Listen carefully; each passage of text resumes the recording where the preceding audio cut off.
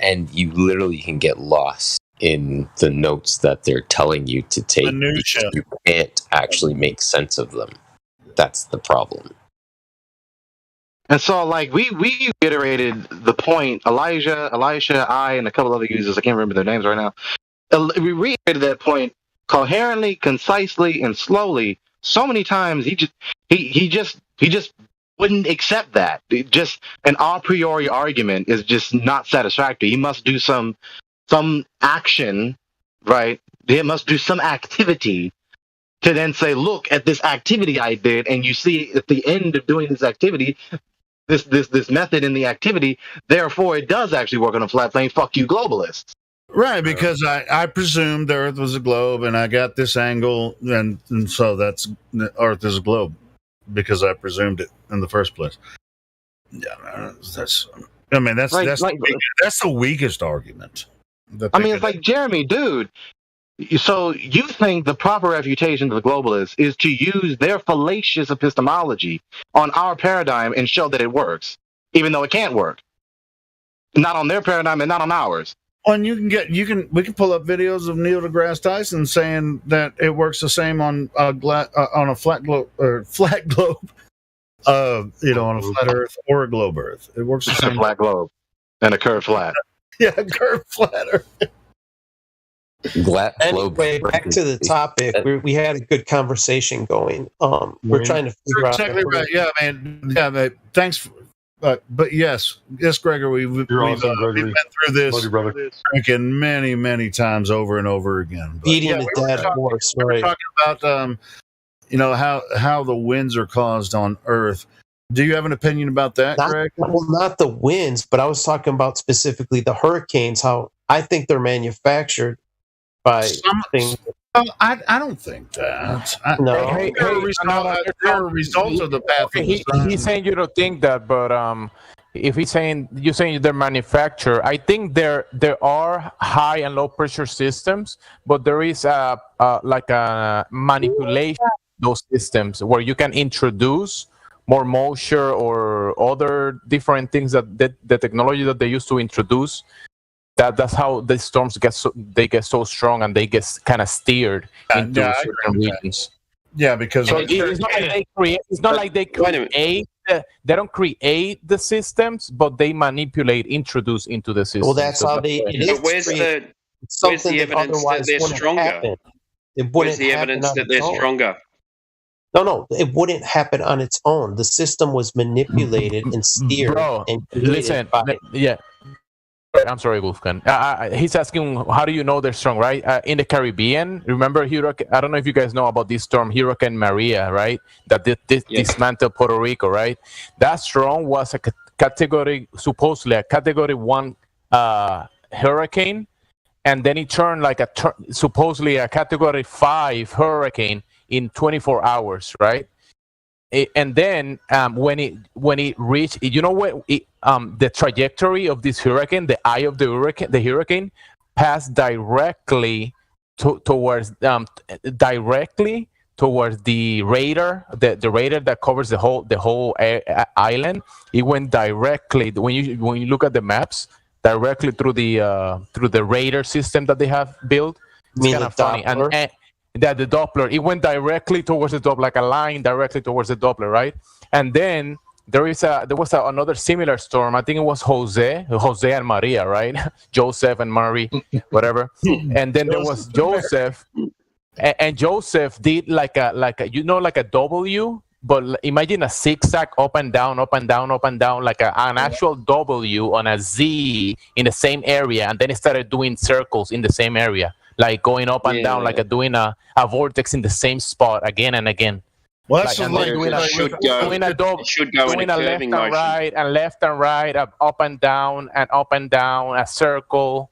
Come on, bro. Yeah, it's just like with Katrina. I mean, it pretty much stopped and just sat there and destroyed New Orleans.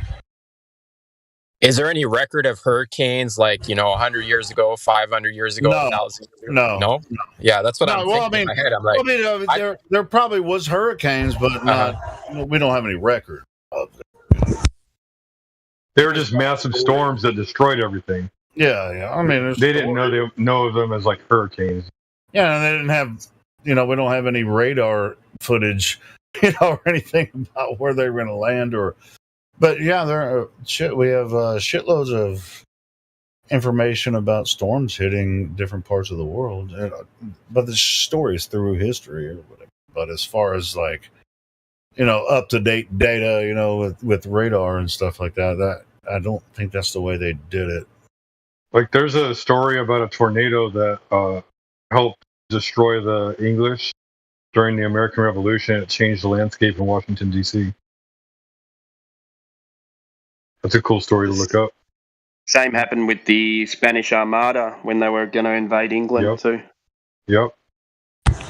But same happened to the invasion in American Samoa when they park their the militaries park their vessels to tell the natives that they were gonna be taken over, so just surrender. There was a huge storm as well. Like, I mean, storms are pretty common, but there's some correlation to storms being related to kind of like big battles and taking overs of nations and stuff. I don't know. It might be just a coincidence, but there is. Oh, it's not a coincidence. They admit that, and I've seen some recent images I've heard about, like in the Vietnam War, they made it rain in North Vietnam. Monsoons, in Vietnam they say they utilize monsoons to flood them and to they can do cloud seeding and create storms. It was Operation Popeye. They admitted doing that, manipulating the weather in Vietnam. Exactly, bro. They can do it. They can manipulate hurricanes. And there was a guy. Who was the guy that was on Alex Jones' show? I know people don't like Alex Jones, but there was a former Air Force captain that said, "Hey, this is our job to go into the eye of a hurricane and dump chemicals in there and either, like slow it down or speed it up." I mean, he was like, "Hey, we can do this." I think when you look at all the Doppler radars and all the system that they have in place, I think they introduce moisture with some of these I don't know, energy towers or whatever, and they also maybe with lasers or some type of radars or some type of I don't know energy systems, energy system. They actually introduce like heat into the system or the areas of the system. Yeah, dude, they even microwave stuff. You ever seen a direct energy weapon? That's what I was saying. Maybe HARP, electric. Or you ever heard of silver iodide? Yeah, because there's one thing about introducing like material, like what you just said. That stuff. Have you seen the airplanes that they always throw in these lines of material above our heads? So there is something to that about how high pressure, low pressure, whatever. And then after you introduce all that material into the air, then you have these storms that are probably pulling a lot of that, and then introducing some type of radiation into that area and keeping it going, like keep it going, introducing the radiation and introducing whatever else. But don't think like too far in advance on it. Like they're manipulating physics at that point. Like that's not just how the weather was made. The weather has always been there even before the manipulation.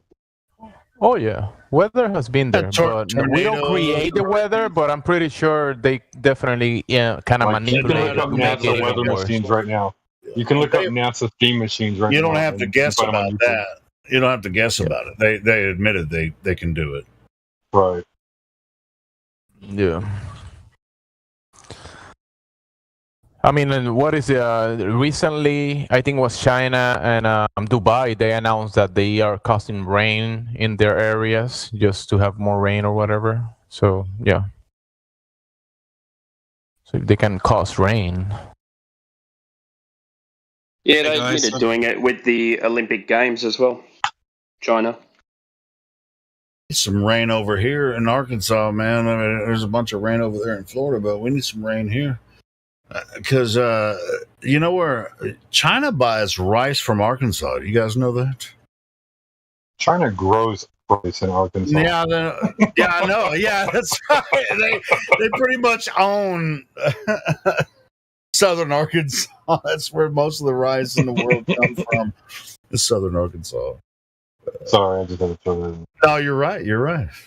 Yeah, it's just like if you're eating rice, it came from Arkansas for the most part. Well, after it was packaged in China.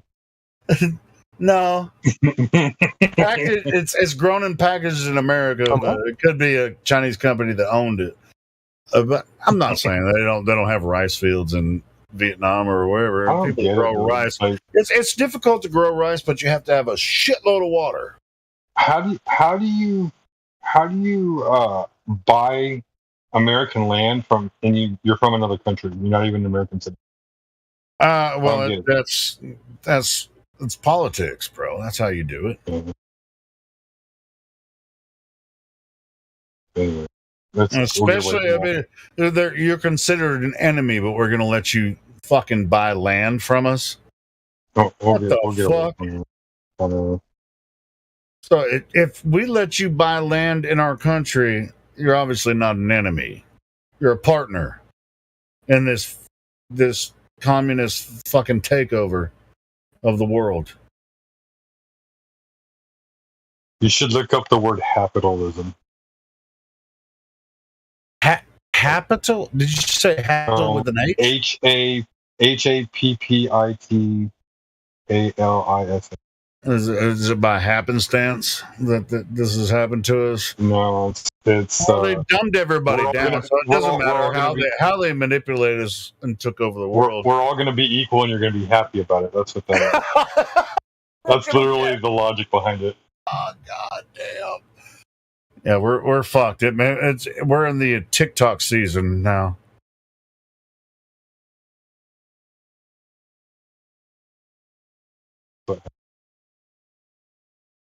What else were we talking about? We were talking about the wind. I think we kind of nailed that one shut for the basic portion of it.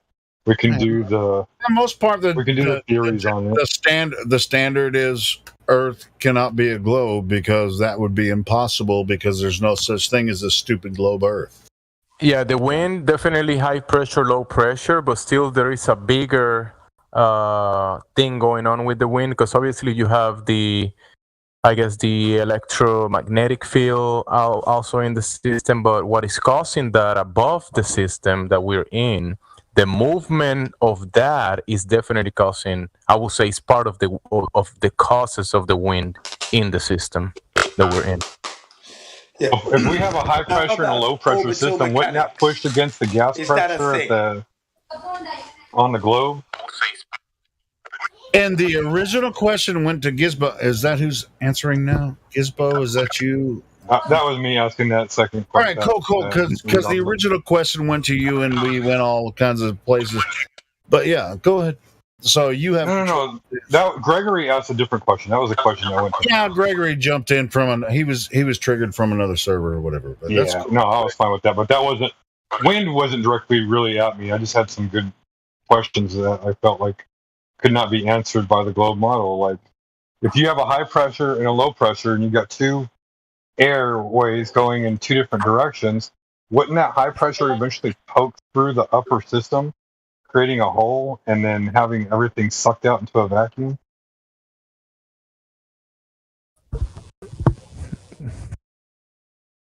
I don't know. Just the logic of the globe. Because, like I said, the high pressure is generally warm air, rises, cools down, comes back down as a low pressure. It would push through the ozone layer, right? That thing that's held together by gravity?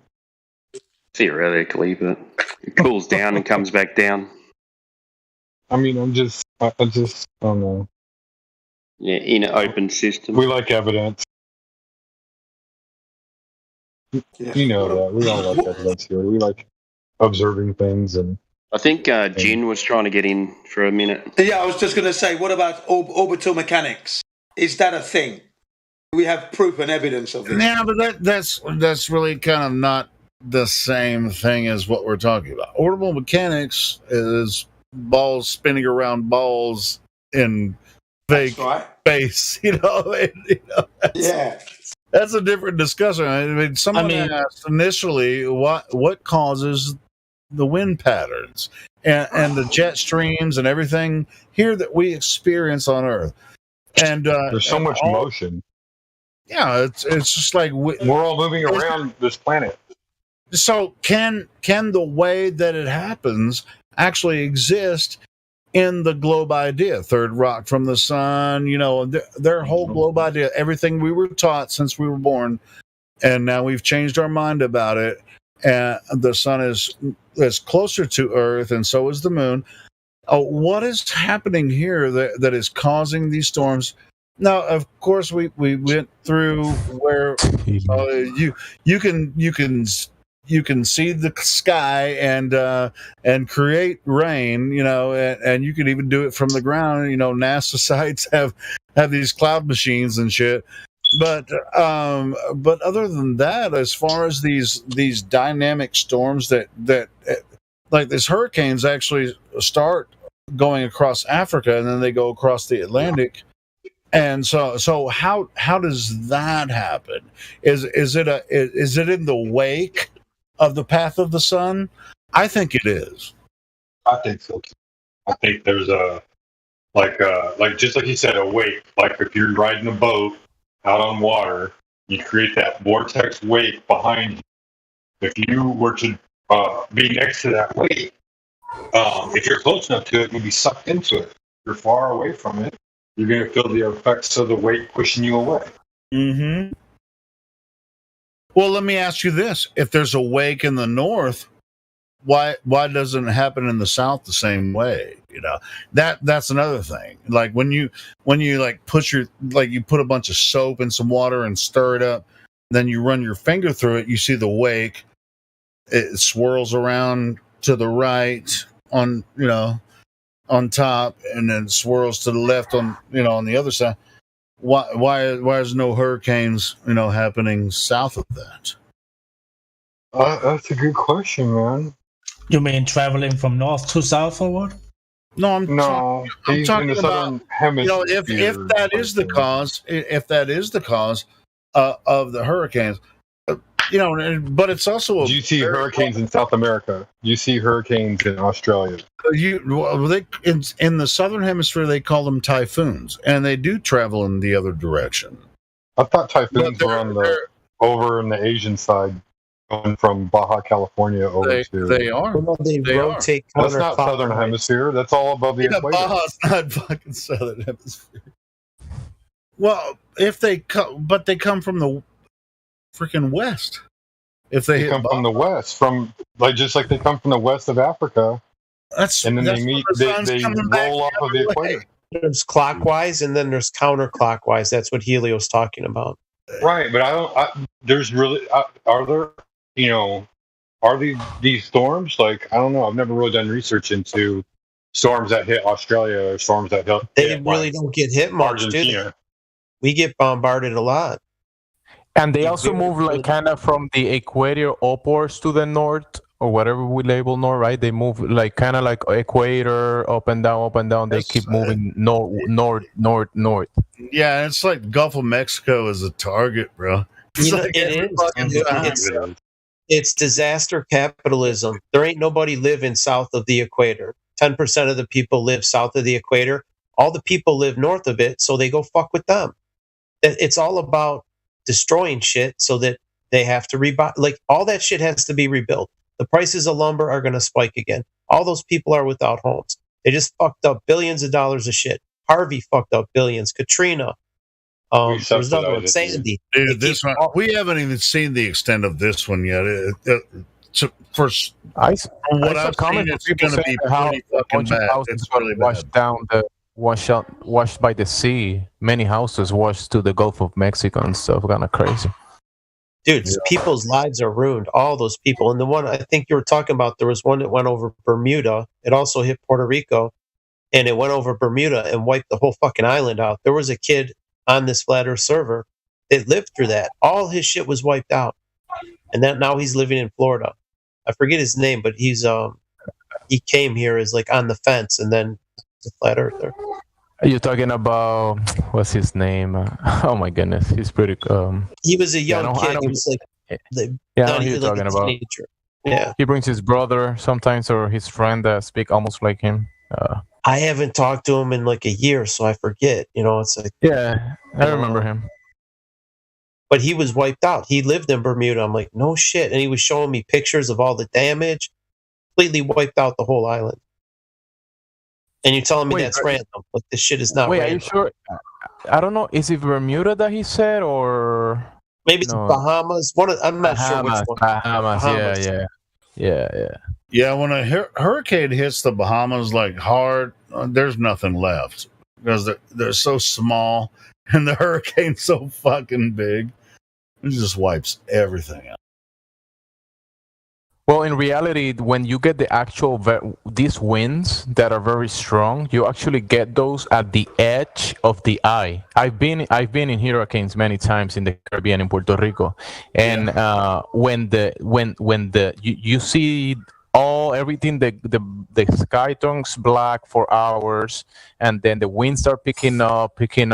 But if the eye doesn't touches like the ground area, you don't get that much wind, but you get a lot of rain.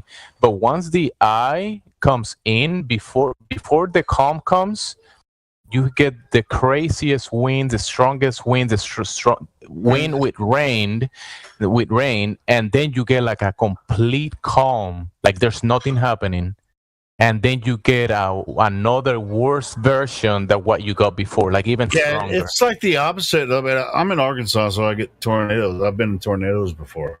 It's like everything's calm before the bullshit happens. It's like in the eye, bro. In the eye is completely calm. Yeah. No wind, no rain. It's like in a tornado, it's like the sky looks fucking crazy. You see all kinds of weird wisps of clouds and shit. They're all twisting around and shit, and it's just like, oh, I think I need to find a place to hide because this shit's about to hit hard. I think the same tornado. Yeah, it's they're the same hurricane thing. is a huge tornado, but it's just it's much larger area. But this one was like a tornado. The speeds of the winds are similar to a tornado, but it was just on a bigger scale. But the tornado passes like the tornado is passing really fast and takes shit down in. Right, but the hurricane, you're talking about hours of wind. Yeah, I know, even bro. Days, man. Like Harvey was slamming, especially near the shore. I mean, with the storm surge, it just floods everything. Fucking crazy, bro. And you saying that's natural? Every time the hurricane used to go on land, it would fizzle out. Now it goes back in the Gulf, it recharges, then they slam it again. It's like, dude, could they make it more obvious they're fucking with people? Whoever's controlling that shit, I wish somebody would destroy that fucking shit. I don't know, man. How can we tell? We only have at least, at the very most, 100 years to tell the history of hurricanes. We know that the Earth is much older than 100 years. I mean, as far as forecasts go, we don't know what happened in North America.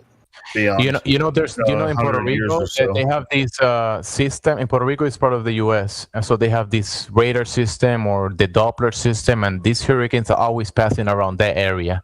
And then in Cuba, you also have this military base at one of the corners of Cuba, right?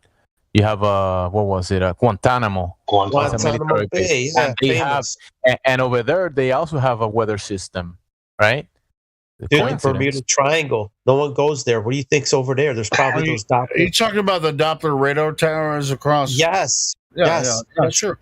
That's what he's saying. It's very beneficial for us to understand what's going on. Shit with Doppler. No, they're not. No, they're telling us exactly what's happening. I mean, no, it's totally legit, Hilo. Yeah, it's all okay. So what we see with all the storm damage is not happening. Were you guys here? Like, it was probably like we were looking at the Windy app. Remember, many people in here, we were looking at the Windy app like a year ago, and there was this huge vortex above Cuba.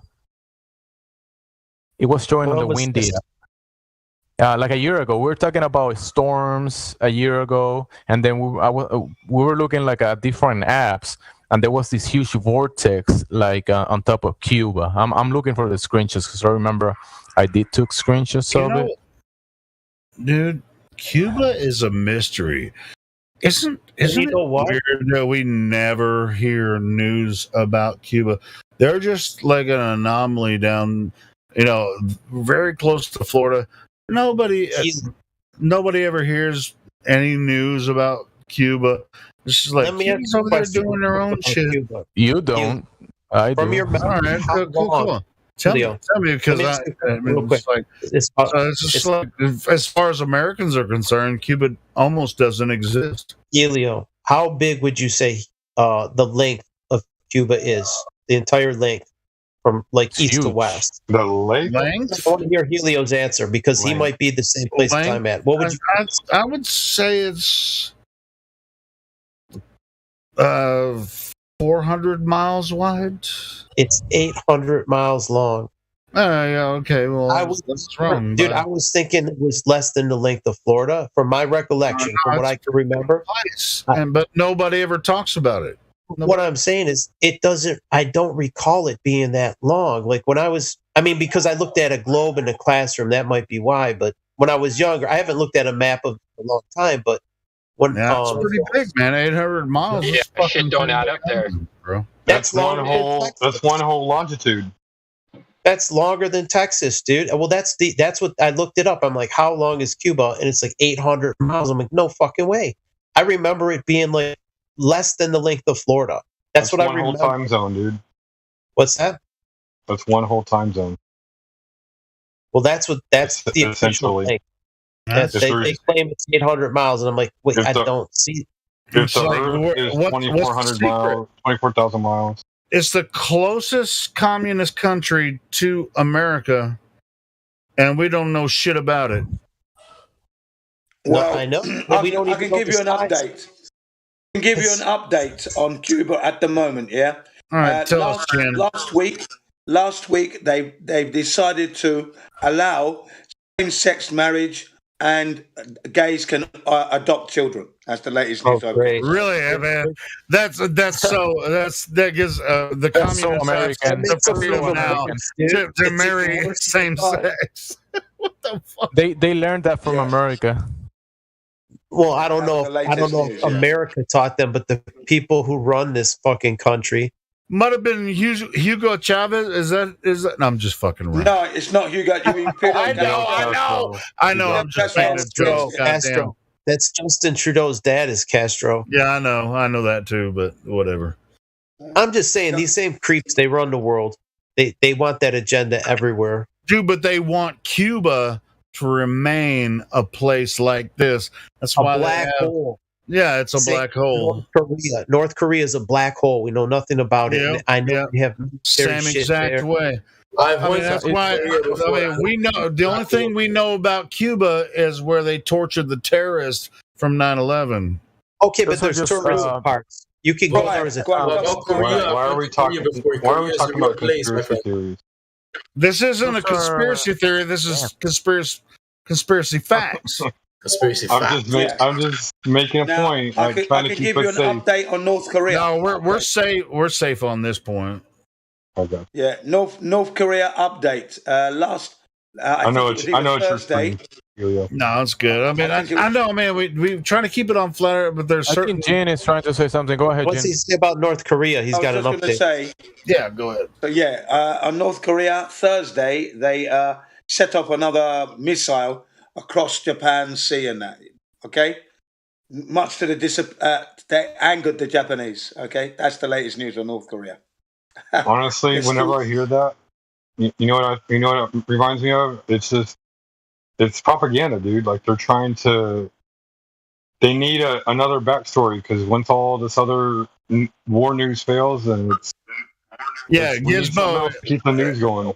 what I'm saying is we can talk about this shit. We can talk about shit like this without getting a strike because it's the same shit they're saying on the bullshit media. So we're not in danger of a strike. But if we start talking about some certain other things, we can talk shit about Cuba all day long, or North Korea, and nobody cares. So nobody's gonna right, or Iran.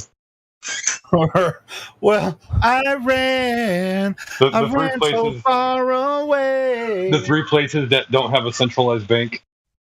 Yeah. But if you start talking about the then YouTube's going to give you some shit. Wait, do that again with your tongue. It's all them. You mean COVID-19, Jewish and the Jews and what else? Dude, you were reading my mind. What's the third one? I know one is I have so many more. I have so many more, but anyway, I'm like. Oh, transgender is the third one. You can't speak about transgender. No, we can talk about the trannies. We can talk about the trannies. Well, no, I think the surveys have been updated. You might remember that the Cubans. That the Cubans honored the 9/11 first responders. Do you remember? Hang on, guys. Do you remember that the Cubans honored the 9/11 first responders who were suffering from ailments from that disaster, right, inside job, and they were sick, weren't they? And if you remember, what's his name, Michael Moore's sicko, he took them to Guantanamo Bay and Cuba, and they got cured, cleaned up, medicine, everything. In fact, the fire service stood up to attention and saluted these Americans coming in. Do you remember that? Anybody? Yeah, I remember because many of these people needed like medications and they were so expensive for them. Right. So they went to Cuba and got medication and care by, That's right. What it was the American government did not honor those people because they said we didn't say you could go there. They had no insurance cover. So Michael Moore was like very disappointed. And he said, you don't get any Medicare, but the prisoners in Guantanamo Bay, those so-called terrorists, they're getting the highest medical care better than I get. So he went over there in his boat and started using his loudhailer. Can you give these people the same care you're giving those terrorists? Do you remember? Question if there's anyone there too, like this whole war on terrorism. Is there really terrorists there? They're probably Americans, like people who spoke out against the government are probably down there. Look, us, they would call us a domestic terrorist. Look, you gotta realize this too. You can look this up. There was an executive order signed by President Trump while he was in office that you could go to any country in the world and buy your medications across the border, and it would be cheaper because it's cheaper in other countries. As soon as Biden got into office, he rescinded that order. Look it up. Yeah, it's true. Because this woman in this documentary called Sicko, Michael Moore Sicko, she was her ventilator, the ventilator that they use when they got asthma or respiratory trouble. They put it in and they press the button, and it expands the lungs. Hers was $150 in America. When she got to Cuba, it was just $5. She broke down and cried. Yeah. She couldn't believe how these Cubans, she heard so much negative about Cuba, and here she is with the Ventolin, and it's only $5. She says, I don't know how the Americans can justify. She just broke down. We subsidize the world, dude. We subsidize 54% of the world. We pay for everything. You want to look at Sweden or Switzerland with all their good healthcare and everything? You realize we buy all their medicines at 6,000% markup? We pay for everything, dude. Yeah, bad. And it's not good. It's not curing you. No cure. There's no cure. There's no profit in the. No, there's no profit in curing health. There's money in sickness and disease. That's what this guy said.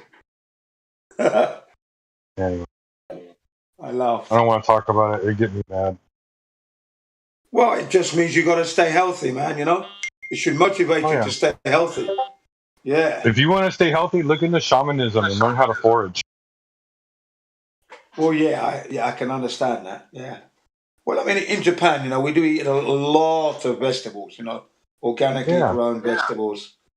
Mushrooms, like not the poison mushrooms, but the actual mushrooms that are like healthy for you. They're miracle foods. They're not superfoods. They're miracle foods, dude. Mushrooms are really good for you. There's nature's medicines. Nature's medicines. That's what I call them. Pineapple has so many health benefits. Cinnamon. I mean, there's just so many things out there that people don't know about. True. That lady, it was probably pharmaceutical drugs making her sick. Like all this Rockefeller medicine is what's making people sick. Yeah. And then you take one drug. Like if you watch cable news, it's one drug advertisement after the other. Talk to your doctor about this pill or this pill. And like it's one after the next. And then one causes a side effect. Oh, you got dry mouth, you got insomnia, take this. You got acid reflux, take this. Like, and then the cocktail of all these drugs interacting, who knows what they do? Okay, the top 5 drugs. This is back in 1999, by the way.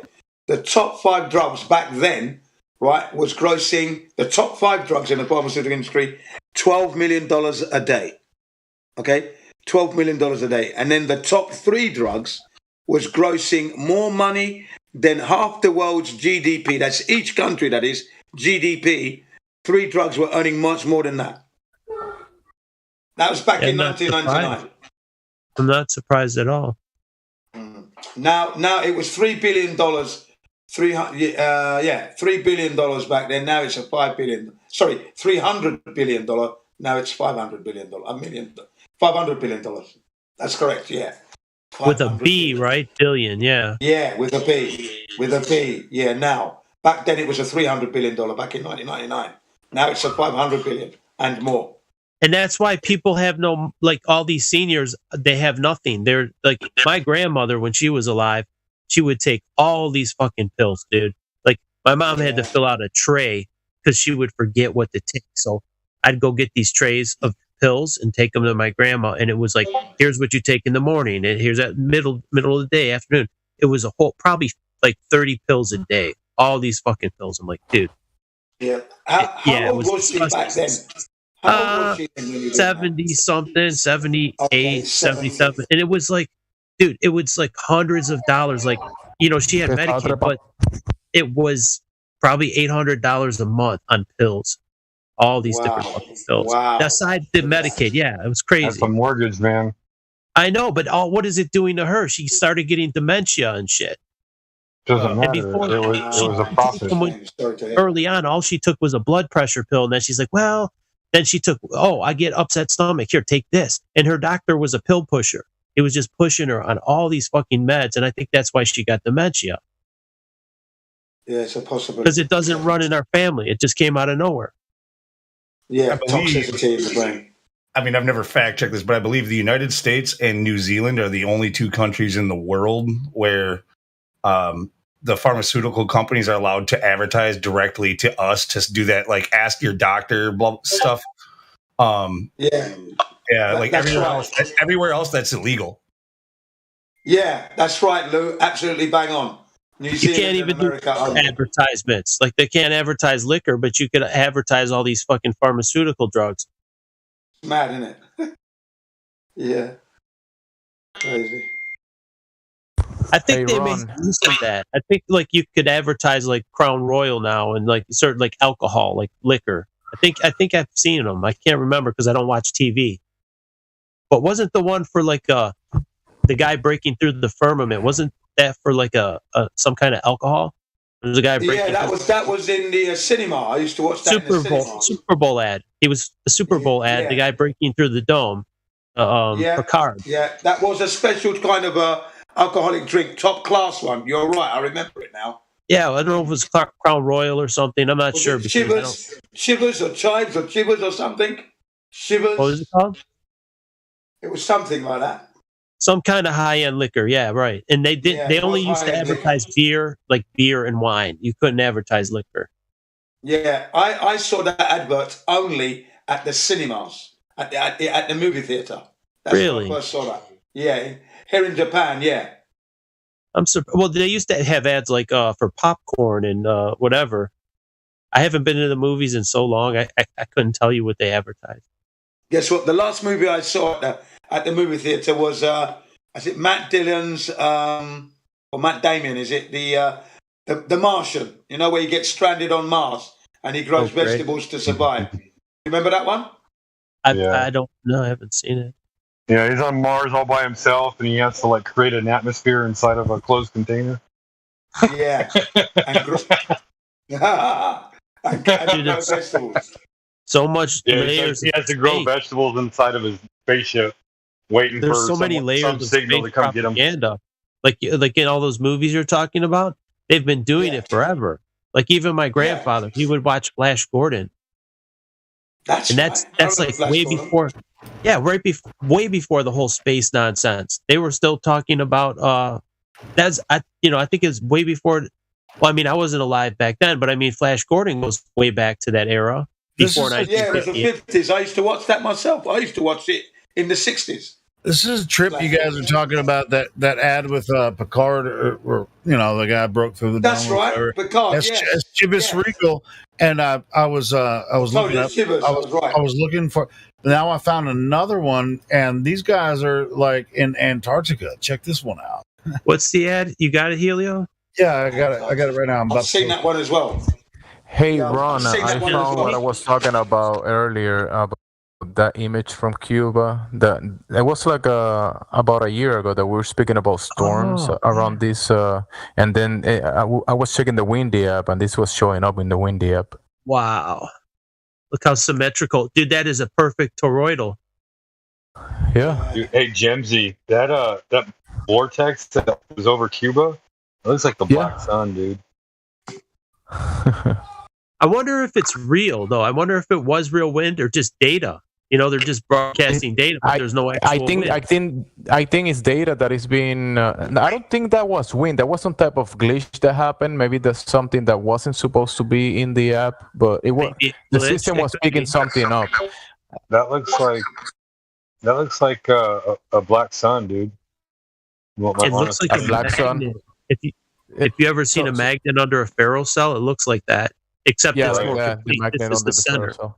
So that around that time there wasn't much going on top of Cuba, but there was like kind of like storms, like a northeastern or something, like something going in the U.S. Remember? A nor'easter. Okay. I don't remember much. I can look it up by the date. I think it was like around November or December that this happened. But there was something going on in Texas, I think, back then, and something going on in the Northeast as well. And what this was let me check. I think it was last year, 2021. Yeah, 2021. They spin that bitch up in Cuba. They run it up the shore to New Jersey, like whatever that Hurricane Sandy. No, bro. The thing is that this might be some type of. When I looked, I remember looking at Cuba at that moment. There was like no storm, no air, nothing. It's possible that this is some type of energy field. This is like an energy field or some type of vortex that is being generated. No, like not natural. Like actually, like a man-made device that is doing this vortex and causing it. Yeah, I think it is too. That's probably where Guantanamo is, and that end, right? I'm not sure where it is. About that. Let me check. When I look at that picture right there, and I just take the relative length of Florida, which is about 400 miles, and I kind of like rotate it in my head. I'm like, okay, not much longer than Florida. How is that bitch 800 miles long? Even in this bigger the further out it goes. So the length, I don't know. Just to me. Like that Eric Dubé explanation about like the ships using the flat Earth map and how like the further out you go, the latitudes and the longitudes get bigger. Oh yeah, I know that. Yeah. Like, and I mean, it made so much sense. I was saying that earlier to my friend in South Africa. I'm like, how wide is South Africa? Because it looks small on a map, right? It's the size of the United States, the east to west. It's huge across South Africa. Same with Australia. It's fucking huge. The length of it. That's exactly what she said. It's actually Hennessy is the video. Hennessy? You guys, okay. Yeah, Hennessy is the one you guys were talking about. I'm about to find the video. You gonna buy some Hennessy and break the firmament? I tasted it before. You're gonna break the firmament with some Hennessy. I wasn't crazy about it. I'm not. It's like a liqueur. It's not like a high proof. No, it doesn't prove anything, but it's just like it was just proof. Interesting. Like alcohol, like high proof alcohol. It's the potency of the liquor. That proof. I was saying the proof, like the alcohol content. That's what I mean. Not like a proof of flat. Yeah, it's 90 proof. 90 proof. Is it that high? Okay. Yeah, I didn't know it was 90 proof. Yeah, it's cognac, right? I believe. Yeah, it's cognac. Yeah, it's a 90 proof cognac. Cognac is strong.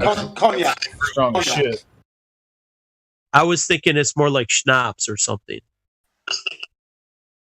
Like a liqueur, like Bailey's. Like Bailey's. They do make it's cognac. With cognac. Yeah, they don't. Most cognac isn't 90 proof. It's like 45 to 50 or so. That's what I was thinking. 45 proof. Yeah. But the Hennessy is freaking. Hennessy is like some high proof stuff. Yeah, that's some. Picard's not. Yeah, dude. That was so obvious. Yeah, I'm playing the Dr. video. Picard. He was in a Popular Science magazine or Popular Mechanics, one of those. And there's a guy, flat Earth preacher guy, I forget his name. Whatever. He's got the magazine. He bought it on eBay, and it was difficult to get, but he's got an actual physical copy of that magazine. And where he describes the Earth as flat with an upturned edge. He was supposedly only 50,000 feet.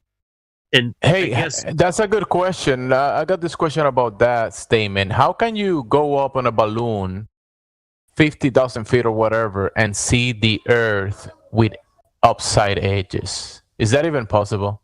Only if you're maybe in the tip of South America or somewhere close to the edge. I don't think you could see that far. I think especially at 50,000. If you are 50,000 feet and you're looking at an edge that is going up, how high is that edge? Okay, hold on a second. Let's talk about this for a minute because this is an interesting question. How close can we get to the quote-unquote supposed edge? I'm going to present the idea of the 60th parallel, the Bass Strait, New Zealand, Australia coast, to be the closest point that we could get to.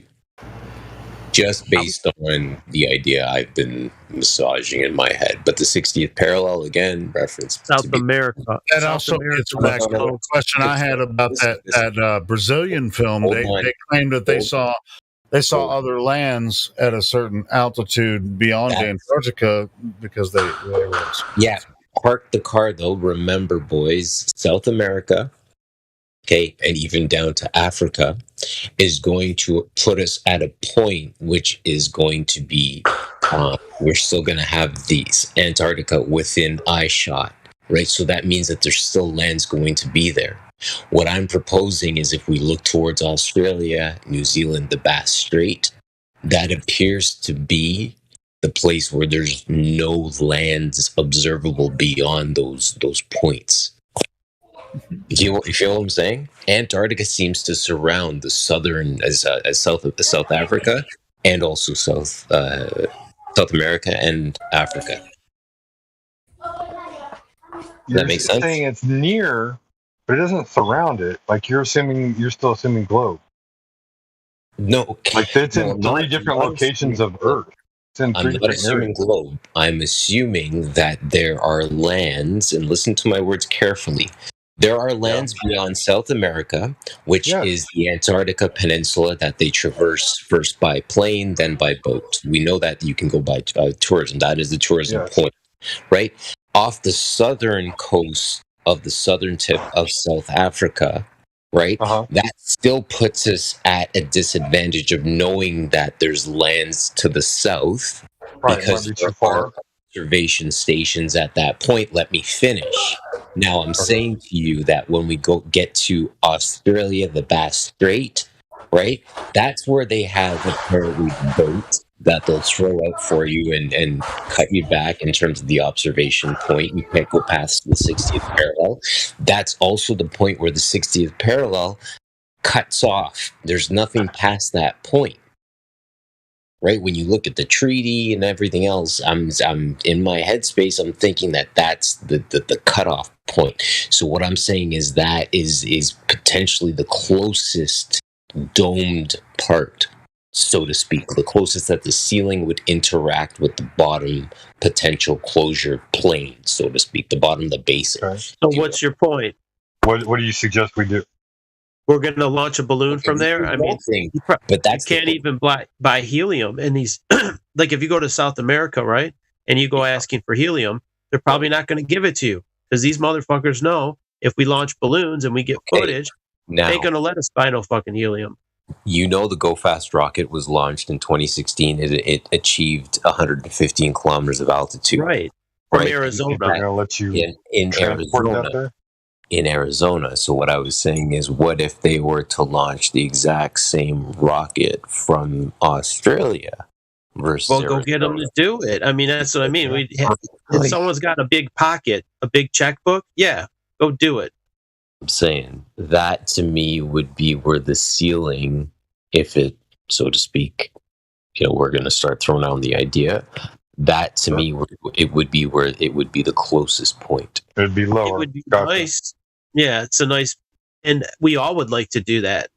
We all would like to even launch. I would like to even launch a balloon from down there and see what happens. How high can the balloon go? We can go 120. Maybe it only goes 80,000 and starts hitting something. Okay, so the next question I'll throw out for consumption then is that audio that the dash cam that existed of the Falcon 9 rocket launch. Even the VAX? Right, where the thing appeared to hit something.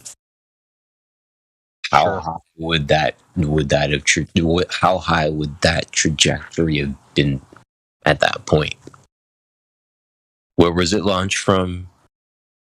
Right, and you have to know the speed of the rocket. You have to know how much fuel was pushed off of it. All that. Well, I think. So if you want to do the math, you can. No. I'm not good enough to do the math.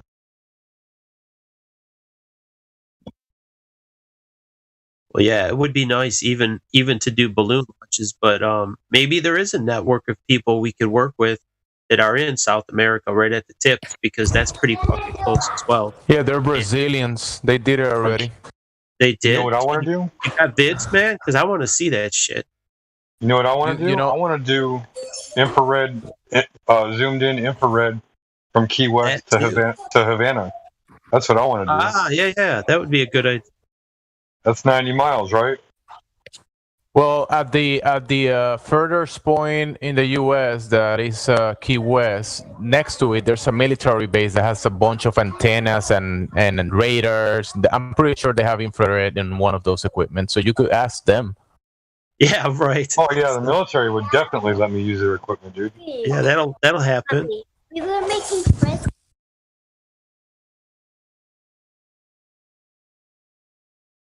But you can get infrared. So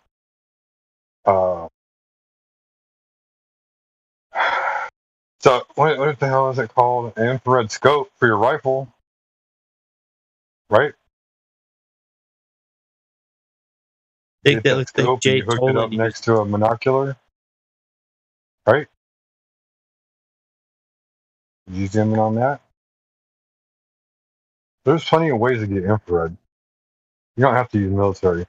There's plenty of companies out there that'll sell you their infrared technology just because they want to make a buck. Oh, I found those pictures of the eclipse that I took. And one of them was no filter, right? And then here's some with a different filter, right? For my welding helmet. I was trying different shades. And you're a welder? My welding helmet, the lens, a shade 10 lens for welding. But one is green tint, one is gold tint, and then I had a different filter that I screwed right on the camera. The first one is it wasn't a sun filter, it wasn't a professional solar filter. They were like expensive.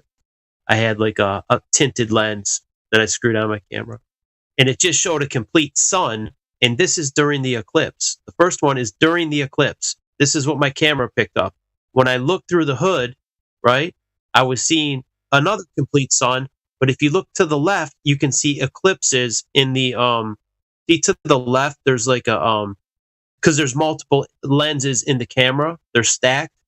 It's showing a partial eclipse, but the main image is still a full complete sun, even while it was 50% eclipsed. And the other one shows a complete sun during an eclipse. Now, when I looked through the helmet, I saw it was 50% eclipsed. It didn't look like this. It looked just, you know what I mean? But this is what the camera picked up. No eclipse at all. So, like, what the fuck? It has to be just a certain light spectrum. And then, like I said, the heat, the intensity of the heat, because I was looking right up at the sun. It was fucking hot. I was sweating my ass off. Right. Damn, it's so hot. And then all of a sudden a cloud comes by and I feel relief. I'm like, goes right down to 70 degrees. It's like, so you're telling me something is blocking the sun. There's a physical object in front of the sun and me, between us. And yet there's no it's called the firmament. The what? The firmament. You know, there's a solid structure up above, a solid layer, multiple solid layers up above. So you're looking through lenses, basically. The sky, there's multiple layers. I think there's at least two, because I can see, I've filmed. I think there's more. Rainbow. There's the first one, and then there's a second one, and then there's layers. Maybe there is more, but I can't see them because, right, with the rainbow, the second one is less bright than the first because there's a gap between them. There's a big gap, and it's only like our eyes are only so good. We're not going to pick that up. Even the cameras are not that good. They don't pick up all that light. But it gets more and more dim. Check out the voice stream chat or text. Like, I look at that and I'm thinking, wow, that's like 1 point, and I can only, and again in my mind's eye, think that that's within like that's like the reflection that a bright light would create within a dome, like hence held inside of a prism. You know what I mean? Well, look at this photograph that I took of a bubble. You guys, many of you guys have seen it, but there is something to this, that the light is going through multiple layers. Yeah, it's the lens. Like an eye. Yeah, dude, that's crazy. This is like a double bubble that I took a picture of. Oh, that's cool.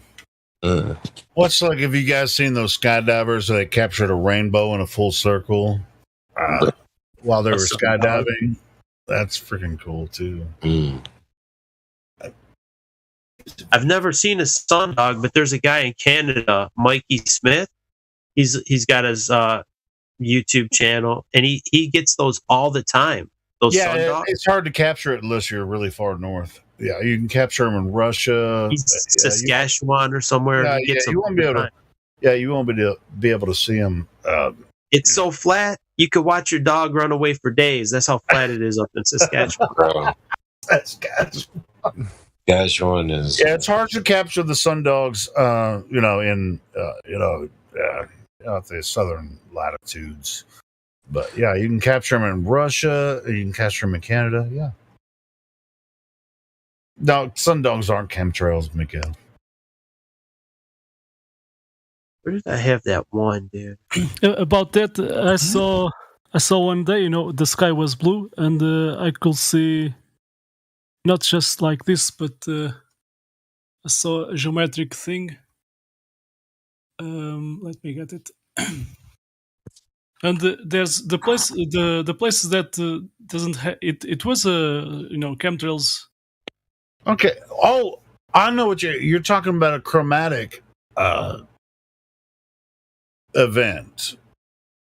Sundog is something else. It's a natural occurring thing that you can only capture. Natural. That's design, bro. About this, I saw this. Saw that in Portugal. Yes, but not in the horizon. Above, the sun was, like it was like 5 p.m. and I saw above. That's me. Your picture? No. No, that's not his picture. I've seen that one before. I did saw this, above me, in the sky. Yeah, I've seen it. It doesn't look. I never seen it with all of those like that, but I definitely seen the sun dogs and the circle around the sun. Okay. Kind of, you can see all of the rainbows around the sun. But having this whole picture, I haven't seen it like that completely. But there's videos about it, so I don't think this is debated that we can see this phenomena. I don't think there's contention to that. Yeah, it's definitely, there's no contention. And as far as rainbows go, we know that rainbows are full circle. We just capture a part of it sometimes while we're standing on land. And and like I was saying, you can see a full bow, like a full circle rainbow, if you're high enough and there's a good enough atmospheric, refraction or deflection or whatever, that you can see while you're. I've seen like cameras from skydivers, like they're like jumping through the middle of a freaking rainbow, but it's a full circle. And then and I've seen double rainbows. I've even seen triple rainbows in Arkansas. Yeah, I've seen double rainbows. Yeah, I've seen double and triple rainbows. But it's, you've seen a triple. Yeah, but I mean, a lot of people like, oh, proof of the dome. No. I've never seen 3. Yeah, I've seen triple rainbows. Yeah, I agree with you, Eliseptic. But but it's not the dome. It's not the dome. It's the way what that dome? the sunlight. Yeah, what dome? That's I mean, people like to talk about the dome, but I don't ever talk about it. You never hear me talk about it. But the only reason I brought it up is because other people are talking about it. I mean, what I'm saying is like people. There are layers above, so. No, sure. I'm not saying there's not a dome. Something that I looks just don't like have any evidence for it, so I don't ever talk about it. But I'm telling you, I see rainbows, and I don't attribute it to the dome.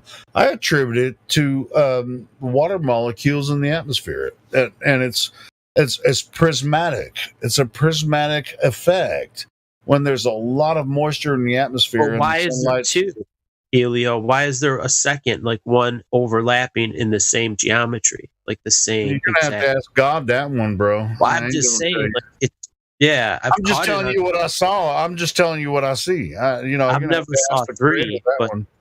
Yeah, even the second one's hard to see most of the time. You can barely see it. Dude, I've seen 2 of them very clearly, and then just a little portion of the third. Yeah, but it's it's just it's kind of where you are, and you have to be in a certain situation to see rainbows. I mean, you don't see. They're very rare, dude. I've only seen 2 or 3 ever.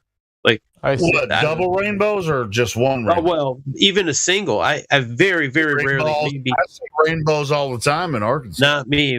I don't see them very often. Holy shit! I see rainbows in Arkansas like at least, and a lot of times, at least every other time, it's double rainbow. I see them in Arkansas freaking at least 5 or 6 times a year. Really? Shit, I never see it. I've seen like 2 or 3 in my life. Like, I've seen a lot of rain, but almost never a rainbow. Almost never. That's because you do too much crypto trading, bro. Yeah, I'm saying it's my whole in front life, of your dude. freaking tablet all day long. You don't go outside. I do stare. No, I'm on the computer most of the time. Go outside. Here's how you can see a rainbow. Just walk. You have to go outside, bro. But I do go outside. You can't capture it during rain. You can after it rains. Yeah, or at least. I mean, it's like it has to be like either if there's a storm close to you, and you can see the reflection of the sunlight, which actually proves that the sun is not 93 fucking million miles away. You dumbasses! It's always everybody on Earth that thinks the Earth is a globe. We all see rainbows, right? Where's this freaking rainbow coming from? It's on the opposite of the sun. The sun is to the opposite side of the rainbow. No, it's not that way. That's how it is with me. It's a prism. It goes through the droplets in the atmosphere. But every time I see it, the sun is to the west and the rainbow is in the east. That's the only time I've seen them. You know, to be honest, yeah, I see rainbows. I don't. You got to film I it. can't remember. I can't remember seeing a rainbow during a sunset. Really? Because there's too much going on, I think, with atmospheric interference to cause a rainbow. Most of the time, if I remember right, I think rainbows are usually like near midday when I see them. Mine was later, like 7, 8 o'clock, but it was in July, August, summertime. Maybe I'm wrong. I maybe I should go ahead. Pay attention when next time you make a note. Today I saw a rainbow. I'm gonna take a picture of it. Just film it with your Every phone. time I see a rainbow, I saw a rainbow like freaking 2 weeks ago. Like right outside my work, I walked out and I was like, I saw a double rainbow, you know, and I'm like, I need to take a picture and be like, I saw a rainbow this day. I saw a double rainbow. Boom. Hey, Helio, the double rainbow, was it recently? Because I saw one recently, maybe like a few weeks ago. Like a couple weeks ago, yeah. Yeah, probably was the same one, bro, because it wasn't too long ago. I mean, it might maybe over, but it was pretty recent. Yeah, but you're in Boston and I'm in Arkansas, right? So yeah, you wouldn't see it but the sun is gonna be across my sky and then across yours. Yeah, same thing. Yeah, it was a couple weeks ago. I saw this badass double rainbow. It went all the way across the sky. Yep, there you go. And the second, it has. See, Helio, we have more in common than you thought. No, you're the one that yells at me all the time. I don't freaking. Well, what do you say? The colors are inverted. You're saying in reverse order. The second, you see. It starts the mirror from image. red to. No, it's just another rainbow behind it. Well, that's what he's saying, but it's the colors start in different order. No, they don't. No, let me see. I've got one. I got to just find it. I can't remember because it is though. It kind of looks like it is though. Holy shit! Exactly. I've seen so few. I can't remember. They're not reversed. It can't be. The first one you see from blue to red, and the second you can see from red to blue. No. Let me see mine. Hold on. I won't take that from one image. I don't know if it's true. I can't dismiss right away. Maybe. Hey, they taught us about rainbows in school. It was like Roy G. Biv. That's what they about red, orange, yellow, green, blue, violet, right? They were teaching rainbow pride shit. No. When I was a little kid, the rainbow didn't represent gay shit. They subverted it, dude. They fucking go out. Who gives a fuck? Who gives a fuck about that? We're talking about a rainbow, a real rainbow now. Rainbow, man. And we're not talking about. I've never seen. So they said Roy G. Biv. That was an acronym to help you remember the colors of the rainbow: red, orange, yellow, green, blue, and violet. Right? Indigo, and violet. Yeah. Indigo, which is and also in art, they have the you have the color spectrum, which is like the standard colors, which is yellow, blue, and red, right? And then you blend them with shit. Now I'm fucking it up. I was bad in art. Well, Roy Gabiv. I call it Roy Gabiv. Red, orange. Yeah, Roy Gabiv. Yeah. Blue, indigo, violet. Those are the supplementary colors, the 7 colors. In art, though, it's just like you have the standard colors and what was the other one called? Supplementary. The supplementary. 7 Roy Gabiv supplementary. So it's red, blue, and green, right? And then you blend the other yellow.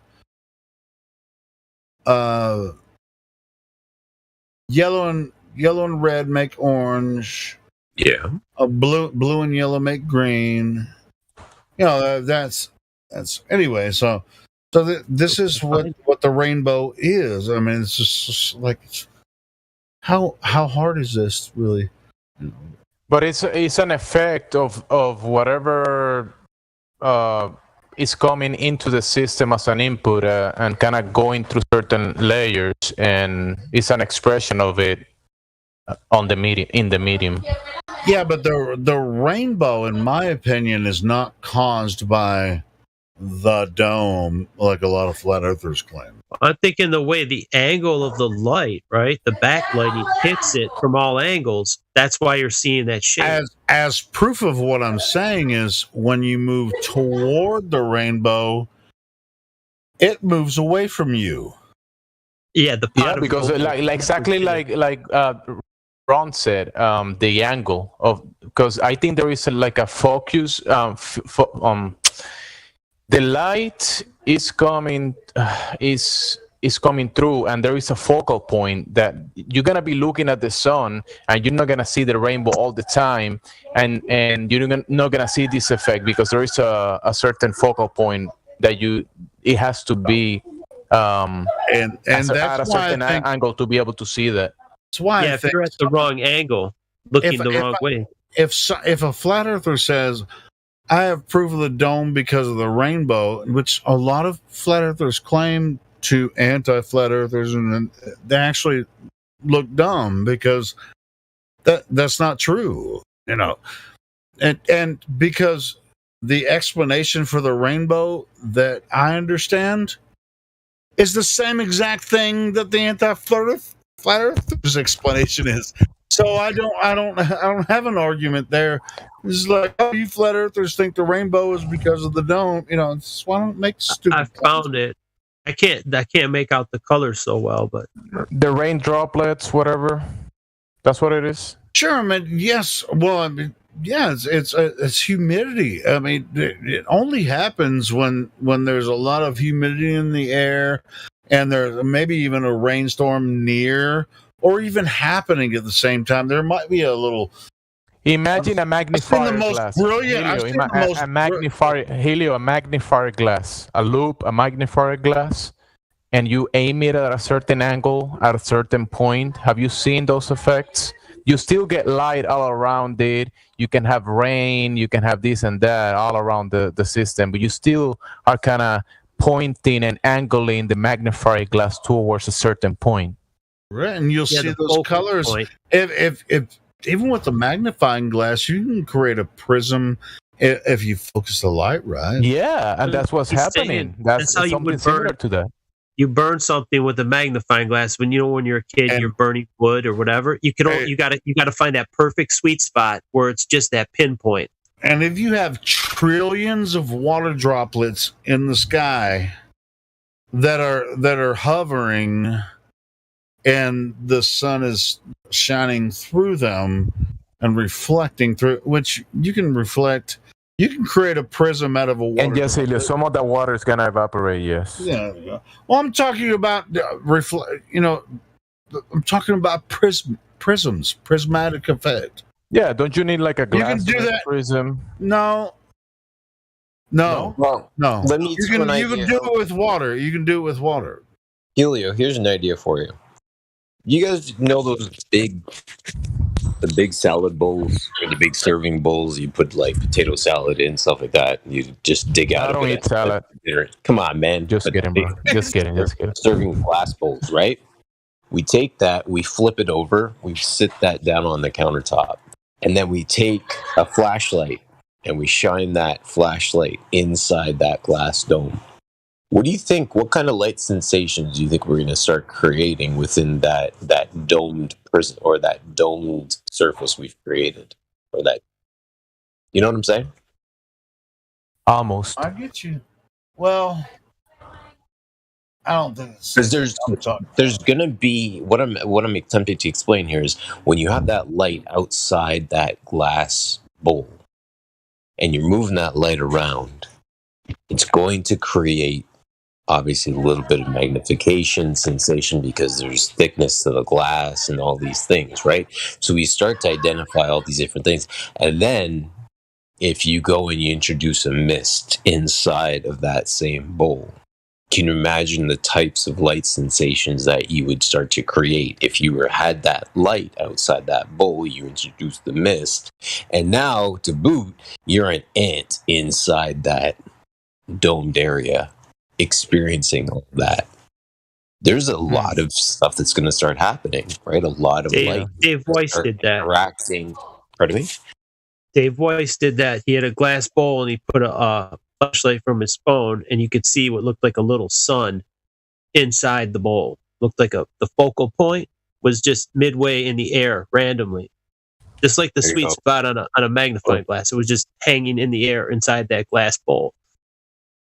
And it would happen wherever the person seeing it, right? Wherever you're visualizing it, that's where it would happen to be. So if I'm standing anywhere within eye shot of that, that's where I would be picturing it to be.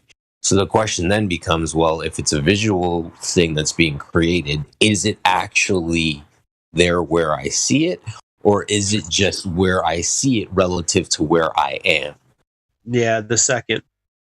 Because you could have two people side by side and they see it in a different place. Exactly. You could be like arm's length away and you're like, no, the sun is here. But where is it for you? It's here. We're standing on the coast of a beach 10 kilometers apart. My light path to the sun is lit. Your light path to the sun is lit. We can't tell the difference because it appears to be both independent. Because again, is it specific to the person who's viewing the sensation? Also, there is a point to that. You know the sundog phenomena and the image that Miguel posted, that you can see all of these sundogs and prisms around the sun, above it, the corona. I think there's a label for that as well. You can be seeing that phenomena, and a person maybe 100 miles from you might be looking at the sun and they don't see the phenomena, but they still see the sun. You know what? At the end of the day, the explanations of rainbows, besides the domes, I think that's nonsense. But as far as my explanation is as good as anyone else's. I don't care if they're fucking PhD. I don't give a fuck. It's just minute droplets of water in the air, because I only see the rainbow when there's very, very high humidity. Do you ever see rainbows in the desert? Fuck no. Dude, the key word rainbow. You ain't gonna see it when there ain't no rain. Yeah, you gotta see. You only see rainbows when it's high humidity, man. So so it's refraction from the sun, in a certain position. So it's a rare occurrence, but it's not humidity. It's not rare for me. I see rainbows all the time where I live. It'll be 90% humidity here, and I don't see a rainbow. It has to be right after it rains. You need like that. Well, that's not true. I can actually see. It is true. Storm clouds. I can see storm clouds.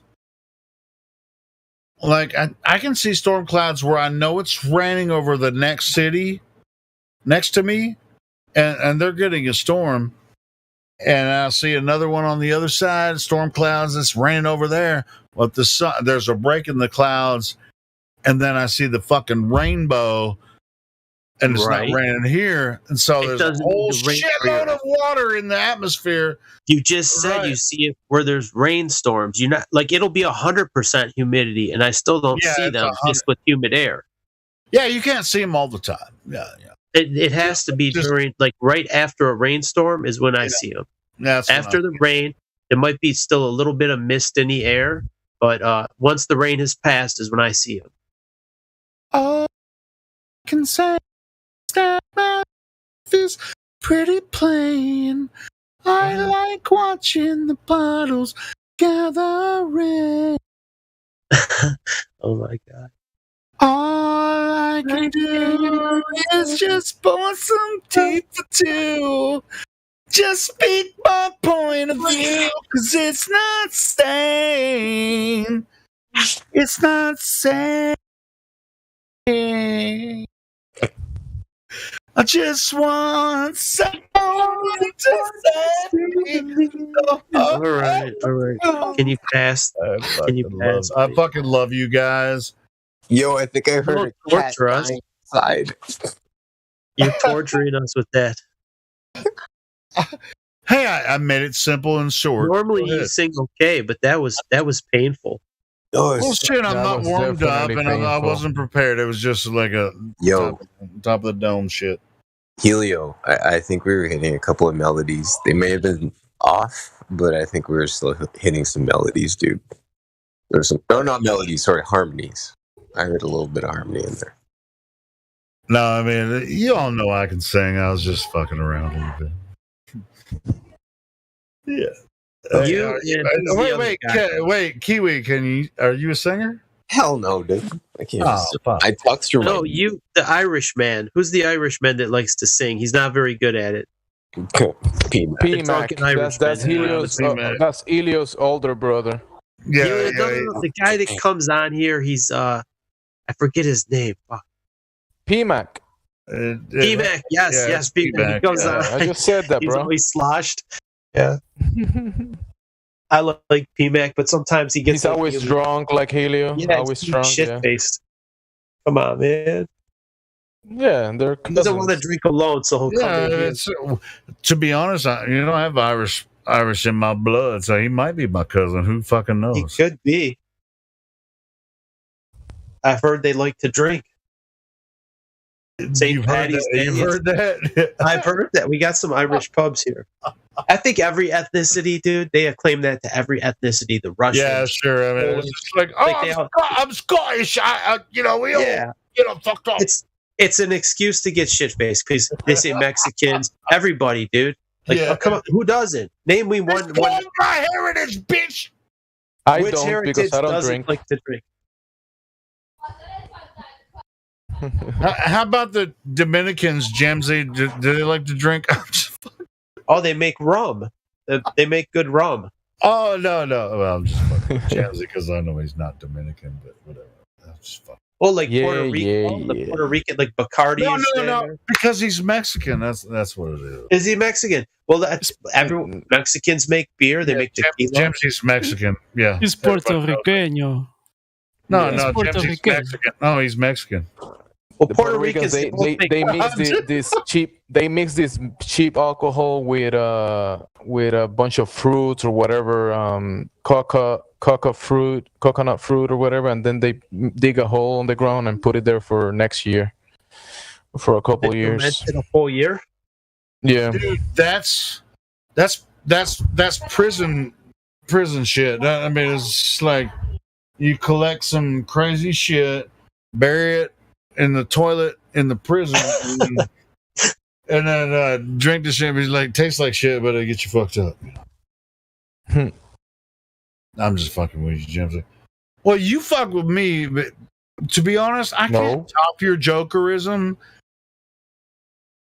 because you're kind of a master at jokes, man.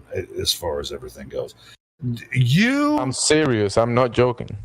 I'm not saying you're joking about that. About the coconut wine, but I'm just talking about you're very witty. I love, even though we give each other shit all the time. I fucking love the banter. But you and Judas are my favorite freaking witty motherfucker. And Ron, don't forget about Ron. Oh yeah, Ron Chuckleson, of course, too. But Ron's too serious sometimes. He doesn't get jokes like we do. No, he doesn't like it when I poke fun at his drinking, so I don't do it too often. What are you talking about, me or him? Yeah, of course you. Yeah. No, but Jemsy's fucked up all the time. Is he? Yeah. Yeah. All the time, yeah. So he handles his liquor well, though. He's not fucked up. No, I was just talking about the witty banter, with Jemsy. He's a witty motherfucker, man. I mean, you're one of the wittiest motherfuckers and most patient persons that I've met. As far as Helio, can you define wittiest for me? Because I don't know. Wit. You know the definition of wit. I'm asking you. Go ahead. Brevity is the soul of wit.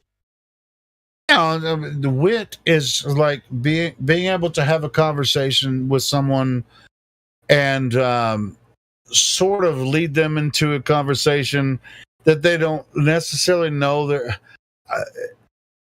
Well, I mean, I don't. That's a different nothing like that. See, so wit is you a goddamn lie. All right, let me look up the Someone definition who is of wit. I'll witty tell you what. can explain something very complicated with very few words. You boil it down into a very easily digestible, the minimal amount of words. That's wit. I could do that sometimes. I simplify things the best I can for my own mind. You can't help yourself. You can't help but do it. That's what I'm saying. Summary, to summarize things, to make things brief. Yeah, I try to do that sometimes. Okay, wait. Sometimes you make good jokes against Helio, as the butt of the joke. No, that's okay. I fucking own that shit. I don't mind it. And Helio is good about that. He does got thick skin. He knows he likes his liquor. Yeah, sure, but even at the same time, as far as like conjure, back and forth, all that kind of shit. I don't mind if we, make fun of each other because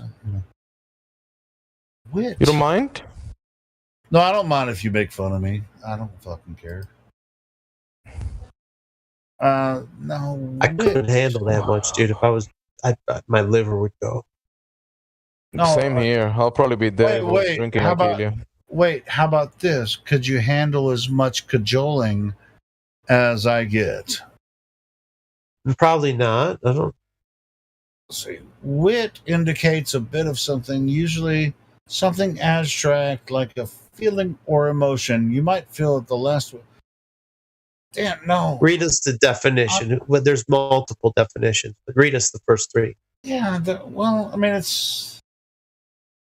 I'm thinking of wit as in like you're witty because you can have a conversation.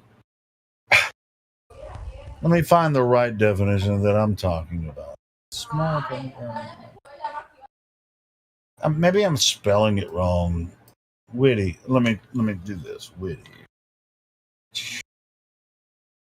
Anybody want to talk about the wheel described as the sky, the wheel of the sky that is being depicted? It's being talked about on all. Yeah, the wheel. The rotation, the vortex. All of the cultures in the past spoke about it. They depicted. They put it in their clothing, in their cups, in everything. The wheel in the sky. That movement, that vortex. That's the song that the wheel in the sky. When I heard that, I'm like, that's the stupidest fucking thing I ever heard. Back before I was a flat earther.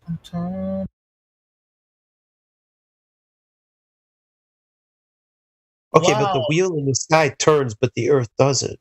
You know what's really looking up the definition of wit? If someone's witty, it really kind of means that they're not making sense at all, but they can talk a lot of shit.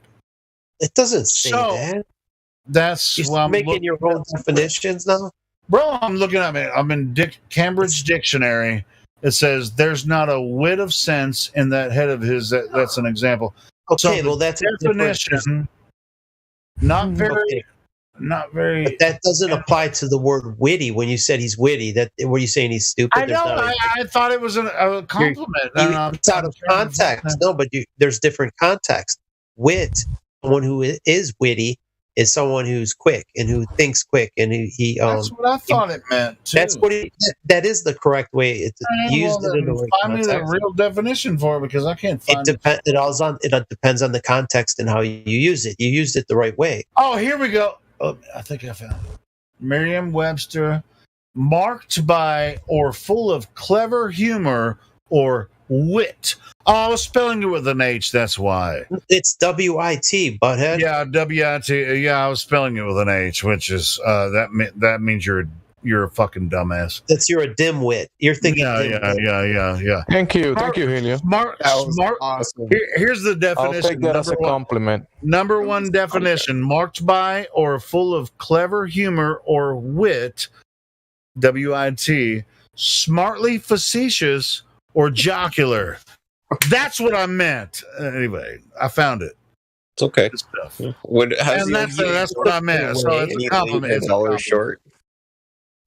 He was right. A for effort. Number 3 is amusingly or ingenuously clever in conception or execution. There you go. Yeah, it's like, brother, that's what I'm saying. He paid you a compliment.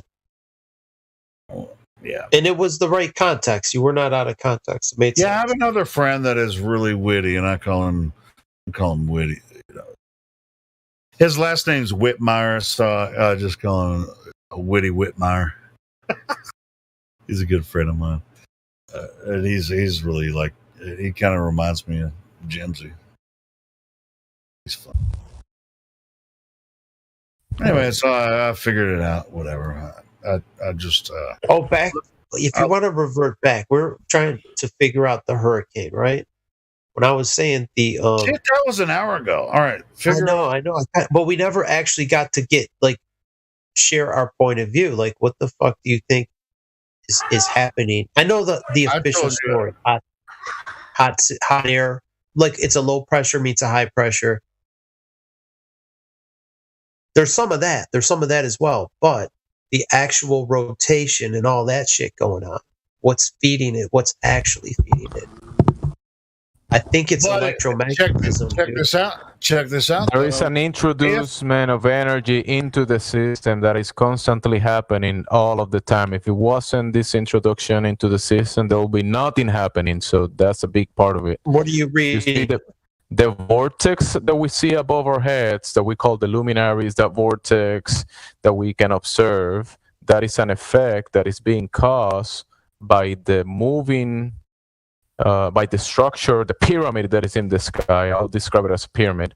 And it's a huge structure, and that is what is the source, or people call it God. Some people label it as God, or the city above, or the city of God, where the throne of God is, that is above the layers that we see as the sun, the moon, the planets, the stars. That is what is causing all of the movement in the sky. Basically, what people call heaven, because there is the heavens, right? But some people call the city of God up in heaven. So that thing that is above the layers above, that is what's causing the movement. That moves the hurricane. The luminaries are moving the hurricane, is what you're claiming. Remember, we are inside a system that is dependent on that input, and we have high pressure, low pressure that is dependent on that input into the system as well. Because obviously, like here, the sun heats a certain area, right? And then it excites, makes the heat area. Then the heat is gonna move to the cold.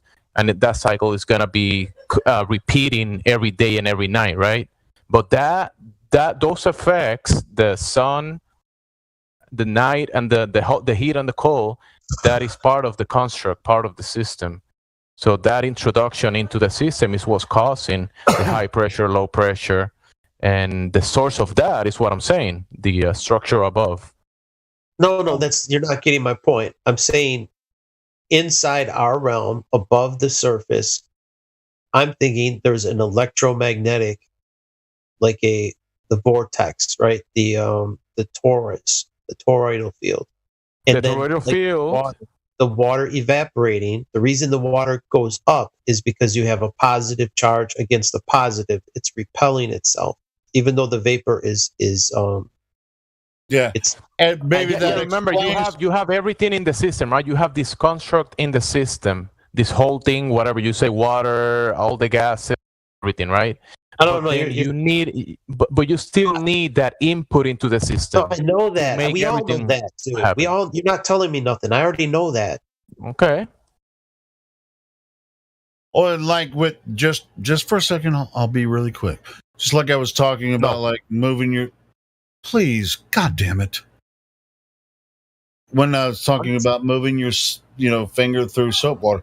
Now, if you move your finger through the water, that would be like the equator, whatever, and circles right, because the sun is moving east to west, correct?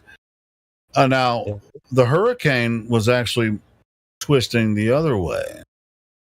That we saw in Florida. Yeah. So that doesn't explain it. So go ahead. Told you it was going to be quick. They're fucking with us, dude. And I would like to go take a bulldozer to HARP and fucking flatten it.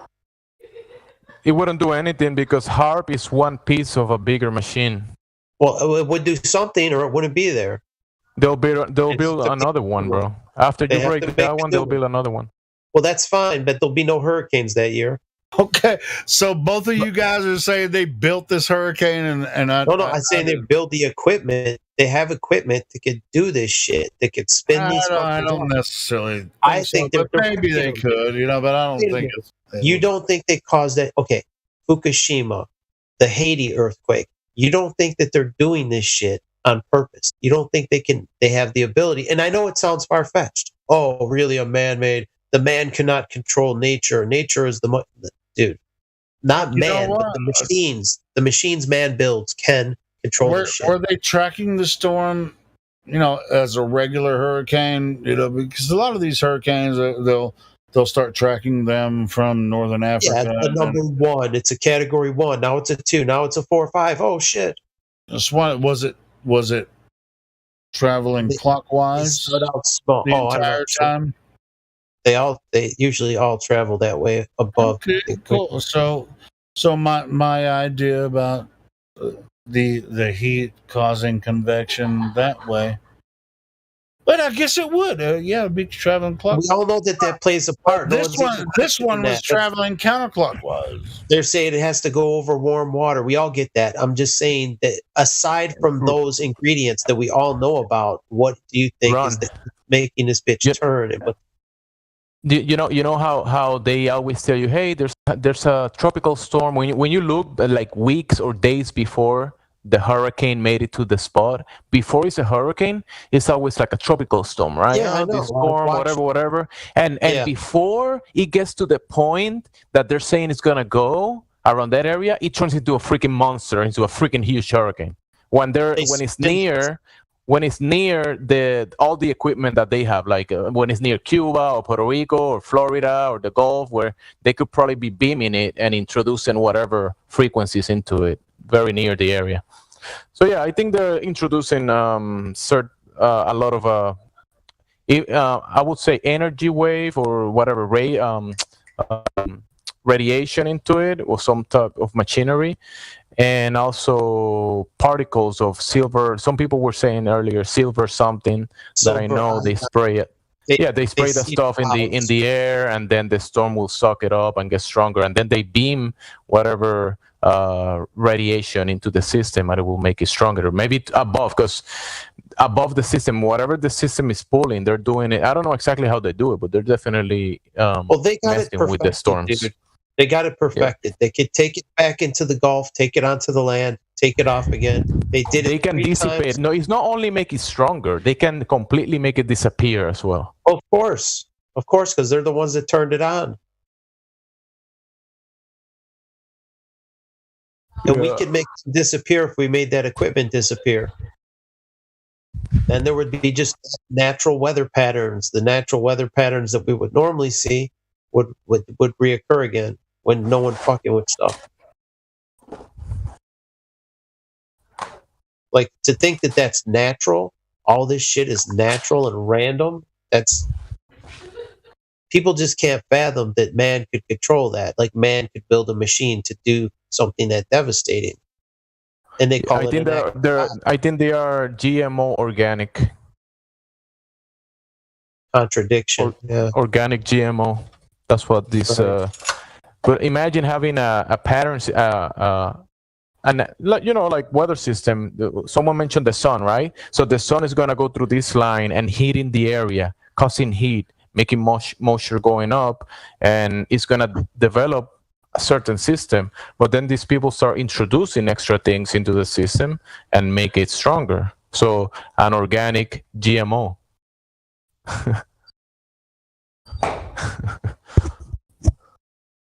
And natural modified. There's going to probably be those FEMA people down there. They're going to say, oh, there's looters. And like they were at Hurricane Katrina, Hurricane Harvey. They had like mercenaries down there and shit. At least that's what I heard. I don't know if it's true. I'm not down there. Bro, But a lot you of know dirty, that dirty I'm in shit the goes on. northeast, right? I'm in the north area, right? I think you're right about the looters. That will happen definitely because there's people that are hungry, thirsty, you know, and some people are That's just gonna, okay, you know, though. That's okay. I don't care about like taking shit from the store. They've got insurance, dude. If people are hungry, thirsty, Yeah. whatever, go take it. They got Yeah. their insurance for that. That's not the kind of looting I'm talking about. Like, say they go rob the jewelry store. There's the role. That's the fucking shit that's wrong.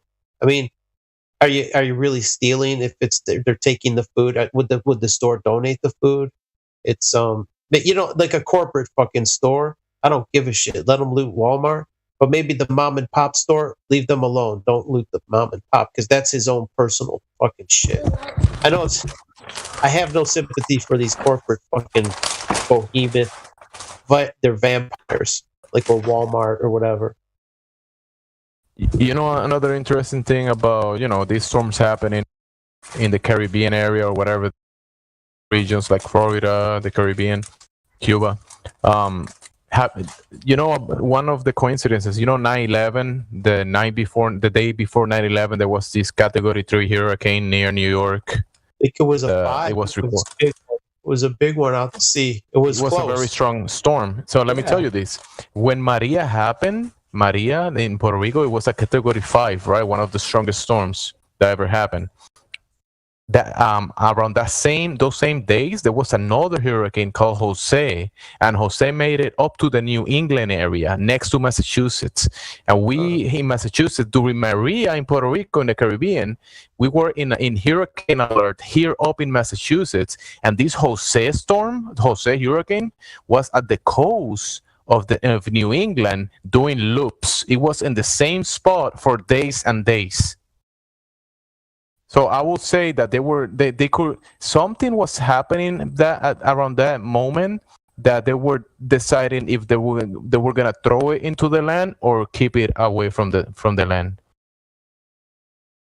Just like the one in New York. They say the jet stream. Oh, the jet stream pushed it out to sea or whatever. Okay, yeah, the jet stream. But not just that. Before it went away, it was in the same spot. Look it up. The Hurricane Jose. It was for days stationary. No stationary. It was doing a loop around the same spot next to New England. Yeah, I've seen those like nor'easters and stuff. Because I used to watch the Weather Channel every day because I did roofing. I would do roofing every day, and I would need to know, is it going to rain? And then they would, like this time of year, you get hurricanes, and usually a little earlier, September, October. And I would want to know, do I need to bring my tarps? You know, I didn't like having to dig out tarps and things, and but I would want to know, should I start tearing into the roof or not do it today? Because if there's a high chance of rain, I'm not going to tear off the roof. But then I would see all these hurricanes and shit, like, oh my God, they show footage of all these storms, and then the aftermath, how fucked up everything was, how devastated. I'm like, dude, I could get a lot of work down there. If I go down there, I'll be busy as fuck. During Hurricane Maria, you look at footage of, and people were at the second floor filming the streets and outside of the homes. Like the sea was inside on the streets. The water was like almost at the second floor of the houses. Oh, I know. That's fucking horrible.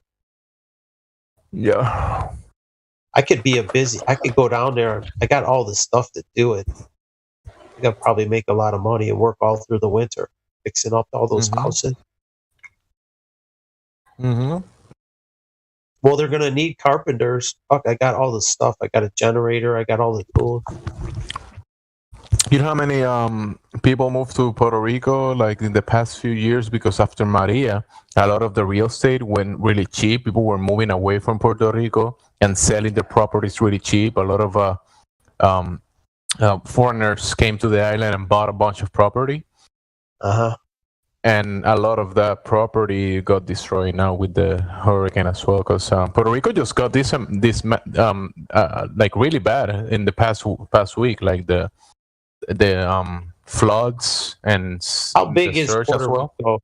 Like if the length of the island? 100 miles by 35. 100 by 35. That's it. That's not very big. Mm-hmm. So pretty much, if you get a hurricane, the whole island's going to be fucked. You could easily have a 100-mile wide hurricane. The whole place is the whole place. It's all fucked. Is there any natural trees left? Yeah, there is. Not too many, probably after that. Yeah, I remember people talking about that. A lot of the old trees got killed, destroyed by the storm. Yeah. Well, I heard Haiti has all their trees cut down. These hundreds of years, who knows, plus hundreds of years, because many trees, people know of them by generations. Like very old people know about these trees, right? And they're still, they were there for hundreds of years, and now around these dates, they got destroyed by hurricanes. Oh man, that's sad.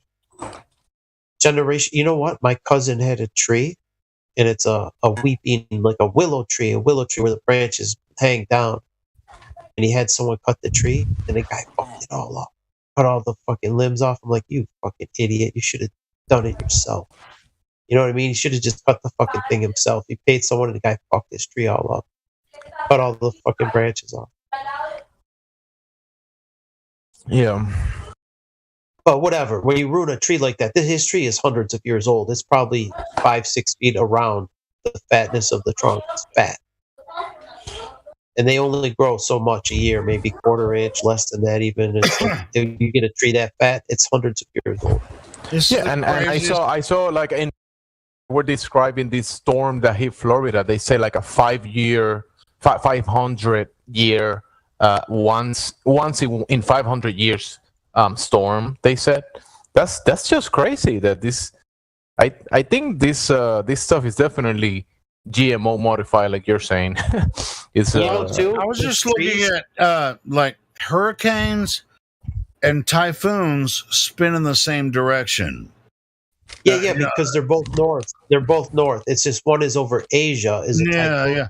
But this idea that so a cyclone is the opposite. Would be the opposite. Yeah. Okay. Yeah. Typhoon is like over Asia, and then on our like so they call it a hurricane in certain areas, and they call it a typhoon in other areas. Yeah, but a cyclone. Yeah, cyclone would be south of the equator, like a cyclone. Cyclone, but it would be traveling clockwise instead of counterclockwise. Yeah, whichever way they spin it, travels the opposite of what. Well, I mean, if you I don't know which way ours spin, dude. Well, if you look at it from above, I mean, with a hurricane, they always travel from right to left. It's counterclockwise, but if you I mean, look at. Well, again, I don't know. What I've looked up so far while you guys were talking, I was looking up typhoon versus hurricane. Fresh in my memory. If I'm not fresh in my memory, what I was thinking is that like Katrina and all the other hurricanes were traveling clockwise, which is not true. The storm surge comes from rotating. We went. Yeah, rotating. Yeah, the storm surge comes from the south to the north as it travels. So it's traveling as the storm is moving. It's a counterclockwise motion. Looking at it from above. So that's where the major storm surge comes from. And it's the same way with a typhoon. I'd have to see. I was just been looking at it, and they're counterclockwise. Okay, so then they're clockwise south of the equator. Now I'm gonna have to look up cyclone. Let's see. Yeah, they call it a typhoon because it's in a different part of the world, but still travel the same way. Yeah, typhoon. Like when they hit Japan, they had one hit them, and it was just a perfectly concentric circle. Like a donut. I guess usually the tighter it is, usually you get the faster wind. It's a tight storm, but on a tornado, the fatter tornadoes are like a F5 would be like a mile wide, and it's fat. And those are the ones with the high winds. Those are like the ones with 300. Oh, dude, some of these cyclone images are pretty confusing. Yeah, it's freaking. That's why they call it a cyclone, because they can't figure out what fucking way it's going. Some of these images are pretty crazy. What about a water spout? Have you ever seen a water spout? Yeah, but that's a tornado. Those are not very powerful. They're just cool. They're just cool to look at. That's a tornado on the ocean. Yeah, like, they're just. Hopefully, you're not a boat, in the way. It's not going to devastate a whole island, but it's just a. It might suck a few sharks up in it and throw them across the ocean. But yeah, these cyclone images, radar images, they look pretty cool. So there's a couple that I see going in the same direction. Well, actually, this one, check this one out. Capture this image. Let's see, this one's going clockwise. How much are houses in Puerto Rico? I heard like people moving to places that the weather would be good there, but if it's keep getting hit with hurricanes and fucking shit like that, I could see why no one would want to live there.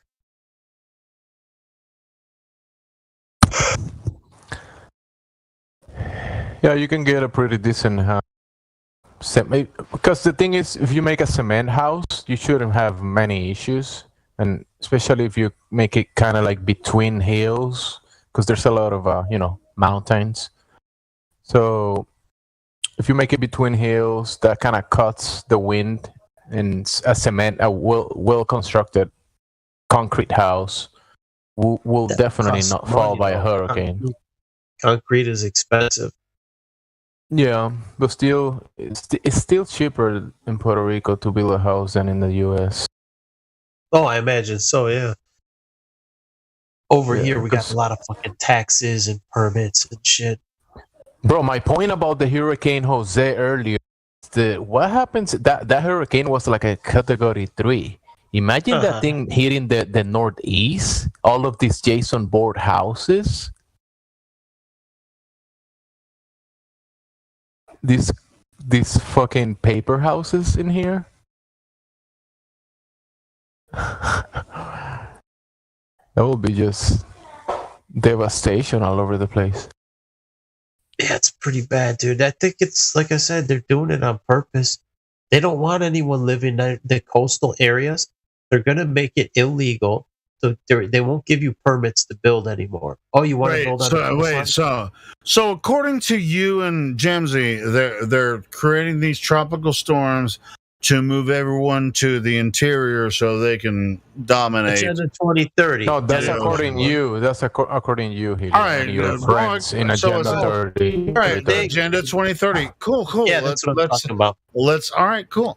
There's no law against us talking about Agenda 2030 if you think that's, that was their plan all along, and they're using these disasters and shit, which I agree with that, but I think they're usually they don't even have to create disasters to actually manipulate people. People are so dumb that they'll just follow any fucking bullshit.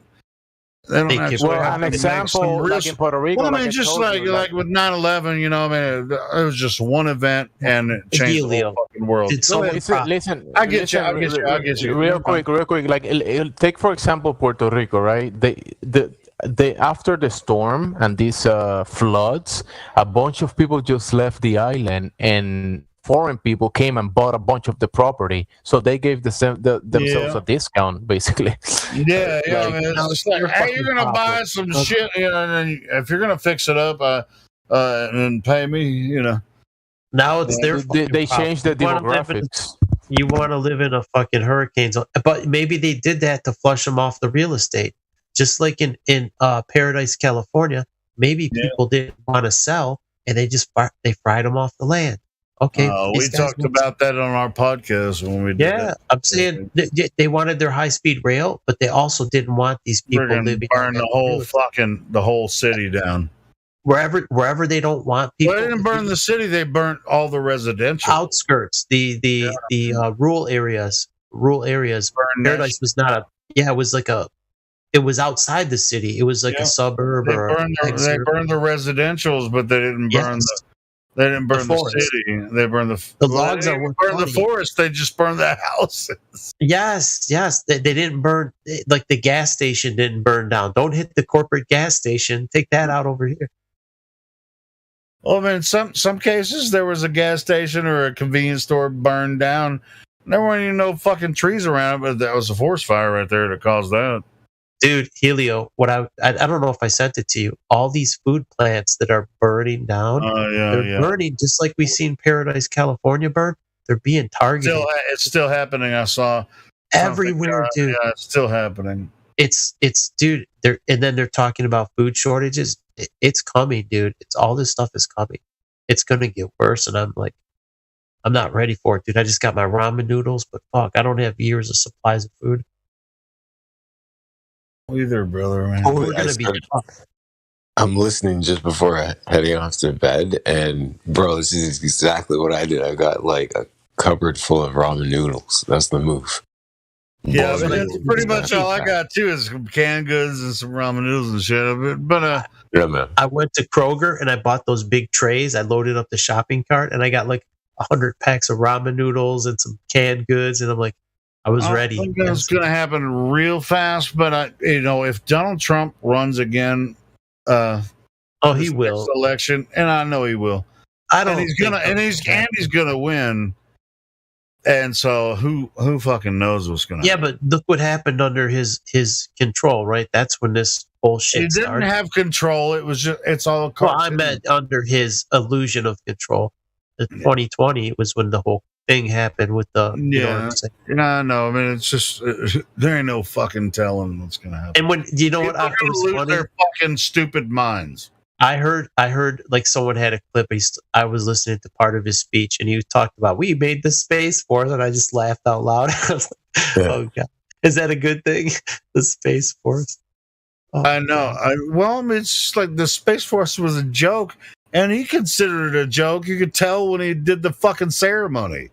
It's all a joke, dude. NASA is a joke. I think you know what, Helio? I think a lot of these hurricanes are done by NASA and these other dark government agencies, and like the budgeting that goes to NASA is used for the CIA and other places, and they do these clandestine. That may be possible. I mean, obviously nobody's going to space. I mean, that's a farce. Yeah, what are they using that budget for? They're using it for these weapons programs, these secret weapons. And the thing is, all of the propaganda to convince everyone that. I mean, it goes many different ways, but the weapons aren't used on us; they're used on the American people. Yeah, it's intellectual weapons. They've stolen your peace. They put it into religions. I mean, through politics, they put it into religions and politics, and they actually utilize the money, but it's not for real things. But I mean real weapons and politics. Are real weapons. Like those are the real weapons. Because if you didn't know that you were being fucked with spiritually and mentally, those are psychological weapons. I get. Yeah, it's all psychological, man. So the money isn't real. The money's not real. All right, I get it, but it's the fiat. But the psychological. Fucking manipulation is real. Yeah, I get it. They're false flags. They're hoaxes and shit. They pull a lot of that shit.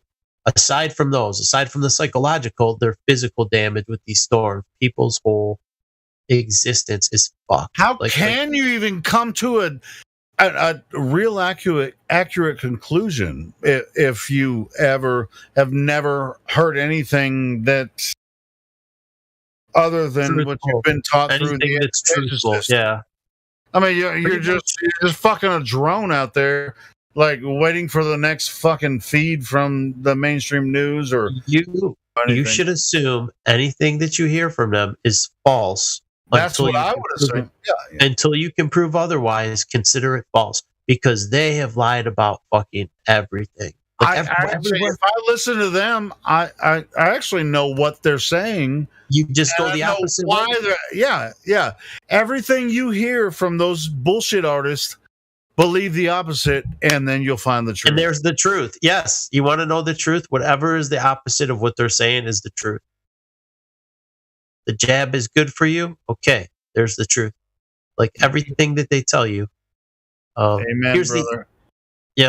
And then, like, we know this because everything they've told us about Earth is the opposite. Everything they told us about a lot of things is the opposite. Inflation Reduction Act. Like, okay, that'll reduce inflation, more spending. Oh, what the fuck?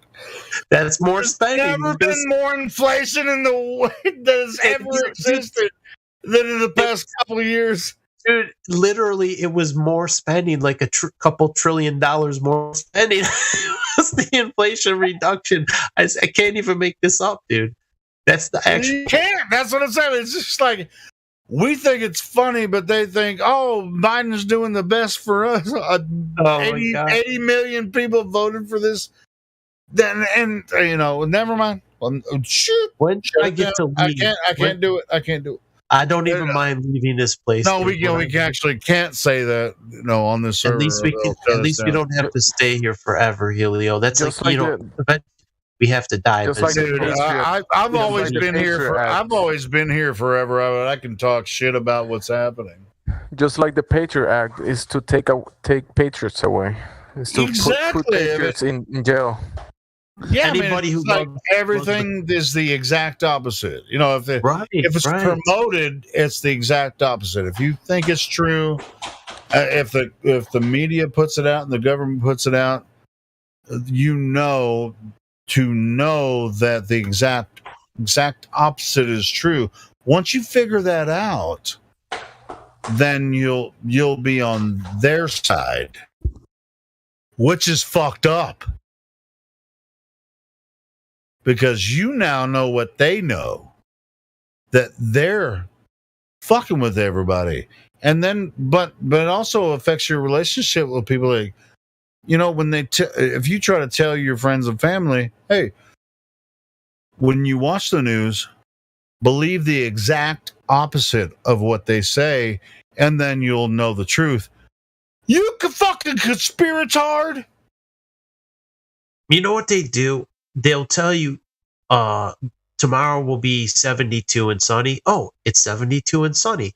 So they build a shred of legitimacy. Hey, hold on that point. That. The weatherman is the clown on the news. I get it. I know that. But like say there's a car wreck on I-75. Okay, and there's a car wreck on I-75. Things like that. There's a school closure at the school. That are truthful to maintain some credibility.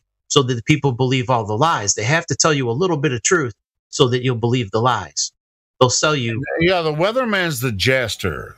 Okay. He's a character. He's just like, dude, I mean, hold on. I mean, we're talking about hundreds and hundreds of millions of people watch the news and they have these stoic, I'm going to say, here's what the truth is. And then the weatherman jumps in and he's like, hey, we have that. He's not that far off because they're making the weather. They know. No. It's not even about that. It's about the character of the man. He gives and the sports guys, gives a little break too sometimes. It's just like, but then all of a sudden, everybody's back. And this is the end of our. So you have the sports guy and the weatherman are the jesters. He's the most truthful. The weatherman is the most truthful. I mean, aside from the guy that said this is a mirage. He's going to give you the most truthful update for what's going to happen in the near future, like in a couple of days. But he can't predict the future. The weatherman that said, "Now what you're seeing here is a mirage." Yeah, the same one. Yeah. That's the jester guy. Yeah, that's where he's the. That's what I'm saying. But I mean, he owned that shit though. People were emailing me saying, "You don't know what you're talking about. You're a fraud." Da, da, da. Like, I'd like to actually talk to him. Like, I was just doing my fucking job, He's just reading a fucking line, dude. It's like, here's your. If you want a paycheck, read this line. If you don't read the line, you're fired. And that's it. I mean, same with everybody else on mainstream news. People were saying this, like on Karen B had that guy on, like, oh, do you think that the people fueling the plane, they don't know? Like, yeah, the guy he probably knows, but he's getting a paycheck. If I'm getting a paycheck to put a fucking hose on a plane and there's no fuel going in, I don't give a shit. I want my paycheck. I'm going to hook the hose up and do nothing, pretend I'm putting fuel in and collect the check. As soon as I open my mouth, I'm fucked. So I'm not going to open my mouth. I'm just going to keep getting the check.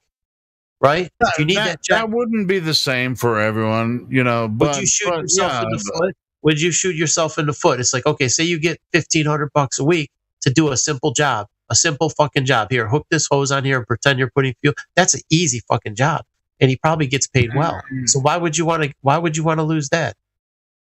Probably not his only job is to hook up fuel. Right, they make good money, dude. Anyone that works at the airport gets paid well. Oh, sure, whatever. I used to work for an aircraft company, but whatever. Yeah, but not. I mean, the airport, even the baggage handlers and shit, they don't get paid as much as a pilot, but it's a better job than working at Walmart. You can make more money. You work harder. Either way, I mean, none of those guys, even sometimes including there's a shitload of pilots out there that think they're flying across the globe. I don't think so. Not as many. Really? Really? They can't admit it. How many? So I would say 90% no. Maybe? I would say 90% no. 90% think they know that they're flying across the flat Earth, and they're just like they're just going along with it. They can't tell you. Yeah. I think at least I think there are a lot of smart motherfuckers out there that are dim bulbs. I don't know, dude. I mean, you're making a pretty broad assumption. Motherfucker! I mean, you don't have to be a pilot. Listen, man. I mean, there are lawyers and freaking everyone with PhDs and shit all across Earth. If you see think the Earth is a globe. If you see it with your eyes every day, and you see the artificial horizon matches up with the actual horizon, and you don't adjust for any curvature, I think that they're smart enough to know, seeing it every fucking day, especially since flat Earth has been a thing for how many years now? Probably 8 years. Like, as far as I'm concerned, they love flying. They do. My cousin. I don't love flying. I'm not a pilot, but dude, my cousin. I do love driving a car.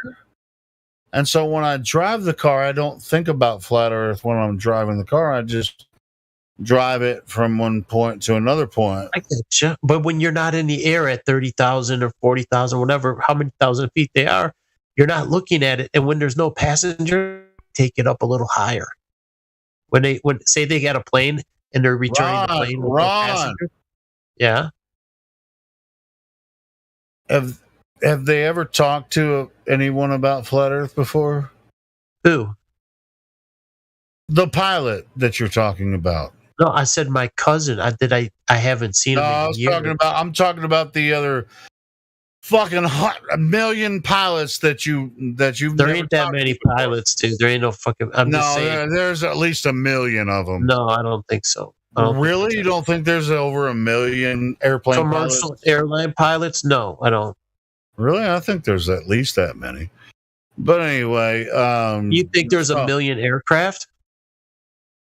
Yeah, there's at least 50 million aircraft. What the fuck are you talking about? I'm not talking about a little fucking Piper Cub. I'm talking about commercial jet liners.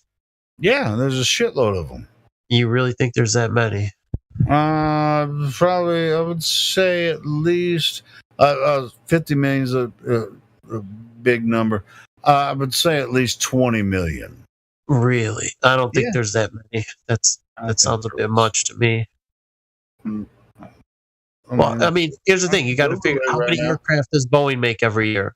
We're talking about the pilots, not the aircraft. You made a claim. How many airplanes there are? How many planes can they manufacture? Google it, bitch. I'm gonna Google You think they can make 1,000 planes a year? You think they would have to make more than 1,000 a year? I used to work on jet aircraft. Okay, how many did you crank out? Per year. And these were private jets. Yeah. How many? Less than 100, guaranteed. Oh fuck yeah! Well, I worked for a small company. I mean, it was a French company, but yeah, I mean, it was. Okay, so I mean, it was probably about 30 a year, 30, maybe 30. So maybe if we could put them out, yeah. Okay, 1,000 times 1,000 is 1 million, right? So you're saying 50,000 times 1,000. I mean, to crank out that many, they're not automobiles. You're not going to crank out. You don't drive a goddamn brand new jet every fucking year. You're not cranking out 50,000 jets or 10,000 jet aircraft like a Boeing. They're not popping off the assembly line like fucking Buicks. Dude, people are driving freaking jet aircraft from 20 years ago now. Right. That's why they don't have that many. That's why they don't have that fucking many. They do. Well, Ron, there is thousands of flights that take place in the U.S. alone. There is thousands of flights every day. Okay, right. So what? That's thousands of. Right. So what? Thousands pilots on the commercial side, right? Let's say there's thousands an hour. You know, from what about the ones that are not flying? I mean, I'm not saying millions like Healy was saying, but I don't know about millions. But there's might be like over 100,000 pilots in the world. I think there's at least 1 million jet aircraft. The world is pretty big. It's pretty big all the time. At least 1 million flying across the earth at all times. Two players. I don't know why you wouldn't think so. Because 1 million is a lot more than you think. Really? And a jet aircraft takes a long time to put together. They don't just put that together like a fucking. Bitch, I used to work on them all the time, so I know how. I know long how you did 30 a year, 30 fucking aircraft a year. Those were brand new. Those were brand new aircraft. I get that, and some get retired every year. They build new ones. One company I worked for. Right. And I'm saying the big ones take much longer than your little cheap shit little airplane. No, they actually the big companies make them faster than I did. That was a custom jobs that I did.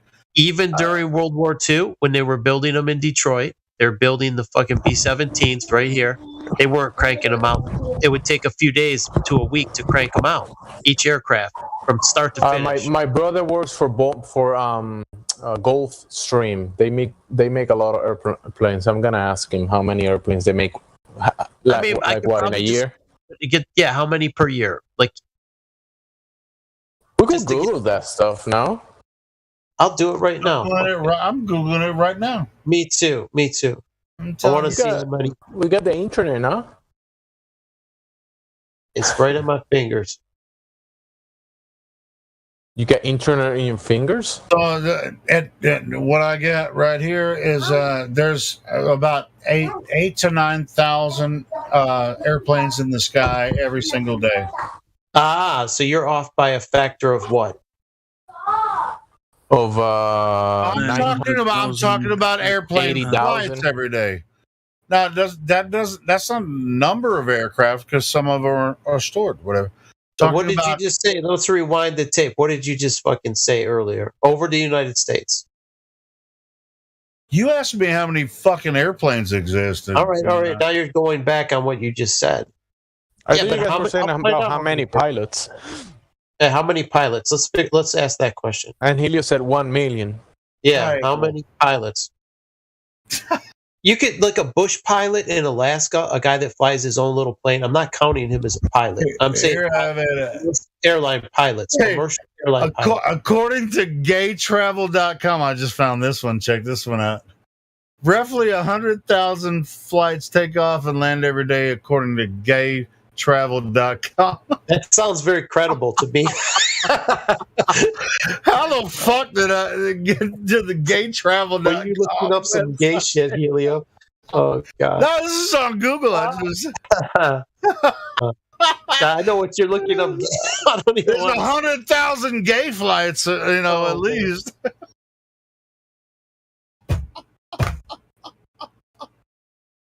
Hey, you already know I talk a lot of shit, but there's at least 18, I don't know. I said 1 million, whatever. How many pilots are there in the U.S.? Okay.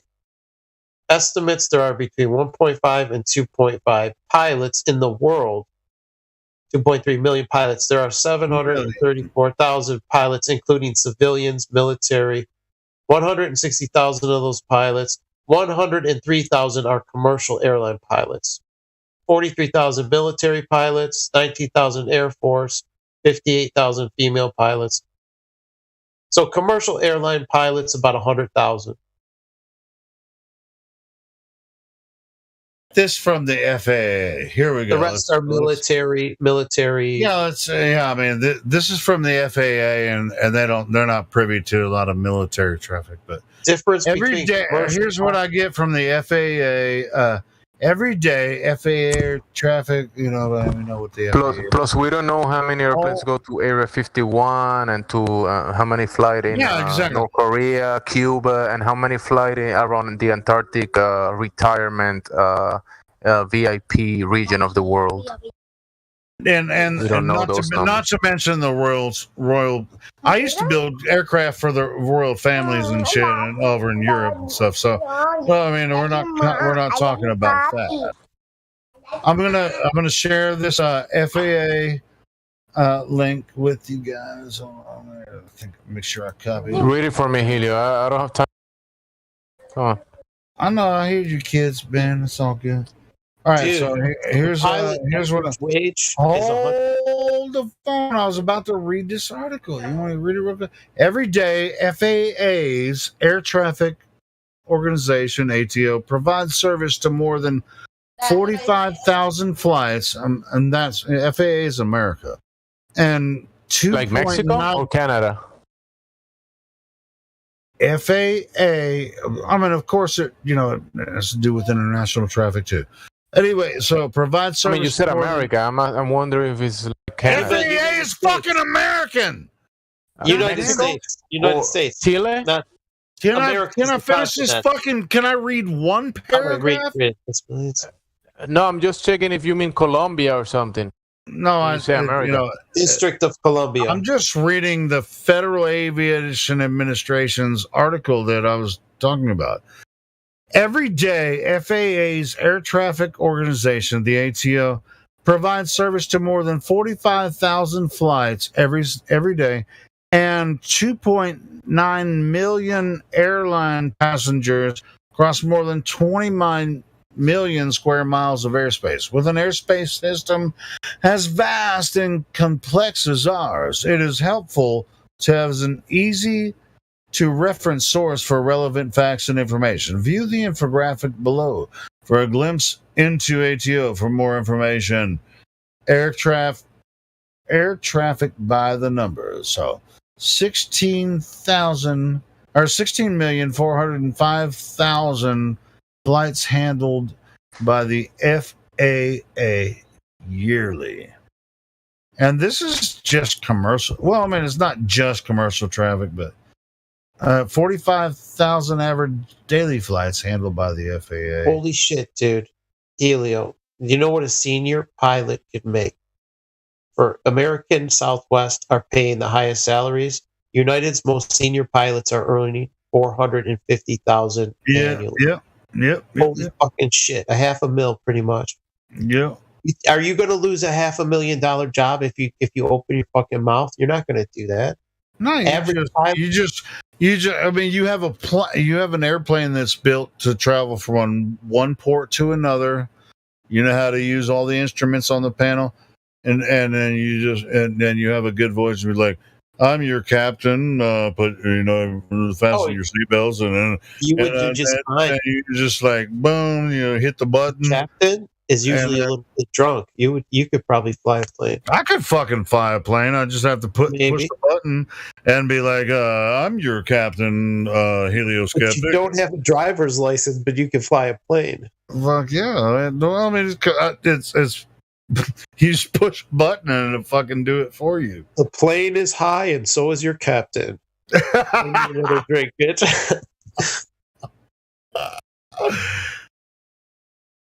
It's like, and we have I don't know, bro, it's fucked up. But this type of plane, if you actually had manual control of one of these type of aircraft, it would. I think it would be extremely difficult to fly it into a building in New York. Oh yeah, at 1,000 feet.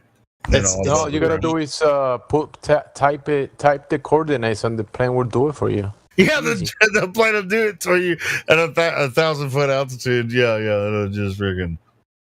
It's just like, and you can defy the entire computer system. Because all you have to do is bring a box cutter, and you can, take over the pilot and fucking. And an airplane can down 3 towers. You can take down the entire fucking World Trade Center complex. With a box cutter and an airplane. Have you ever done math in your life? Two airplanes can take two. I mean, can you say for me, Ron, please? Have you ever shot 2 birds with 1 stone, or killed 2 birds with 1 stone? Do you habla española inglés? Okay, I'll say 2 airplanes will take down 3 buildings. There you go. Makes sense to me. Sounds legit. Yeah, the math adds up. It's got to sound legit because they told me that. How could I question that? It makes sense. I mean, if you question something like that, are you I mean, look how proud of this they are. It's like, look at the FAA, just like, we're traveling across the sky, but we actually got manipulated by 17 freaking people with box cutters and a few planes, and they changed the whole world. Imagine the coincidence that same day they were doing a drill about that same scenario. Ooh, yeah. Yeah, that's really strange. And this is like all of the fighters that were supposed to defend the Pentagon just were on a drill somewhere else, and they did this impossible spin around and then hit the Pentagon too. And there's no physical evidence for it, but it must have been a plane. I mean, it's the same. I mean, they said it in the news, so the news, the facts, all of them. Why would they lie?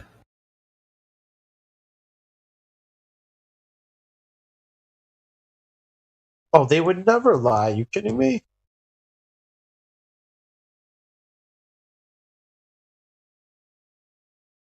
It's like, when people be like, why are you still talking about 9/11? It's like, bitch, that's when all this shit started. I mean, that's when it changed. Bitch, my taxes went up because of the war.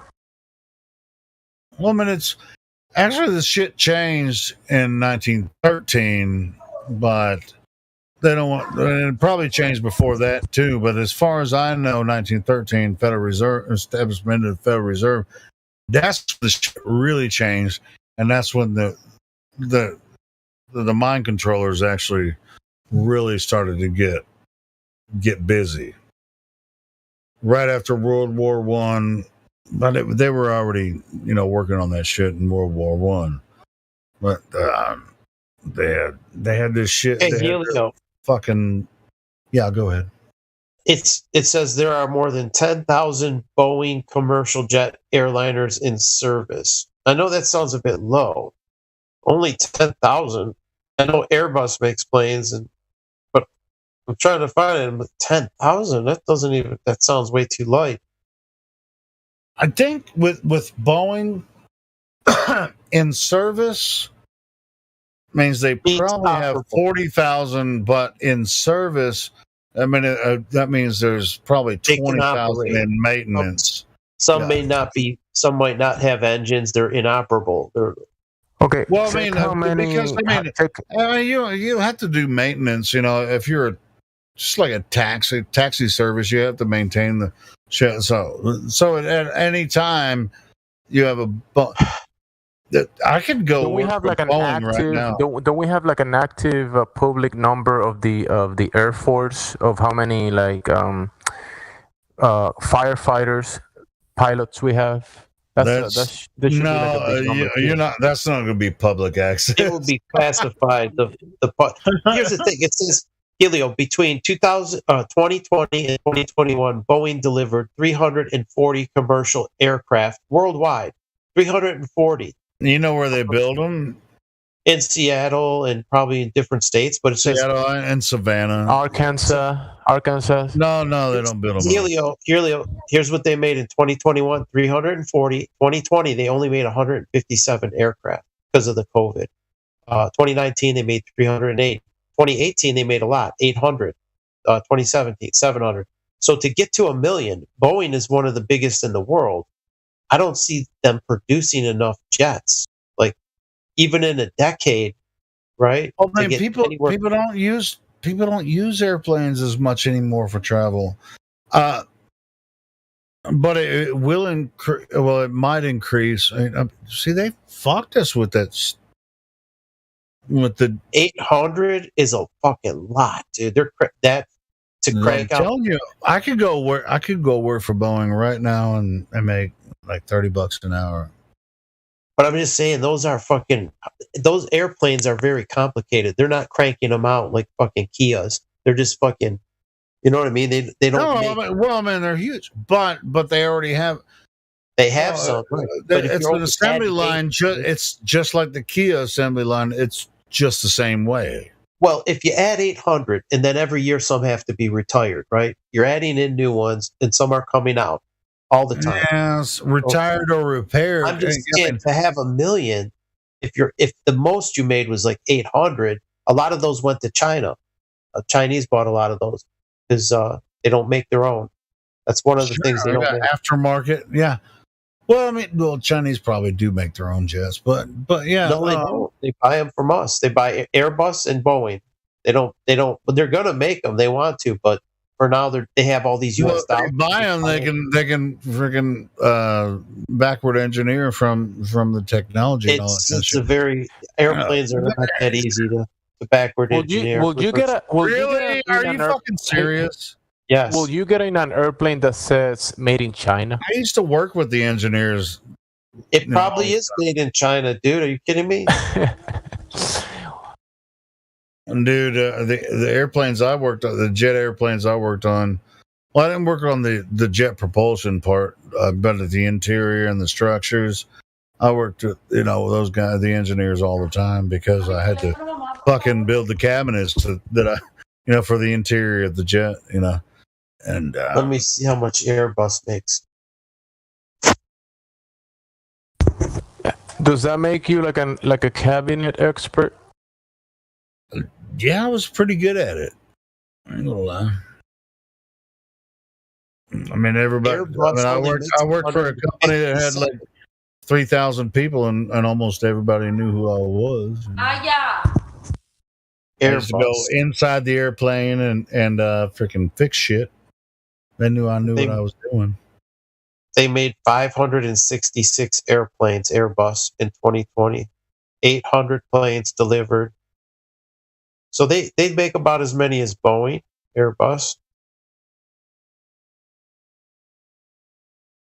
They have Airbus is so much bigger than any Boeing plane. Here's what Airbus has made: more than 13,500 commercial aircraft. It's kind of like the Greyhound of air travel. Well, okay, Airbus has made 13,500 commercial aircraft in 50 years. Only 13,000 in 50 years. How are we getting close to 1 million? If Boeing makes at the biggest year they had was 800, like we're not getting close to 1 million. Just saying. Talking about two companies. Okay, combined. Okay, maybe I exaggerated. Goddamn. I'm just saying that they're not as plentiful as you think. Well, but there are these airplanes in constant travel, hundreds of, or at least tens of thousands a day. And God damn it! Travel. Wait! Tens of thousands. If they made 13,000 planes in 50 years, how many of those are talking about air traffic? Yeah, I don't know how many planes fly each day. I don't really know those statistics. Tens and tens of thousands, like at least individual 100,000 probably. Flights. Individual flights. It's the same plane. More than that, but the same plane may do multiple flights, like a plane for FedEx. You might fly. You know what I mean? The FedEx. I guess we're not talking about the same thing. Whatever. I was talking about the broader perspective, but whatever. Hey, mic check 1 2. Yeah, what's up? Hey, how's it going? Sorry, I didn't mean to break up you guys' convo. You guys We're getting just in a... arguing. Nothing. I know. I can hear. I've been listening for a minute. Me and Ron have been brothers for a while. We just argue about this shit. No, I know. Hey, Ron, I was just gonna say I heard you earlier, like a couple hours ago, and I was like, "Holy shit! I haven't seen you in forever, man. Where you been?" I've been away for I don't know a couple months. Are you on like different servers at all, or are you just been away? Like, I've been away from Discord for a few months. I come out every. Hey, you gotta do that. You gotta do that sometimes. Like get away. I mean, yeah, you do. It gets old, It helps. man. It helps. Yep. It's no, if I have to sit here and listen to Helio every night, I'll go crazy. No, Helio's cool, man. I'm pushing his buttons. He knows. He's cool, man. He's got the best voice on here. But earlier he was saying, yeah, there's at least 1 million aircraft, like commercial aircraft. I'm like, I don't know, man. It sounds like I was listening to that. I was driving home. They take a while to make one. Like I was surprised Boeing could even make that many in 1 year. I thought the numbers he was throwing out there were a little high, and I was like, shit, I don't know, man. But a lot of numbers get exaggerated. But then, I don't know. When you watch one of those flight trackers, dude, there's just planes everywhere. So I was like, there is a lot. Yeah. There is a lot. I mean, but you gotta think, if you put 1,000, right? If you put 1,000 of something, it's a lot, right? If you've seen 1,000 $1 bills, you'd say, holy shit, that's a lot of fucking money. No, check this out.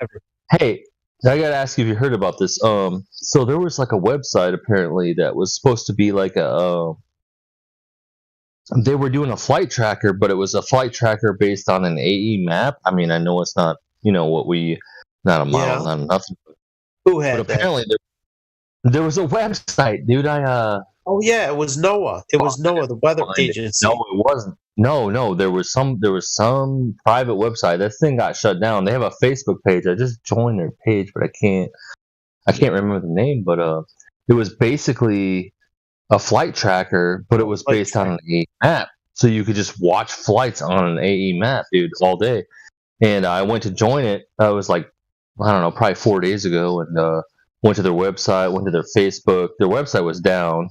Their Facebook, I left a message and nobody had commented on it. The last comment was from like February of this year. And so I'm just like, somebody shut them down, and they shut them down quick. Are you surprised that you don't see? No, I'm not surprised. Hey, I'm not surprised. I'm not surprised at all, but like that just opened your eyes right there, dude. Their last post on their Facebook was from 2022, February of this year. And I just say, hey, your website's down. What's going on? And then I left a comment on their Facebook page, but I haven't heard shit back. It's like 5 days ago. They don't track them south of the equator. They're just they're blacked out. Because it wouldn't make sense. It would be so obvious if you saw a plane take off from, say, Brazil to go to somewhere in the north, like Japan or wherever. Like, they don't want you seeing that flight path.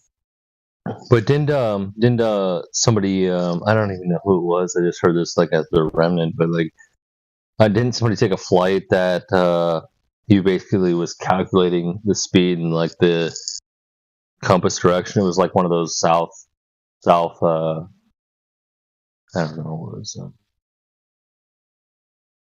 one of the southern hemisphere flights or some shit, and they were trying to track the speed and like his direction or something, but I can't remember who it was now, so never mind. Yeah, if you brought a compass somewhere from Australia, and then you fly like to somewhere in the United States, like California, they fly over the North Pole. It's like, why are you flying over Alaska to get to California? Like, you're south of California on the globe, right? So why would you go north? Why would you come at California going over the north? Right? It's just anywhere south of California. Australia is in the southern hemisphere. Why would you come over Alaska? Doesn't make sense. When you chart it out on the AE, it's a straight line. Oh yeah. Alaska's just in the way. But any other way on a globe, it doesn't make sense. It's like, no, you're coming from the south. You should come up to California from underneath it, from south of it. Always.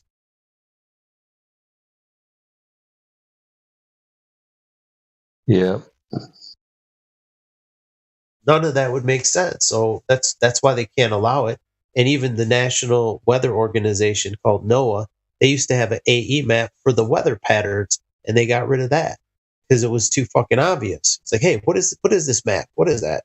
Why do these weather patterns make sense on this map? It looks more normal. When it like I used to watch the Weather Channel every day. The jet stream was like a zigzag. It goes up, it goes north, it goes north and south. Wait, were you just talking about the null school when they pulled that AE down? The null school? NOAA. It was called NOAA. NOAA, the National Weather Organization. No, but there was a website. It was null school, like NULL. I didn't know about that one. I never went there. Yeah, they took it down, dude. That was so stupid. And they just took it down because of flat Earth. They took it down. Well, probably. Well, it's because it made the most sense. They took down the Georgia Guidestones because it was proving the Earth stationary. Yeah, so they destroyed it. Hey, wait, who blew that up though? Who really did that? Like, they did it themselves. I know, but who? Though? I saw the silver car running through the canyon. No. People who don't want you to know did it. The same people that are behind the globe. They fucking did it. I fucked them up because that shit was hitting Polaris every day. Not only that, it tracked the sun's movement across the horizon every day of the year. There's a slot. Yeah, there was a slot that tracked the sun's movement across. Set that shit up? I mean, they were doing something. Purpose, dude. They worship these things. They worship the sun. They know about the flat, don't they? Who might be a clue, right? WHO, which is the World Health Organization, but they're all. They use the map, dude.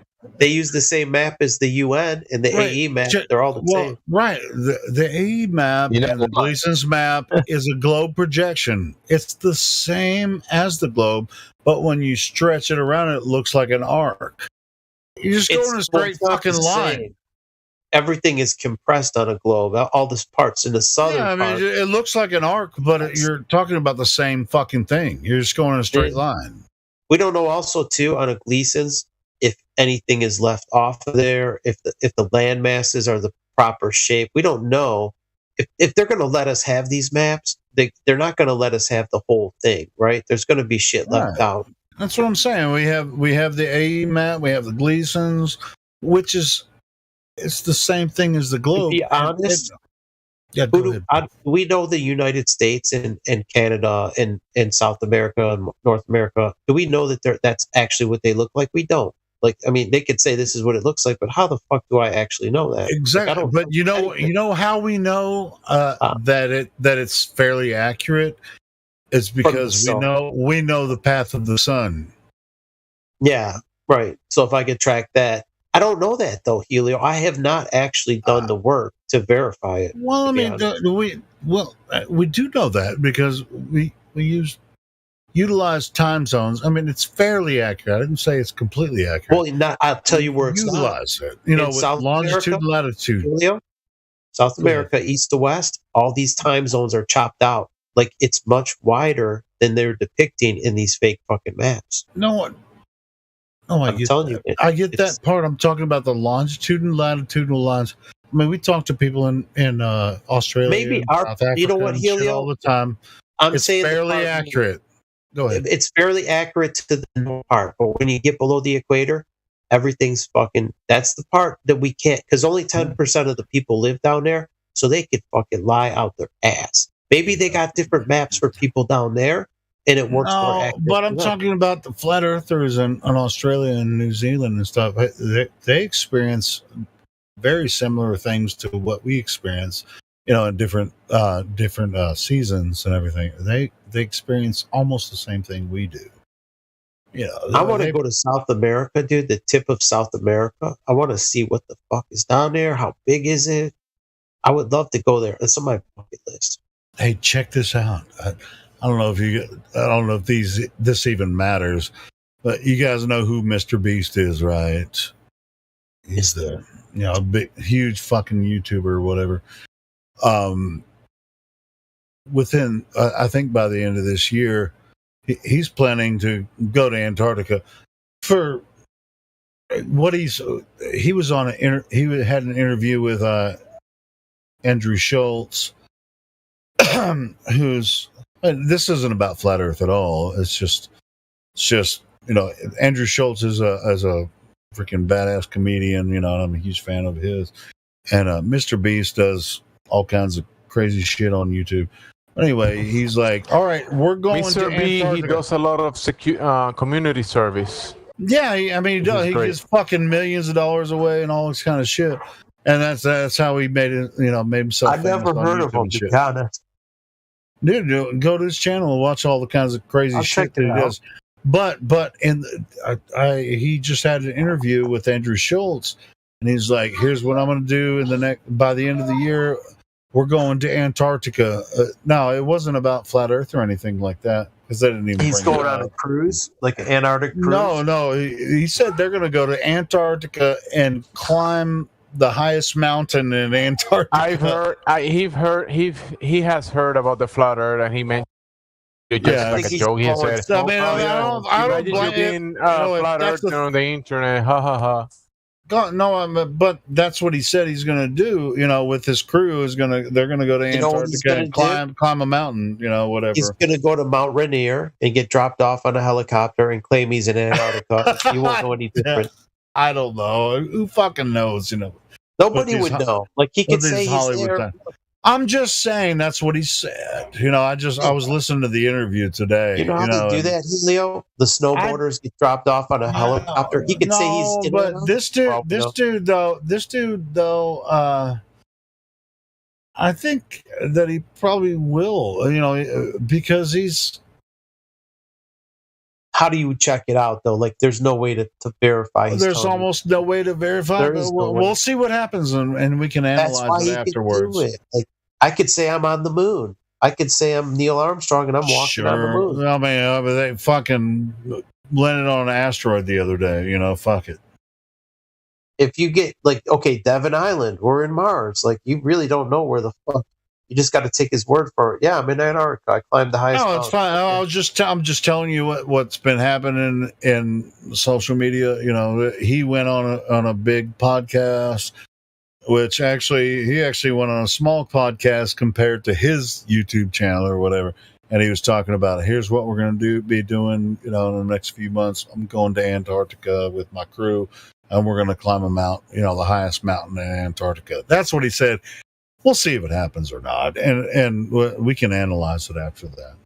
You know what? Do you think they would even sell helium, like on the tip of South America? Do you think? I bet you, maybe birthday balloons, but they won't sell you cylinders. I bet you that shit's really highly controlled. Maybe cylinders? No, helium cylinders. If you wanted to launch a weather balloon, you'd have to have helium. So you'd have to go find a store that would sell it to you, right? There's welding shops. But, say you're an out-of-towner. Hey, this guy sounds like an American. They're not going to fucking sell you any helium. I guarantee they don't want anything being launched from down there. They're not gonna make it easy to fucking pop their bubble.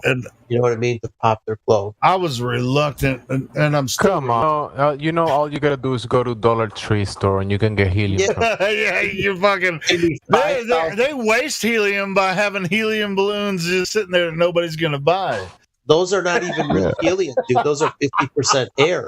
They're it's ghetto helium. They mix it with ghetto air helium. It is. I gotta make a fucking parody called Ghetto Helium.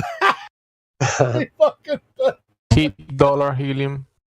Yeah, dollar store helium. No, I'm serious.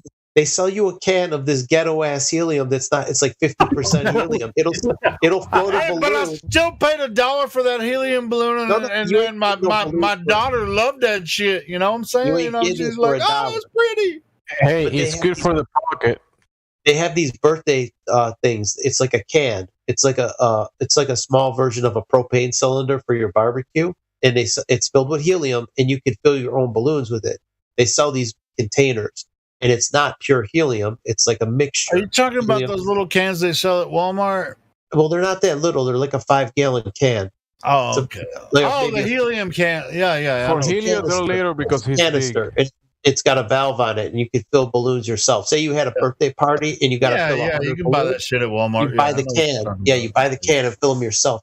it's not pure helium, so it's not going to have the same buoyancy. It ain't going to go. If you fill the weather balloon, but you can still breathe it in and get the high voice. You can, but it's not going to go as high. If you put it in a balloon, you're not going to go nowhere near. Yeah, if you're gonna do a weather balloon type, yeah, you you do a test or whatever. You don't want to get your shit from Walmart because because it doesn't have the horsepower, dude. You need more fucking.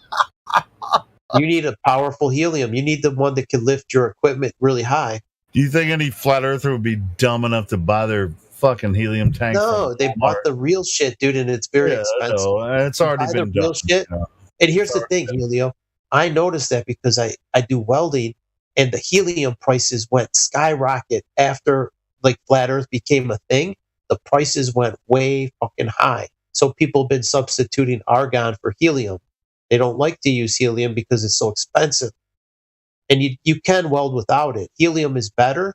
It's like helium is like nitrous oxide for your car. Your welds, you can weld at it's like having more amperage. If you use helium, they used to call TIG welding heliarc welding because it would use helium. Yeah, but you could also use argon in place of it, but it's just not as good. It'll do the same job, but it's just not as good for that type. At least for aluminum. For aluminum, magnesium, helium is. Now, as far as welding, since you know something about it, when you introduce the gas while you're melting the shielding gas, it's called shielding gas. It actually. What is the process there? Does it actually make sure that the oxygen is not there, so it doesn't seal as fast? Well, if you get oxidation in metal, is what rust, corrosion. When the weld is cooling, I'm just talking about during the process when you're doing a TIG weld. Yeah. It's called okay. You make an envelope, right? So your shielding gas has an envelope. It's blowing down on your molten metal, your weld pool. Right, because if it was too much oxygen, it would cure too fast. No, the oxygen is very bad. You get porosity, you get bubbles. You don't want any oxygen in your zone. So you got to purge the oxygen. You want pure inert gas. And inert gas is like argon or helium, right? It's non-reactive. Yeah, I've done some TIG welding. That's what you use. Gun. I did TIG welding when I was young, man. You gotta have argon, or you gotta have a mixture of helium and argon, or you could use pure helium, but you gotta be fucking wealthy. And you don't need pure. It was MIG. What's the one that it was MIG. It had like a little gun. It has shielding gas too. It's like an argon CO2 mix. Yeah, I have that. It's 75% argon and 25% CO2. Like TIG is when you put the stick on there and then you TIG, put the electricity TIG is on when you have you have your TIG gun. You got your TIG torch, and then you have your filler metal. Your metal, and then you have the electricity, applied to it, and then you put the stick on there, and then your torch you hold in one hand, basically that has the electrode, your arc, and the other hand you feed the metal into the pool. Yeah, I use MIG welder, but MIG welding. You have an auto feed. I never did the TIG, but you only need one hand to MIG weld. MIG welding is easy. Yeah. But they both use the shielding. You still have to have the right gas. Use the shielding gas for MIG. Up, man, if you don't have the right gas mixture. See, but on MIG welding, you can use argon CO2, or you could use 100% CO2, like straight carbon dioxide. You could use either one, but CO2 is going to give you a shittier weld with more. It's going to give you more spatter. It's going to be sloppy and it's going to spit more. It spits more. Yeah, it spits at you. Those hot globs of metal are going to spit at you a little more. So you want a smooth bead? Use like argon CO2. Yeah, like a C25 they call it. It's 75%.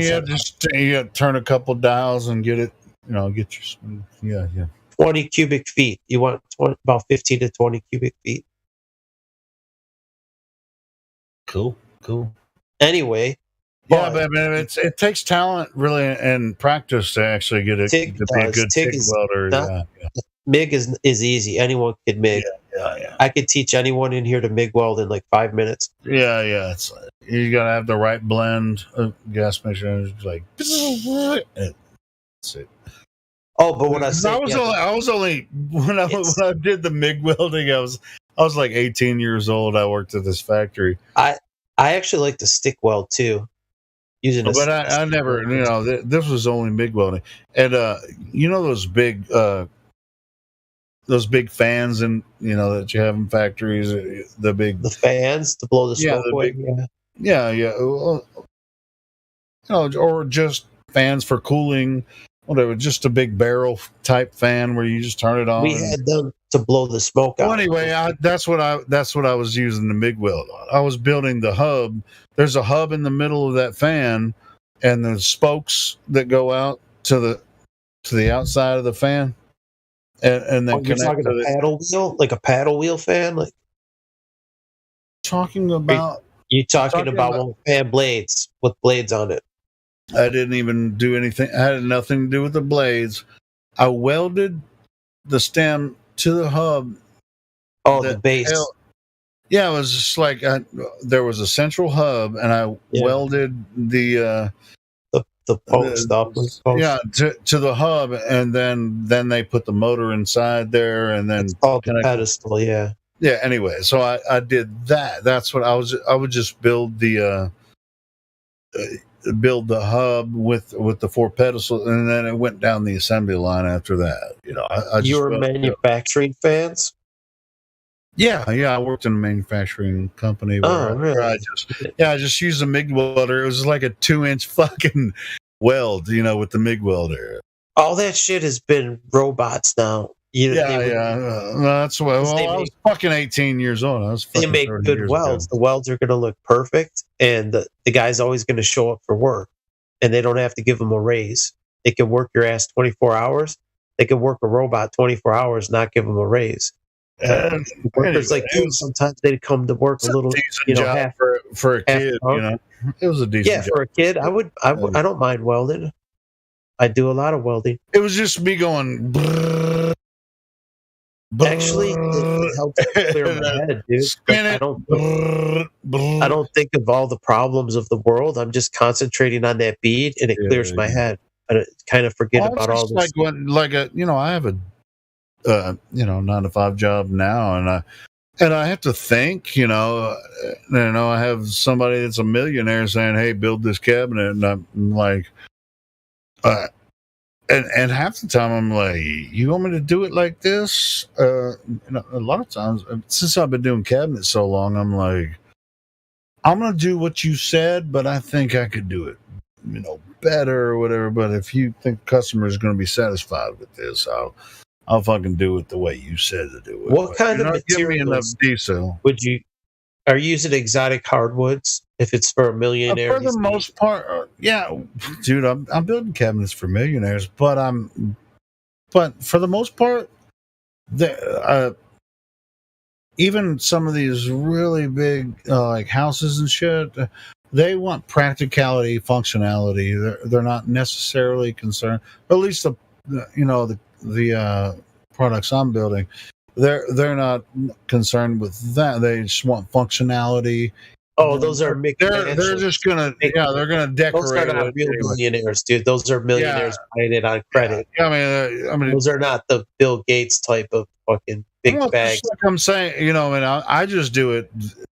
That's an Arkansas millionaire. He came out of the trailer park and he got $1 million line of credit and bought a house. That's not like maybe not so, because there are a lot of people moving to Arkansas that have big bucks, whatever.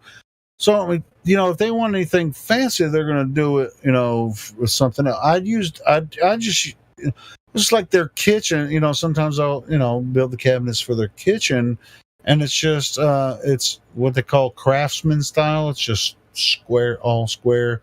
But it's high quality cabinets, because I don't fuck around.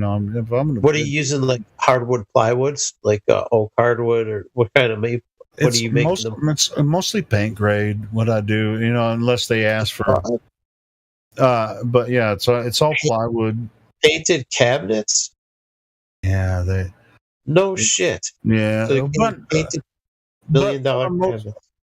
yeah, I know it's fucked up, bro. I ain't gonna lie. And a painting, fuck it. Yeah, to me, like I would never paint a hardwood. Today though, what I've been doing, or today I was doing. Well, yesterday I built what they, the like in the mud room they have a locker cabinet where they have. Where they put their shoes and coats and shit when they walk in. I did a locker cabinet, 72 inches wide, 96 inches tall, an upper portion that was the locker part had 6 cubby holes in the top, and then the lower part, 18 inches tall, three big drawers in the bottom. And how much will that cabinet sell for? I didn't ask my boss, but I think a cabinet like that. Let me finish before. So no, tell me right now. I'm building. No, I'm building some other parts. And the building. And today I was working on some what they call floating shelves, like on each side of the fireplace, where like if there's like you have a fireplace and maybe a TV over the fireplace or whatever, and then you have like places where you put some shelves in there. Now those are on naughty alder, which are stained. It's how much that cabinet goes for? I wouldn't know, but I would imagine. Don't you work with cabinets?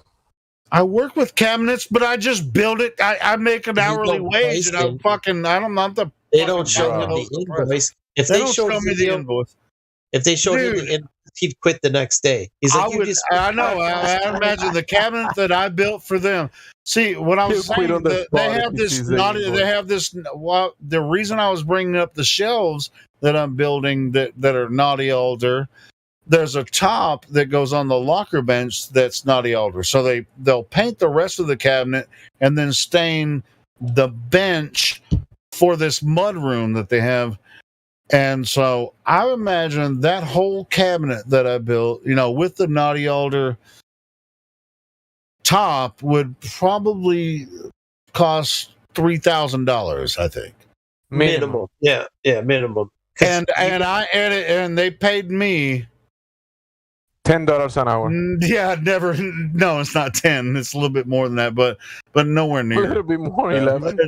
Yeah, right. But so the material. You have to also adjust for material costs, which, still. Yeah, I mean, I would say at least $3,000 for that cabinet. $500 for material. I'm getting fucked. I ain't lying. I'm getting fucked. You need to make. Whatever. Here's how you should make it. Whatever the material cost, say it's $500 of material, you should get $500 labor. At least when I was pricing jobs. I'm not working on my own. I'm working. I understand. The employee like you, like an hourly employee, always gets fucked. You always get way less than your worth. But that's sometimes all the jobs you can find. You can't. This is the first company I've ever worked for that I had to ask for a raise. Oh, really? You have to though with the fucking gas and inflation. If they ain't giving you raises, dude, fucking. Hey, Helio, you know what McDonald's pays? Seen a sign, 16 an hour. That's the same. That's the same. Pretty much. It's like so. A skilled carpenter should be making twice what a McDonald's employee makes. You should be making 32. Hey, you know At what? least around 30. You should make it 30. There's this building that's been like, I've seen a couple of people have like bought it and been trying to fuck around with shit, but somebody's getting pretty serious. There's a building that's like, I can walk to this motherfucker in 5 minutes, maybe even less than that, right down the street from my house. And I've been watching, what's going on in this building. And all the equipment I see outside, it looks like a fucking cabinet shop. I can just walk down the road to That's where you need to work, motherfucker. Yeah, I mean, and they're just now getting started. They started really working on it hard a couple weeks ago, and all the equipment they're working on, I'm like, when I drive by it, I'm like, that's a cabinet shop. I'm like, bro, I could just walk right down the road and go to work. So that's the best because you don't need a driver's license. You go there and fucking. So I'm gonna go. You know, I mean, they're still working on setting it up, and I hope they might not need employees, but if they do, you know, because they're just starting out. If they need an employee, or even if they don't, they probably would need someone like tell me. them, dude, I live right down the street. I got 20 years experience. Yeah, bro, I can walk over there in 5 minutes, man. It won't even. I don't think it would take me 5 minutes. You know what else, Elio? Even if they didn't hire you, if you could do side jobs there, like, oh yeah, the guy that you made that for, the guy you made his cabinet today, say, you know what? I do a little side work. If you ever need a cabinet, you know, your boss might not like that, but on the down low, like if you're doing it's just like I drive by it every day. It's like right before I turn on my road, it's right there. You know, man, I'm telling you, it's right on the street. You don't do installs, do you? You only manufacture? I mean, I know how to install, but I'd prefer not. They don't have you install ever? No, I don't. No. Because they don't want you to know. The installer makes 10 times more than you. No, I know how to do it, but I don't want to. No, but I'm just saying the guy that installs. You have to carry that shit in. That's. Well, he makes a lot more than you, is what I'm saying. He don't want you to know how much they make too. Well, that's not necessarily true because the installer knows how to install, but he doesn't know how to build the shit. So you should make the same. Well, you should make the same, but he's usually a sole proprietor and he's fucking making a lot of money. Whatever that, like I said, what that cabinet costs, he's charging the same to install it. Either way, doesn't matter. I'm just telling you, man. There's a brand new cabinet shop, like built like. It's not a city block. I live in the country, but this building right here, they're setting it up as a cabinet shop. I can tell just by the tools I see sitting outside. I'm like, that's cabinets. They're building cabinets. And it's right. I'm talking about just like right down the street. That's fucking nice, dude. That would save you a half-hour drive each day. Yep. Dude, shit. I wouldn't have to drive anywhere. You would save an hour of drive. Like you drive a half hour there and a half hour back, and then all the gas money, you'd be so much ahead.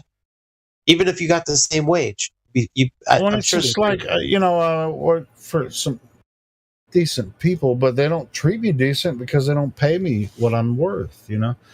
Right. But I'm not saying these. Even if this guy, I'm gonna, I'll ask him, of course, for more money if I were to, go to the guy down the street, right, and then you quit your job in a good way. You don't want to burn a bridge because if something happens to that shop down the street, if it closes up, then you got a second. You know, like, you know what?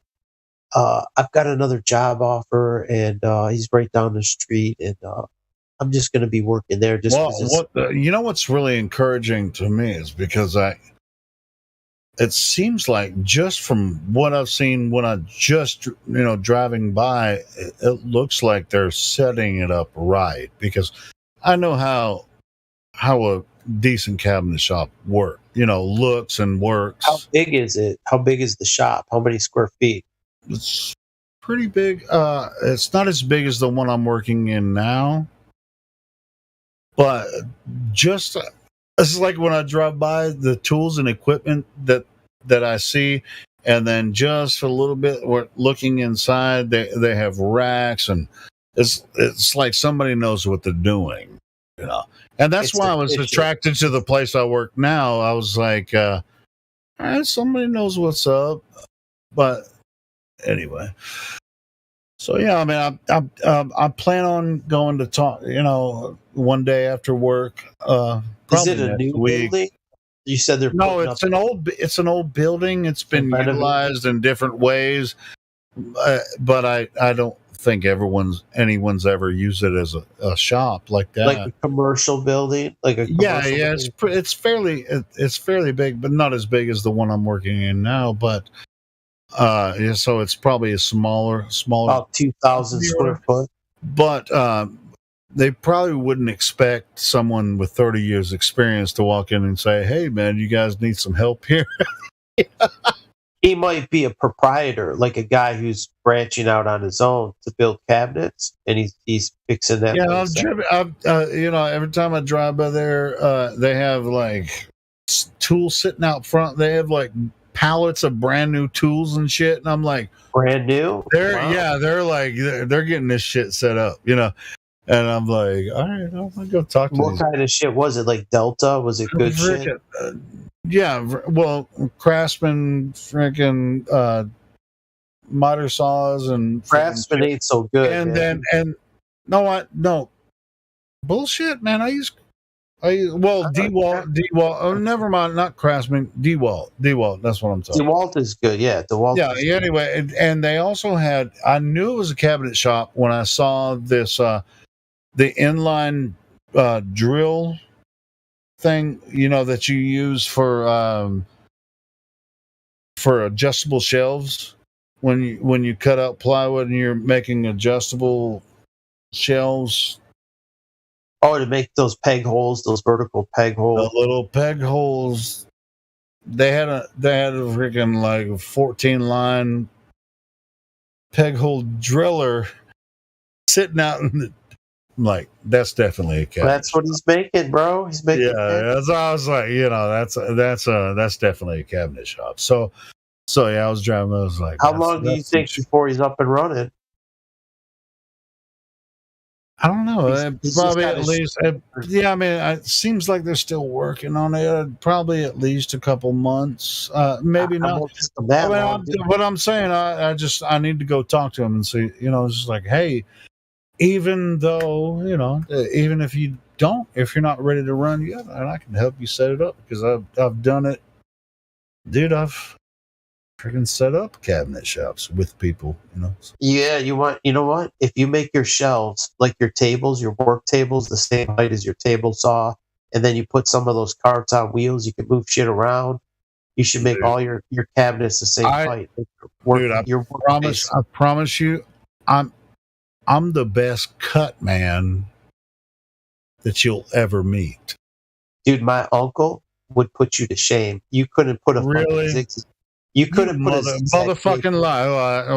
I'll challenge your uncle. We'll see. You couldn't fit a I'm zigzag. I'm the best cut man. No, dude. Did you hear what I said, or you cut it? I'm talking shit. His joints are so tight, dude. You couldn't fit a zigzag paper between his miters. That's how tight his miter joints. He's ripping miter joints. Miter what? I mean, beveled miter joints, dude. 45 miter joints. For doors? Ripped down a 1x6 pine doing covering the steel poles in the basement. The steel poles. He mitered the corners. You can't even see they're mitered. They're fucking seamless. He ripped them on an old Craftsman fucking cast iron top. A lot of times that has to do with material, though. So, well, he's got good fucking setup technique. He set the blade up just right. You don't set up your blade. You got to set your fence. You got to set. Just like the company I work for now, they don't really give me, the right shit.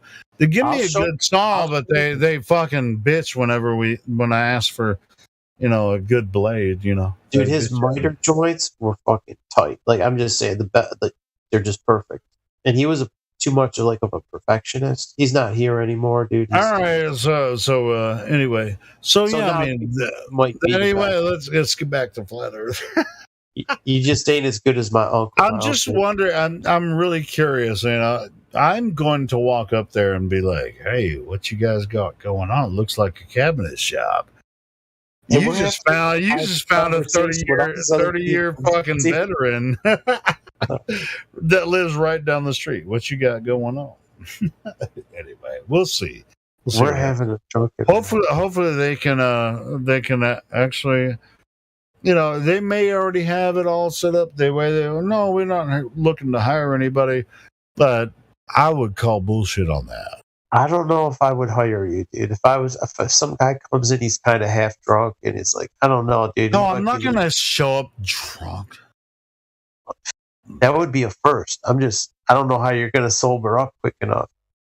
But if you're working, I get it. I'm just saying, you would be a liability if you cut a finger off in my shop. This guy's he had a few drinks and he cuts off his finger. Now I'm liable. Dude, I've been fucking high and drunk the whole time I've been using power tools for just saying, fucking 30 years, and I've never cut my fingers off. Well, it happens. Shit happens.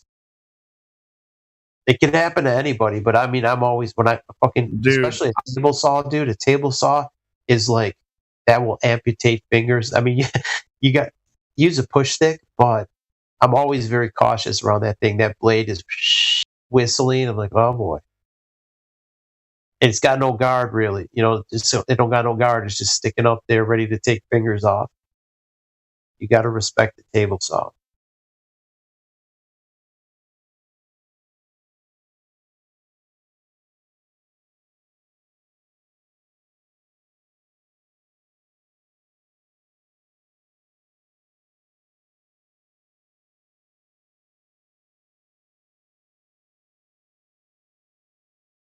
Anyone to hold on, yeah, and a table saw. I always, it's like, you want me to cut that for you because I don't feel like you're comfortable. Every single fucking time. Every single time. If they don't feel comfortable with the table saw, I'll be like, man, I'll do it for you. And I don't know how you're going to do whatever you do without using the table saw. I'll do it for you because that's the most dangerous instrument you're going to use in the cabinet shop. Oh, that's what I'm saying, dude. That'll rip your fingers It's off. like, dude, if you're scared, you're going to hurt yourself. You know what'll get you, dude? If that blade kicks back on you, if you don't have the kickback isn't the hurt part. The blade is cutting your finger off. No, I get the blade cutting your finger off too, but not setting it up properly. So if the fence is not square to the blade, you'll have binding and you'll. I know how to do all that shit. I got that set solid, man. I set mine up, dude. I'll cut a fucking gnat's ass, dude. It's so tight. Well, it's just like when you know what I hate? Training people that can't learn. But how do you square? You keep a speed square and you square your vertical and your. I use a speed square to make sure the blade is square to the table. And sure, I do that for the vertical and then to the fence. Yeah, from the front to the back. From the front tooth and the back tooth. It's pretty much all that you can do. You know, for the most part. And then when you're cutting, you can tell if there's a lot of binding shit on the back of the blade, a little feedback on the back of the blade when you're pushing something through. Then you know that you're. And then, do you use what? Are you talking about a small? Are you talking about a small table saw or a big table saw? I use a 10-inch table saw. Oh yeah, well I use like one of the. It's an industrial table saw. What I use, but it's still. This has to be perfect for me every time I use it. It has to be perfect. You got a nice delta, like a cast iron top delta. Well, it's I use at the shop I work in now. It's a Grizzly. Well, yeah, it's a high end. Okay. Yeah. And then I have two freaking 8-foot tables set behind the table saw, so I can rip 16-foot boards. Out table 16-foot. Yeah. I can run 16-foot boards on this fucking table saw, and you got to set up right, man. If you got that, yeah, it's set up right. That's what I'm saying. I know how to set it up right.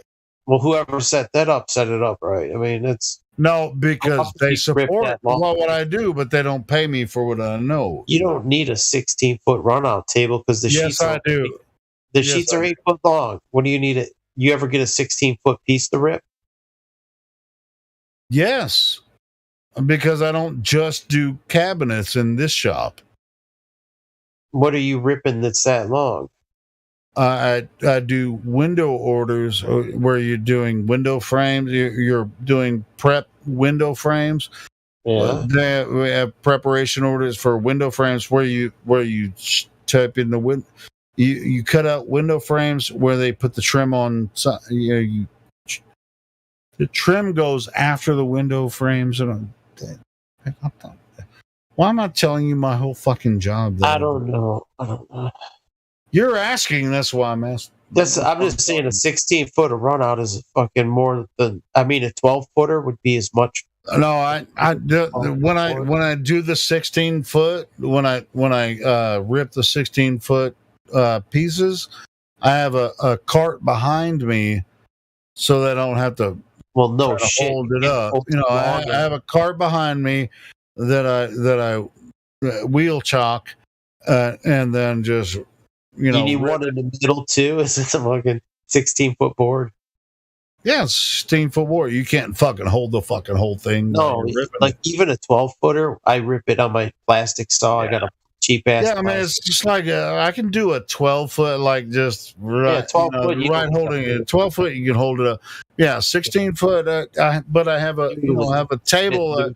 I have a cart that I put behind me, and I have a chocks under the wheels of this cart, and then I can do fucking 16 feet all day.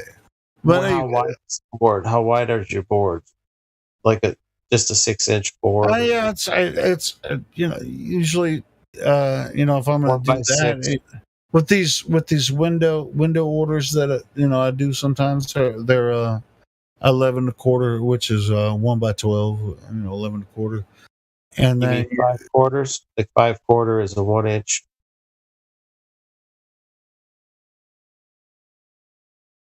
It's not 1 inch. It's actually like it's well, not. It's 5/4 deck boards. No, it's finger joint pine, which is actually a little under 3/4 of an inch, but you can call it an inch.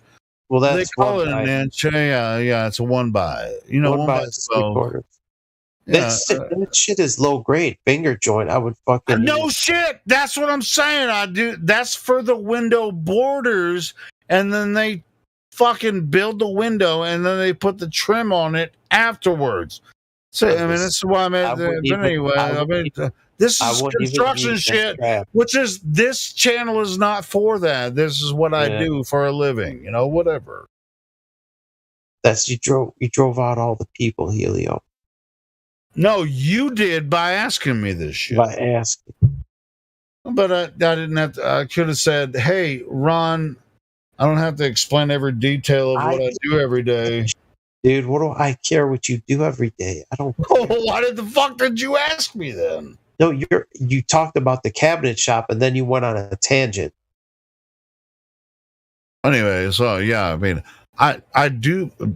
Actually, I'm kind of frustrated. I mean, I'm a cabinet guy, and I don't get I don't get to do a lot of cabinets at this place.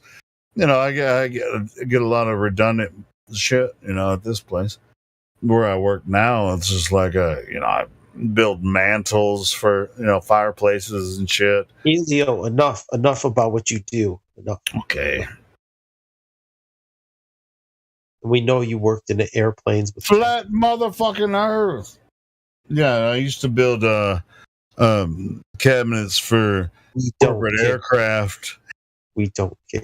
We don't care. Dude, I can tell you some shit about this corporate aircraft. We tar and feather him. You want to talk about what he does? You want to talk about the 3D modeling that went into the computers that I used to work on building those fucking shitty cabinets? I can talk about that shit all day. Jose? Fucking love you guys. Have you seen Jose? There's no one left. Everybody bailed. Everybody bailed, dude. The fucking combo was so. No, it was because you were talking about the welding. That's what ran everyone off. It was you talking about your fucking wood shop. I don't have your boss not paying you enough. People don't want to hear it. No, it was definitely your welding skills that really drove everybody.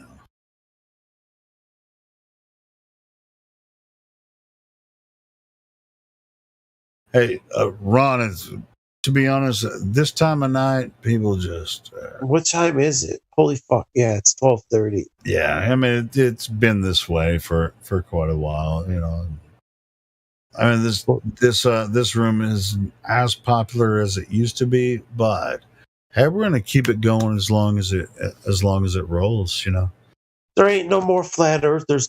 There ain't no more fucking globetards really like. Even these TikTokers are starting to get it. Like these younger people on their TikTok channels, they're like 20-year-olds. Hey, Ron, I opened the YouTube chat back up. You know, if you want to check it out, you can. We can start bitching at them. You know, it's just I don't even come to you. Listening. Like, I just fucking. I've been spending time studying the crypto charts, and I haven't had any luck. I'm still waiting and waiting. You know what it's like? It's like waiting for someone. Though. I mean, it's for a Friday night at well, it's midnight for you and 11 for me. I mean, it's kind of surprising. Wait, is it Friday already? Yeah, it's Friday night, man. I can't believe I thought it was ladies' night. Wait, no, it's Saturday morning now. Well, I'm just wondering. I mean, it's like, you know, for a Friday night. I mean, a lot of times there's a lot of people in here. Yeah, wasn't it supposed to be ladies' night, or was that earlier? Well, ladies' nights from 4 or 5, 5 o'clock in the afternoon. You know, it did happen, but it never goes this far. I need to get something to drink, man. What would you recommend? Maybe tomorrow night I'll get drunk. I'm gonna go pick something up. What would you recommend if I wanted? I don't want to get too shit-faced, but what would you recommend?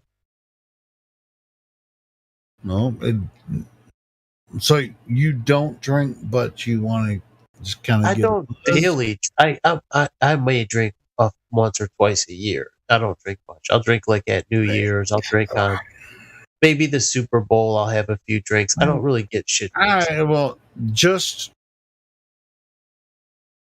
if you want to get a buzz and you're totally sober or whatever. Yeah, I don't want to. I'm going to tell you this, and a lot of people probably give me shit about this as a legendary drinker.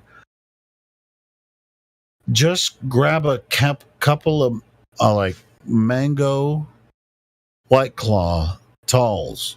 Just drink 2 of them. They're like $2.50, maybe $2.60 a piece. I don't know what it costs in Detroit. But just 2 of them, mango. It tastes pretty good, and they go down smooth. Mango White Claw. I had one. It was like a seltzer water. My brother. Yeah, that's what it is. It tastes pretty good. It goes down smooth. The mango, or the ruby red grapefruit.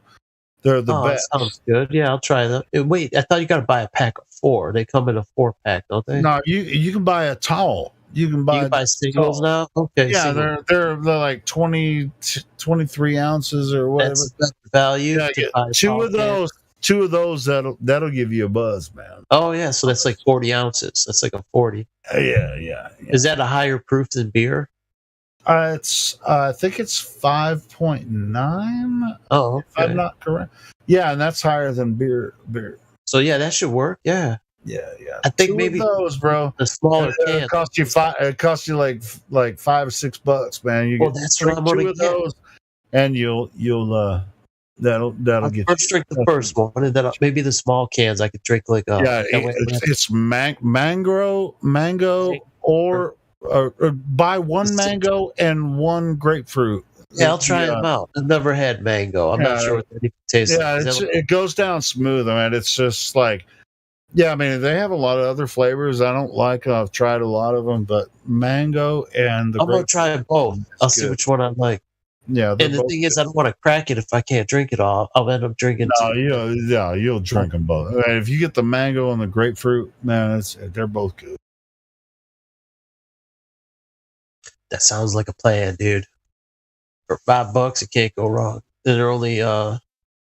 Yeah, it's. I think they're here. They're like $2.39 for 1 can, like the tall cans. No deposits. There's only a 10-cent deposit on the can. Okay, well, we don't have deposits here in Arkansas. Yeah, I'm not worried about a deposit, bro. I'm just trying to catch a buzz.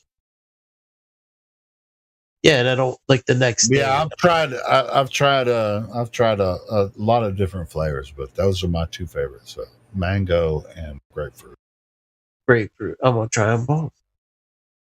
I remember back drinking. What was I drinking? This beer. There's a beer made in Michigan.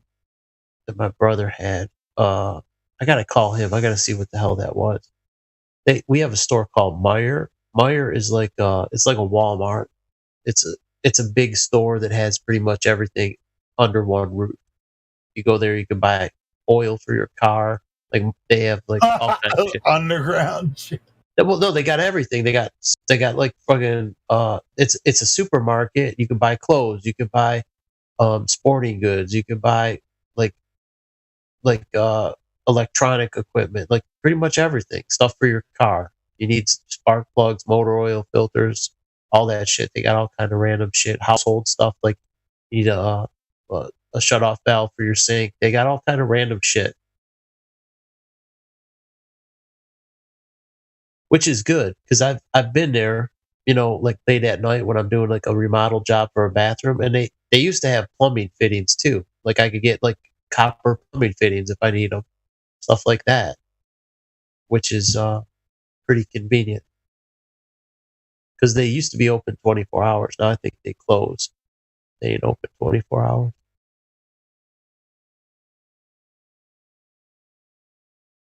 And I've done jobs like that.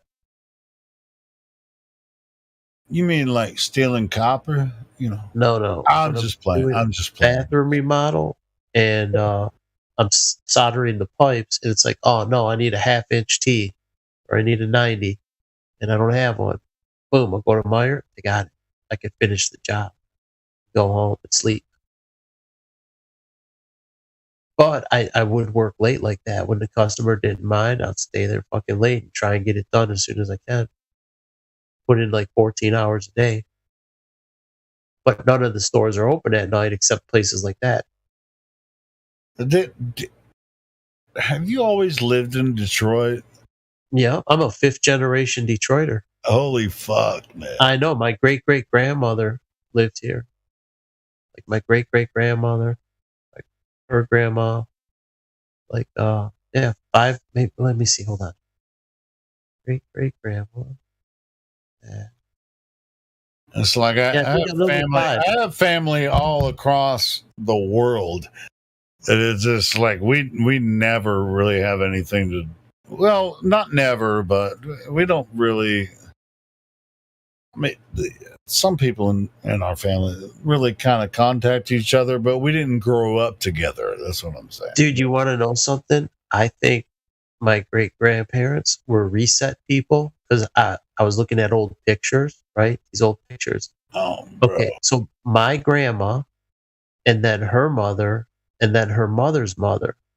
So my grandma's mother's mother was like the first one, and there's a picture of her, right? It's a black and white picture, and it was supposed to be like a license, you know, like a driver's license, but it had all these details, and like, wait, it was for selling flowers. You want to sell like flowers, right? Like roses or whatever, and she had to get a license back then, you know, 1900 or maybe even before that or something. Like, why would you need a license? People sell apples on the street. You don't need no fucking license. But it had a license it had a photo ID and all that shit. And you think back in that era, why would you need that back in that era, right? You wouldn't need nothing like that. So it seemed odd to me, like that when John Levy he did that thing. Hey, that Ron. Yeah. Can we go do on a private call because I want to say something. Yeah. Hold on. Let me disconnect real quick. But I also, I don't want the live stream to die. Let me, I'll worry about that later. It can be dead for a little bit. I'll just call you. Is that cool? You set up?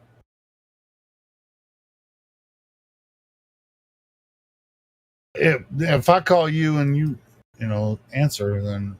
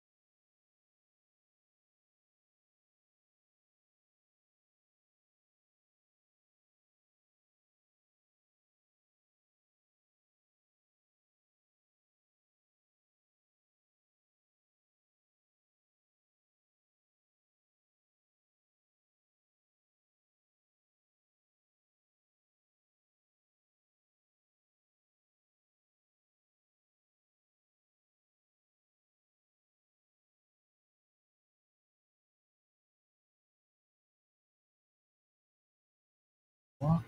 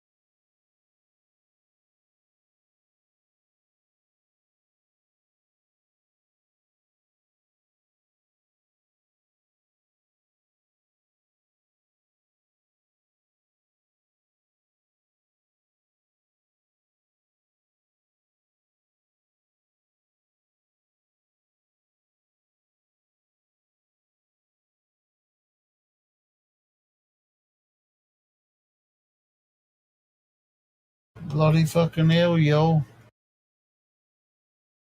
If you haven't heard it yet, I've played it a few times. Oh, son of a biscuit eater.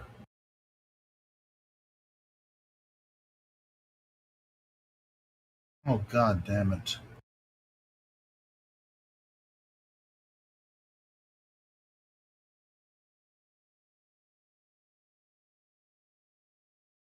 Work! Oh, god.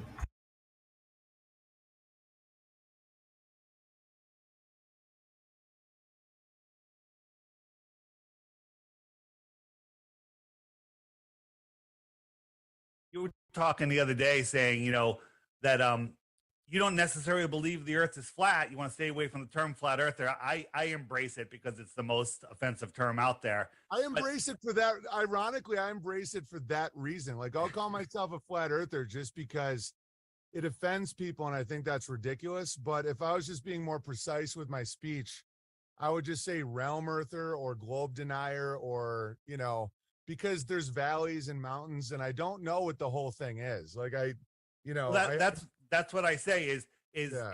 Globe denier is the best because we don't know what this is. And flat earth is not a description. It's a description of level and horizontal.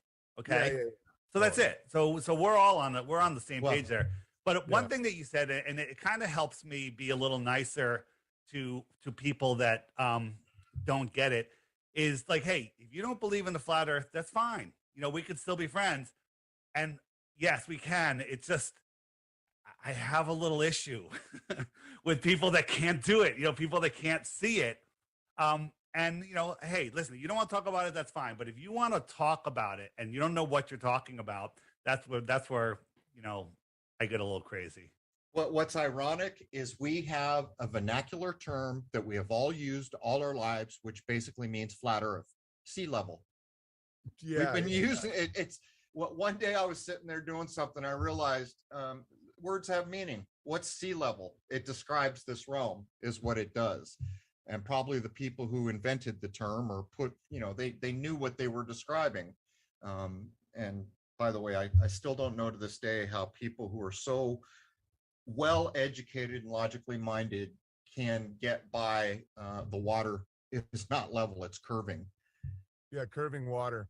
Yeah, and another thing is just how many flat earth maps there are at the UN and places like that. Yeah. I don't know if they're pokes in the eye or if it's like their inner knowing just trying to scream out subconsciously. I don't know because I don't always know. I'm starting to not think that these people are aware or conscious enough to be funny. I don't know, but who knows? Maybe they do just know. But they have like perfect flat earths everywhere in the UN. It's like they even have one that shows outer lands that looks kind of like the moon, and that's hanging on the wall at the United Nations. Wait a minute, hold on. We were looking for evidence that one that you saw is actually on the wall, and we just hear a claim. There's no proof that it's on the wall, but that's a new map. It was created on some YouTube channel, and we have no evidence that it's in the UN. The one that just came out recently, like in the last couple of weeks, right? Oh yeah, well, somebody told me that I trusted, so that's just So the UN logo is a flat Earth map. Absolutely, so that's why 100%. That's why I didn't feel weird. I felt like that checked out because literally the UN map is actually a flat Earth map with a ring around it. So that's why I'm like, oh yeah, with 33 divisions. Wouldn't it be ironic if that little map shows a third of our realm? Yeah. Well, the Prague map is clock. Yeah, that's an interesting map, or that clock in Prague. And I used to live in the Czech Republic. I don't remember the clock. I've looked at the clock, but I didn't look at it with knowing what I know now. Well, it's been redone. Dave, do you know all about the Prague clock? I do know about it. And I know that they changed the graphic behind it. Right. It was burned or refurbished more than once. But I think what I suspect is true, and this is my gut and a little bit of research, but not enough to call it a fact. It's not a fact. I suspect that Game of Thrones dealt with what the Prague clock is showing us when they kept saying, hey man, winter is coming. We don't know when it's going to get here and we don't know how long it's been. There was one winter that was hundreds of years long, and our ancestors say there was a winter that was thousands of years long. Yeah. So what the Prague clock does is in the small center offset circle where the hands of the clock came out is the realm we know. What I suspect is that is the path of the spiraling sun of moon as it goes through the larger realm, which is the larger circle, which would mean if there's only one sun and moon, that as it moves, whatever's left behind freezes and regenerates as it thaws other places as it goes around. But just the lunar information that was built into the original clock shows how much further along in natural law they were than we are now.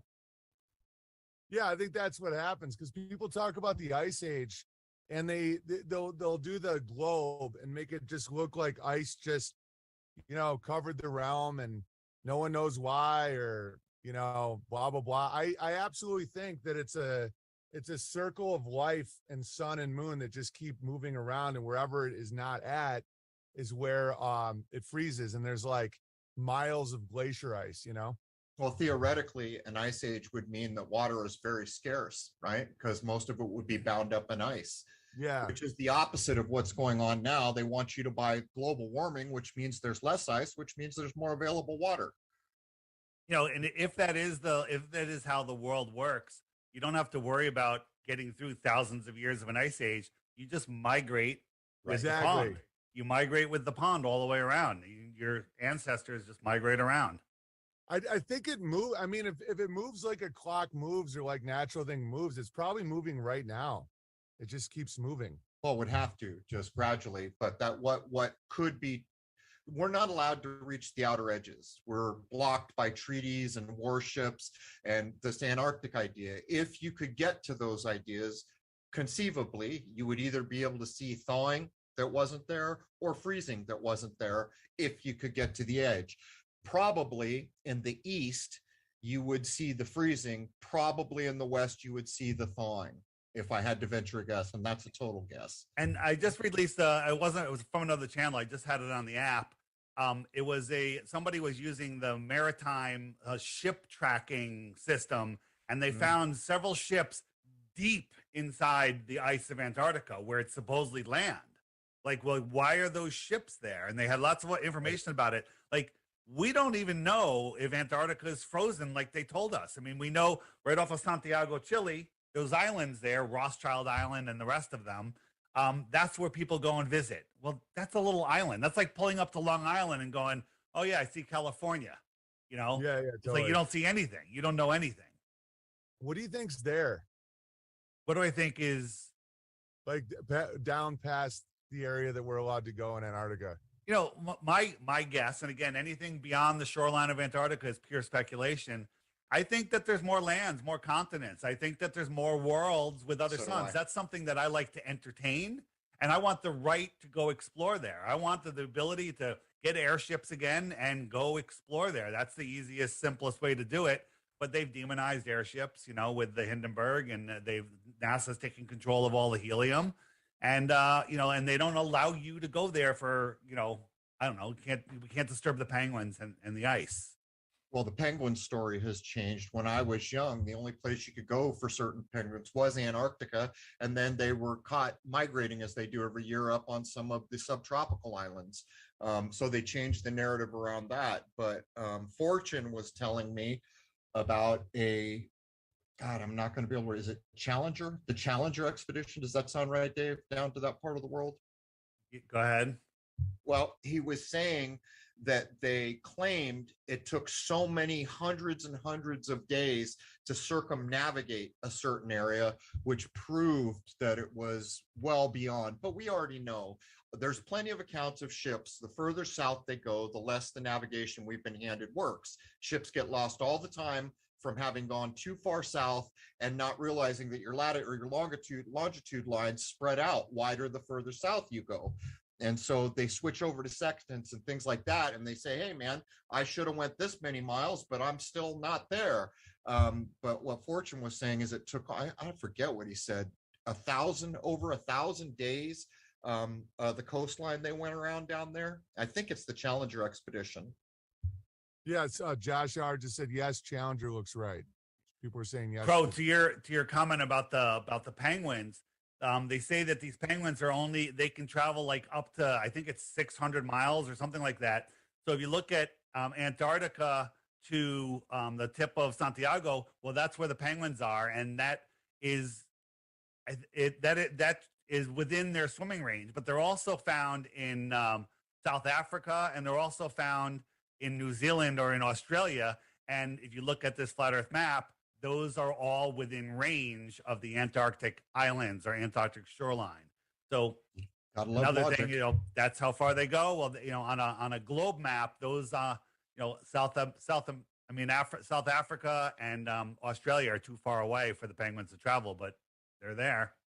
So the real problem is the idea of what's around us. And what I suspect is true is that Antarctica is ice and hard to get into. We know the weather gets worse, and at least in parts of the year, the further south you go, which makes it difficult. But if the Prague clock supposition is correct, then what that means is that the outer rim in any direction should be frozen because the sun is not heating it.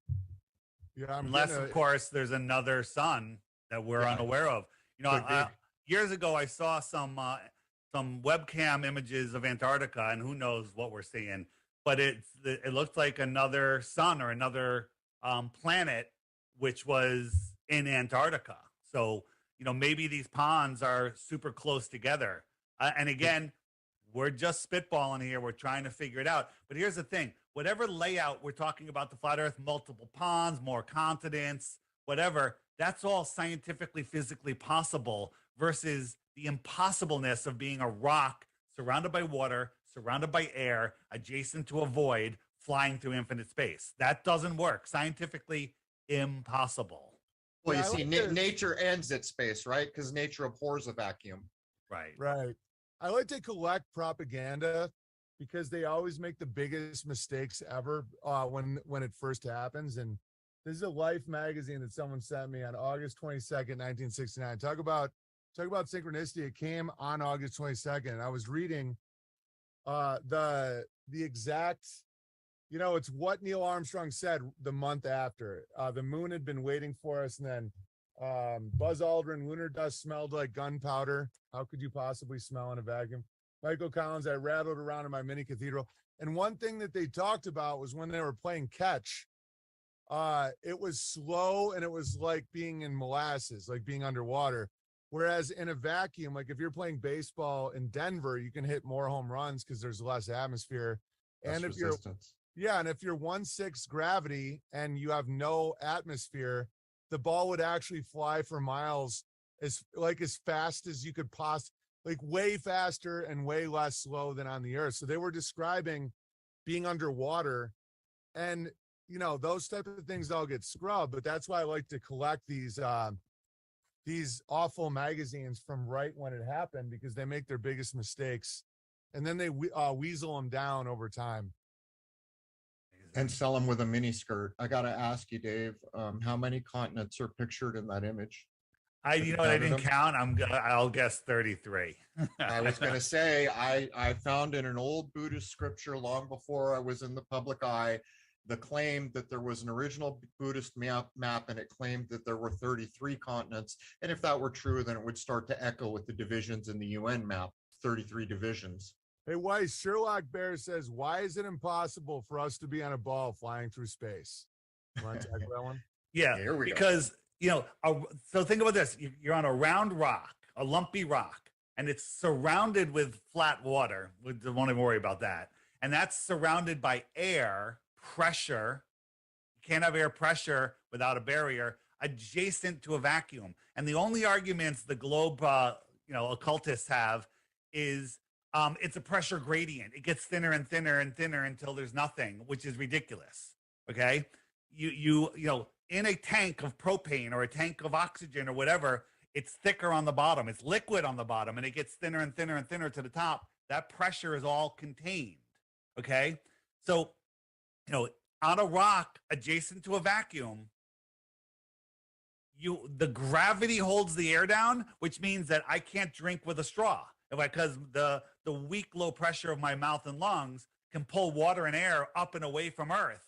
But the Tor 17 vacuum of space, which we can't even recreate here, can't pull the air away because gravity is holding it down. That's retarded. Sorry. Yeah, it's the more you look at it, the more retarded it is. Gravity, just to be clear, gravity is a theory based on a theory that has never been proven. And I made up a law for myself, which is about theories. You can see that if you're interested with the work I've done.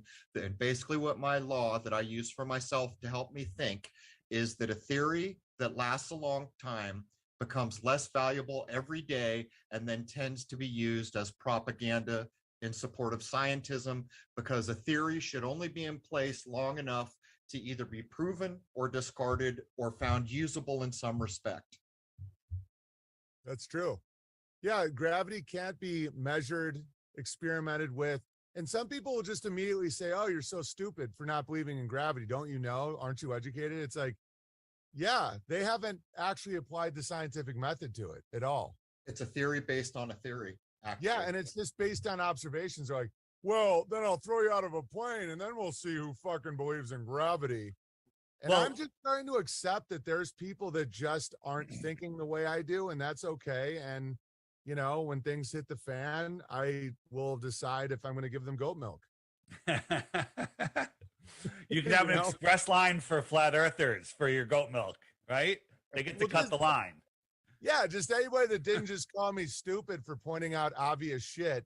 Those are the people that are going to be at the back of the goat milk line. Hey, greatest of all time milk. When they make fun of flat earthers for not believing in gravity, gravity is a theory. You know, the high priest of scientism, Neil deGrasse Tyson, says he doesn't know what it is. They have to make up 96% of it, saying it's dark matter, dark energy, right?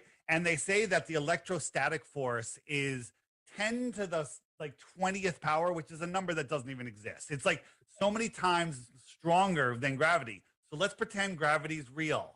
I drop something, okay? Right? It goes down because of buoyancy and density, but the thing that's telling me it's down, is it the weak force of gravity, or is it the proven stronger force of electrostatics, right? I mean, yeah. And we can prove these things. You know, with you know, MIT came out with an airplane that is just doesn't have any moving parts. It just uses electrostatics. Now, is this thing defying gravity, or is it just using the electrostatic force, which is way stronger than gravity? Claiming that gravity made Neil's microphone drop to the ground is complete and total delusional. Well, I mean, I used to be in the religion of science without realizing it because I didn't know it was a religion. Did you know that I had a physics? You should go back and re-listen to this stuff. It was called Surely You're Joking, and it was a physics podcast at Caltech with you know, nuclear physicist PhDs, and I interviewed the guy who did the quote unquote Mars lander and all this stuff, and I had the biggest epiphany. And I believed all these guys. I interviewed Kip Thorne and all these guys that are getting Nobel Prizes for gravitational wave theory and all this. And I was more like the funny Paul Abdul character in the interview. Not Paul Abdul at the time. I was the one that was just making the lighthearted joke about it, and they were getting into the nitty gritty. But looking back, I'm more intelligent than they are because they don't apply science to anything they're saying.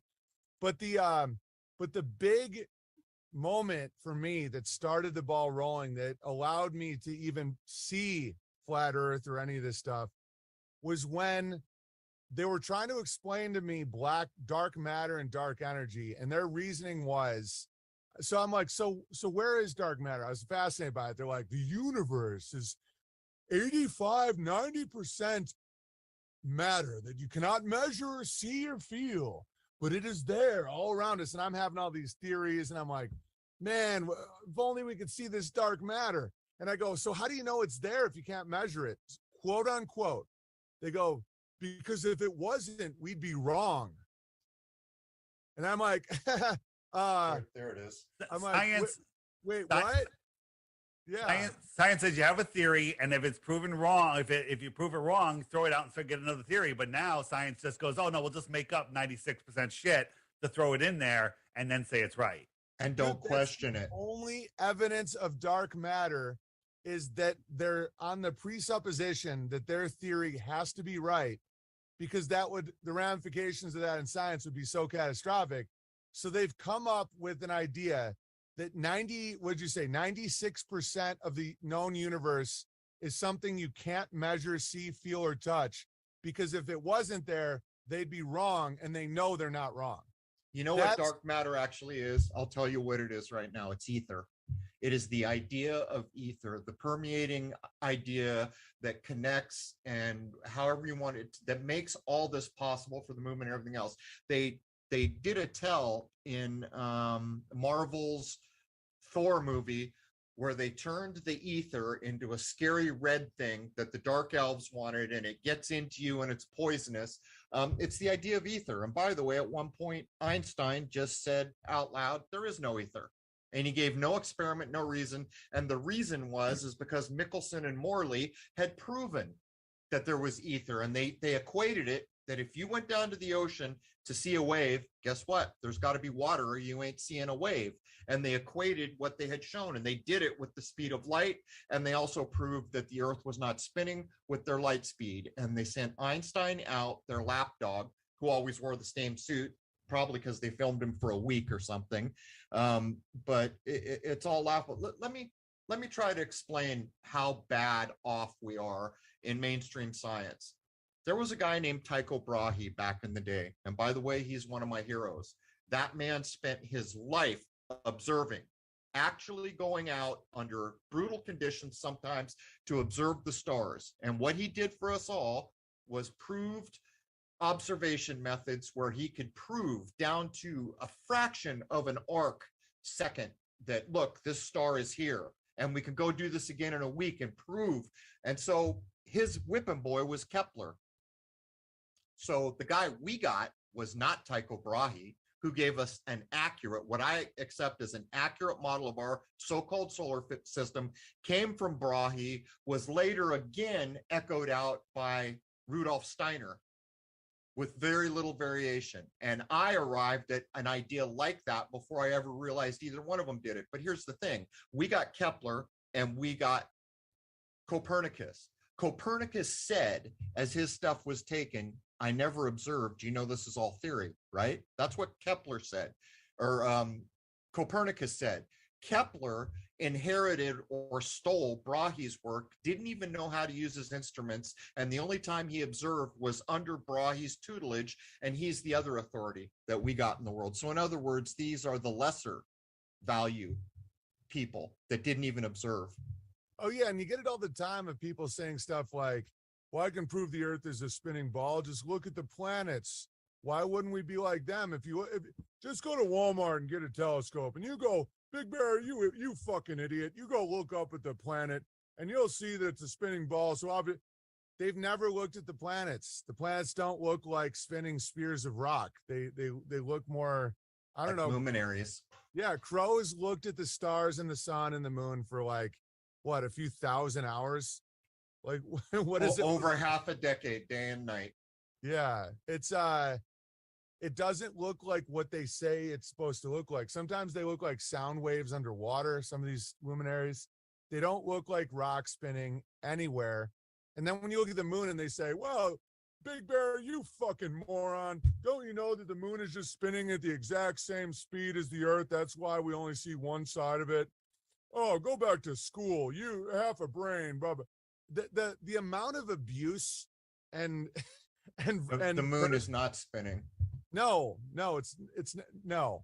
The amount of abuse and personal attacks, people feel completely comfortable laying at somebody that doesn't believe something that's absolutely stupid is mind-blowing. And I'm not looking for kid gloves or victim consciousness, but it's just something that people should think about, that me and Crow and Weiss and people like that are actually accurate. I'm sure there's things that we're a little wrong about or we're speculating or whatever, but what we're talking about is accurate. And look at how people treat people that talk that way. And you know what? I got to a point where I'm like, I don't want to go to your fucking Thanksgiving anymore. I don't care what you think of me. And those people are all now popping pills and sitting in their little apartment waiting for the Agenda 21 angels to take them away. And that's what they get. It's like, and it didn't come out of nowhere. Like, there's no victims, only volunteers. Like, they have been abusive to people and condescending and mean spirited. And, you know, I'm to the point where I'm like, fuck them.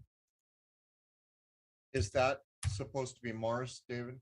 That's Mars. It might be a little out of focus, but it's definitely not, you know, a dusty, dirty ball. So if Mars was what they told us, right? And we've seen the pictures from the rover, which are nonsense. It's a desert. It's a non-reflective desert. Now, if you're on Mars, you're farther away from the sun. So our sun from Mars is smaller than our sun. You have to imagine that smaller sun is lighting up Mars. That non-reflective surface is reflecting that light back to Earth. And we see it as bright as stars in the sky. No, Nonsense. We see it with Pluto. Yeah. So let me tackle what you're showing there. You're actually, it's providing that is Mars, which the color is right. I thought it might be Antares, the heart of the scorpion, but Mars is slightly out of focus. And I filmed this way on purpose to show the cymatic energy pattern emanating. That is not a rock, but here's the strange thing about Mars. If you want to accept the mainstream, they're going to tell you it's 93 million miles or whatever they'll tell you. I don't know how far Mars is. It's not nearly as far as supposedly 500 million miles of Jupiter. Any given day of the week when Jupiter is high off the horizon, I can get a perfect focus or damn near perfect, depending on the seeing. I can see the red dot. I can see the little so-called moons. But with Mars, which is a hell of a lot closer, according to them, you can almost never get a good focus. So how can that be? This thing that is much closer to me by their measuring, you can never quite get that beautiful focus. Now, I do have pictures. Now, here's another thing. What you're showing there, David, there is a guy down in South America who filmed Jupiter night after night after night. And it's not that detail, but it shows similar gaseous activity. But again, if you take it slightly out of focus, you will see that there's a cymatic energy pattern that almost exactly resembles something underwater. Just to be clear. And Cucumber just asked for, you can super chat questions at entropystream.live/app/Owen Benjamin Comedy. And Cod, hit me with any relevant super chats or questions. Thank you. Let me, you know what, I'll send you guys a link. I'll show you my old Mars footage, which is one of the best focuses that I was ever able to get. While you're pulling that up, you know, the people that get so triggered that don't know their own model, because if they knew it as well as we knew it, the heliocentric model, they would be flat earthers. They'd be anti-globers because the model's so stupid. But they call us science deniers when we're the ones that are using science, right? They tell us Polaris is 433 light years away, right? If you compared it to the sun size, at a light week away, you could not see it. Scientifically impossible to see it, excluding the brightness issue, just the angular size. And that's a light week, 433 light years. The difference of that is unfathomable. And it's ridiculous to consider that your eyes can see something that far away in the first place. Right. And light doesn't travel forever. All right. Gain its brightness. It spreads out. Here it is. And it gets thin. You sharing Let me screen? send this to, no, I'm going to send it to you guys. Send it to Weiss, because Weiss is better at tech stuff than me. I don't. There you go. It's in the chat. All right. Now, what you're going to see here is guaranteed. I cross my heart and swear to God, this is authentic footage of Mars shot by me, and I'll talk you through what's there. Want me to just share the screen? If you could put up the video, however you want to do it. Oh, is it better if you share it? Because I'm not sure how you're sharing it on your screen. I'll figure this out. How do I? Is there a chat? I'm super. If you go on the bottom of the Zoom panel that says share screen, and then select the window that you opened that up in. Hello, all. Welcome. Okay, so you want me to turn the volume off it? Sure. Okay, let me add this right now, and then we will We will just keep on. This is how you know things. You go out and you use your God-given abilities to observe. That's how the only way we can know things for sure. All right, I'm hitting play right now. Mars, the moon, and a special thank you to UFO Planet. All right, But you have to hit share screen on Zoom. Share screen on Zoom. Down the bottom in the middle where all the icons are. Screen. Share screen. App, whiteboard, mute, stop video, security, participants, chat. Share screen, got it. Okay, so let's share the screen. I'm just gonna click this and then select the the window. Wow, I'm really learning a lot today. So look at that. Okay, so what you're going to do is just click forward a little bit on the timeline, and we're not going to look at the end of this. It's an ode to a place where, when I shot this, I was still questioning whether aliens exist. This is just there. There's Mars right there. Was that the moon there? That's the moon shot through my telescope. Okay. And actually go down and make the video resolution 720 or 1080 on YouTube. HD. See where it says HD? Now click that. 720. No, 1080. Yeah, that's you fine. had it. It was on 1080. Okay, so click up till you see the little dot that's Mars in the timeline. All right, so we'll go to here. Right there. Yep. So this is typically how you see Mars on any given night when the seeing isn't beautiful and perfect, but what you notice is there's a little reddish hue on top and a little bluish hue on the bottom. Now now you see the little white, that is the so-called polar cap. Science will tell you that's the polar cap, but you can also see a dark region. But here's the problem. If I compared Jupiter or Saturn on any given night, it would make this focus and this resolution look like crap. Mars is an odd duck. But wait a minute, Crow, maybe your scope isn't as good as Copernicus's was, because he saw incredible detail with his hand-polished glass telescope. Well, it's hard to know exactly what he was using, but my point being, okay, so there is, I believe we're still on Mars. That is without any eyepiece. That's just the resolution of my scope with a camera on it. And what I'm showing you here is I'm not tracking. See how the planet is moving in the sky? That's because my scope is not tracking it. My scope is pointed in one direction. You are looking at the movement of that luminary. Click forward a little bit, Owen. I don't know if there's anything more here. All right, let's go forward. No, that's it. You can dump it. I don't think there's anything more worth looking. There might have been a lunar wave in the beginning up there. I'm not sure if that was an old lunar wave footage. Let's unshare the screen. We're going to figure this out. You are sharing screen, unshare screen. This is a good time. So if I go here and we say, how do I not share the screen? You at the very top, there should be an unshare button. Stop sharing. There you go. Stop sharing. You're back.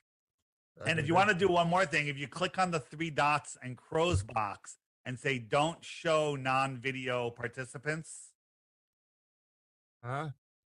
If you click the three dots in the corner of Crow's screen, right next to the mute button.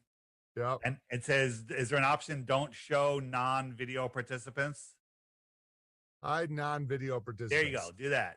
It'll give you guys more screen. That way we don't have a blank Crow screen. All right. Everybody's having a good time. Just jumping back to the maps. I'm not saying this is a real map. I'm saying this is a possibility that, we live here and there's other little pieces of the plane, a planete, if you will, a piece of the plane, right? These could be the other planetes. Perfect. Fortune pointed out that planet used to mean small plane. Yeah. I figured that out too, because when you think about French, like baguette and anything with et is a small of whatever you're saying. Yeah, so we want the right to go explore. Which we were born with, so our rights are being violated. Yeah, what's your let's talk predictions for what's coming. What do you guys think? Weiss, how's New York?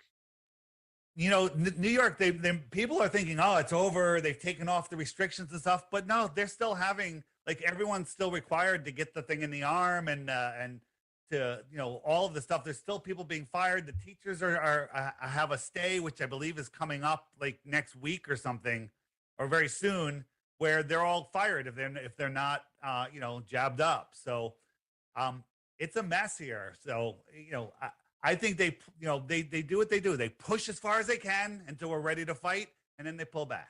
They wait, they get everyone used to it, and they push. I mean, think of where we are now. If 2-3 years ago I said we're going to be at this place, and people would be like, no friggin' way, no one will allow that to happen. Push, hold, wait. Push, hold, wait. Right? And that's what they're doing. So prediction, I think that nothing is set in stone. And if people like you keep doing what you're doing, and people keep waking up, and people keep, what I say is, unplugging from the heliocentric matrix, right? Unplug from the system of government, then they just dissolve. We just need enough people to say no, not even violently, just like, no, I'm out. Look what you're doing. Look what many of us are doing. And if we do that, that makes a difference. So, people that say, there's so much crap going on in the world, why are you focusing on flat Earth? Because everything winds back to where your feet are planted. If you don't know where your feet are planted, you can be manipulated. You can be pushed and spun around in space, and you could be turned around, and you could be lied to about anything. That's why I think this is the most important topic of our time. Yeah, and I think it's important also because it's a brainwashing tactic of giving over your free will to an authority, because people can say whatever they want. It does not look like you're on a spinning ball. There's no evidence with your eyes, your hands, or ears, or anything that you're on a spinning ball. So to accept that worldview means that you're putting another entity above yourself when it comes to discernment. And once you do that, then they got you. And so that's why it is important. I wouldn't have been ostracized and called insane and stupid and crazy by people that I don't even respect anymore.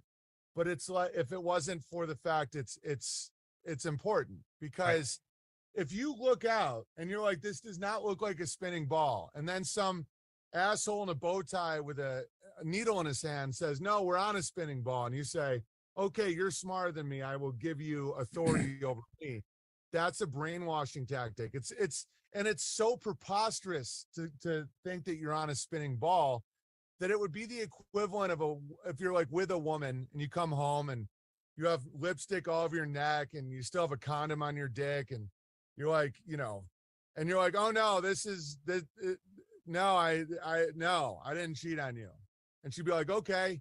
Like, if she gave up all her discernment, where it's like, you could come home with a receipt to a whorehouse in your pocket, and you're like, oh no, that's a new restaurant. And she calls and it's like a whorehouse. And you're like, the numbers must have changed. And she's like, okay, that's literally how fucked up NASA is. That's not even an exaggeration. It's like, oh yeah, we didn't go to the moon. We destroyed the technology because we had to tape over the videotapes, and we're going every 4 years, but we never do. And Elon Musk is going to the Mars, and just shut up, And so if someone takes that deal, then it is a form of mental slavery. And here's the craziest thing is, if you're still like into the globe and all that, it doesn't even matter if it's a globe or not. You have a right to decide. Like, you don't have to put your authority into people that are actively trying to kill and sterilize you. At this point, you at least should have some reprehension for science, like some modicum of like, you sure? They just told you to inject graphene into a little kid's arm for cold and flu season. Like, if at this point you're not willing to pull back some authority, you're going to have a rough ride. And so that's why it matters. And so when people are like, you fucking idiot, like, the abuse is crazy how people, because they say that I can be hard on people, or I can make fun of people and all that. Not on the level that the average person thinks they can do to anybody who calls himself a flat earther. It's nuts, and it's not deserved. And I find it, if you really think about how abusive people are, It's nuts. But they're only going to bite themselves in the ass because they're giving away authority to depopulationists. It's crazy. There's what I call anti-flat earthers out there. These are the people that, whether they're paid or not, or just possessed, who knows, that are out there literally fighting for our enslavement, fighting for, just to protect their globe. Then there's other people that are just brainwashed from birth. I was brainwashed from birth. You were brainwashed from birth. And those are people that just haven't had the courage to go look and have allowed other people like the anti-flat earthers to divert them. I have allowed Google results when searching flat earth to divert their attention. Nor are they brave enough to go against something that is unacceptable. In other words, they would rather go with what they know the mainstream will accept than fight for something that might be true. Absolutely. And they're only screwing themselves. Denmark Bear just said, who's a doctor in Denmark, just said 2 heart attacks in 2 days in my shop. Oh, like people are dropping dead right now. You asked for a prediction. I'm going to look in what I do in life. I have now, and I know Owen has this too. I've met people that I never would have met in my walk of life. The train wreck has already happened. In my view, we're waiting for the body count. It's going to happen in slow motion. Very soon, you're going to see digital currency come. When digital currency is implemented and the main form, we will have lost more freedom than the entirety of any time that I'm aware of. What's going to go on beyond that was proven by Papa Bush when they put him on network news splicing, I don't know, corn genes or something. Then they took what Monsanto, I think it was Monsanto, had done to the Supreme Court, who told them, yes, you have a patented product that modified the genes. You can now claim ownership of the thing you have modified. That is no different than what they have claimed the shot does. By the way, from people who are in the know, you can be scanned and they will know instantly whether you have had the shot. The movie that I think blows their dream into your face the hardest was one by small Peter Dinklage, I Think We're Alone Now, which ironically, I was telling Fortune this, and he says, Young Crow, it was not Tiffany who wrote that song. And I said, well, who wrote it, Fortune? He said it was back in the 50s, I believe, by a band called the Zodiacs. And I was like, oh, just go figure. But it shows, and there's a day and a time given in that movie, which ring weird for me. I think it's a Tuesday at 3 p.m. for some reason. But that's where I think we're headed. But this is not written in stone. If everybody began to stand up and grab a little bit of their adult authority back, this whole thing could collapse overnight. They're never going to quit trying, though. We know that much is true. Yeah, the beauty is I think that multiple things can happen simultaneously, where as that happens, other people can reject it. Because I know there are people that want that, and they'll do anything to get it. And so that's why I know it will happen. Like the digital currency and the endless shots and the claims on the genetics and all that, because a lot of people want to be slaves. And Kanye West said this publicly, and then they conveniently reprogrammed him. He said slavery is a choice. And of course, all the victim consciousness people were like, how dare you, chains, 400 years, blah, blah, blah. And he's like, it's a choice. And a lot of people do not want to admit that they want to be slaves because it alleviates them from thought, from responsibility, from anything. Stockholm syndrome. Yeah, I used to do a bit where I'm like, being a cult would be great. I never have to think about what to wear. It's every day. It's just the same robe. It's the robe, and that's true. And that's a lot of these people are in a form of cult. And then there's going to be people that don't want to be slaves and they choose not to be slaves, and they won't be a part of it. And that's why the more people we can, it's not even just about waking people up, because if people wake up to nothing, that can just be super depressing. And then they're just almost like, they're aware of their slavery and they're just like sad. But if you form communities and you actually build stuff together, then there's no limits. You can have within America, you can have the population of France not participating in the hell, and you can use the digital currency if you want to or not, kind of like your birth certificate. It can be a tool versus an enslavement thing. And you can use silver and you can barter and you can just reject that. I predict an entire industry will emerge of people that are willing to take the vaccine and buy and sell for other people. You know, I think that I had never thought about that. That's a good one. Oh yeah, if there's a will, there's a way. We are in a free will realm. So, because there was a story, this one gypsy who got like 100 vaccines because he kept going in with different IDs and getting people their vaccine cards. Oh man! And this fucking gypsy is just still doing it. And I'm like, oh, there's a whole industry for that. There would be like Uber Eats or something for people that don't want to take the chip. And so then they're like, yeah, I'll do it. And then they just, because I got buddies that just don't care. They're like, yeah, give me a shot. Give me 20%. I'll do it. And so I see a lot of things emerging. And so, but yeah, I mean, do you guys think that Deagle report is going to be anywhere near accurate about all the death?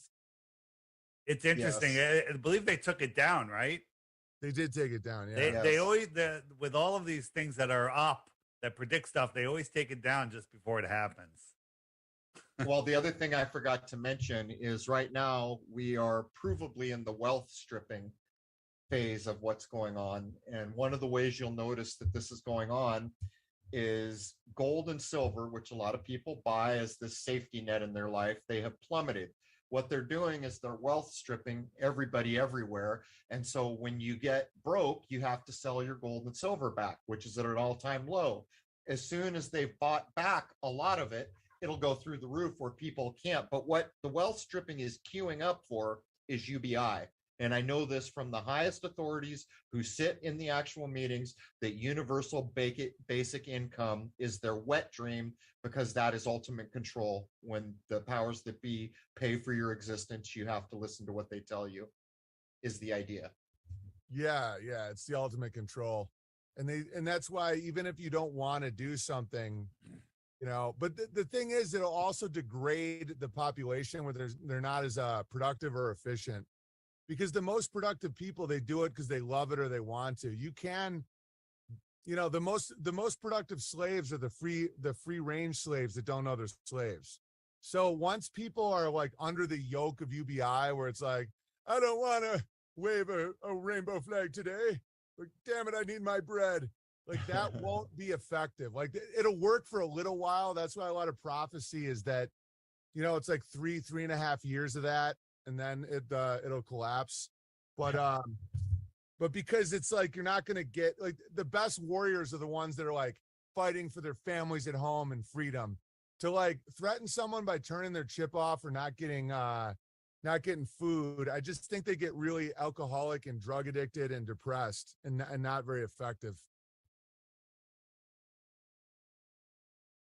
You know, Owen, you were a huge step for me. You know, I grew up in Fairfield County, you know, college, corporate America, started my own company, and I had everything that we're supposed to do, the American dream. I was doing it all, and something is telling me to pull away from this. And I was talking to you, and you're like, just do it.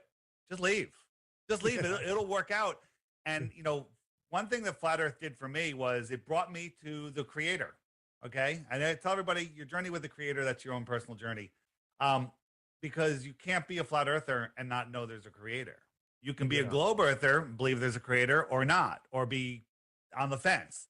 But, you know, it's the greatest thing that ever happened to me. I mean, I left everything behind, all materialism, everything. I just well too. Some people that leave everything, they're like, I left my job at Denny's.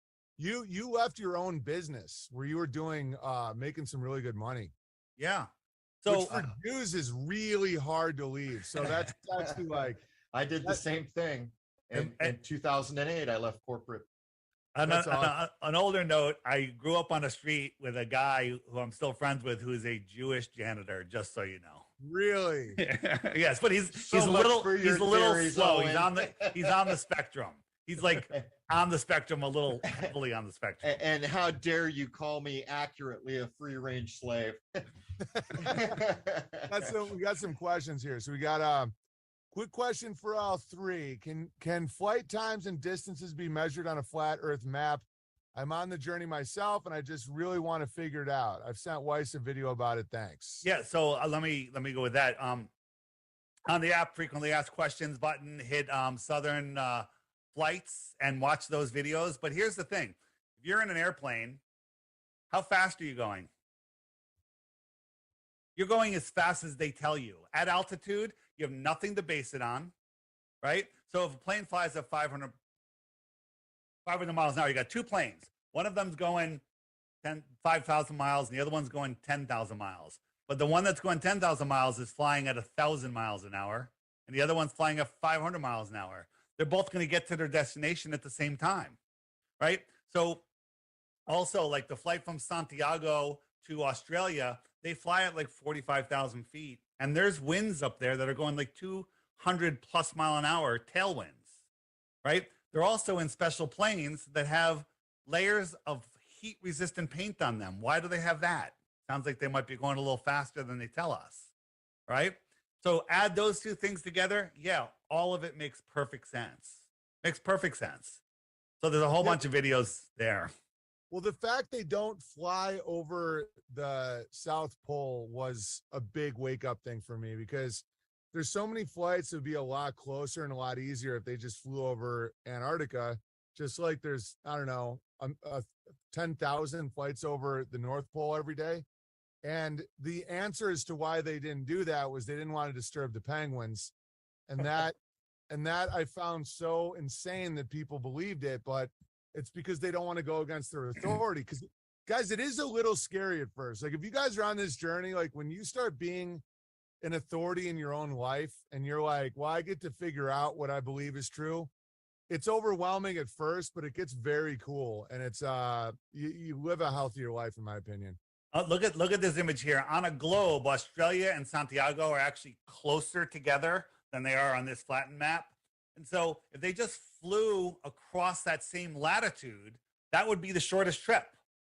But instead, they go all the way up and all the way down. And if they want to go to Western Australia, they go all the way up, all the way over to China, right?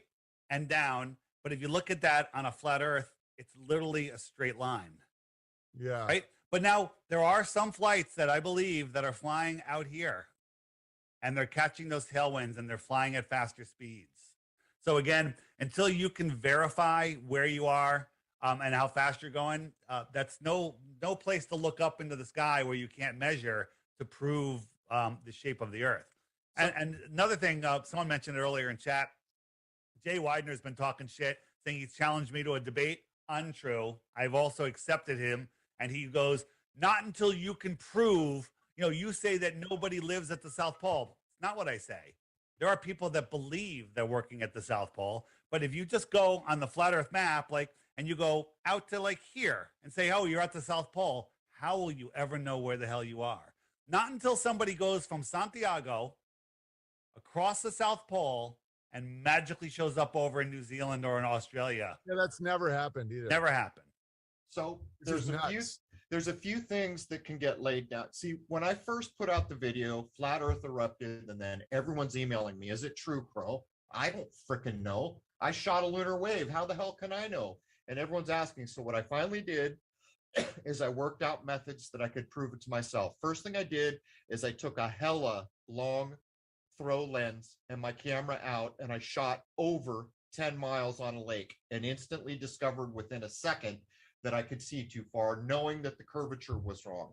Then I began to seriously look into it. Now I'm going to tell you two things.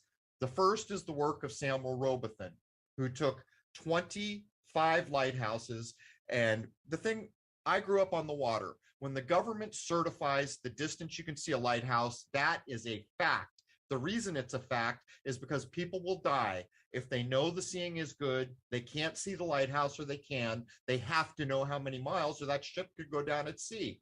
So what he did was he took the government certified distances for lighthouse, and he proved you could see too far. The government sends a guy to debunk Robotham, and he honestly goes in thinking Robotham's a crank, and he thinks he did his math wrong. The first thing he discovers, and he announces there's absolutely nothing wrong with the math. The second thing is a response, because it's all he could come up with. And he said, Robotham clearly cherry-picked the lighthouses. You have been told the truth in that statement, because if there is one damn lighthouse that you can see too far, the curvature model doesn't work. He found 25. But if you want to claim back the God-given abilities that you were granted by the Creator, clear your mind, shut your eyes, have a cup of tea, go outside, close your eyes, and imagine everything you've been told about the globe is true. You're spinning on a globe, that's spinning around the sun, that's spinning around a guy. Imagine it all and do it for about 5 minutes, then stop. Go inside, live your life for an hour or two, then sit down, clear your mind, have a cup of tea, go outside, close your eyes, and imagine you are stationary and solid as a foundational rock. And if you have done what I did, your life will change from that moment. Will be the first time in your life you have ever made a decision about life from a stationary position, because you've been on the spin cycle. When you do that, when you actually, imagine all of the spiraling, and you literally feel nauseous, then clear your head, go out and imagine yourself on a solid foundation, not moving. As soon as you do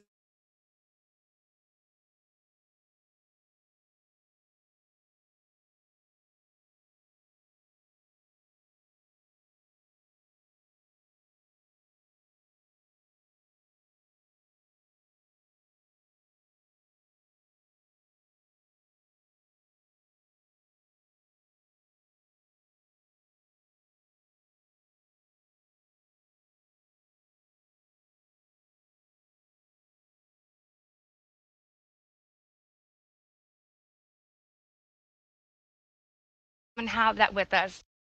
We are here to having this ladies' night because we don't have enough women out here speaking truth, and we want you guys to be involved with us.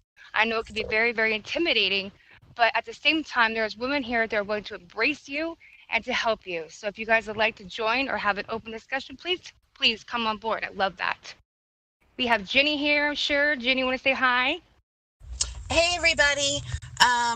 So I don't know if anybody's listening just from the YouTube, but there should be a link in the description. I think there generally is. Otherwise, what is it? It's is it discord.com/gg/flat earth? Or no? What's the address? I actually don't know the address right now on hand. Oh. Is somebody posting that possibly in the live stream chat? They probably do, and hopefully you guys will for us or something. Yeah. So discord.gg/flat earth. And so, yeah, here, hon, or Sassy, you guys want to say hello to? Hello. They're probably there. We go. Hi, Yuka. Hiya. I hope you're all right tonight. Well, for me, it's night. During the day today. Did we have anybody in here that like to ask any questions about the shape of the Earth or what we're standing on? Anyone? Be lovely to talk to anyone about this. No? No questions? Break out of the firmament. What about the firmament? How do I get through it? Honey, I wish I knew too. If you can figure that out for me, we could talk about that. We could try to get through it. But right now, we can't even reach the firmament. I can't even verify for sure where it's exactly at. There are different statements of where it could possibly be, but at the same time, I've never verified that. You're probably never going to verify that either, because you're focusing on the sky, something you can't reach, will never reach, and no one in your family probably will ever reach, right? Oh. But we're talking about we're standing on the ground. That's what's important. Is it an infinite plane? Is it an infinite plane? Can you tell me if it's an infinite plane? I don't know if it's an infinite plane. I don't know. I've never seen the entire shape of this Earth because they will not let us measure this Earth completely because we can't explore it. Much less to say, how do you come up with infinite space? Yep. So it's kind of like a two-part, you know what I'm saying? You got to look at both sides of what they say. And it's kind of interesting. How do you measure infinite space? Yeah. It's immeasurable. It's immeasurable. So how do they measure it and how do they know it's infinite? They just guess. Oh, guess. Okay, exactly. Assumptions is exactly what the whole entire globe model is based on. Assumptions, theories, semantics, and philosophy. There's absolutely no proof for it. Yep. Pseudoscience. Yep. I'm in Unfortunately, here every day. Nobody comes with any information. No proof. I wish somebody would actually come in here and say, hey, I have proof of the globe. Here it is, and it's not a picture that can be altered. I'd really love for someone to do that one day. Just one day.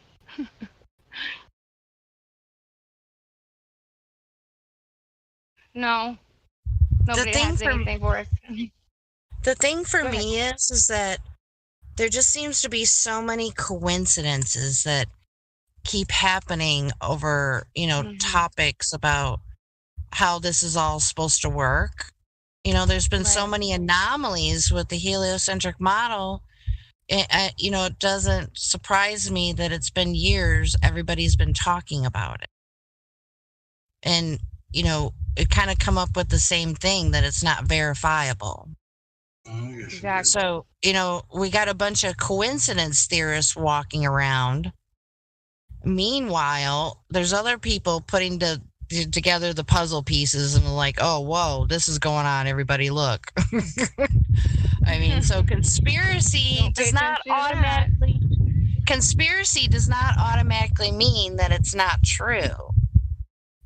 Correct. I mean, I think a lot of people misuse the word conspiracy theory.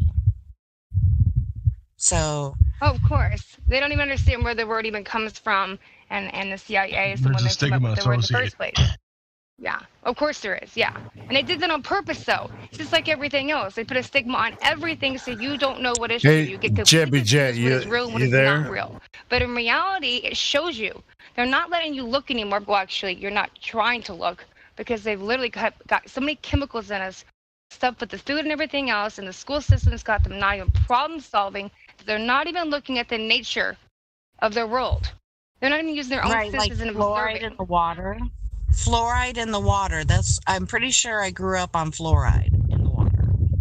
And of course. Morning, Helio. Yeah, I mean, like you said, I'm playing this video. I just found it again. We need to start doing that. This video. It's so it has over 2,000 views on YouTube. What's going on? Yeah, it's crazy. Wow. I didn't realize it had that many views. Everybody's it's one of the early ladies' night at videos. Different times in different ways. I miss it. So people are in like different stages of cognitive dissonance, and you could be experiencing grief. How are you, Helio? Good. I mean, of course.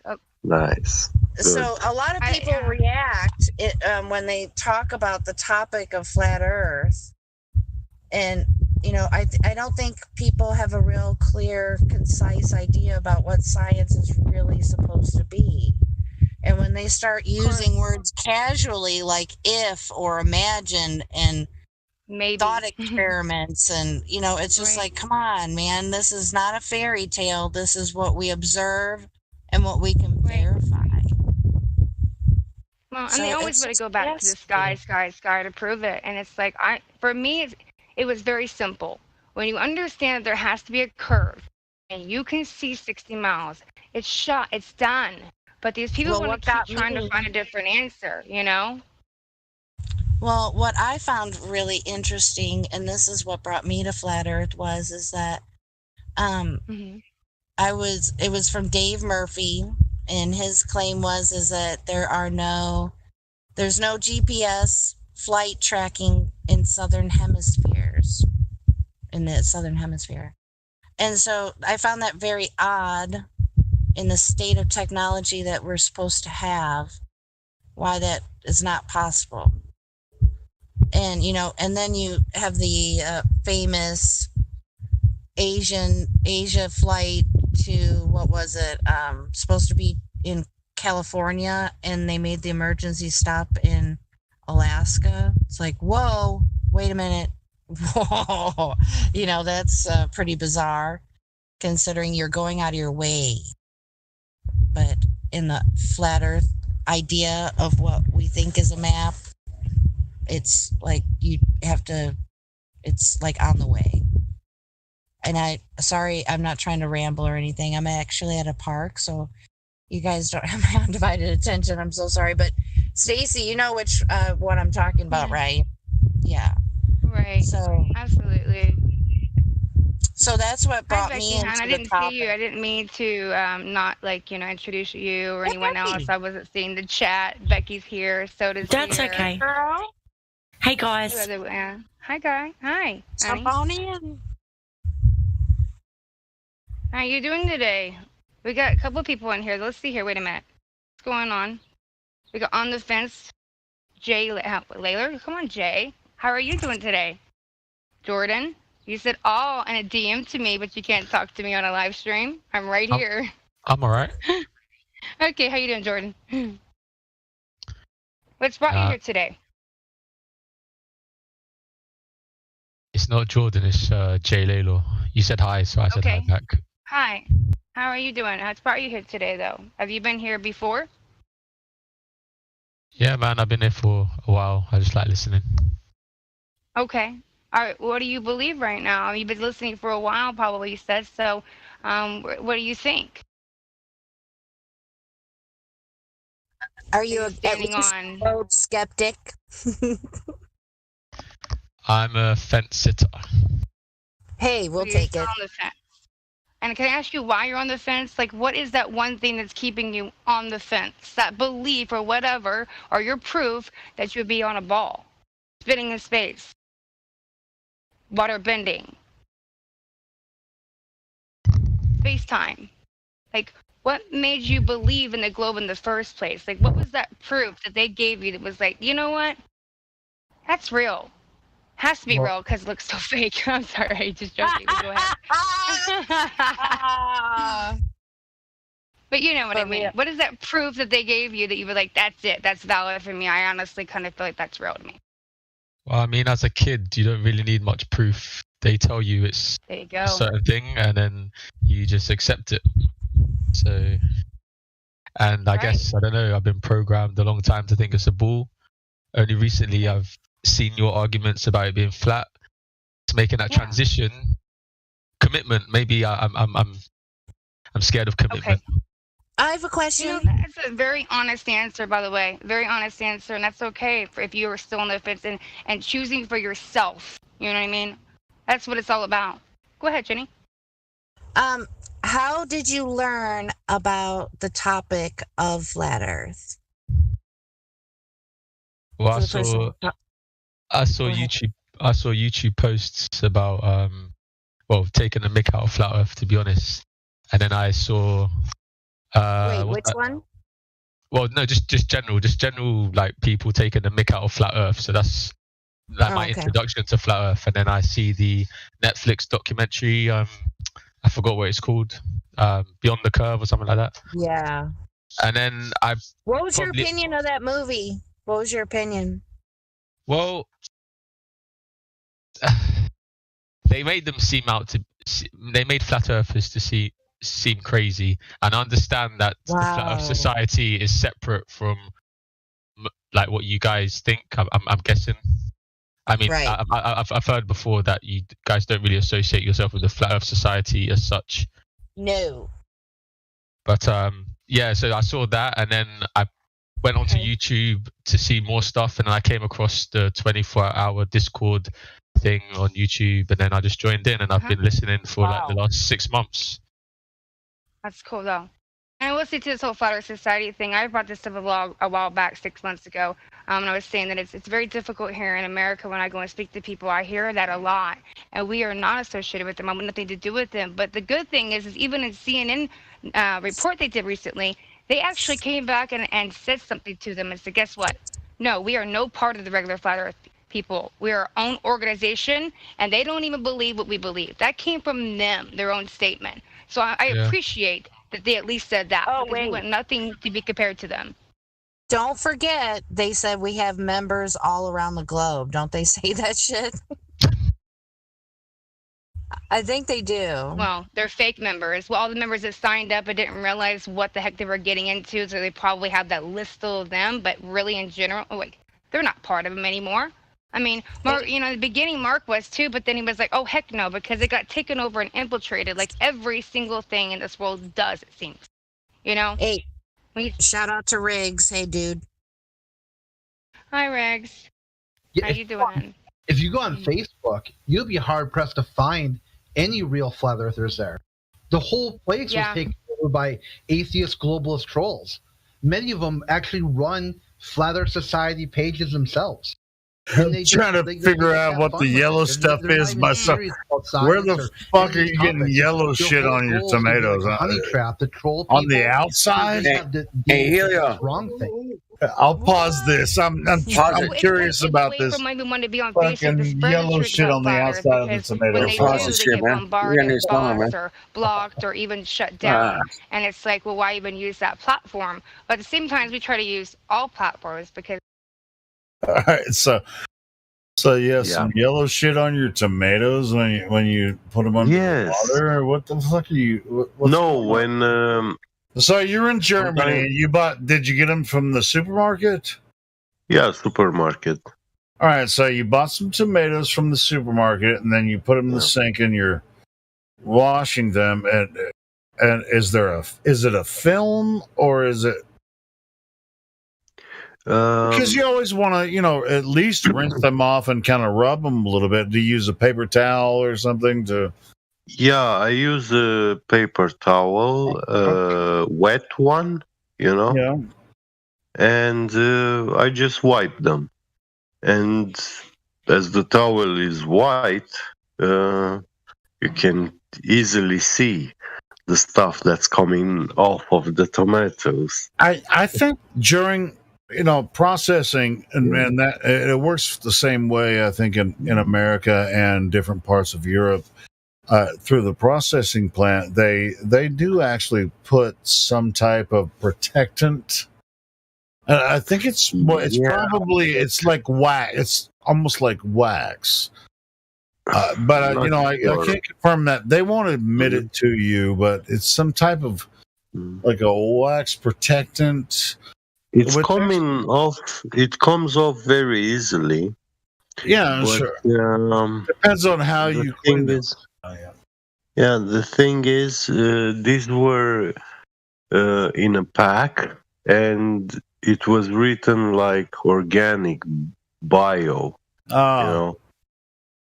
So. Oh yeah, well sure. These are supposed to be like really natural. Yeah, the supermarkets actually they like what contract did they sign? Whatever. Yeah. But anyway, I mean, dude, if you pick it straight off the vine, put it in a pack, and then send it to the supermarket as organic, they don't even allow that in the supermarkets. They have contracts they have to sign.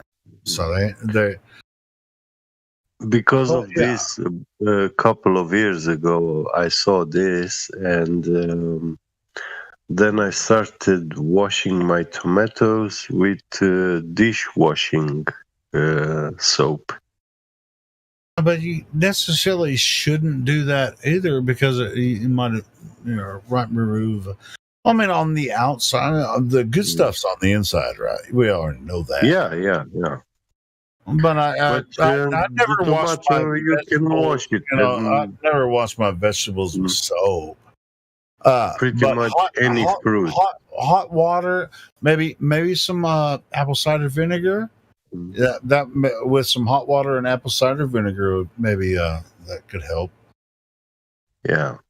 Don't. I wouldn't recommend you would wash them with dish soap or anything like that. Well, dish soap doesn't leave any traces, when you. No, I get that. I get that. Just trace amounts, because if you use too much, it will have trace amounts, and it'll taste like your fucking dish soap. Only if the skin of the tomato is pierced, then yeah. But the skin is my favorite part. That's what I love about tomatoes, is the crunch. It's like when you said I'm eating tomatoes, thinking about that crunch, and I asked you, sprinkling salt on it. It's just like, of course I am. I want to eat the skin. I want the crunch and the little tinge of salt. Fucking badass. But I don't want to be scared of whatever the fuck the environment this tomato came from. I just want to taste this fucking tomato, Yeah.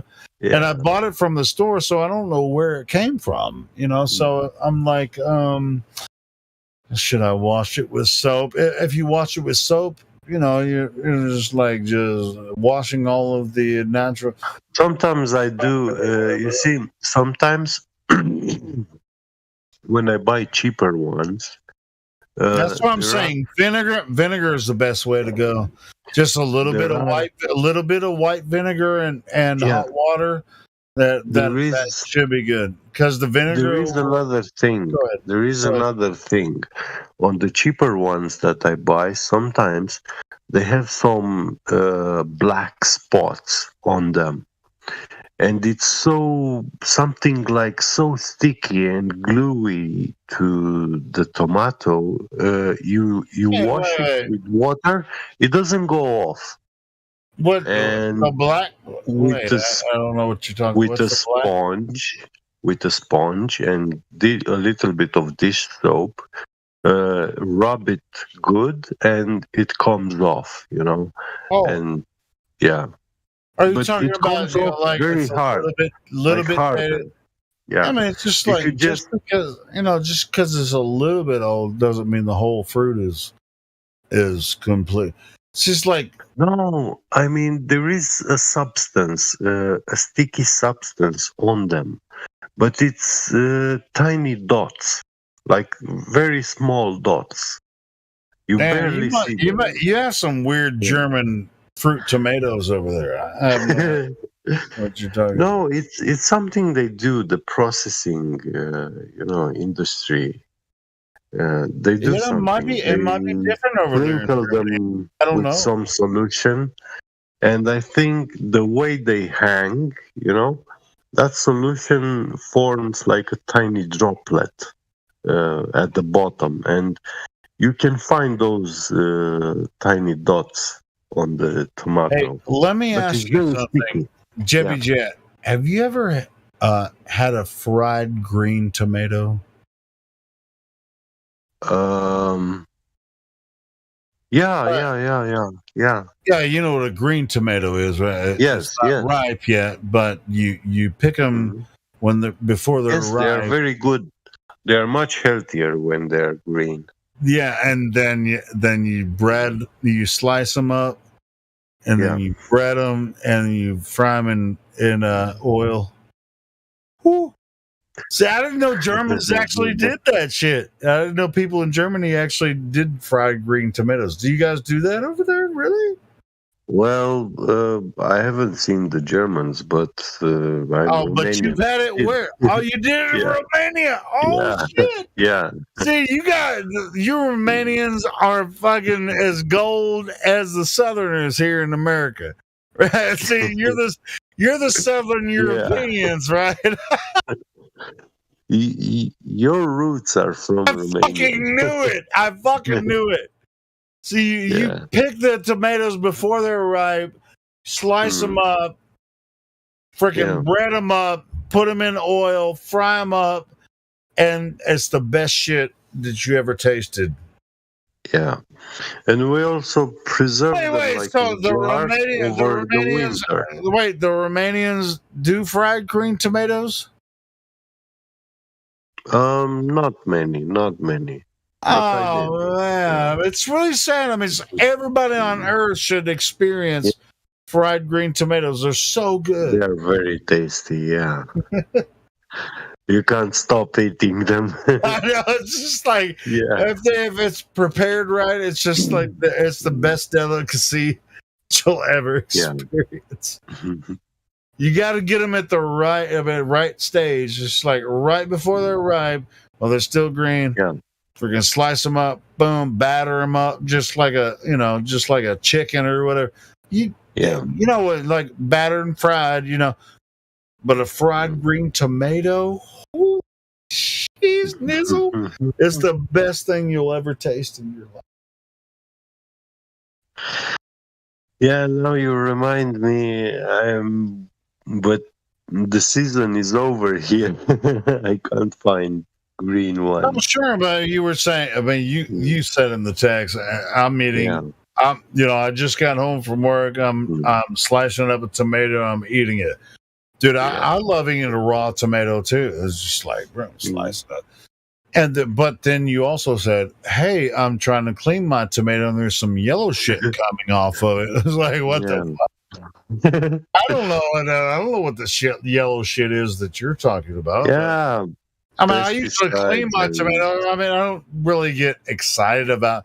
I'm gonna rub the shit out of the skin of my tomato and try to find it. Try to make it as clean as possible. I know what it's gonna taste like. Either it's going to be sweet because when you go to the supermarket, it's kind of like a shot in the dark. It's like this tomato's either going to be good or it's not. That's true. Yeah, but it's always but if you're always going to put a little dab of salt on it, because you have to put. Yeah, when you buy, just try with a napkin, a wet napkin, and wipe them. Yeah, you should wipe see them. if you can see any yellow stuff. I'm curious. I'm pretty sure they use in USA. Yeah, even before you put it under the faucet, take a paper towel and then run it under the faucet and then wipe it. Yeah, and then rinse it, and because you'll pull. Because they have a preservative, like I said, if you're going to buy it in the supermarket, they have like this wax that they spray out. Sometimes it doesn't matter if it's apple, tomato, or whatever. Different things they do to it to preserve. These mass products they put in the supermarkets. So it doesn't feel greasy to the touch. No, it's a wax. It's wax. It's edible. I'm not saying it's dangerous or anything. It's just a wax. But if you want the natural feel, I mean, you could eat it and you're not going to die if you don't do it. But if it's bee wax, then that's. I mean, where's the wax come from? There's all types of different wax. But anyway. I mean, but if you're going to eat the shit, I mean, if you're going to put it in your mouth and your body, I mean, of course you want to get rid of the outside thing. And so, I mean, you're right to take a paper towel, put it in some warm or hot water, then wipe the outside of the fruit or whatever. And then it's quite a long time. I knew this thing with the vinegar. The vinegar is a really good way to actually clean a lot of the fruit. It's much healthier, natural. Yeah. Because I mean, the apple cider vinegar is it's just it's not.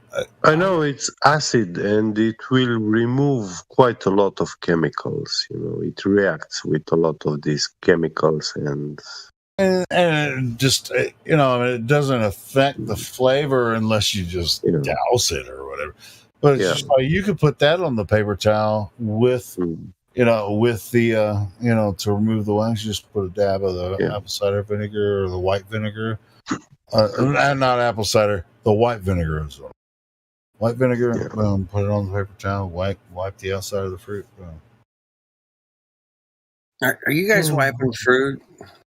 You should. You should if you don't. I wash it. I wash it too. I mean, I don't do it every time. I ain't gonna lie, but because I just got like if I buy a peach or something, I don't fucking wipe it with white vinegar every time before I eat it. But I always wash it. With warm water at least, and then rub it down before I shove it in my mouth. And if you get a decent peach, hey, let me ask you this. Over there, German guy, do you ever get peaches over there? I'm not German, lol. I know you're not German. I know you're Romanian. I'm just fucking with you. But you live in Germany. Here, I haven't seen. They have in the supermarket, but I haven't seen trees here. Dude, even I live in Arkansas, and Georgia's not far from here, but it's rare you can get even a good peach in Arkansas these days. In Romania, they're like everywhere, even wild, you know. Really? You have And peaches over there? apricots. Yeah, apricots too. Cool. Yeah. But when I go forest or in the mountains, we have a lot of berries, you know, like all kinds of them. There's shitloads of blackberries and raspberries in Arkansas. You know, I mean, you can get I really like your peaches. I want to shake it. I want to shake your tree. I have no peaches. Actually, that's a fucking Skinner song. In case you didn't realize. Yeah. Yeah, you do. Are you a rock and roll? Not since childhood. Rock and roll, no. I never been. Tree. Loving all the time. I see there was a debate, man. Fucking fight the flat shirt and flat Zoid. How'd that go, man? I didn't watch it. Well, I didn't either, and there was another one with McToon and Jen CBR1. I watched a little bit of that, but he had Jen turned down the whole fucking time. And every time Jen started to talk, he was like, I don't fucking give a shit what you're saying. And it was like, why the fuck did you even have it on there when you're just ignoring him the whole time? I mean, dude, McToon is the biggest dick on flat Earth. I mean, he's the smallest dick on flat Earth.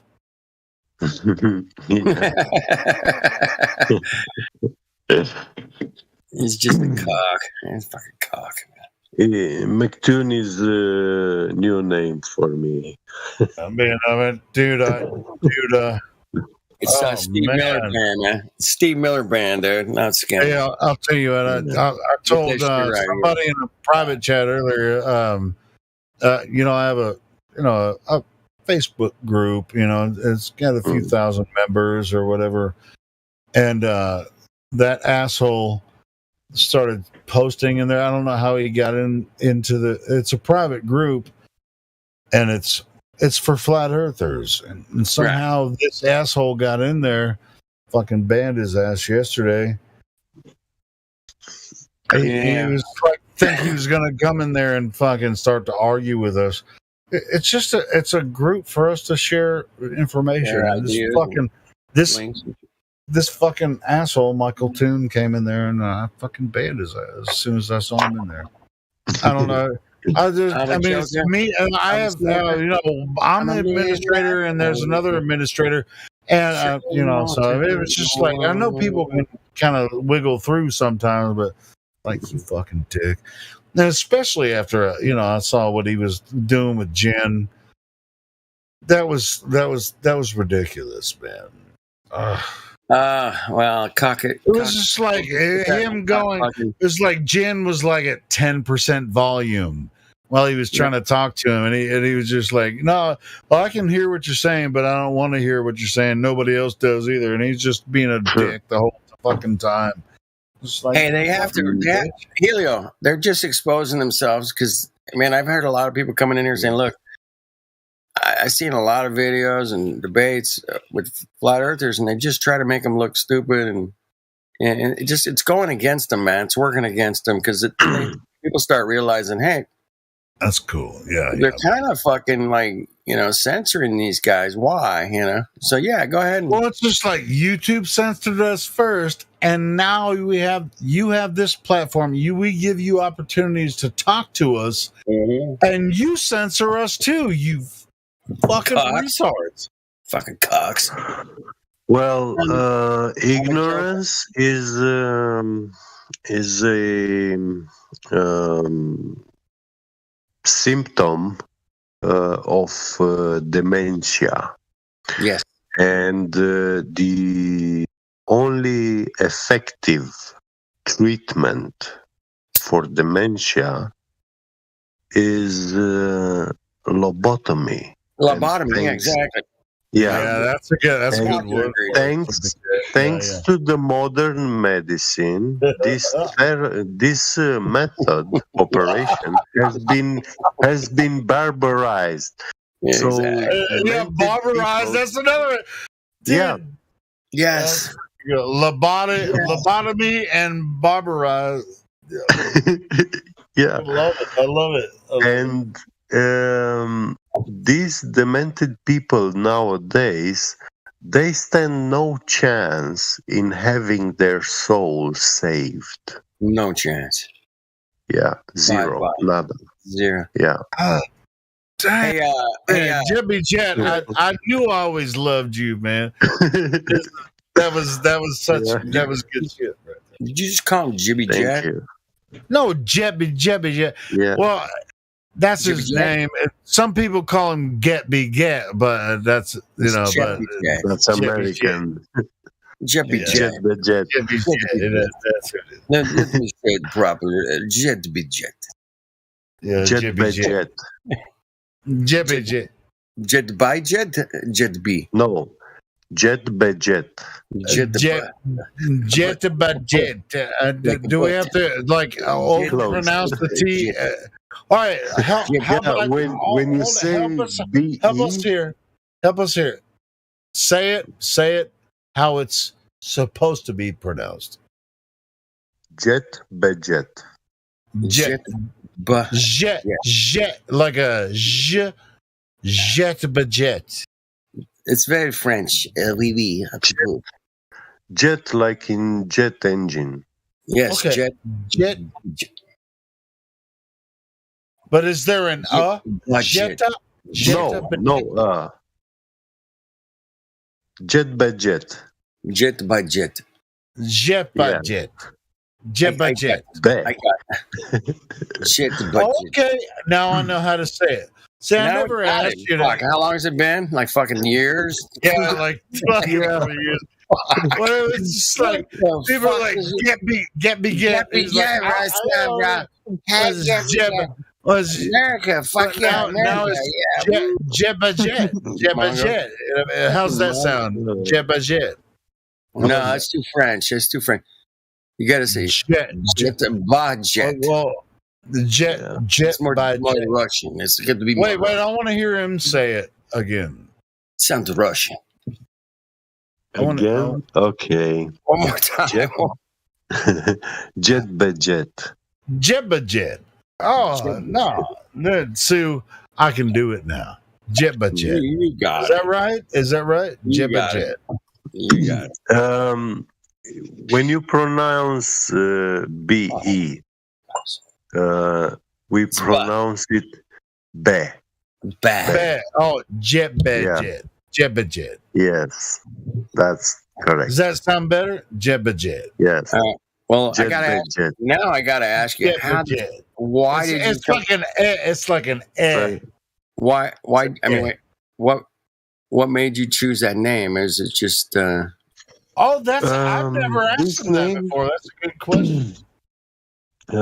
It's actually the people from my country region. They are called Bonatsen, and when we say jet by jet, it means real for real. But this word is coming from the old ancient Romanian language, and the people before, they were called Jetai. The Jetai and the Dacians. This is before Star Wars, right? Yeah, like before the pyramids. See, now we're getting the brass tack. we're getting down to brass tacks right here. You know what I'm saying? Yeah. And actually, this empire. This is where the Jedi came from, right here. You know. That's right. Yeah. And this empire has been. It is the only empire in the world which the Roman Empire gave law that any man who pronounces the word of these people, they call these people by the name they have it, he should be killed. So they worked very hard in erasing all the knowledge about these civilizations. How Yeah. take us this long to get the root of your name? Yeah. How the fuck did it take this long? And you knew this the whole time, and you didn't reveal it to us. Jedi. He's a Jedi, man. Fuck. He's a fucking Jedi. Jedi. Fucking real Jedi, man. I knew it. I knew he was special, man. I knew he was too, bro. That get be get guy is special. I know. No, it's Jet. This is the power of the gods. I mean, it can't. I know. This Jedi, Jedi power came from the gods. Yeah, these people, they were the holders of the gold tablets and sapphire tablets. What? Yeah. These people are actually the only civilization in the world which had their entire knowledge and history written in solid gold tablets and artifacts. Wow. So when you were going to their school to learn, when they give you a page of the book to read, that was actually 10 kilograms of gold. Hey, take this home and read it. You know, I know you got only shove somebody this tablet in your backpack, man. Yeah. This is the first time I've ever heard him talk about this. So yeah, take it to heart, bro. Because this man is knowledgeable. This is awesome shit, bro.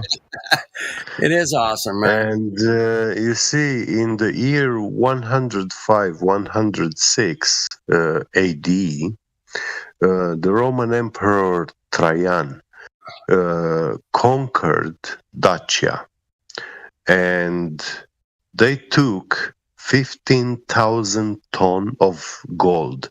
They stole this book from you the told me that Dacians. before, man. Yeah. And you see, ordinary people don't really comprehend how much gold is that. You see, in the Roman Empire, is it principle the Roman Empire, more than value? Well, the value of the gold, physical gold, yeah, it's a very large quantity, it's very valuable. But the problem is there was information written on that gold. What was written there is so much more valuable. Yeah. You see, in some ancient Greek writers, they say about some people like dealing with matters of truth and stuff, philosophy. When they had questions about something, if it's true or not, these ancient Greek writers, they were saying, well, in this case, you should go to the Dacians because they have the tablets where you can find the truth. And they were using those tablets as an instrument for knowing the truth. Right. That's what I'm saying. That's why the value of the gold wasn't necessarily what it was. It was the principle, and well, it was what was written on the gold bar. It's what was written.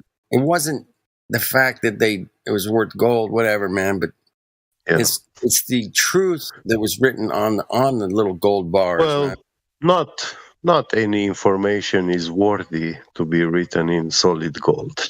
Well, I mean, I appreciate the effort, man. You got to dig the effort. Like they were trying. They didn't have a hard drive made of gold or something. Exactly. All they had was gold. It was like, well, this should last a long time, man. Maybe we should write it on this shit. Yeah, it's gonna last a really long time. The thing that happened after 105 and 106, when the Roman Empire stole this gold tablets, 15,000 tons. Yeah, the thing that happened, it gave power to the written books on paper. The handwritten. So now when you have a book written on paper, information written on paper, you cannot verify it if it's true or not. Right, correct. So it gave power to the paper, the stealing of this gold, because mankind did not need, as long as they had this gold, they did not need any other pseudosciences and stuff. It was very easy for people to find out who's lying and who's not. And that's hard why to deceive the people. And that's why I was. Jet, let me ask you, how does that compare to the stealing of our information now, today? Pretty much the I same. think it relates quite well. What you were describing, is that a Romanian tradition, or is it something? Is that something that you were taught in Romania when you were growing up, or is it? No, I wasn't taught this in Romania. But I mean, totally. In a spiritual sense, in that tradition, it totally. Well, no, I mean, not that tradition. I'm just like, as far as the story, like with the gold is not, while it has value, not the story, it's bro. not, it's the story. It's the backstory of what. But it holds the story. It's the value that it's like the foundation of the story, but it doesn't mean the story. And if we're missing it, I'm fascinated by this. These are Saturday morning, man. What do you want? Yeah. These are real accounts. It's just us here talking about this, so we have all morning to talk about this. So. The fall of King Decebalus Pescorilos in 105-106 is depicted in one of the most famous wall sculptures. It's a huge sculpture on a wall where a Roman general brings the head of this king to the Emperor Trajan, and he's saying, like, look, we decapitated the barbarian, and he was calling Decebalus a barbarian, but Decebalus was actually a king that was clothed. Can I pause for a second? Not only his clothing, but even his horses. The horses of his whole army, they were decorated with gold, and they had gold shields, the horses themselves. They had swords of gold. So when this army was showing in your face, it looked really divine, It's divine like the sun, man. Yeah. It's divine. Yeah. I mean, who's to say it wasn't? No, it was. If you saw like a bunch of shiny gold marching towards you with horses and shoes, you'd be That's what I'm saying. I mean, that's why I wanted to pause for a second before we actually move forward, because I'm I'm a huge fan of fantasy and science fiction. You know, as far as everyone else knows, whatever. We all know. But all right, you all know. But if you think practicality defies any of that, and if you start to look into history, every human being prior to modern stupidity, they were fans of fucking real history, and spirituality and quote unquote fantasy. They freaking knew when they saw gold and fast. Now gold didn't mean. I mean, it meant money, but it wasn't about money. They used gold foil on the moon landings. Okay. Okay, goddamn. Motherfucker. You know what I'm saying? It's shiny. It looks good. Yeah, no, it didn't look good on the fucking. It didn't look good on that, but it probably looked good on the horses. There's no dust on any of that gold foil either. Not a fucking speck of dust anywhere. No, that shit, that stupid fucking gold foil didn't look like. It looked like a shithole. That is like 1 nanogram of gold for the spacecraft. But it looks. We're talking about gold armor on horses, and then you're talking about this. Yeah. Jedi, man. I'm just calling you fucking Jedi. Fuck all this. Yeah, he was in here earlier. Where the fuck are you, Jedi? Jedi. I was thinking of Jin, but whatever. Fuck. No, Jin's not a Jedi, man. He's he's a fake Japanese. Turning Japanese. I think of turning Japanese. I really think so. No, hey, and, if he heard me say that, he'd forgive me. Jin is a fucking cheerleader, man. Yeah, he's a fucking badass. He's originally from Africa. I think he was born in England. Grew up in England, his parents, and then then he lives in Japan now. Yeah. So Jin is actually a brother with Romanians. We have story of King Aetis, and this story is said to be the oldest story in the world that exists.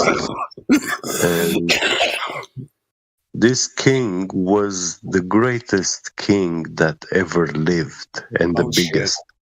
Oh shit! And he was also big, like literally big. He had 2 sons, and his sons were being raised by their mother on a island, the island Leuce. This means like shiny island, and white. Sounds cool. This island is in the Black Sea, and today the name of the island is called the Island of the Snakes. The name has been changed. They want to keep you. They want to keep you away from there, man. That's yeah. Don't go near the island with the snakes, dude. Man. Don't go near that. Well, it has been occupied by the Russians, and they have excavated it all, and they took everything away. But actually, on this island was a white church, and in this story of King Aetis. Also in stories, ancient Romanian stories, they say that every time, once a year, God himself was coming on a ship on the Danube River through the delta. And Danube River is flowing into the Black Sea. And when it's going into the Black Sea, it forms a delta. In this delta are coming birds, all the migrating birds from all around the world. And they are coming in this delta here. Yeah. Did it actually happen? Yeah, this is actually even today. This is the first story ever, bro. The migrating birds. Okay, then so it's not a story. It actually happens. So these migrating birds, they come in this delta, and when God was coming on the ship through on this river and was entering the sea, all these birds were going and flying around that island, around the church, and they were giving a white aura, like a divine aura. They were making the island shine bright white. And now, one morning, the children's wake up earlier before their mother, and they went to the seashore, and they were playing with two golden apples, each one of them. And the sun came in the sky, and when he saw these two beautiful children playing with the apples, the sun stopped in the sky and was admiring the children playing, the beauty of these children playing with golden apples. And time passed by, and the moon came, and when the moon, she saw the children also, and she stopped too. And this was the first time in the world when the sun and the moon met in the sky. They are brother and sister. And from here, the story goes into the story of Luna and Apollo, where the sun asks the moon to marry her, and she accepts, but she tells him, "You have to build me a bridge from the seashore to the monastery on the island, on the island Leuce, to the White Church, and a bridge of wax. And when we go to the church to get married, we cross on this bridge." And the son accepts. He builds the bridge, everything set up. But when he's trying to walk the moon to the church, his radiant heat melts the bridge, and they cannot reach the church to get married. Yeah. So is this like a Romanian kind of tradition, kind of an idea? Yeah. Well, here in the West, we've never heard any of that.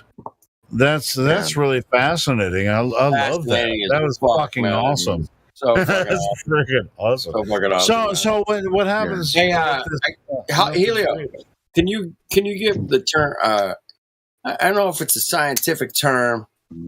Like I have doctor now, and we've got WAS in here with DA.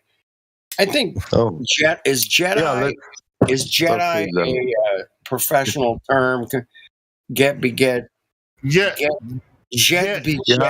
can call me Jebby Jedi. No, we don't go how Jebby. You find it easier. No. We go Jedi. Jedi. We go there. I don't know. But that's really cool. It's just like, hold on. I think there's more to the story too, because Jedis, man. Jedis. It was awesome. Like he was talking about the history, and I think there's more to the story. After the bridge was melted between the sun and the moon, isn't there something else? Yeah, you more. see, all this, Wait, there there's was a more. slave from the king's palace, from the king Aetes. He witnessed all these events, like the sun and the moon stopping in the sky, admiring the Well, children, who was the king though? everything. Was that a human that was witnessing this, or was this? Yeah, the king is actually, I conclude is God himself, you know. No, okay, cool. Yeah. I don't want to mess the story up because I love it. Go ahead. And in the story, the name of the king is Aetes. Aetes. Aetes. It might as well be Jesus or whatever, Yeah. And this slave comes back to the palace. He tells everyone, and the king heard the story. And when he heard the story, he knew it's his children by the seashore.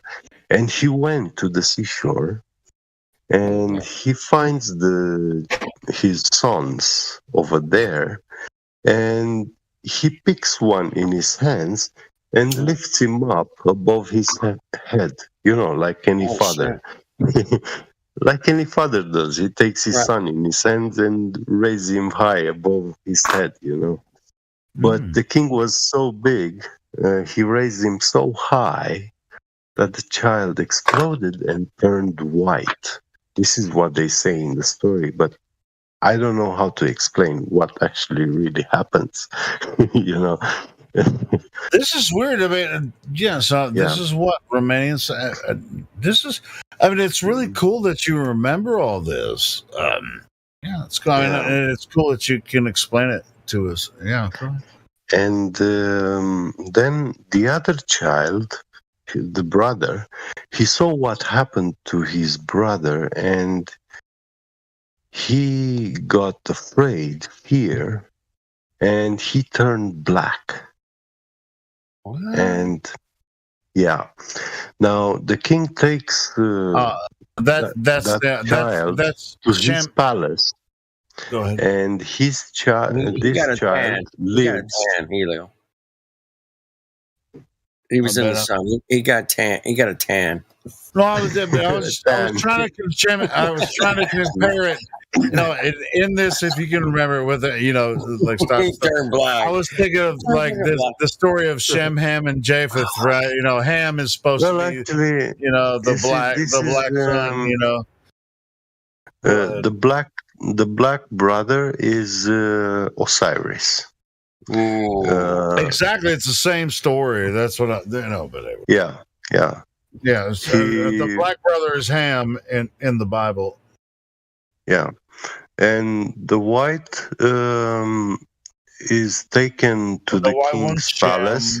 Yeah, and he lives in the garden of the Hesperids. And that's Joseph, where the land gives everything that man needs. Right. So man never needed to work. Right. Now, the black child goes to the lands of Africa, and he works and he builds an empire bigger and richer than his own father. But he builds it with work. He had to work the land in Africa to give crops and everything. Osiris invented the agriculture. And now he comes back to his father with gifts. But his father knows that Osiris worked for everything that he had. Right. And his brother never had to work anything for anything in his whole lifetime. Right. So he's jealous. He's jealous. So he couldn't accept his gift. I told you it's the same fucking story. It's the same story. Exactly. Yeah, it's the same fucking story. Guaranteed either. Same fucking story. It is, yeah. Yeah. Now, I love it. I love it. That's Osiris fucking- was insulted. He felt insulted, and he went back. He to Africa, and now he comes with an army, and also a plowing tool. And in Europe, in those times, there were living a species of bulls. They were called bosurus. Bosurus. And the name, So you know what that means? That's the snake that swallows its stone tail. yeah, yeah. Bora Is it? Bora. Yeah, yeah. Oh, fuck. Oros. Yeah. And actually, you see, this Sounds like bull, danger. the name Hugo Boss is also derived. The brand name Hugo Boss is You mean like derived Hugo from Boss, the like worship the of these cologne? bulls. Yeah, it's derived from the worship of these bulls. Yeah. Yeah. And these bulls, they were Fucking the Mongos. most ferocious beings that ever lived in the world. So anything living that entered their eyesight, they will not escape alive. These bulls will follow you everywhere in the world, and they will not stop until you're dead. So if they caught you in their eyes, The horror of men.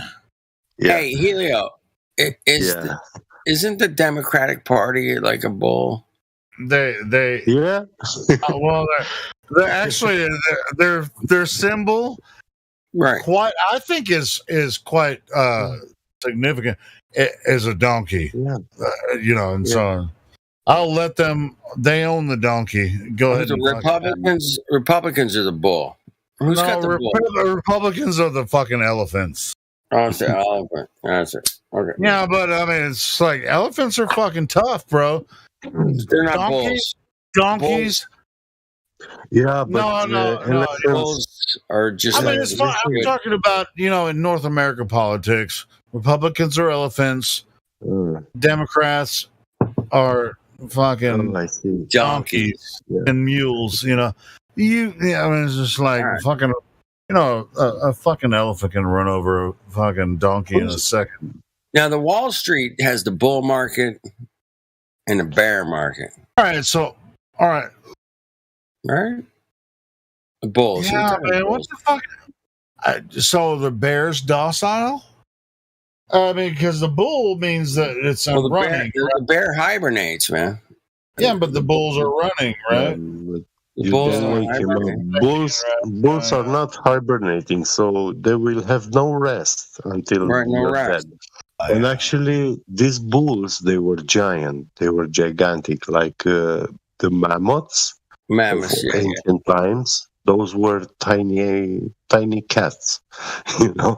Hey, have you guys ever like face to face with a longhorn steer? No, not a steer, but like full grown bull.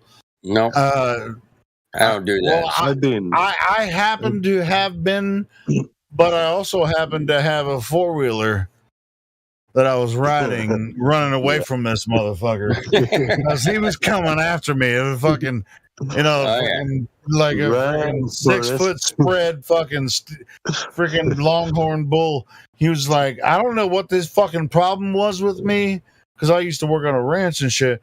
And he's like, hey, yeah, you got to look out for this guy. And I'm like, yeah, thanks for telling me so. And so I'm riding around on the 4-wheeler doing work around the ranch, and I was like, this motherfucker got a beat on me, man. Yeah. And he's got like a 6-foot fucking, you know, I mean, he was a prize bull, you know, steer, you know, not steer. Steer, it means they cut their nuts off. I don't think this guy had nuts still. I don't care if he did or not, but he had a fucking horns like 6 foot wide. And he's just like looking at me. He didn't do the. He just looked at me, and I was like, I don't want to have anything to do with you, you know. But I was on a 4-wheeler, luckily.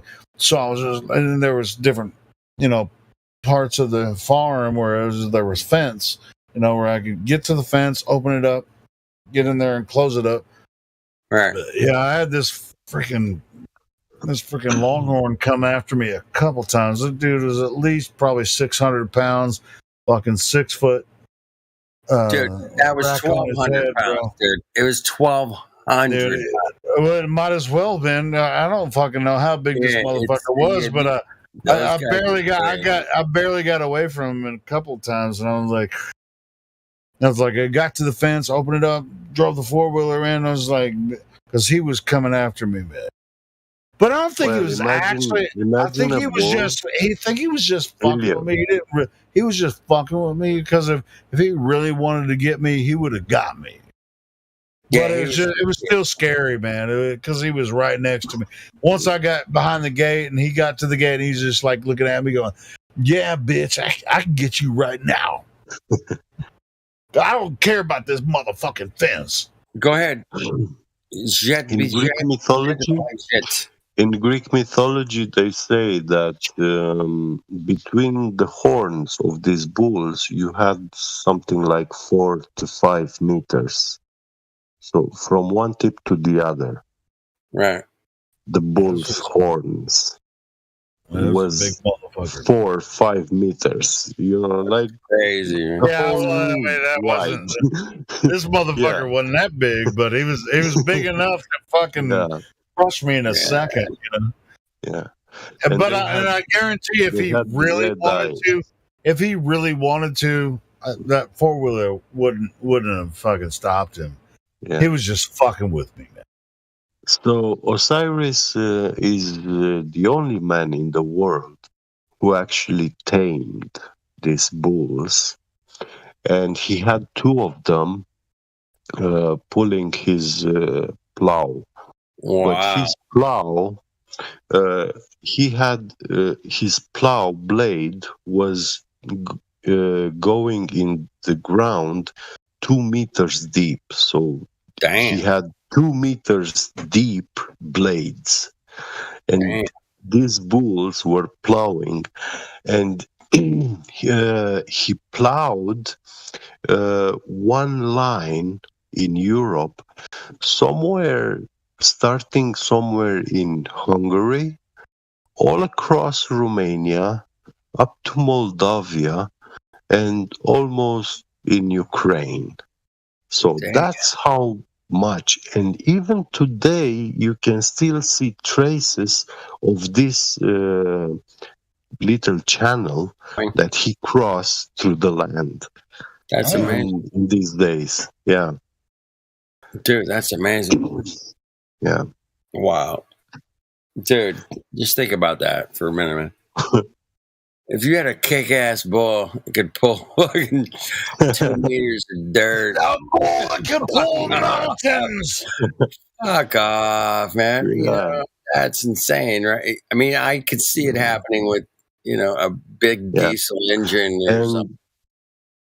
And once he did this, when he first plowed the land in Europe, the land stopped giving his gold. And the fruits containing gold, they vanished. The trees did not get any gold anymore, and they don't give good fruits, healthy.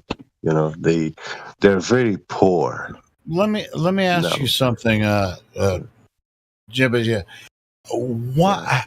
where does this? You obviously your knowledge about your culture and everything. Where does it become physical, abstract, or but you obviously have a depth of knowledge about your history, with spirituality, and it's like we often tell, there was an argument going on for 4 hours today about with this idiot about the globes are religion, right? Yeah. They don't even have a real religion. It's just They don't have anything to back it up. But so, how far with you're talking about real religion and spirituality? Now, a lot of it's symbolic, and so in my mind, and this is why we almost can't relate with those religiotards, about the globe, because that's not Earth, the way they understand. Well, actually, I'm very confident that Osiris plowing tool actually exists. Yeah, I think so too, but not in the same way that anybody can even put it into words. Yeah.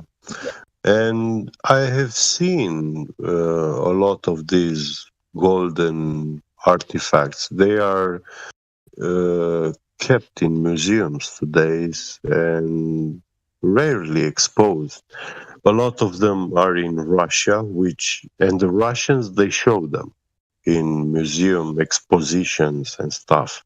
But vast majority but it's also held even as an expose, it's really just kind of like some type of phantom material, and it's just like, oh, here's the history of man, and it's like they're not going to tell you the real history. Just when you look in museum at the golden artifact, you see a description there and a tiny story attached to it, which is actually a lie. It's propaganda. It's distorted history. It is doesn't what they it want disgust to know. you when you see that bullshit on History Channel and all that kind of shit? Yeah, I'm disgusted. Yeah, yeah, fucking bullshit. And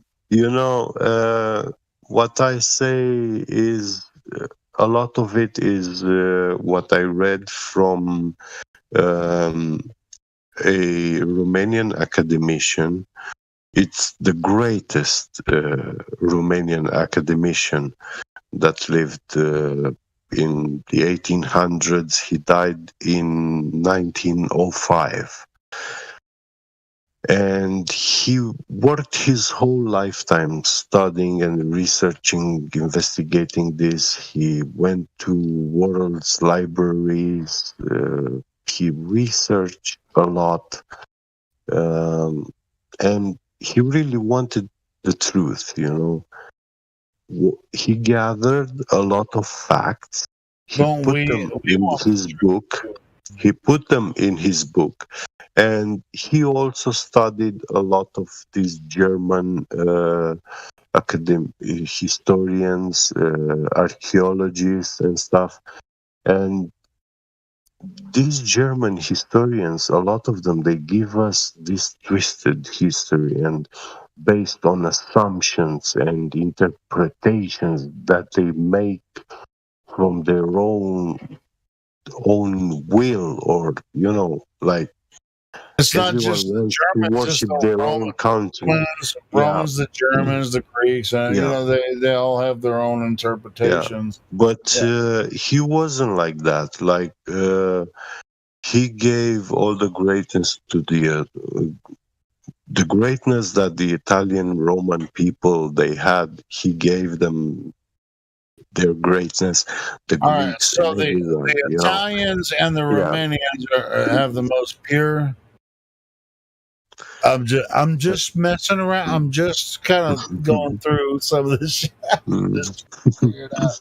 Because I know that the Romans and the Greeks and the Germans were all fucked up.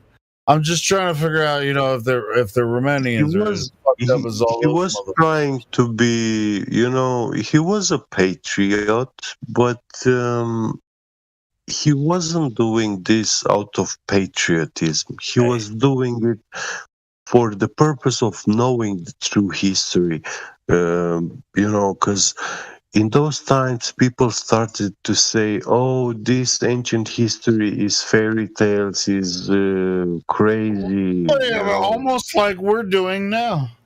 Yeah, people in those times, people started to go astray from the truth. and he was frustrated because of this. He wanted It is very to frustrating, present especially evidence.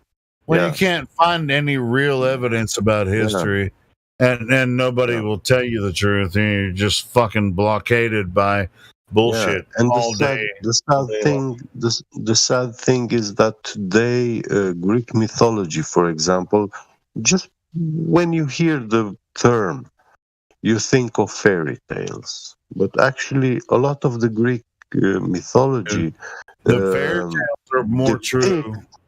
depicts the real history that was in very beautiful words and stories. Yeah. See, in philosophy, you find truth. And now, Yeah. not to say every philosopher is finding truth. Yeah. You can find truth in philosophy. Yeah. Especially, especially if you're spiritual, which I think you are a spiritual man. I am, yes. I am too.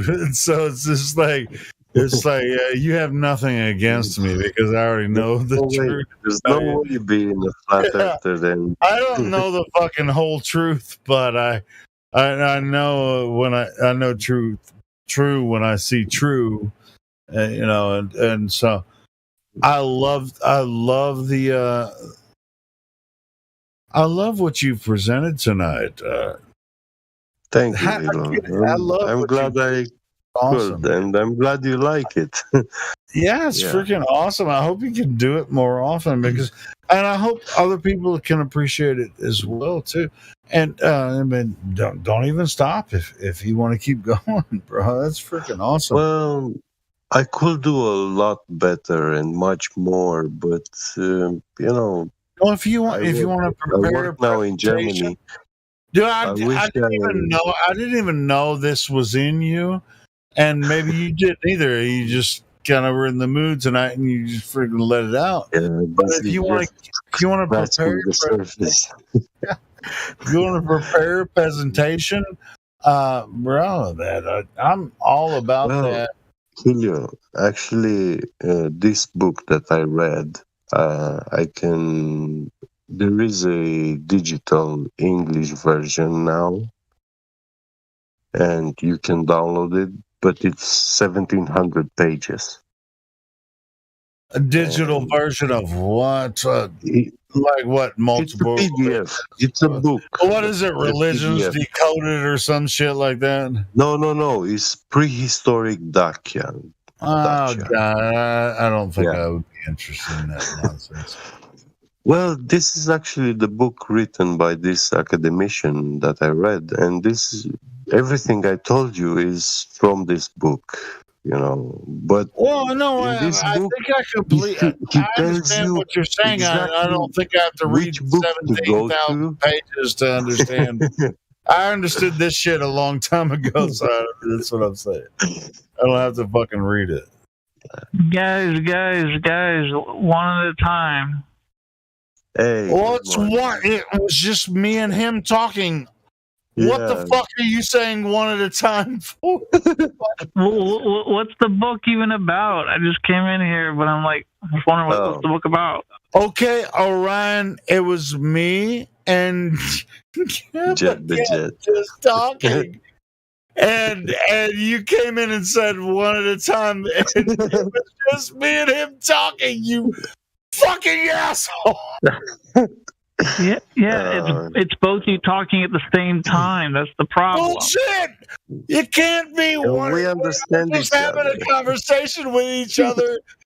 What one at a time? You're gonna come in and interrupt us when we're just having a conversation, saying one at a time. It's just me and him talking. Take him easy. Ryan, I don't think that counts. Asshole. Wait, hold on. That doesn't count as interrupting if I tell you guys not to interrupt each other. Did you get your coffee, Orion?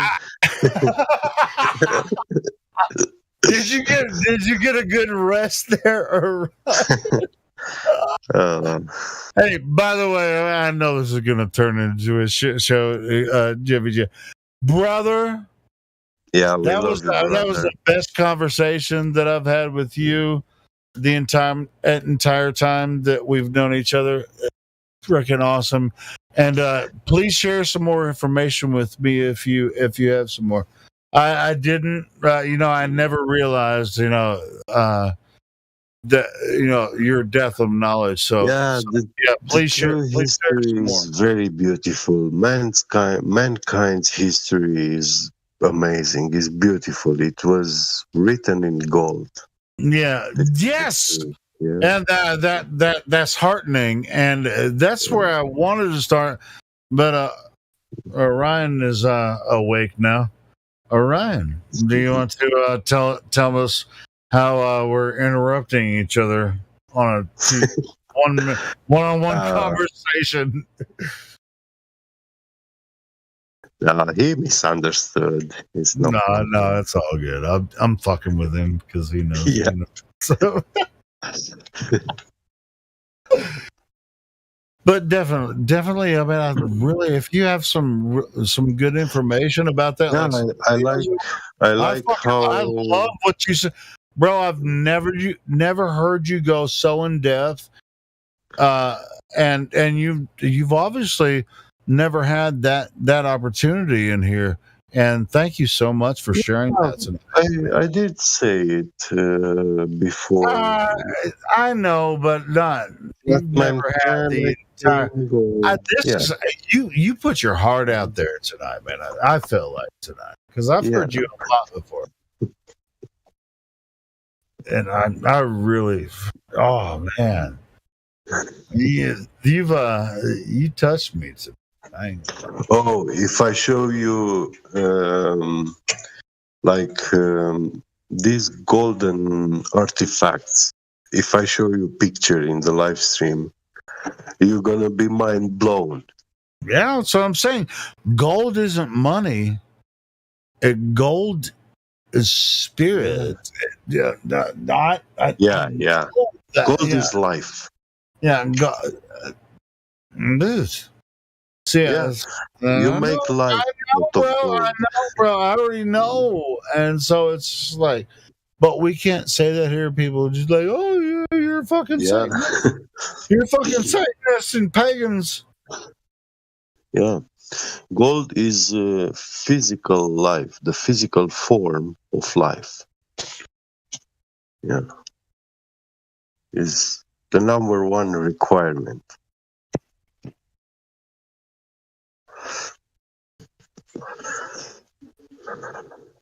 I know, bro. See, I knew you were holding back the whole time, bro. A little bit, yeah. And I don't totally understand it, so I was holding back too. But so as far as the overall conversation, it's not. This isn't the forum for that, So anyway.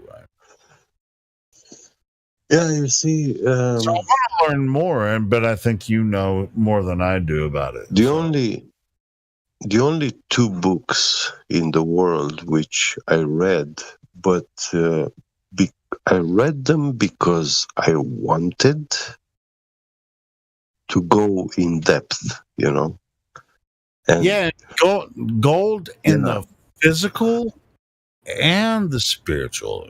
It's both. It's both, isn't it? Yeah. So they say life is in the blood. Yeah. Mm-hmm. So blood is and red. all metals. I mean, like blood. Colloid gold. There's a lot of copper in the blood too.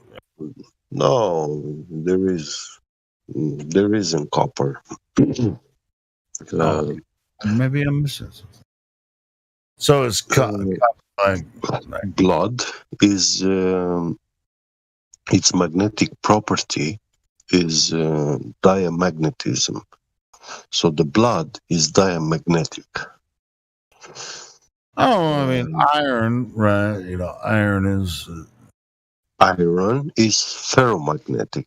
Yeah, it's ferromagnetic. Yeah. So it is strongly attracted to a magnet, and it becomes itself a magnet and keeps its magnetic property even when the magnet is removed from it. So it still behaves like a magnet. This is ferromagnetism. But diamagnetism means that this element is slightly repelled away by the presence of a magnetic field. So gold is also diamagnetic. Blood is diamagnetic. You can do this experiment yourself at home. Iron is ferromagnetic and gold is diamagnetic. Yes. Because there is an element of lead in gold. Not There in is no pure lead in gold. but gold, pure gold can't necessarily exist.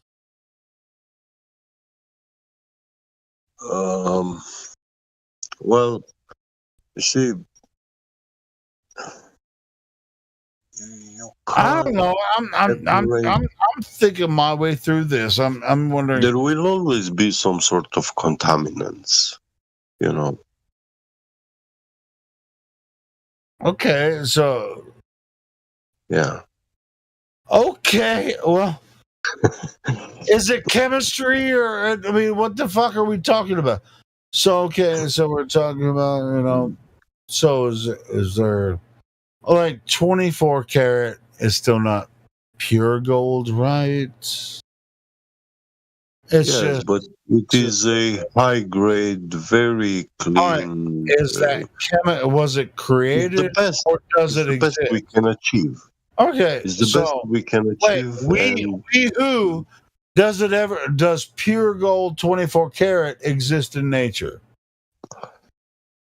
Pure gold is one atom of gold. Yeah, that's pure gold. And now we're getting into the chemistry now. So this is gold. Yeah, I thought I was about to go crazy. But yeah. So when you have when you have when you're one talking about atom magnetics, of you're gonna have to involve chemistry with me, because otherwise I'm not gonna be able to figure this shit out. When you have one atom of gold, this is called monoatomic gold. So it's one single atom of gold. Monoatomic. Does it exist? Where does it exist? Yeah. Doesn't. It doesn't exist naturally. I know. I told you that. I just told you that. It doesn't. Because gold has a property. This is a metal, and it has metallic properties. It has to coagulate chemically. It coagulates. I know, bro. The blood is fucking coagulating too when you injure yourself, yeah? Oh, we're talking that about wounds. Yeah, same thing. Yeah. It will coagulate and it makes like a patch. This is the blood. This is the blood of Earth. Yeah. It's like gold. Yeah. Yes, you can't just take pure gold and make it gold. Gold But can't you know just what? be gold. You know what? Iron does not have this property of coagulating. I know, and that's what's so fascinating about iron, right? Yeah. See, and it's just like people are just like, well, a lot of flat earthers just discount chemistry altogether, and it's like bullshit. Yeah. So alchemy is actually the knowledge about. Alchemy's a thing, but it's related to chemistry. So yeah. I mean, you can't have pure gold. There's no such thing. Yeah, biochemistry, I would call it alchemy, pure alchemy. Biochemistry, what the fuck is that? Biochemistry. That's manipulation through processes.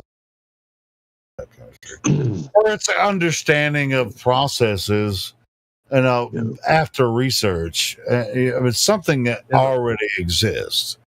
I know. Nowadays, in school, biochemistry is what they teach you, like this Just blood how chemistry based on chemical iron. processes that exist through human experience or whatever. Yeah, that's fine. But those things they give good on paper.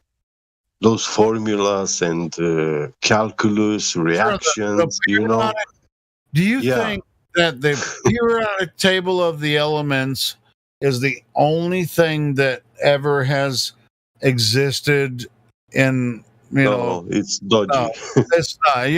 Well, I don't say it's dodgy, it's functional.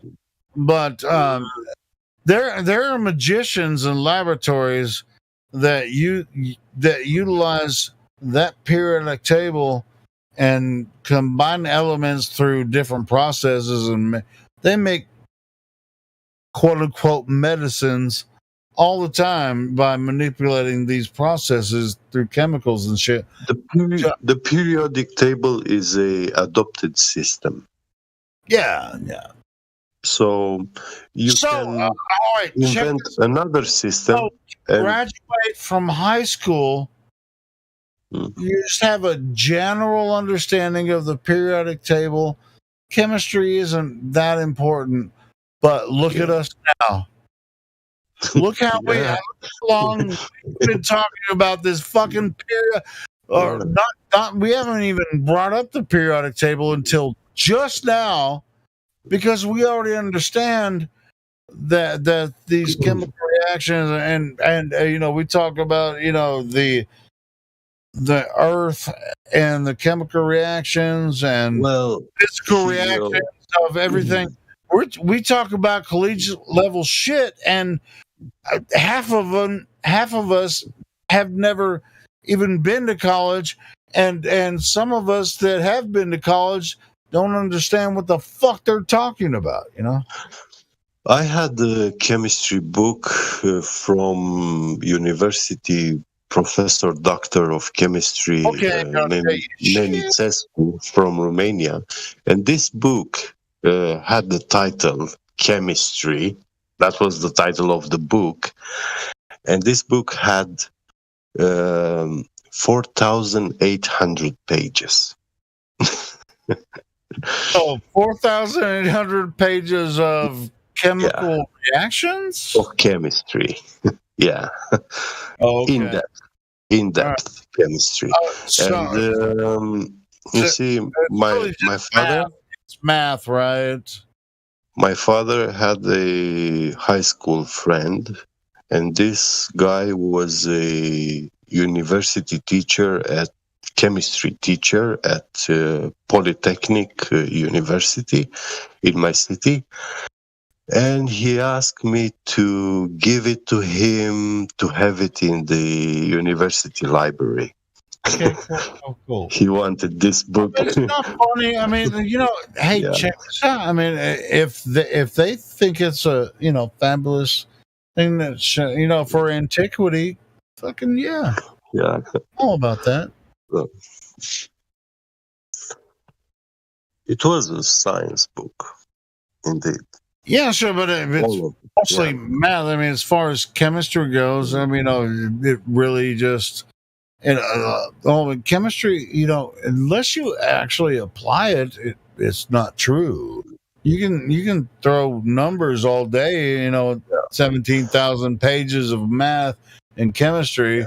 Unless you actually apply it and show it's true, it never happened. Yeah.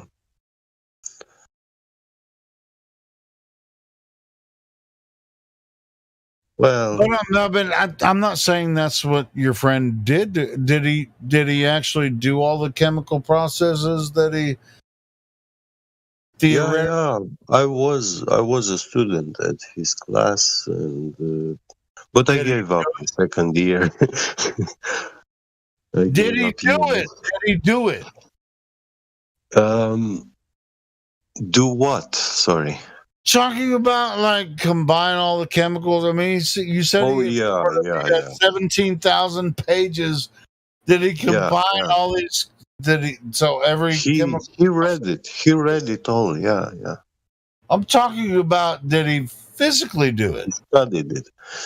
I don't think. No, because I don't think we'd all still be alive if he actually did it. Yeah. If it's 17,000 pages long, I think we'd all be dead right now. Yeah, 4,800 pages. It's quite a lot, you know. Okay, 4,000. But you said 17,000. But he he said combined all the chemicals all together, and everybody's dead. It's gonna help the university students, you know, to find good information because their library started to be very poor. Yeah, that's probably true, and you know, to help basic understanding. Hey, I have the basic chemistry understanding. Yeah, but it's just like, but I mean, yeah, chemistry can be fucking very dangerous and volatile. You know, yeah. And you know, and I'm just knowledgeable enough to be dangerous. I know how to use a keyboard and a mouse, and I've been doing this fucking YouTube channel for 5 years now, and I've influenced. How many fucking people have I influenced? Look, the teacher actually told me that in that book there is stuff which there are thousands of university chemistry teachers that they have no clue about. Dude, some of these you know, these fucking university chemistry classes, do they actually know a goddamn thing? How many of these chemistry students that there's like, you got an A in the class?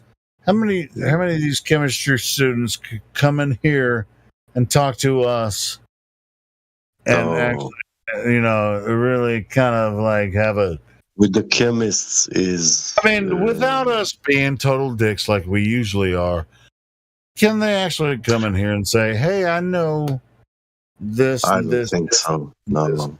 No, they couldn't do fucking shit. They'll get a graduate degree, and they couldn't even stand 1 hour with us. You see, the chemists are actually scientists, and the system takes them, but they will never give them a voice, like in the mainstream media or stuff like this. Yeah, so they are good people to have in laboratories. They're scared of everything. Yeah. They're scared of everything. Yeah. It's like I can't say what I think. I have to follow the general narrative. Yeah.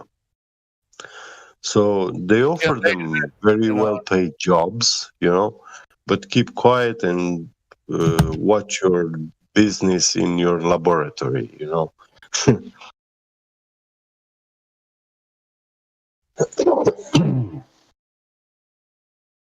And I think they have some sort of information disclosure agreements signed, you know, for their jobs. And they are not allowed to come up and speak, you know.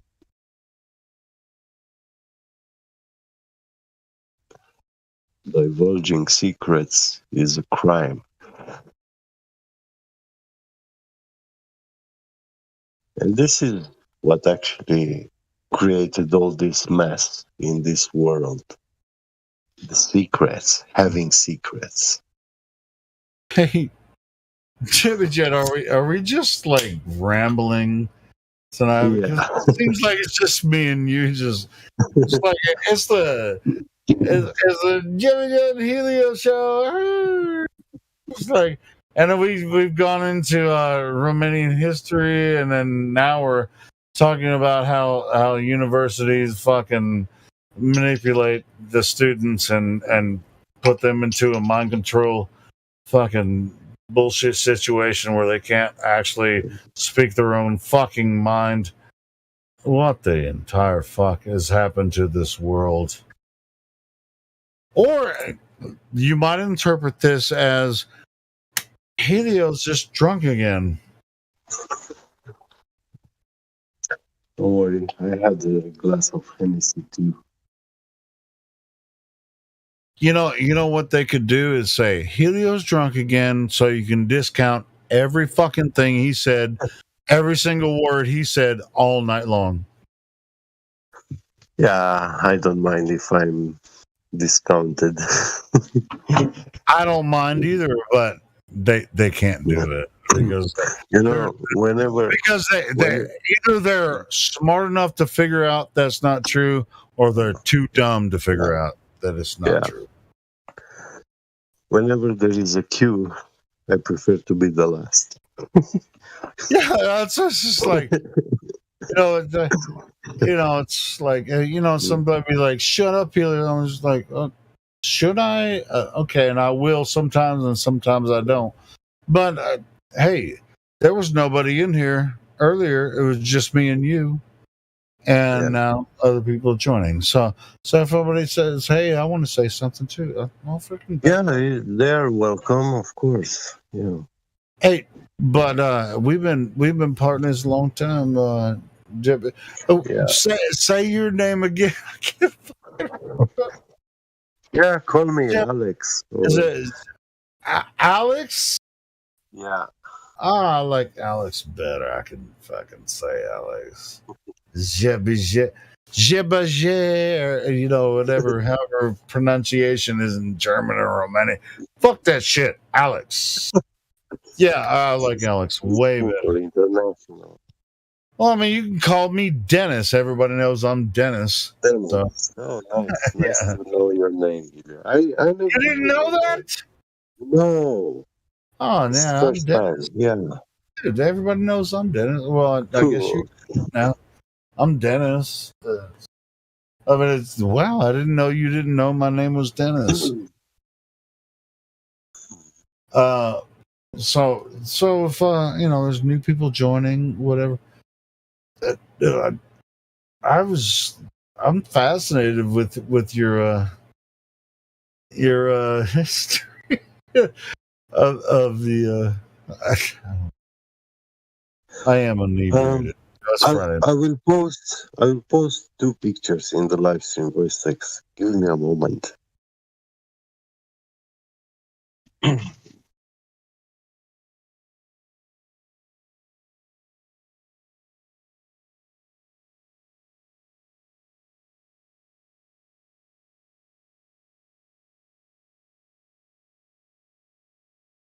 Flat Earth dude came in long enough to call me a shithead, and which I don't disagree with, by the way. And Twadwazzle also kind of called me a shithead, which I don't disagree with.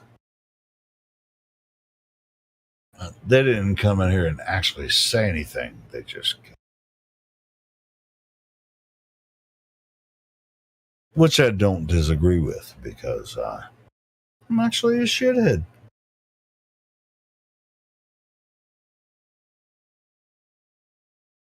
So if anybody that's not a friend of mine that wants to call me a shithead, come in here and tell me why I'm a shithead.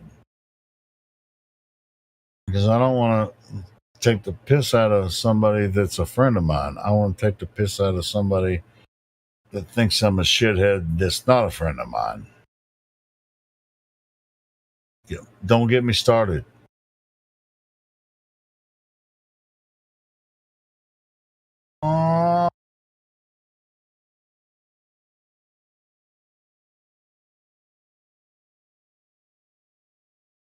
Helm.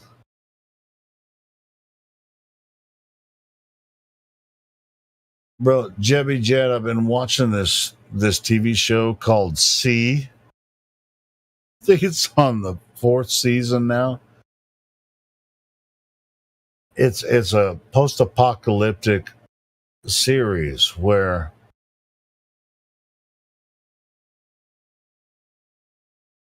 post-apocalyptic meaning after now. They've created these different kingdoms and stuff. Everybody's blind. Everybody's blind. Nobody can see a goddamn thing. Except one. Hold on. I'm not gonna give spoilers if you want to watch the show. Yeah. But that it's called C. It's an Apple TV. It came from Apple, of course. Yeah. It's an Apple TV production, and nobody else gives spoilers if you haven't seen the show yet. But anyway, so there's a couple of kingdoms, and none of them can see, but they also figured out how to fight and build all kinds of shit somehow when they can't see a goddamn thing for hundreds of years. To see where the fist is, and I think it's still a good show. It's just like how these blonde motherfuckers do all this shit. Anyway, but it's still a good show. That's what it is. It's like, and then no spoil. I mean, it's not even spoiler, because within the first couple episodes, you find out that some people, have offspring that can see, and they figure out that they can see. And hey, nigga, I can see that the Earth is not this stupid fucking globe that everybody keeps trying to convince me that is. And even if you close your eyes, you close your eyes, the shit ain't moving. You know it. By default, any man knows that the ground beneath his feet is flat because you feel it. It's like even if the whole world is blind and they can still fight and find their way around, even though what's all of the plaster in front of their eyes, even though it's not true, they can still exist. Yeah. Did you see those pictures in the live stream voice text? Yes. Well, 2 helmets. Yeah, you have this. That's what reminded me of that show I'm watching. See, because if you have that helmet on with the fake eyes in front, that goes in front of your eyes. You can't fucking see with that helmet. That's what I'm saying. That's what reminded me of this show, because nobody can see, so it doesn't matter if you have a helmet on that you can't see out of. And they wear helmets all the time. They don't care. They just put shit in front of their eyes to protect their eyes. Those eyes would come on your forehead. Bro, this is fucking crazy. You put the helmet on. Because before I came in tonight, I was watching the latest episode of that fucking show. So this is actually real helmet. It's thousands of years old. So they fight blind, or is that the king? That's the king. Helio. That's the king, and also soldiers. Soldiers had mixed silver and gold. And so they put a crown, put a helmet over their head, and they can't see through it. They see, because those eyes of the helmet, they don't come only up to your eyebrows, that edge, and the eyes are right at your forehead. Yeah. Gotcha. So your face is clear. Yeah. Yeah. So that's why I'm confused, because I was watching that show. These guys, they can't see. It like doesn't matter going what blind. they put on; they can't see anyway, so they cover their eyes up and fucking. Yeah, but when you put it on, it will look like you have 4 eyes. You know? Oh yeah. 2 eyes on your forehead and your eyes. Yeah. Hey, have you seen that movie 300? Yeah. Don't you love But that? those are very poor guys. They were so naked and gay, you know. What on 300 or? Yeah. No, Yeah. so I like when the big tall dude came before me, was like, "We're gonna get you," and it's like, "What the 300?" No, it's just like he was like the fucking 8 foot tall fucking king of Egypt. What was his Actually, yeah, they depicted the other guy as a giant, and I like that because Well, I mean, the Dacians, what I like were also giants, and if you go to Rome, you will see that you will notice one thing, which is very interesting. From all the tall people statues, were fucking midgets. Listen. From all the statues in Rome, the vast majority of the statues, they do not represent Roman personalities. They do not represent Roman generals. They do not represent Roman generals, emperors, nothing. They represent Dacian people, clothed in long robes and holding books in their hands. And these people, their statues, they are very big, the biggest in Rome.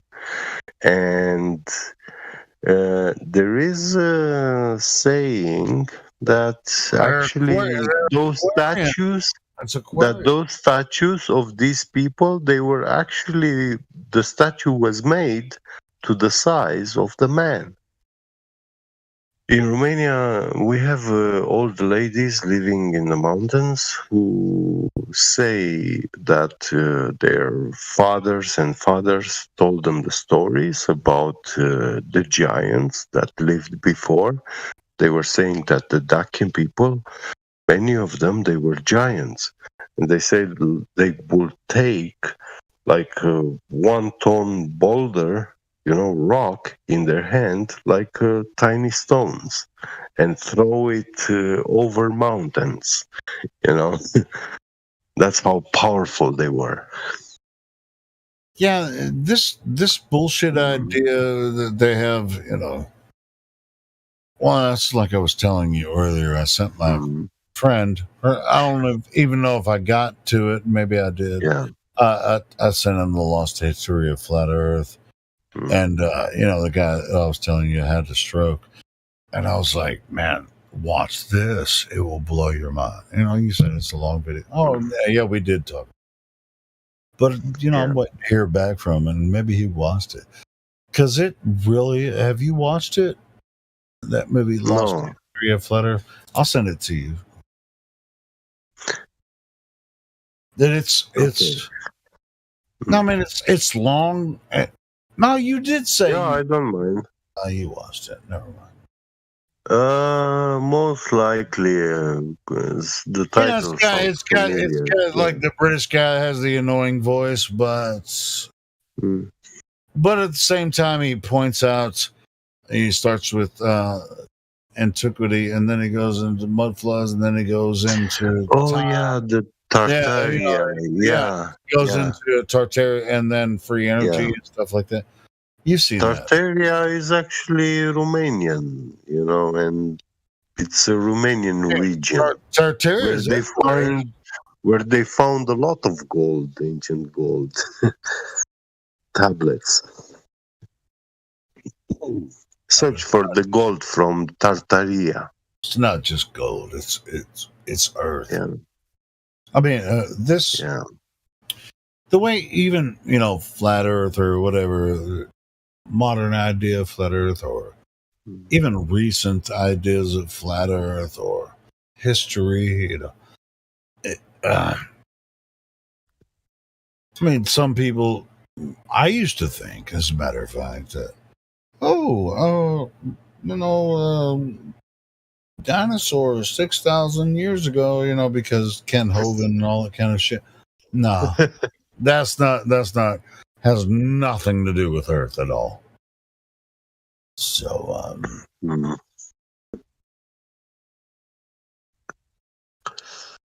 dude, Earth is so much not what anyone tries to portray. What they say, yeah. It has nothing to do with it. And even the sky. Yeah, I mean, modern understanding of Earth is just, it's all propaganda, all of it. And religion, spirituality, I mean, it's all bullshit. Yeah. You see, I was looking into weapons of mass destruction lately because of this Ukraine war and Putin's declarations. Is Putin actually? But he said he would use it. If he gets to that point, he will not. How do you say? Shit, no, I mean, at the same time he's saying this, now all of a sudden we have NATO coming up, and it's like, which NATO's like freaking 6 countries or whatever. It's like NATO, freaking. It's just like, who the fuck who's in control here? Which people portray Putin as if he is a dictator. Well, he's not the world problem, Helio. You know what NATO is? What NATO existence means? Well, I know what it was supposed to mean when it was created, but I think that was even honest in the first place. I'll tell you something. I'm sure you will agree. As long as NATO exists, Russia is the enemy.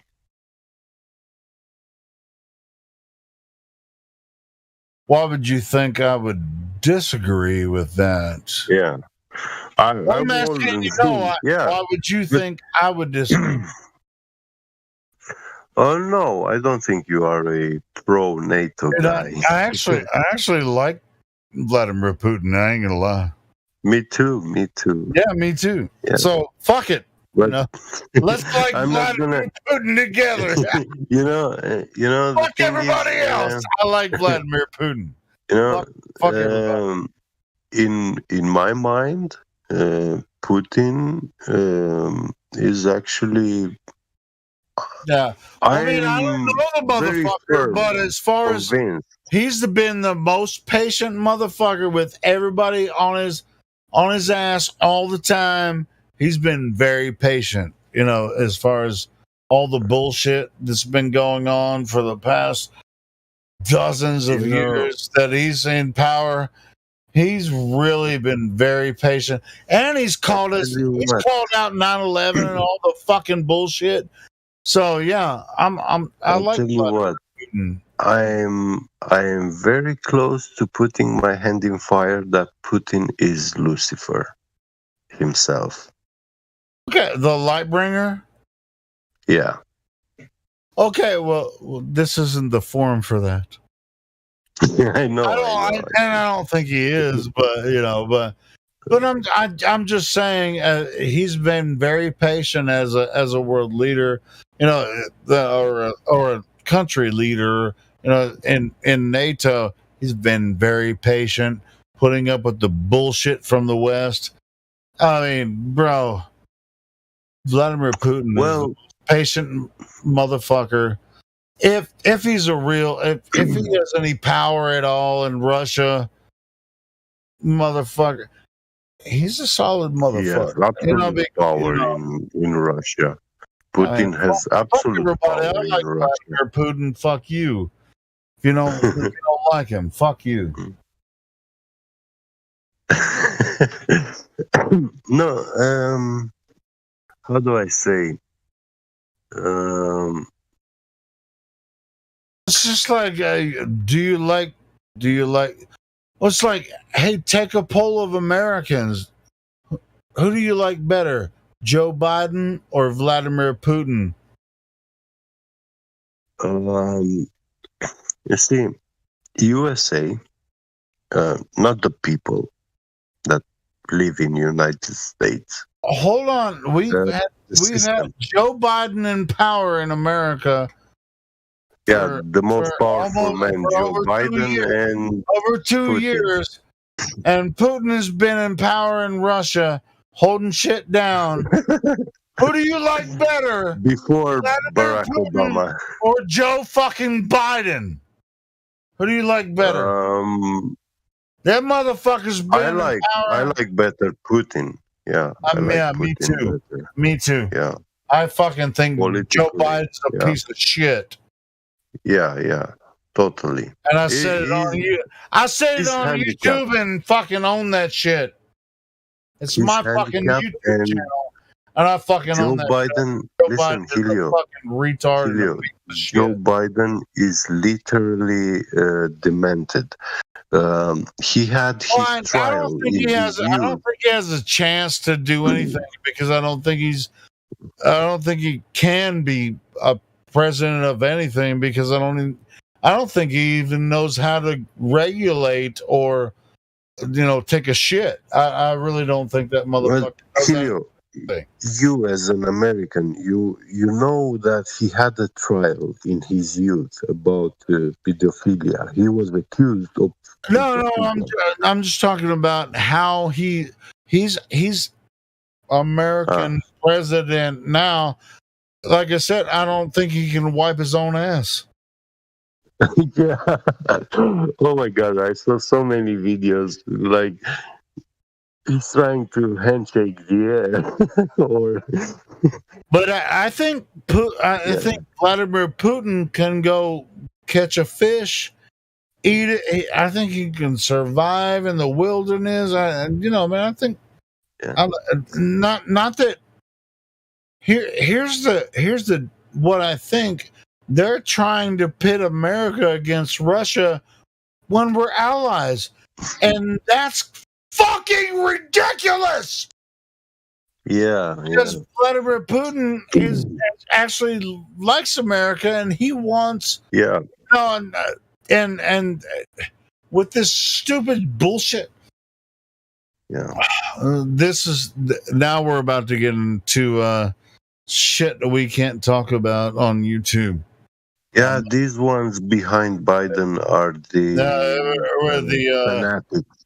Yeah, well, I'll just talk about this the fake war in the blank, blank. We're not going to talk about that shit. But anyway, I can say I like Vladimir Putin way better than I like Joe Biden. Me too. I just said it. Can I make you a prediction? Yeah. What? Oh, I want to hear your prediction. Yes. Yeah. Putin will be throned. I think he'll be president of the world. No, the king of Israel. He will be. I wouldn't predict that one. Yeah. That sounds pretty hard. But I'll tell you what, as far as the Russian interdiction, shit. Since we're talking about, the former leaders of Russia were Jews. So is he a Jew as well? No, he's not a Jew. Okay, well, but the other leaders of Russia were Jewish. he will kneel all the Jews to himself. The Jews will worship him as a god. That's where it will. No, we're going to. We're going come to. You know, his weapons, Satan too, the ICBMs. Are you fucking with me now? No. Do you know what kind of weapons are those? I studied them lately, no such and I thing as found weapons. The only weapons of mass destruction exist in spiritual and mental capacity. You can't destroy the world. The only way the world can be destroyed is through idiocracy, idiotism, and all that. no, it's not about destroying the world. It's about bringing fire from the heaven. Breathing fire from heaven, physically or mentally? Physically.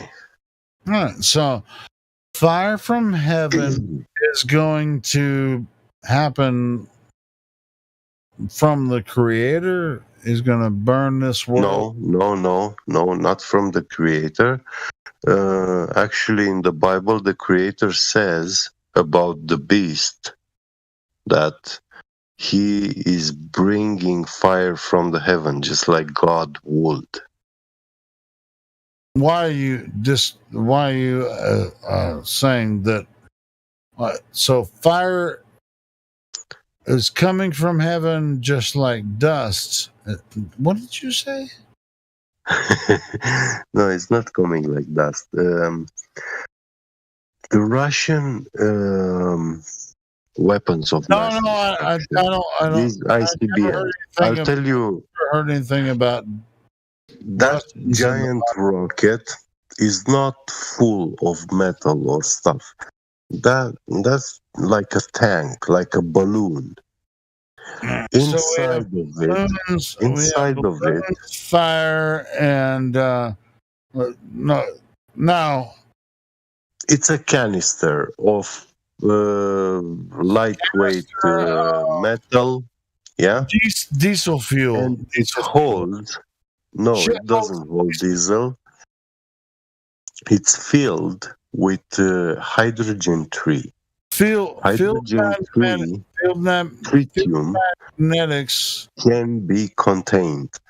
What the Russians discovered. So it's a balance, and it's just like. So is that the reset? Is this what we're looking forward to? No, it's not a reset. It's actually a demonstration of power, and everybody will. Who's gonna do the it? Americans.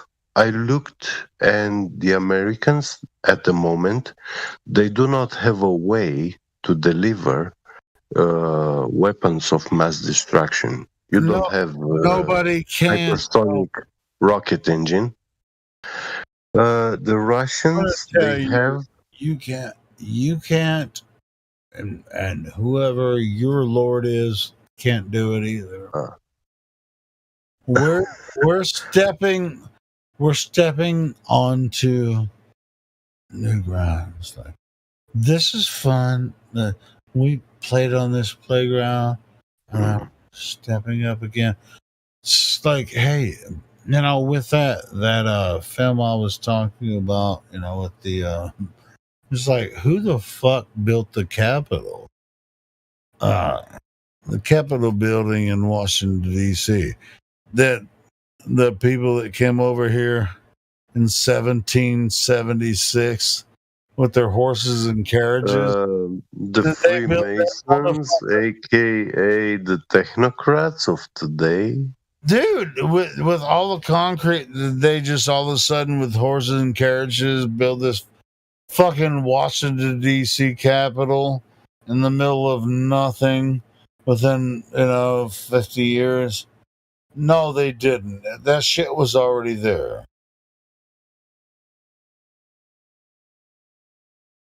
Now, how the fuck do you think anything is going to happen now within 50 years? Like, oh, we're gonna when I think, with this is the most boring and retarded reset that would ever exist. Like, oh, look at us going to space. What the fuck is stupid, retarded space? That's the most dumb thing. It's like, oh man, it's fantastic. Nobody It's can go fantastic for a to reason space. because it doesn't exist. How about Earth? How about where we live? It's a brilliant, the most exuberating, fucking brilliant experience that we could ever experience right here on Earth. Do you think you can go to outer space? What do you think is gonna happen when you try to go there? Well, Helio. Well, I mean, hold on. What they say is going to happen, they've already given us a test, right, through the ISS. You're going to have to shit in a little hole, and then you're going to have to piss in another hole, and then you're going to have to fuck around, and then just fucking eat fake tacos. The fucking ISS is a fucking wonderful experience. I don't think you understand how very impossible is for the ISS to exist. No, I definitely do. That's why I'm making fun of it. The way I see it is scientifically explainable.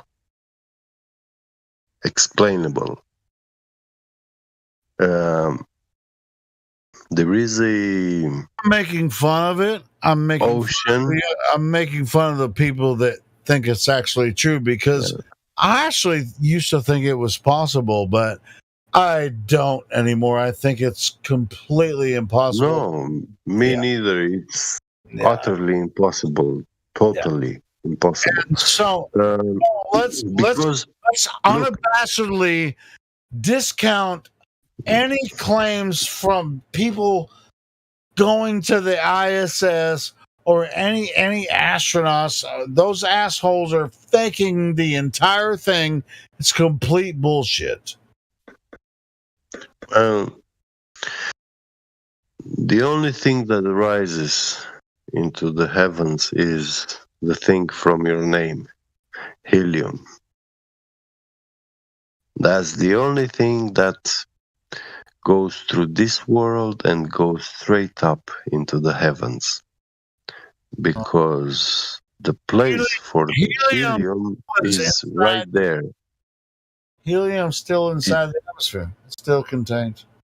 Has to be there. No. I think it goes. Goes somewhere. It goes up. Yeah, it accelerates, and then temperatures drop to the point of 5 Kelvin, where it condensates and it precipitates and it rains on the ocean above. So there is an ocean, and in between we have this temperature drop differential. You have from 30 degrees Celsius all the way to 5 Kelvin. That's like minus 270 something. Who's very cold. That? Who's measuring that? Mathematics. Listen, the problem when you reach the altitude where is minus 250 degrees Celsius, that's the temperature where oxygen liquefies. This means that the water that makes your body has to come to the state of ice 12, ice which is denser than the water, and it doesn't float. It's the ice that doesn't float. And now this ice is water, actually. It's H2O molecule, but at minus 250 Celsius, the water molecule has to break down.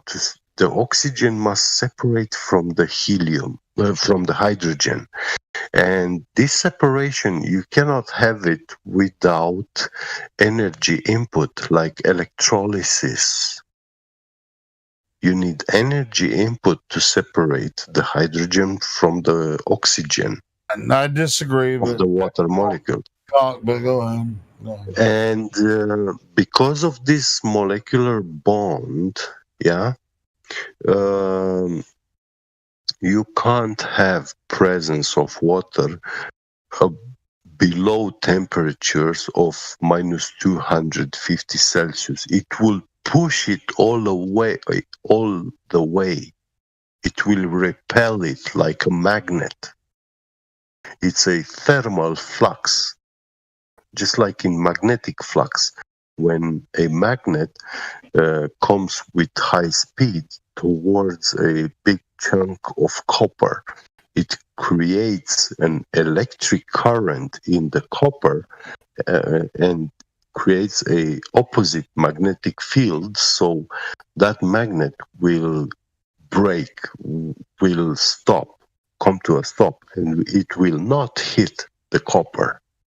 It will not make contact. So with this, with what you're explaining, that's how you explain gas pressure without a container. No, it's not gas pressure without a container. It's actually a limit up to where we can go. No, to go beyond this barrier, you have to break your elements that make your body. What barrier? The temperature barrier, extreme low temperature. All right. So, yeah. All right. So, in that medium, you have a atmosphere of helium. You have gas, helium of gas, which is rising. Thought you were talking about temperature, not gas. Well, helium is a gas, and actually is gas all the way up down to 5 Kelvin. At 5 Kelvin, it starts to precipitate, to become liquid. Which altitude? Tell me about this. So at a certain altitude, we can measure the the temperature and predict what helium might or might not do at that certain level, since it's one of the lighter. Yeah, well, at minus 270 Celsius, helium is do we have an instrument that has been high enough to measure that at the top of the atmosphere, near the quote unquote dome or something, whatever? I mean, you went all through this fucking weird just now. I'm just trying to break it down. I'm trying to, because I was trying to stop you before you went through all this shit. So let's go through it step by step. So, was it helium or was it nitrogen? Which one was first that started the cascade? Cascade. Well, there is no cascade. It's just the helium that rises. Helium rises based on density. It has nothing to do with it has nothing to do with density. Yeah, okay. Then why the fuck did you just talk about it for 15 minutes? Helium creates the positive. Helium doesn't create anything. It's a natural gas. It doesn't create a goddamn thing. Listen. These elements that we have down here, all that periodic down table. here. Down here is on Earth, right? Yeah, on Earth. Yeah. All right. Well. In the garden. Is there any other place besides here? The sky above us. All right. So we have the sky above us. Is helium up there? Yeah. Okay. It's an All right, ocean. so Yeah, where it's does an ocean. all right now? Where does helium come from? It comes from the ground. It rises through the ground up in the sky, in the heaven. All right. So how do we measure where it would actually start to accumulate and aggregate and create some type of issue? Whatever the fuck you were talking about earlier. Well, we will need to go to the North Pole and measure Hey, you know what, motherfucker? You the didn't say quantity that. of helium in the air. What the fuck are you talking about? I'm talking about impossible things. Yeah, I know. Stop talking about impossible things, you motherfucker. I just said you're talking about some stupid bullshit that nobody ever fucking. How the fuck did you come up with this bullshit? Don't be fucking saying some bullshit like that, because you make everybody look stupid, as if we all believe that nonsense. Well, we had at the beginning of this year, or no, in the spring this year, there has been a quantum mechanics physicist student, fresh. I'm gonna go smoke a cigarette. Hey, hey, dude, I love you, but that was bullshit. I have to make up to make like depiction, some drawings and stuff to explain you how I see that the dynamics of the world works, like and it's very much like a toroidal thing, just like a giant magnetic field, you know. But this is like a helium, superfluid liquid helium fountain. But helium goes through many stages. It goes from gas to liquid and then flows beneath the world through the outside, the edge, not the edge, Antarctica. That's the point where the sky comes actually down and goes beneath the ocean. And because the ocean is so close to this other ocean of the sky, the ocean of the sky, the temperature of it is extremely cold, the coldest that exists. And it makes the normal water form these ice walls which surround us.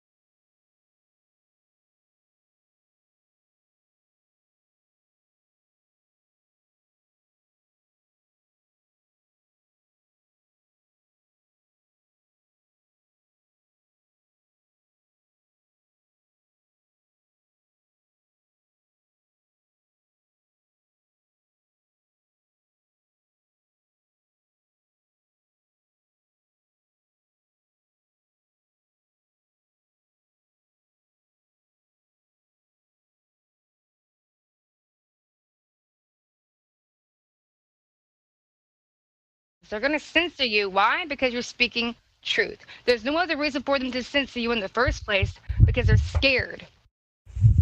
Freedom of speech? Where did freedom of speech go? We've never really had freedom. It's an illusion, just like the globe. Completely like a delusion in our heads. Money. Yeah. Money runs everything, but money isn't real. But it's a concept made up, basically printed out. Here you go. Seems like fear is running more than money is. Well, fear does run everybody's life because that's why they don't want to stand up. They don't want to go against their government. I can't. I'm only one person. What can I do? That's the mentality that most people have. So nothing ever gets done. Well, if they saw like they're more important than everyone thinks that they are, I don't know. I think people don't even think they're important at all because that's what the whole globe model does in the first place, to make you feel like you're nothing. You come from nothing, you are nothing, and the world is so big that you can't understand it, you can't measure it, you have no idea. It's settled, shut up. So you don't even think, and you just live your life for whatever they give you, and that's it. That's all you know. And you think it's settled. And then one day, when you're 36 years old, you wake up and realize the circumference of the world, and you could find the curvature, and you've been seeing too damn far your entire life, and you go, what? Where's the curve? And then you keep looking for the curve, and it's nowhere. And you wonder what the heck's going on. Now, you could sit there and start thinking about space and a closed system or anything, but in reality, it's freaking flat. And that's a wake-up call for people. It's a complete wake-up call. For sometimes people have to go really internal, and sometimes people break down. They need a place to go. They need someone to confide in. That's why we have a Discord like this, because we didn't have anybody to confide in. We're confiding each other every single day. We're becoming almost like a family because we have no one else to reach out to about this truth. And that's why Ladies Night is important in ways, because we don't have enough ladies in this world. I don't even mean on Discord. I mean in the world speaking truth, because honestly, they're too consumed with their kids and bringing them to the school system and what they have to do and education, and they don't even pay attention. And that's the problem. If the parents actually paid attention to what their kids were being taught, maybe they'd have an understanding of what's going on. But then again, you know what? They think it's settled too, because we've been told it's settled for so long that we don't even look into science. What is science? People don't even know. Not They really. don't even know the globe model. Yeah. Well, That's yeah, what they I don't notice even every know the single day. globe model. Nope. And that's okay. Guess what? A lot of people don't. You walk around America, everybody's like, I don't know what we're talking about. Gas pressure, I don't get it. I really don't understand. I mean, you have to get so basic with balloons and tires and all this stuff. And like, you have to have a containment. Why do we have PSI? You could go through all those things. But in reality, what I'm walking on is what matters. And they want to always avoid that. No. But you're talking about a ball. There would be curvature. Forget everything else. You're on a ball. If there's no curvature, you're not on a ball. So why would you leave a water ball now spinning? I do think at some point, at least for a point or two, to evaluate things that are considered anomalies for the heliocentric model, and then come to the point of investigating what you're on. I mean, it's kind of like bringing somebody into the topic of where they are. You know what I'm saying? Meet somebody where they are. So, but if, I know where you're coming from, like somebody doesn't want to understand those things. And so if you can't come to an understanding on a topic, then yeah, let's just get right to brass tacks. It's flat. Right? That's what you mean, right, Stacy? Uh-oh. Absolutely. Because as soon as we start getting to the sky and you start going back to you go to the gravity thing, you go to the gas pressure, you do all that, and they go back to the sky again. But it's like, why don't you just get real simple, an experiment that you could do yourself, and you would keep yelling refraction, looming, blah blah blah. We're talking about visual things that you could see. Well, I was referring to people who have been talking about the topic for quite some time, yet they still ascribe to the globe model, Yeah. So yeah. I think what you said, for those people, what you said, don't look at the sky, look at the ground you stand on. And like you said, keep it simple. It's okay. But for other people, if they, come across a couple anomalies that are pretty undeniable, then then that's going to bring them to, looking at the ground rather than the sky. It's got to come back to that because we're talking about a geometric shape. We're talking about the Earth. We're not talking about space. We're talking about a flat Earth. So when we talk about flat Earth, you have to talk about the ground. You could go back up to the sky all you want, but then again, you can't verify anything up there. You can still believe, okay, at the end of the day. What you can verify is what you're standing on. Yes. What we should be doing anyway. They're the ones that gave the shape. They're the ones that gave the geometric shape, and you should have a curvature. Where is it? I've been asking for a while, but I can't find it. There was someone asking a question or wanted to speak a second ago, too. I don't know what they said. If you want to ask again or say something. Maybe not, though.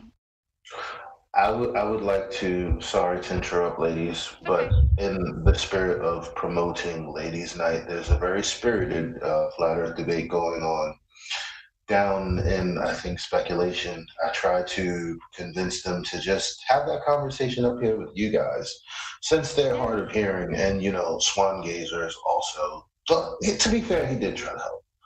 But if one of you ladies can go down, maybe you would be a little more persuasive and get some more action in it. Sorry, thank you. Not a problem. I can go down. Anybody go down? Is someone going to be able to hold the chat if I go down for a second so I could try to get them to come up here and make them feel comfortable? Is that okay?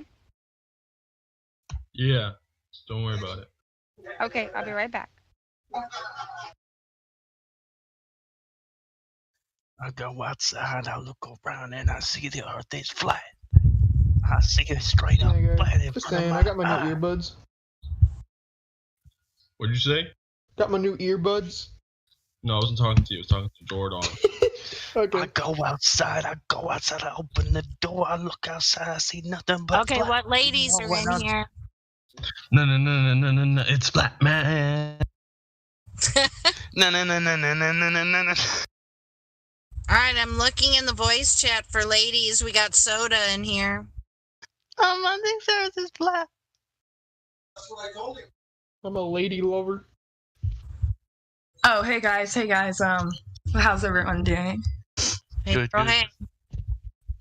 Yeah, I was actually going to present you guys with some pretty good material I came across regards to gravity. I know everyone in here, hates gravity, but I had an experiment that I found that actually calculates gravity in a more modern way without using the Cavendish experiment, because I know we all love gravity first. Oh, I know you hate Cavendish. Oh, I'm not going to bring up Cavendish here, not today. Seems but like yeah, I was just gonna wait. I was just gonna wait on if we had like any questions in here before I presented that, or define gravity. yeah. Hey, Percentage, how are you doing? I thought you thought I was a troll, though, dude. What's up with that? What do you mean? Just answer the question. Yeah, I'll answer the Define question for you. There's two definitions of gravity, so which one do you want? The one that you're using. Okay, well, what do you want? I can, so there's an equation, right? Hold on, let me get my notes here, because I had to type this up before I came in here, because this is a lot to talk about. Damn, old profesh. How many types of gravity are there? 3. Okay. Okay, Actually, hold on. 4 if you're counting specific gravity. Specific gravity? That's just relative. Okay, well, let's let the lady present her information, and then we can have questions thereafter. That's okay. Yeah, while I'm looking for that, y'all can go ahead and continue with the conversation. I'm just okay, let us know when you're ready. Yeah, I got you. I'm pulling it up here. I'm here too, by the way. Hey, girl. Yeah. Hi, Jen. Hello. Specific gravity isn't relative density, by the way. It's something completely. All right, well, we're going to hold all questions. Yeah, for it now, is. sir. Yeah, in order for ladies not to work, you're gonna have to let the ladies answer these questions. Percentage. She said she's, pulling up her information or stuff, and to continue the discussion.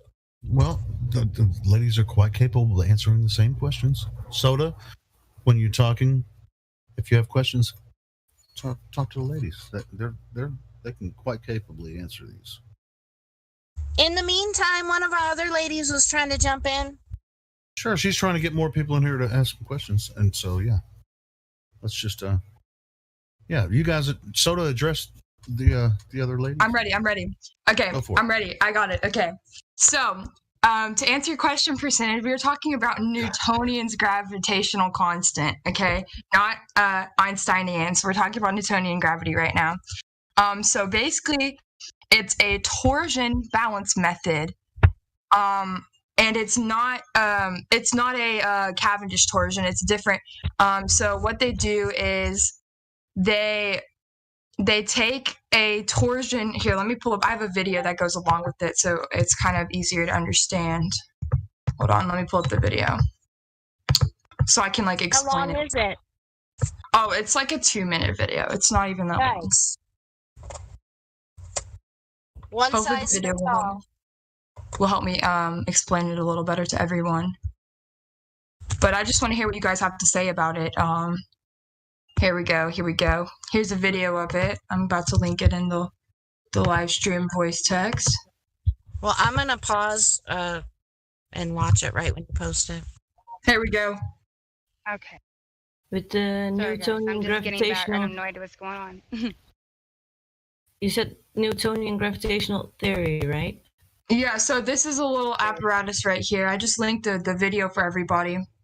So they put a stainless steel non-magnetic gold masses in a glass-plated torsion bar, and they put it in a 10 to the -5 vacuum. Okay, and that's it's basically what they're doing is they're measuring the force of Newtonian's force of gravity, big G, using this.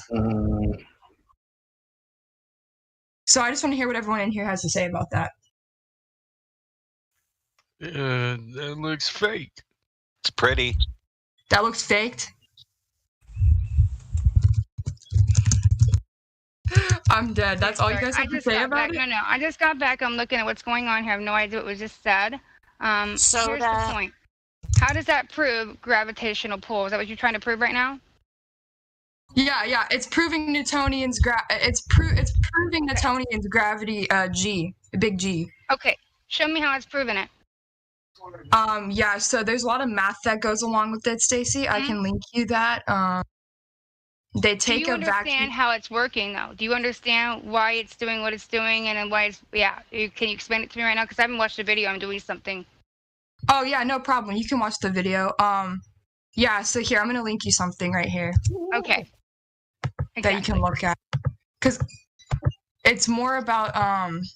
How can you prove something that doesn't exist? Well, I think she's going to elaborate. That's the problem. We don't know why it exists, but we can see it, right? I got a question. I just wanted to see what you guys think about it. Yeah, to get this thing going, do you have to start it, or does it just happen automatically by itself? I'm pretty sure you have to start it. Okay, there you go. The end. There's the end. And you should. So you're just going to shut down the whole experiment because someone has to plug it in? Yes. Well, I mean, if gravity exists always, then as soon as this thing is built, it should automatically happen, right? Correct. What do you guys mean by plug it in? Yeah, no, you plugging something in. You basically have to start the thing going. You have to, do the first strike of the pendulum. Sorry, what was that, Soda? Is it plugged in? I believe so. I believe so. Okay, another belief again. Why are we stating things that you don't know? You're believing something without even doing the research and knowing what you're saying. Hey, this proof, look, this is gravity. Yet you're not even looking into it to know if it's even plugged in, what it's doing. But it's gravity because, again, authority says it's gravity. No proof, just authority saying something, and you're plugging something in. What's the problem with plugging something in, Stacy B? What's the problem with it? Because it should work without you plugging it in to prove gravity. Can you please show me gravity or mass attracting mass or any of this bullshit Newtonian or anything on Earth and nature? Please show it to me without plugging something in and giving energy or force in the first place. Well, Stacey B, unfortunately, I can't show you that. Exactly. Okay. Thank you. If you can't do that, can you at least explain how this thing works? I literally did. Okay, so basically, it's measuring the gravitational constant using a torsion balance method. I'm sure you know. No, I understand that, but how's the apparatus like? How's it set up? Okay, so how's it set up? I couldn't tell you that. Okay, very good. Could you tell me how they isolated for electromagnetism? It's in a vacuum. It's in a vacuum chamber. It's in a vacuum chamber. Of 10 to the negative 5. Electromagnetism still happens in vacuum chambers. So can you verify that? Exclude? Yes, electromagnetism is ubiquitous. It's everywhere. Oh my goodness. Okay, so wait a minute. I have a question for Soda. Ultimately, Soda, you were trying to say how this is supposed to work, and you were going into something, and somebody asked a question when you were kind of trying to describe it. Oh no, I wanted to see what you guys think about it. Can you elaborate a little bit ultimately on what this is supposed to mean? That would be helpful. Did you watch the video? Well, yeah, it was just showing the apparatus, but it didn't say anything else. So can I ask you a question, Soda? Did you watch the video fully? Yeah, I have it pulled up. It's like a 30-second video. Okay, well, when someone's asking you how it works, can you please explain how it works? Because you know how this is. When somebody comes in with proof and they're showing something, they're supposed to show it and explain what their theory is. You're just saying, hey, guys, watch this video, and I know nothing about it, or explain it. Can you please explain to me how this is showing gravity, please? I'm not asking what I'm thinking about. I'm asking what you think about it because you watched it and how it works. How does this show me that gravity exists? I think it's pretty. So it's torsion. You guys, Soda, how did you come across this video in the first place? I was just searching up, because someone in here earlier, or a couple days ago, was talking about gravity experiments, and I was like, oh well, I'm gonna look up, try to find an experiment demonstrating gravity. So here's how it works for everyone that wants to know. Do you remember who that person was? Oh, I think it was Effie Jedi that I was talking to. Oh, well, maybe bring it up again and ask a few more questions, I'd say. Oh, yeah, I was just talking to him about it, and I was like, okay, well, I'm going to try to find an experiment demonstrating gravity, and he was like, okay. Yeah. And I brought this one in. Is this an experiment, though? Is it an experiment? That's up to you. It looks like a spinning decoration. Well, okay, I think Soda was trying to tell us about her new interest in stuff she's going to be looking into, so she doesn't have the answers yet, all of them. So yeah, so it's a turntable rotating at a constant speed, and then there's a torsion balance placed on the turntable located at a set of spheres. So it's basically what they're doing here is they're just trying to measure what Newtonian's gravitational constant is, and there's a bunch of math that goes along with it that I can link down here if anyone understands it. It's kind of complex though, but see, the thing you need to do is to make it not complex. Like when you explain it, like, you know what I mean? I'm trying to. Because I would definitely need the layman's term version, please. Yeah, that's the problem is I don't have the layman's term version, so I Okay, Soda. I asked you even how it was plugged in. That is the most layman terms that I can get to. So, can you please explain to me how this works and proves gravity? Because gravity should exist and show it to you without you plugging anything in like you're stating that it's doing. I'd like to know that because I can't watch the video. I told you right now I'm doing something. So can you please explain to me how it got the force? Because you said it's plugged in. Is that correct? Well, yeah, Stacy, I couldn't explain that because it's plugged in, so I don't really know what you want me to say. Okay, that's all I want you to say. Thank you. What does plugged in mean? Means it's electrical. Hey, Soda. You mean it's plugged into a wall. But given hey, Soda. Oh, sorry. Hey, Soda, when did you start looking into this angle? Oh, I started looking into this like 2 days ago. Okay. So that's whenever Jedi was like, well, bring an experiment showing gravity. And I was like, okay. I just wanted to see what you guys say about it. But someone in here said it looks like a house decoration, so... But we know when we prove gravity how we have to. Is that correct, Soda? How do you prove? Yeah, it has to be a naturally observed phenomenon. I get it. Okay, maybe I shouldn't have brought this one in. Okay, good. So at least you understand this is a proof that you shouldn't actually give for gravity, correct? Not valid because why? Because it's not a scientific natural method. Okay, thank you. That's all I needed to know, and I'm not mad or anything, but that's not proof. Yeah. Okay, wait. Question for Soda. Sorry.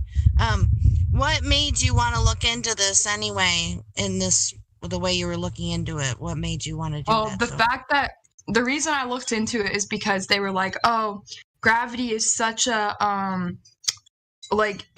They were saying how they were having a debate with the Glober about gravity, and I was like thinking, and the Glober couldn't come up with a gravity experiment, and I was thinking to myself, like, how can all these people believe in gravity and not like ever prove it? Like, all these people are just believing in something that can't be proven. I was like, well, I'm gonna try to go out there and search for some proof here. So, are you maybe looking for what the Glober explanations are, or? No, I'm looking to the flat Earth explanation. I want to see what you guys have to say about it, and I presented it to you guys, wanting to hear what you have to say about it. Not necessarily trying to debate it, but just trying to see what you guys think about it. Well, the reason why I asked if you were trying to come at it from an angle of I was ascribed to the globe, how would I explain gravity, or how is it explained? Because, you brought up the apparatus that's supposed to point towards the existence of gravity. And, it's a big topic, and obviously you can't do that in 2 days. But yeah, I guess you have to understand the globe side of it. And then, from what you know now of, flat Earth, you can help people along, because you got to meet people where they are, right?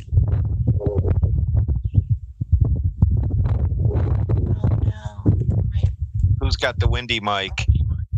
It's me. Can you even hear me? Yes. Oh, okay. Yeah, Jen, I was just about to say that's really, really well said. We do have to meet them where, where they're at. Otherwise, they're just not going to even understand or listen to us. Exactly. You know all about that.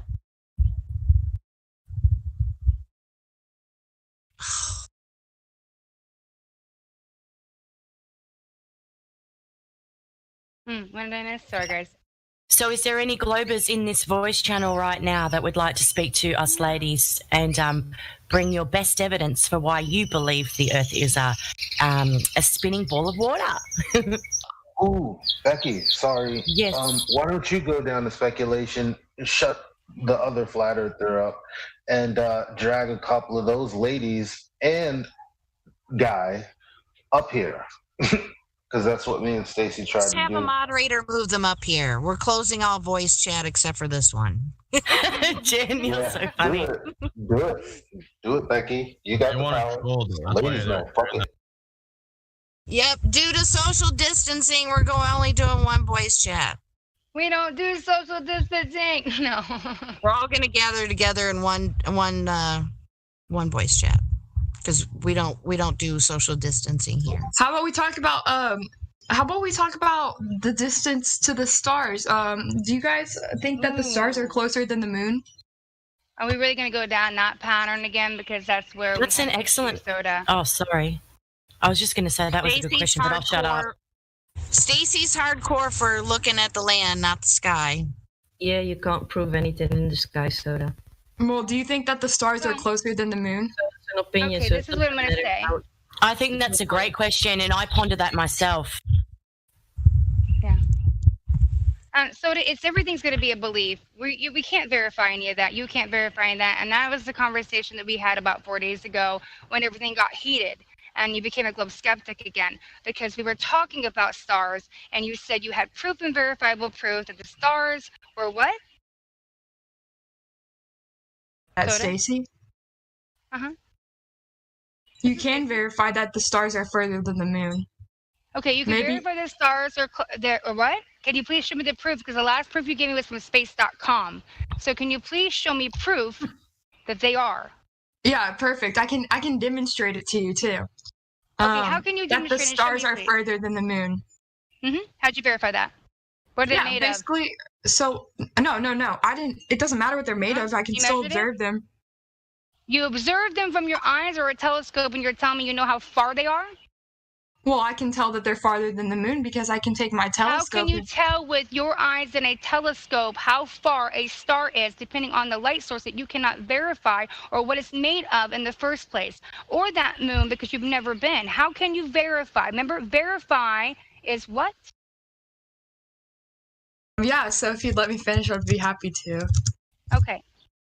So yeah, the reason you can tell that stars are further away than the moon is because I can take my telescope and I can shine it at the moon and I can get a nice, good view of the moon, right? But when I take my when I take my telescope and I look at all the other stars, I'm not gonna get that HD quality, you know, that top-notch quality, and that right there should just tell you that wow, maybe the stars are too far away to get this good quality. Well, one, you don't know the size of those stars. You don't even know the size of the moon. You don't even know the size of what you're standing on. So how do you know anything, or that light source, or how bright it is, or how far it's hitting your eye? How would you verify what is hitting your eye in a telescope and where you can measure that, please? Distance. We're talking about distance here. Measurable distance. Can you please verify how you measured that distance? Not looking through a telescope. That's how far away, because you're not telling me how far. Well, I never said that I measured the distance of them, but I can know that they're further away just by observing them. Knowing is proof. Can you please verify how you have that proof of distance? I don't need the proof of distance to know that they're further away. I'd just like to say thank you, Soda, for that point, because that would actually strengthen the flat earth argument that the sun is closer and the sun is a local light. So thanks for sharing that with us. Yeah, for real. That's like supporting you guys. If y'all say so. My goodness.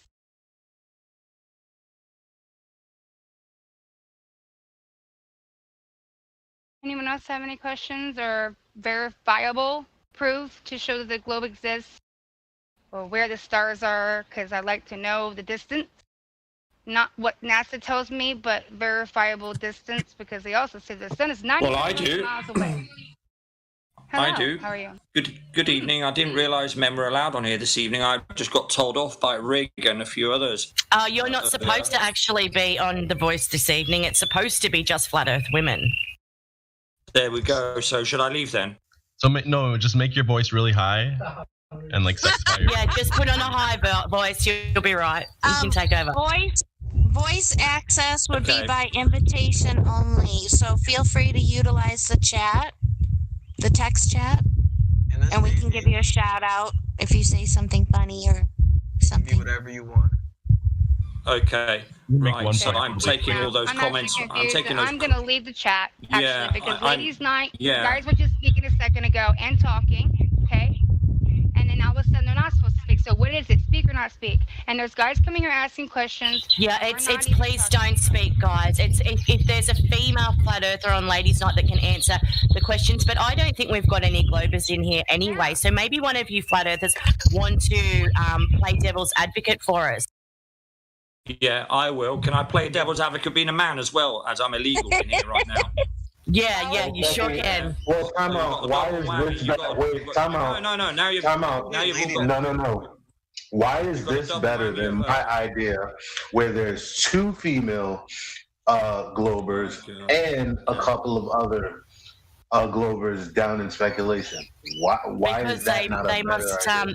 Because they chose to go down there. They chose not to be up here. I'm not going to go and force people where to go or what to do. You didn't ask, did you? I heard you guys already asked and they wanted to stay down there. I'm not going down there to force them to come up here. No, some of our friends just kept talking through us, and I know you're not the type to play that shit. That's all. Or is that one? No? No one listening? Okay.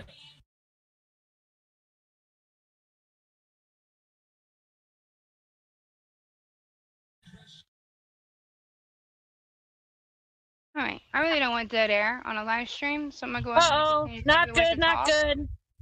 Right. You know, does anybody else have any questions or want to say something about what we're standing on, or even anything?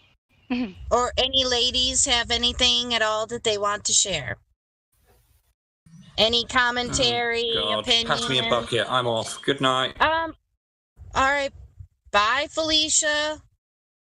Yeah, I just want to jump in and say, it's worked out the past few weeks. I mean, we can't expect it to actually, work out, the best way every time we try it. So it's cool. Well, we it can would be a if discussion people for are later. supportive and they follow the rules. We won't have an issue. I mean, it's two nights a week on one day. It's not that hard. We've been advertising for over a week, so people just need to get together and realize if they have friends and family who are, Globers or even female Globers, that this is the night to entertain any thing associated with the ladies answering their questions. And that's what it's going to be. So get over it. Who doesn't like it? Well, I think all of us could be on the same page eventually, and it'll be better. So.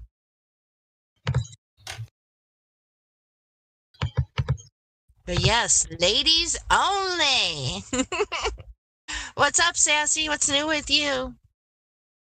Not a whole lot. I had a last minute errand that took me away. Y'all's 5 o'clock is my 4 o'clock where I'm at. I'm in Texas, so same here. Lost a little I'm in bit. Texas too, Sassy. Yeah, I remember. Yep.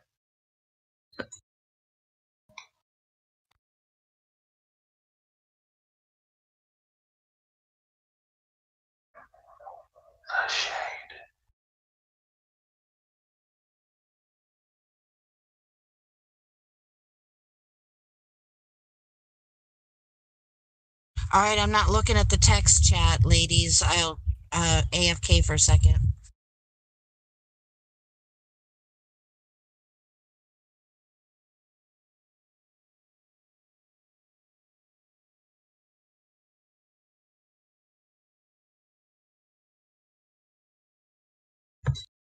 Yeah, so we have any Globers in here?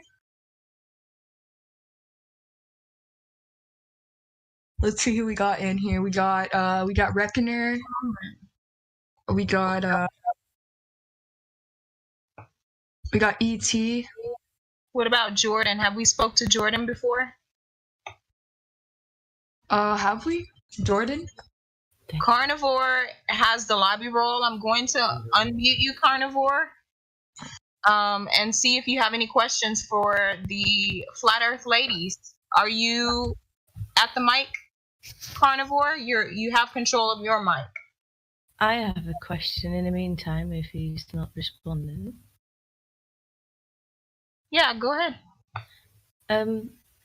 Like with Flat Earth, what do you guys think? Would it have been a controlled release, or would it been more that like the people that like figured it out sort of like happened naturally, or that is like YouTube pushing it, or why are we the ones that are Why are we all flat earthers right now? like knowing it? I love that question.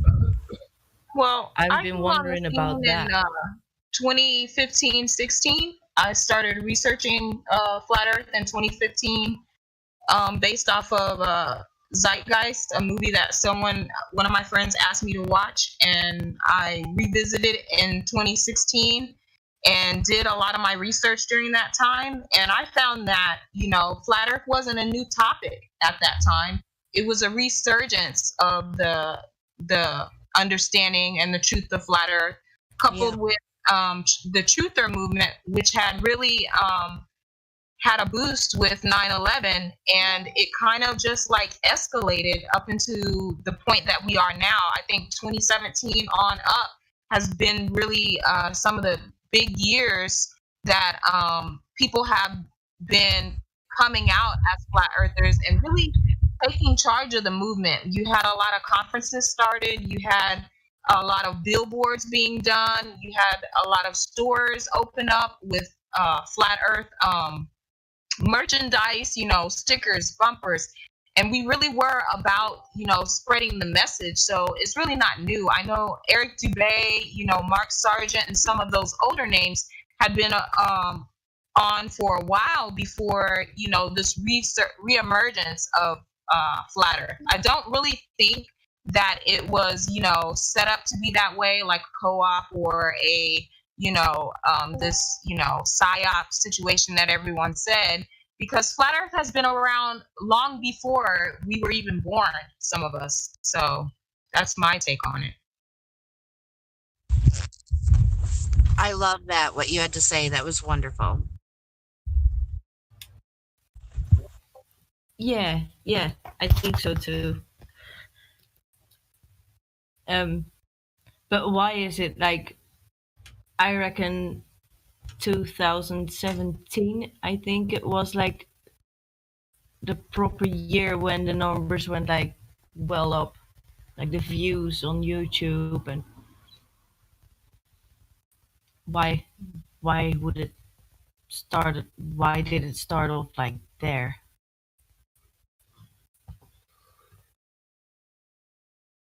I'm not really sure. I came into it through personal relationships with friends, and an exploration of, losing my religion and my faith and, humanity at that time. So it was a personal journey for me, as opposed to, someone just exposing you to flat Earth and saying, hey, the Earth is flat, kind of thing. And I think that's the case for a lot of people. Yeah, I had that too. Yeah, that I had to go through that moment of understanding what religion really was, and that was also the same time that flat Earth popped up in my life, and nobody like told me about it or anything. It was literally like online, just pushed, sort of, based on what I was watching, probably. Yeah. Sorry about that, guys. I got cut off and had a phone call. If I interrupted the stream, I did not mean to. Yeah, no worries. So you're fine. You know what we're talking about, or did you? No, I actually don't, and I got Rada running in the background. Sorry about that. Go ahead, though. All right. Why flat Earth became much bigger from, like, say, 2017 or so on, and Ceci said about like with losing her religion, and flat Earth came up at about the same time. I had exactly the similar thing, like my religion, I lost it, and flat Earth popped up like within the same days. I wasn't that way at all for me. I actually, I go back and forth sometimes in my heart with what I'm still questioning. Because when you don't know something and you can't prove it, but you have this understanding in you because you've seen miracles, you've seen things happen that you can't explain. Yeah, I go internal. I'm very spiritual, but I always believed this stuff. In fact, I was actually still talking about Jesus Christ only about 7 months ago, and I still pray. I still do all these things. The answer is I don't know, but I already knew the shape of the earth in my heart because I was told that when we were young in church. So I already thought it was flat, but there was no way to prove that for me, I felt like, at all, until I learned the circumference. And it's okay to be at 36 years old and not know the circumference because they're hiding that stuff. I think they teach it to you at a very young age if they do, and they want you to forget it and move on and focus on space. Remember how you used to create those little planets and everything? Look, focus on this. Pluto, because Pluto's a planet, but now it's not. It's all this misconception that they want you to focus on instead of actually what you can verify. Nothing they want you to verify at all. Don't look, guys. It's quite funny because in school, I definitely didn't grow up with the idea of the shapes of what planets are, and talking about the Earth being a ball in space. Like, I totally cannot remember anything at all throughout school. Same like dinosaurs or Big Bang. Like, they didn't talk much about that because it was like a Christian school.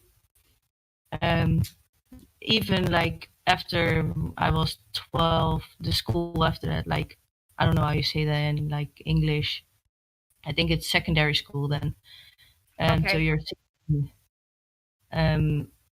Even then we didn't really like, we just skipped the pages in our books, science books, and we just moved on to other subjects that were allowed in the Christian schools.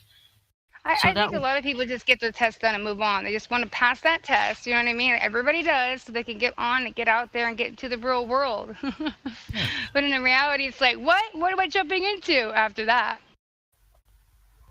Yeah, after. I just want to say to everyone in here, if in case you all haven't done your research, George Floyd is nothing but crisis actors, CGI. It's all a fake. Okay? Man, get out here. No, I have evidence. I have evidence. Emphasis on the word man. I understand, but this is not the live stream for that right Out now. of here. Don't bring that in here. What, George Floyd? Yeah. With the riots? Well, I don't know if they want to talk about. I'm not sure. I don't know. I'm not saying it's real. I'm not talking about giving my opinion on that. What I'm saying. Yeah, I do think it's real because you can watch him die on camera. Okay, so let me fill you in on the fact of the matter. George Floyd. In the middle of a conversation, thank you. If you don't mind, we were like in the middle of a conversation, and this is really not like. If somebody has a question about, the shape of the earth and wants to talk about that when interrupts, that's just something that's absolutely fine. That's what we're here for. Yeah. I think we've got another chat room for that, right? For like hoaxes or whatever. I have a question for the ladies. Hi, E.T. Is that who I'm speaking to? Yeah, hi, Stacey. Hi, how are you? I'm well. How are you? Okay, what's the question? What you got? Okay, well, I think it's been touched on before, but I've brought it up a couple times. By the way, before we ask my question, I just quickly want to say, I think part of the reason this became really popularized around the 2017 time is when those Eric Dubé videos started to get a lot of YouTube hits. Anyway, I don't know. I'm still new to this, so maybe I'm wrong. You mean the algorithms? Yeah, sure. Yeah. So what do you think? So people got put in their face in front of them is what you think about a certain time overall, maybe on the recommendations, and that's why you got into it. I think a lot of more people were looking into it at that time. We weren't as censored back in 2014 when I was looking into Rob Skiba, or 15 even, and all those, Eric Dubé. We didn't have that censorship back then. I still didn't have the understanding fully, though, even though I was doing that research back then. And there was the whole, I don't want to get into society crap. And so I got away from that. But then when you realize that there's a total different understanding to this than what they're trying to push, okay, and then you understand that, hey, there's a circumference and the global tour happened, and I was able to see people get out there and speak this. For me, it was different. It's not even about a YouTube video anymore. It was about verifying something for myself. But I'd already been verifying it my entire life, is the point, So people could say people could say it's not real. People could say there's shills. People could say whatever they want about it. You could even believe in this society. I don't care. At the end of the day, there's a geometric shape, and there's an equation given to find curvature. There is no curvature, so there is no globe. We have air pressure. It has to have a container. So all those things instantly prove the model done. And there is no proof that they come in here besides some Snopes, space.com, or something that doesn't even verify or go into the scientific method.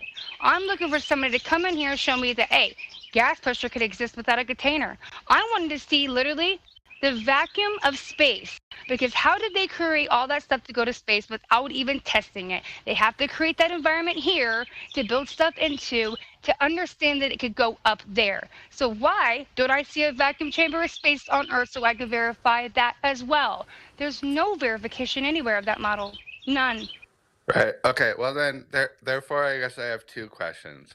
Just on that last point, I've heard that the level. It's just a question. The amount of water in the atmosphere, supposedly, I just heard this, I can't verify this, but that if you condense it all into like it would be about like 10 meters high. Like a barrier? Yeah. And so of like, gases couldn't pressing that together? No, it doesn't work like that. Because the gases would still escape. You're talking about gases, right? Gases pressing against gases. First of all, that wouldn't even work that way. But even if it did create a barrier, like you're trying to say, and it works totally different than we could understand. There's something up there that we don't get, and gas pressures are doing that.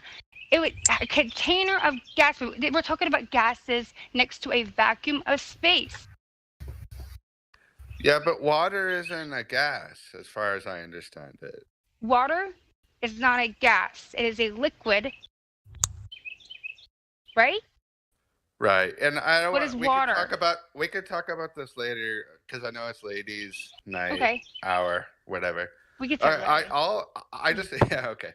I just chimed in because this is my real question. Then I'll be quiet. I just wanted to know if you guys wanted to get into the subject of saddle loons, because that's something that I really can't wrap my mind around for some reason. Why can't? What's the one thing like you can't? Doesn't make sense to you? It's mostly that I just can't believe it. Yeah, you're right, because it's not true. It's just some nonsense that I've heard about the saddle loon theory, because honestly, I used to look into it because I was like, well, man, satellites really aren't verifiable, right? But at the same time, there's thousands of independently owned satellites that people have, and how are we supposed to believe that all of these people are in on the globe lie, right? Like, I don't really know about all that, but the saddle loons are just a little thing that the flat earthers made up to support the fact that satellites aren't real. It's a theory. It's not verified. No one really knows. But you can believe that they're satellites. If you don't want to, then the go-to is the saddle loon theory. I've looked into it before. I don't really know if I believe it either, dude. But I would just say go research that for yourself, because all the people that own these satellites, not all satellites are owned by NASA. Okay, dude. There's thousands of other space agencies that aren't owned by the government. So how are we supposed to believe that all these people are lying? What? But they're not. They're not lying. It's because it's compartmentalized. All these agencies and agendas that are happening. Why would NASA be the number one consumer of helium, and why would NASA use that? What's the whole point for NASA to have the most of them? Maybe because it has to do with some balloons or something, like they need helium. Saddle balloons, honey, have been actually proven. I don't know where you're getting that they haven't been. They have been. There's video. There's a lot of stuff. I mean, you could think what you want because you've not seen them yourself, so that's fine. I understand that's not your verifiable information. I get it. And I'm not saying satellites don't exist. People do see stuff in the sky, but it is not where they say it is. And a satellite can, I'm serious, I'm in an Indy 500, okay? And how fast that car goes by me, and I can barely see it. If a satellite is moving at 17,000 miles per hour, I am not seeing that where they're telling me it's at. So therefore, whatever you're seeing is not where they say it is, automatically. Why? Because you would never see it at 17,000. You go try to look at something of that size, that far away, at 17,000 miles an hour, and tell me you could see that with your own eyes. Where have you ever witnessed anything going 17,000 miles an hour past you when you were able to see it? In your entire life, think about that. 17,000 miles per hour. Okay, yeah, that's fine, Stacy, but just because that balloon satellites exist doesn't disprove low Earth orbiting satellites. You got to first prove it to say that it exists. And we're talking about, you just said a second ago that they didn't exist, and now they do exist. But it doesn't matter. Well, that's if you think they exist or not. That's up to you. That's your own verifiable truth, in your own words. Well, I'm actually telling you there's videos. If you don't want to believe it and other stuff because you've never seen it, that's fine. But again, you just made a statement that they didn't exist, and there's no proof. But then again, now you're saying they do exist. I'm just asking you which one it is.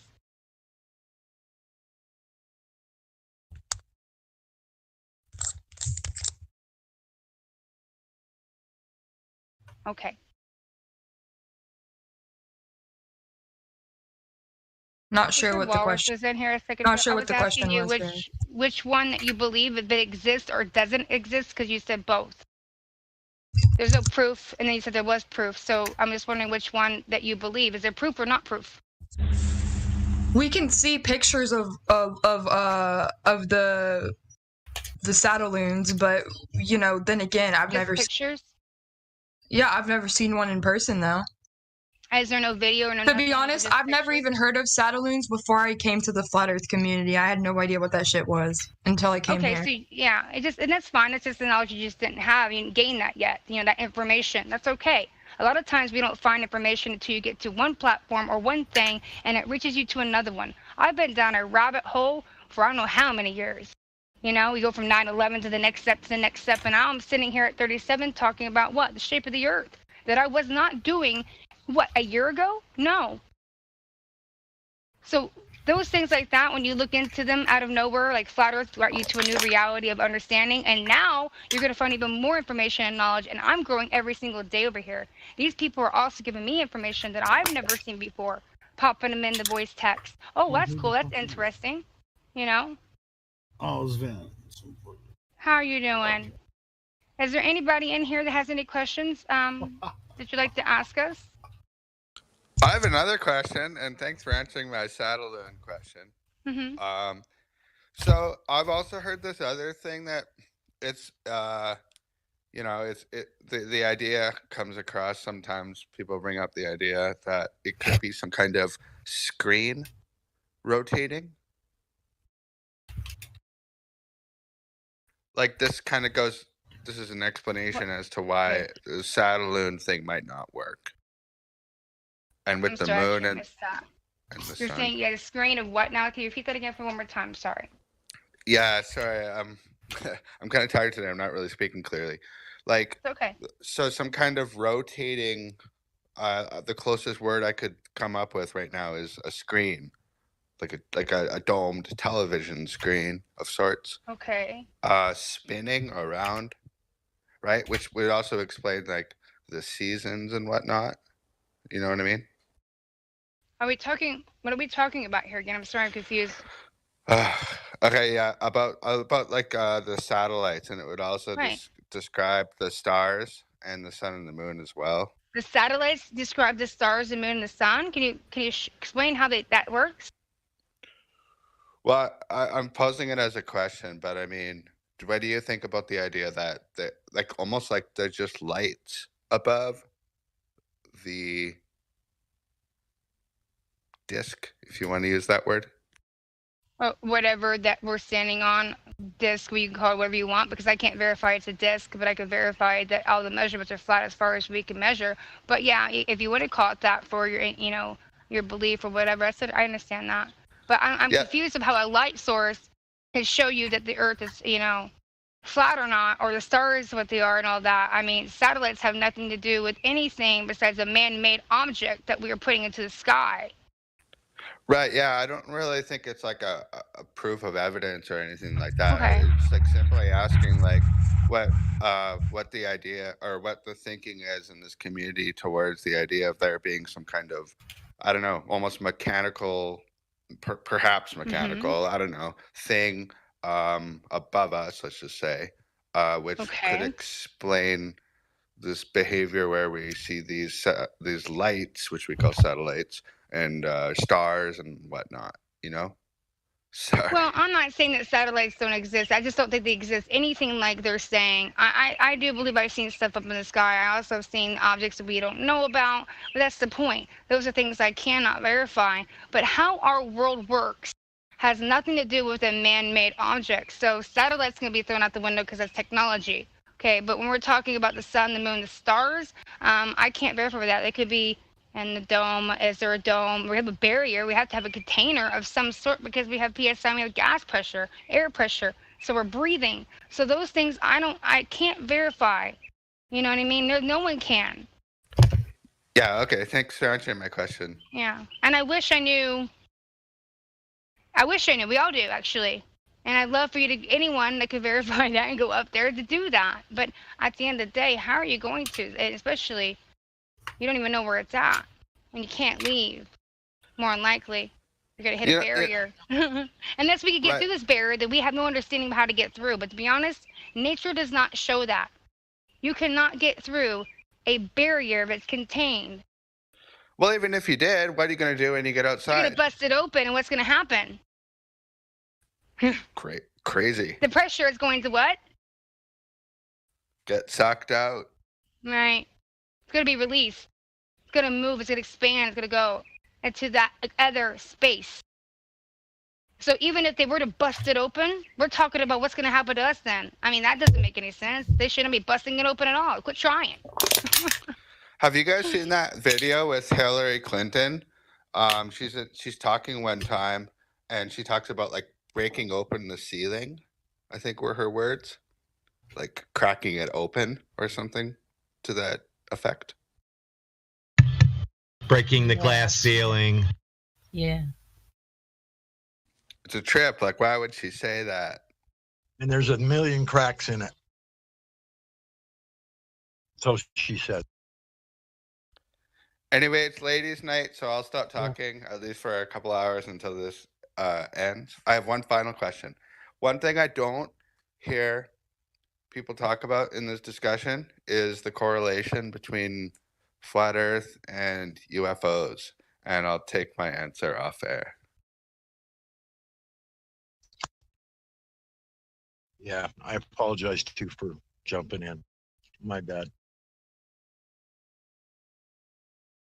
No, you guys are fine. As long as we're not having people in here asking questions, and if we want to talk about something that's serious and about what we're standing on, then I personally don't have a problem with that. But if somebody in here has a question that, doesn't believe that the Earth is flat, I'd love to have that conversation with you, or at least that you don't believe that it's a globe, because that's what I'm at. It's not a globe. Flat as far as I can measure. Anybody want to talk about what they believe? I think we're all flat earthers here now. Okay, I'll jump in one final time. When I watch all these videos, because I've been spending a lot of time in this channel lately, and one thing that keeps popping in my mind is that a lot of these explanations for a lot of this strange phenomena, which to disprove the globe theory, seems to be able to be explained by a model of a globe which is much larger than's been described. So instead of Earth being the size that they say it is, maybe something more along the lines of Jupiter or something could explain some of these things. And now I'm done. I mean, how would you say that, though? Because if we are in a container, I guess you want to put a container on an entire globe, and we are a bigger shape than we say, then the whole point is why even believe in that globe? It doesn't make any sense. You believe it because we're taught it. So if the measurements are wrong that they gave you, and this entire imagination Disneyland theory, why even go back to that you could believe that it's a ball? It wasn't even taught to us. We were told certain things about it, just enough to where we would believe it. We were never taught critical thinking in school and what that means. So there's that. Sorry to jump in on you, Stacy. Oh, no, you're fine. And maybe we are a bigger place. But at the same time, we still have to be contained, right? One. And two, you'd have to find that curvature. And as far as we can see, it's not here.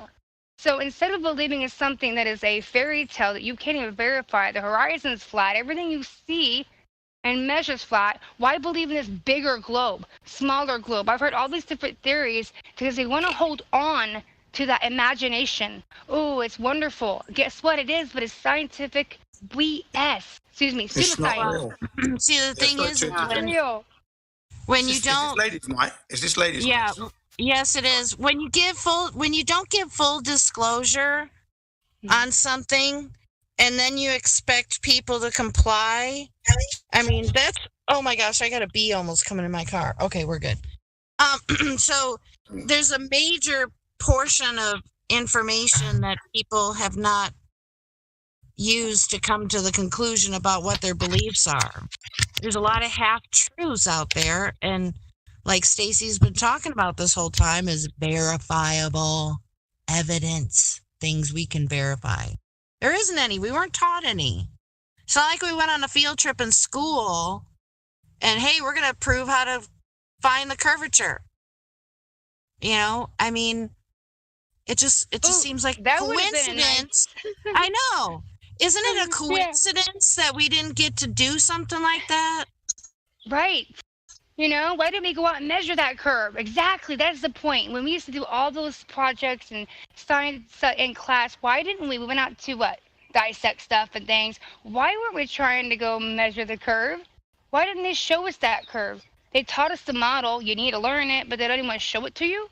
But Makes no, no we have a bunch of useful idiots, and pretty soon the movie Idiocracy is going to be our real reality. Yes, absolutely. Honestly, I think we already are. I think what helps a lot in conversation is if you identify with people that what we're really dealing with here is not just deception about where we live. It's honestly about everything. And, you know, it's something that needs to be discussed, you know, from the same team type perspective. Because, you know, they treat us like useful idiots. They tell us what to do all the time. That's why I tell my granddaughter. It's why I tell my granddaughter, I'm like, honey, you got to do it. Everybody's got to be told what to do. When grandma goes to work, she's got to be told what to do. Yeah. You're not alone, kid. Well, and that's the thing. Someone just said it's rocket science. And you know what? When a kid hears that, they go, oh, I can't understand that. You know, that's news to them. It's too difficult to understand. I don't get that. I don't get how that works. That's like a weaponized term. Just like conspiracy theory is weaponized. People hear the one word conspiracy, automatically their brain goes to, oh, it's not true. People are crazy. But no, do people look into it? Hey, I got a question, guys. Is this going to be going on in a couple more hours? Probably not fully ladies' night hours, but I'm sure. I don't know how long they do ladies' night. It's possible, but I don't think any time has been determined. I guess upon participation.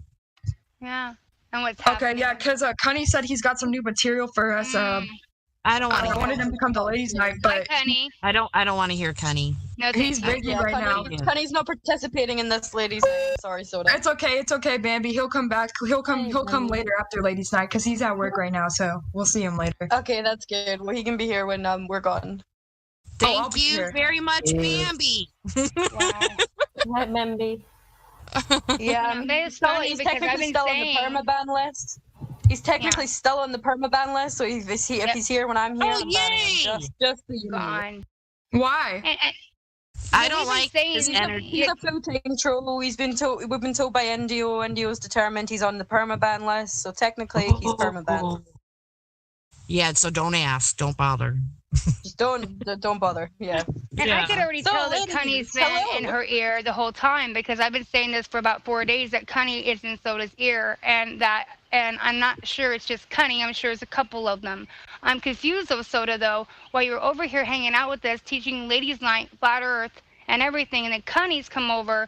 And Kosho's gone, and they've gotten into your ear, and now you're over here spitting a bunch of globe nonsense that I don't think you necessarily believe either, because Cunny wants you to say it. So if Cunny wants to say something, why doesn't he say it? Because he can't, because he got banned. Stacy, so what you're ultimately saying, this is what I'm hearing from you, is that we need to help Soda a little bit, maybe with her discernment. Yeah, agree. No. Stacey, I love how you're throwing all these false assumptions around. I'm not trying to cause a... said, Cunny. I said he's coming later. He messaged me that he was going to come to ladies' night, Stacey. That does not mean that he is sending me information and brainwashing me or whatever you want to think. Okay? I never said brainwashing.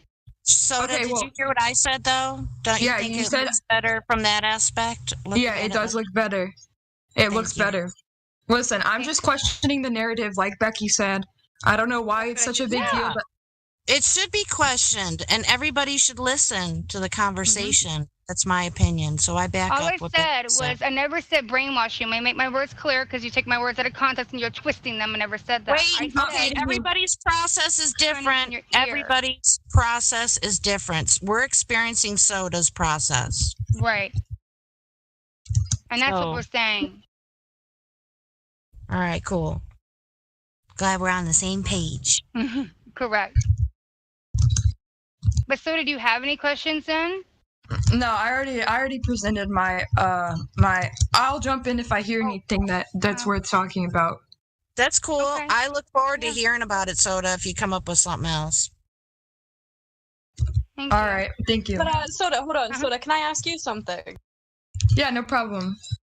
How did you go from having a flat earther to a globe skeptic? Oh, that's an interesting and honest question. I appreciate that. Yeah, that is an honest question, baby. I'm glad to tell you here.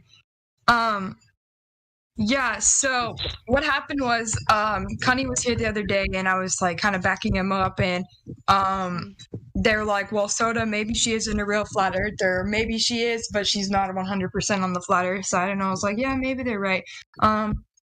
So I got all my roles taken away from me, which is whatever, but I got them. I got. So then one of the mods DM'd me and was like, "Hey, we're giving you the globe skeptic role because we really don't think you're a true flat earther yet, and that you still have some questions." And I was like, "Okay, yeah, that's fine." So now that I've been given this label as globe skeptic, well, I'm gonna start asking more Glober questions because now I have the opportunity to. Because before I was just kind of throwing the flat Earth tag on my name.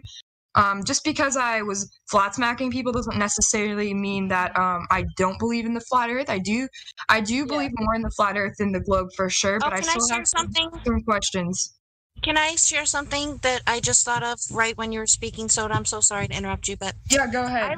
I learned this a long time ago, like literally like 2.5 decades ago at one of my jobs. She said that problems are opportunities. So sounds like you're having some issues, and that, is a signal for you to look into them more. So, whatever things that you want to look into more. Yeah, whatever you want to look into more, we're excited to hear about your findings. So, but if you come to a place where you don't think you have enough answers yet, well as anybody else in here that you can say, well, at this time I don't know, but I'm going to look into it. You know what I mean? That's what we're all supposed to say. Can I just ask a further question to what I initially asked? You said that Connie was in here talking, and that's you were sort of defending him on the globe thing. What was the sort of thing you were defending? So what's making you globe skeptic? What's the topic? There's really no topic. I mean, the whole gravity. They were talking about gravity and how it's not verifiable or whatever, but. I just don't understand how such a small group of people, like the flat Earth community, can believe in that this one thing is not existing. I don't know, because I grew up with gravity, like understanding it, and I just don't understand how you guys can just disregard such a strong force. We all grew up in understanding gravity, but then we realized and we understood that it cannot be proven, and we run on proof here, don't we? So if something cannot be proven, then I'm going to be skeptical of it, right? Well, maybe there's proof that you just haven't looked into it that far. Well, but we have. Like every single, like you said, the small community, every one of us have dedicated days, weeks, months, years. And do you not think it's a bit fishy that people who have been doing this for 5, 6, 7 years have never found that proof? Okay, so hold on. All right. So within the propaganda chains, you have actor Neil deGrasse Tyson posing as an astrophysicist telling us that he doesn't know what gravity is. And I seriously doubt it that he's not wanting to actually answer the question. I mean, I don't think anybody has answered the question and what it really is. So that should really, raise a red flag to say, well, then why is it being presumed as true?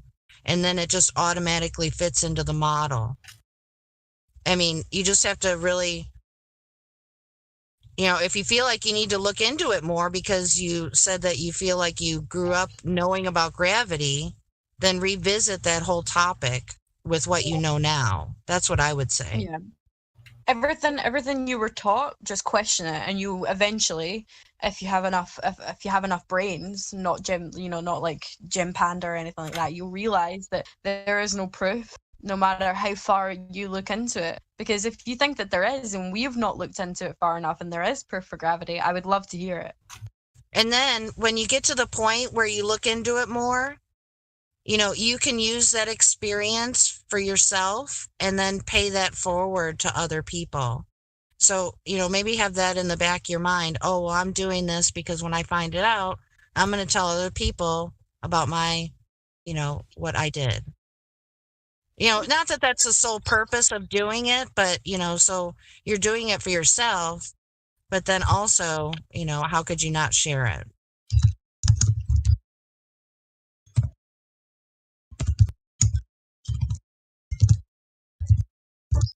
Yeah. So is there anything else that's sort of tying you to the globe? So gravity. Oh, I'm not tied to the globe at all, Bambi. I just said that. No. But what I mean by that is like threaded to the globe. Like there's like if you weren't tied to the globe, you'd be nowhere near the globe.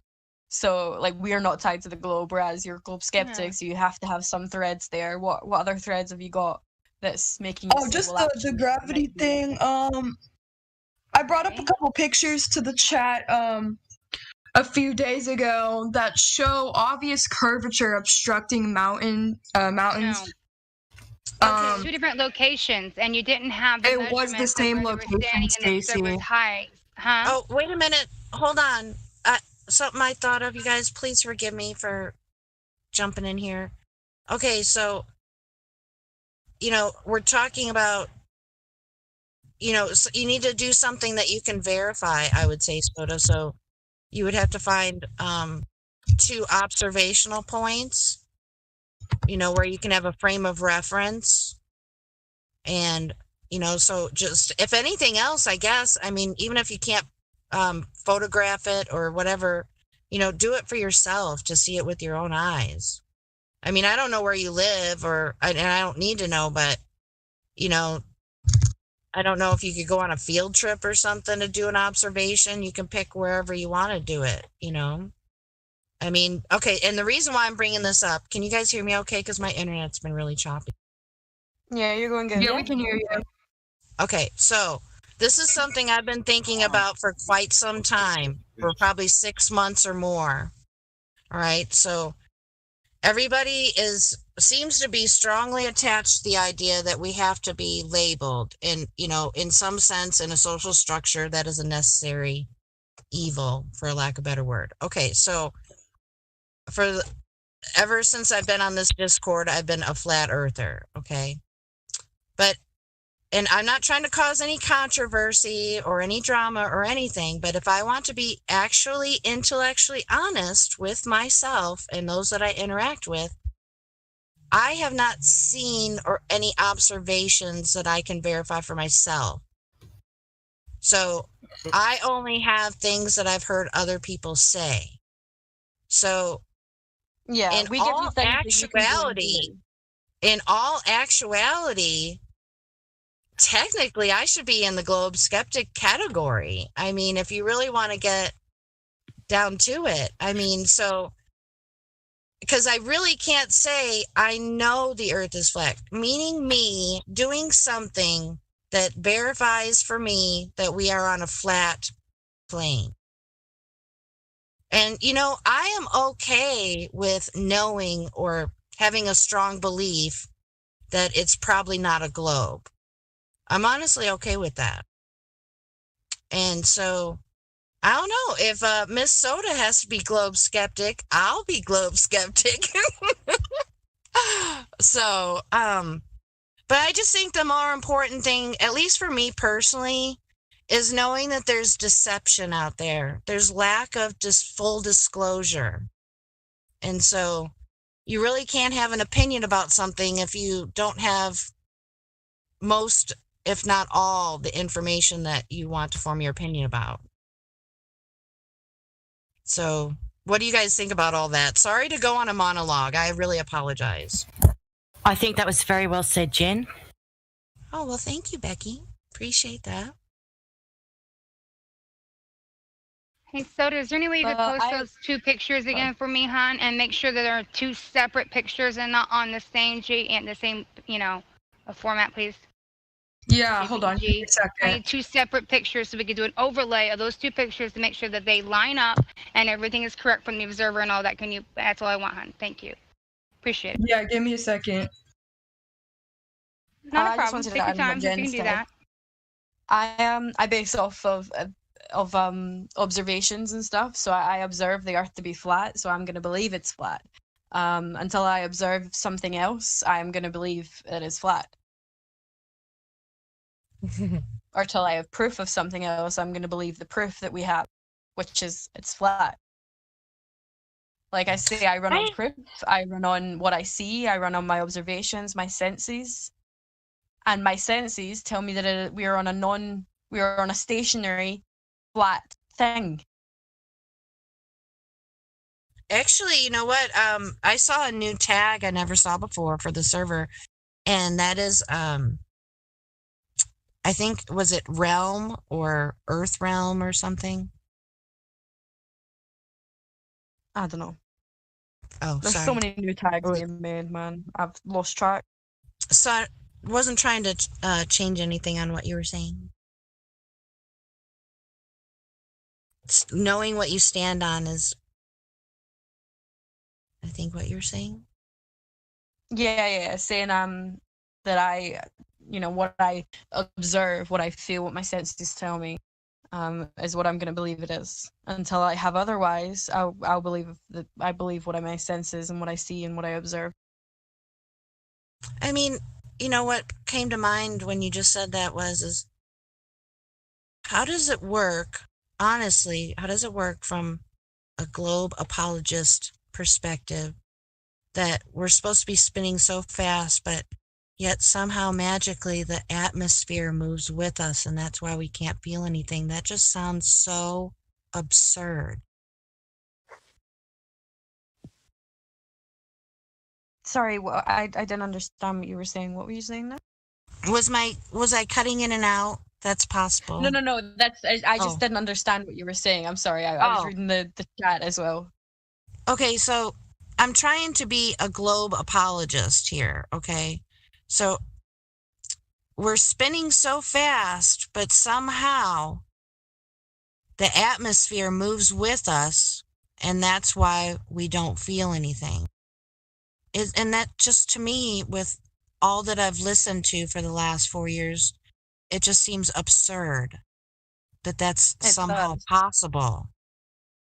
It does, because we would have to, I don't know, demonstrate it on a smaller level and be able to prove it. Otherwise, it's just a theory and it's just being skeptical. Because, like, if you're, I don't know, on a roller coaster or something, on a car, plane, you can still feel it. I know different motions, linear motion. If there was some sort of attempt at even possibly proving that the atmosphere moves with us, how would that happen, do you think? I mean, really? I'm not sure. I don't think it is able to prove because, well, I'm not sure how you would do that, but that's not for me to prove. You're right. Exactly. You're absolutely right. But I was coming from the globe apologist. Yeah, I know. So yeah, thank you for participating. I don't know how they would do that. I don't know. I don't know how they could possibly replicate that on a smaller scale. I mean, maybe it's not a topic on the world stage at all, is it? Oh, sorry, Bambi. No, it's not. No, I was just gonna say maybe they could have like a spinning room or something, and then put someone inside the spinning room in a spinning thing. I don't know, but I don't think it can be replicated on a smaller scale. I don't know how they would do that. It just sounds absurd that moving while spinning in multiple directions in a moving thing can make you just cancel out all movement.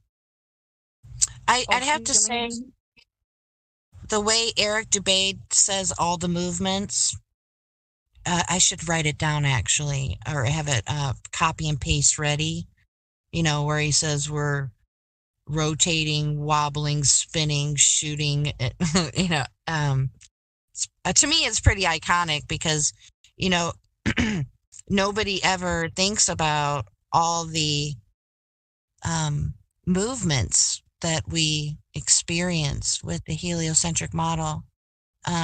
Orbital mechanics is something that doesn't seem to jive with the heliocentric model.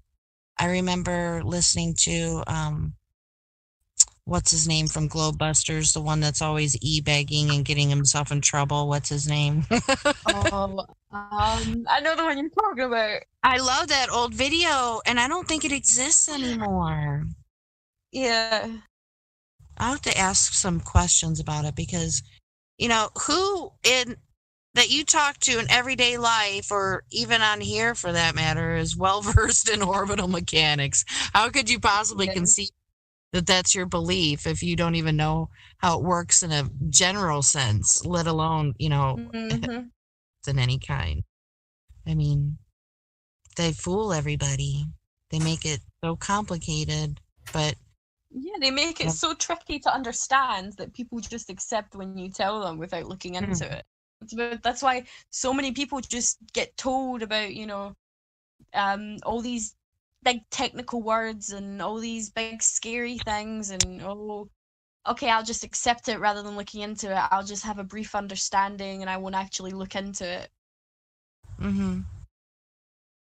But, so far as me proclaiming myself as a possible globe skeptic, I mean, don't you think that's a fair statement, though? Not for me, no, because I base myself off observations and proof. But no, I meant for me. I see proof. For you, sure, if that's what you think, but that's well, no, you, I don't okay. know you. Let me ask a better question. My apologies. Okay, so did you hear what I was talking about? Like, if I was really intellectually honest with myself, I couldn't technically call myself a flat earther.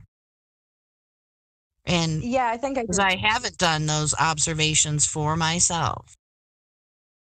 Yeah. Okay, yeah, I get you. I mean, it depends if.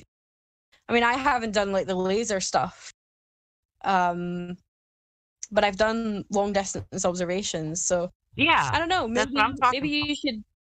Yeah, maybe you should look into doing those certain things. Well, but I mean, it can be difficult to get your hands on a laser or something. Well, but I might not even have to get that drastic because I used to live in Illinois, which is flatter than a pancake, like Kansas too, I think. But now I live in Missouri, and the terrain, the topography is so drastically different. I literally feel like I'm in a driving video game. It's so bizarre. Like, it's crazy. So anyway, my cousin just told me about, it's like a half hour away from me, maybe, I don't know, something like that.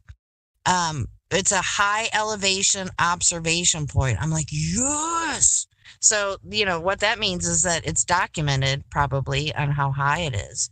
And then I'm sure there's another state park within this somewhat couple hours or whatever vicinity, maybe 50 miles. I don't know.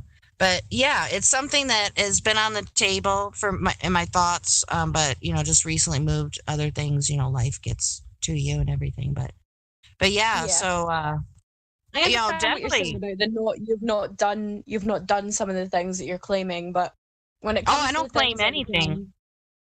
I don't honestly. I mean, like flat Earth claims, and you're saying you're a flat earther, so you might be a globe skeptic. I get what you're saying, but I would certainly not call my globe skeptic because I cannot debunk any of the things that I haven't done, like the laser test. Like so although I may not have witnessed the laser test, or I may not have been to one or done one myself, I'm still going to accept it because in no way, shape, or form can I go against it. I can't explain it on anything but a flat plane. So I don't think, for things like that are a little bit difficult, do them if you can, but if you can't, try to debunk it, and if you can't, that's telling you something.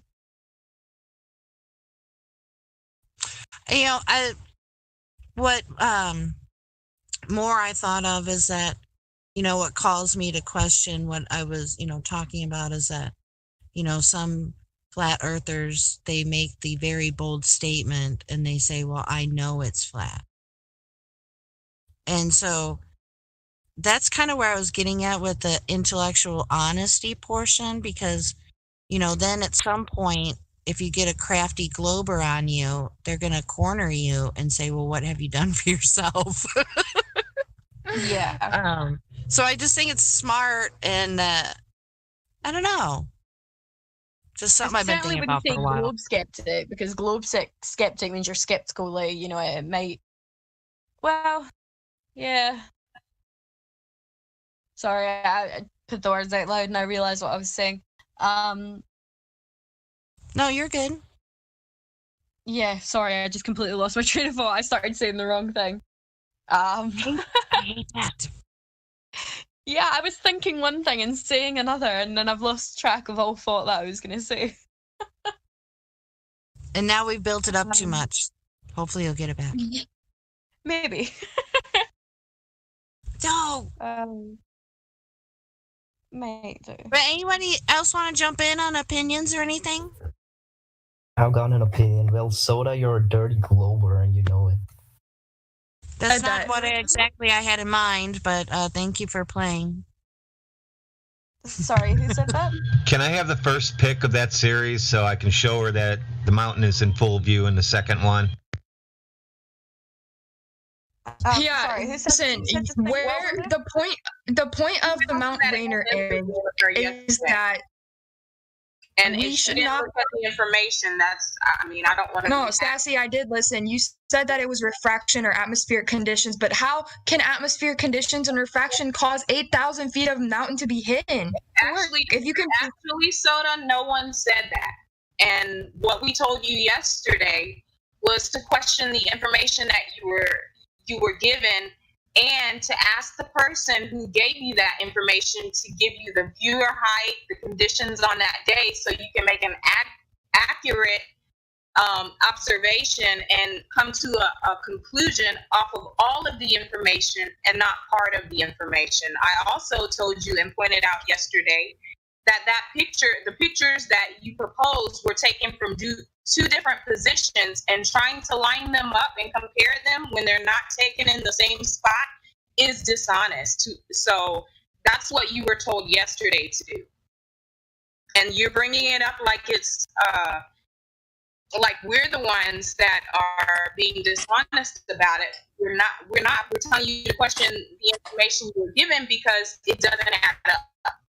And that's something you should want to do, because if you're going to be a globe skeptic, that's fine. But when the information presents itself and it's found to be faulty, you shouldn't want to run with that and propose that as something of a proof, because it just makes you look bad. Okay, so Sassy, fine, I'll concede there. But where do you suppose that the 1,000 feet of mountain are hidden then? What do you suppose is hiding that? They're not hidden, Soda. You showed a picture of one that was taken at 150 feet away, which is going to show more of that mountain. And then the other picture that was shown was taken at only 55 feet, probably on the water, and it was zoomed in. And when you compare the two, if you're going to look at the topography, it should be taken from the same location and matched up.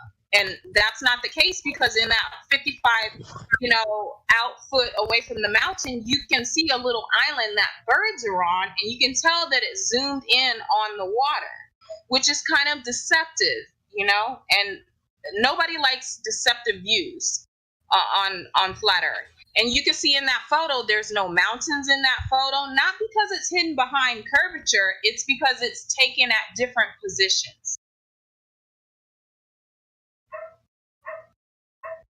The whole point, though, the fact is that they are taken at different positions. And the mountains don't change in size ever, so why would it matter what time of day the photo was taken at? I didn't say time of day, I said position. When you're going to make a comparison photo, you should be matching up all of the markers in that photo towards the topography, like how you see that there are, a little island in that photo on the right-hand side. There's trees in that photo on the right-hand side. On the left-hand side. Do you see the little mountain that the little bird is on in that left-hand photo? No, you do not. Because at different positions. And that's the issue with the photo. You can't have an accurate comparison if you're not exactly lining up visual markers in the photo and then trying to use that as a proof. It disproves what you're trying to prove in the first place. No, the point of the image is why are thousands of feet of mountain hidden, and no one has addressed that yet. We all have addressed that with you pointedly. And if you, I mean, I've gotten multiple different answers from multiple different people. I'm not sure which. How am I to know, like, who I should believe in? At the end of the day, it's up to me to figure out this for myself. But right. I know. And so But you gotta figure out which one makes more sense. Look into everything you're saying and figure out which makes more sense. One thing is too that if you're not thinking that it's flat, and you're thinking that things are hidden because of, let's say, curvature or something. Not today, guys. Not today.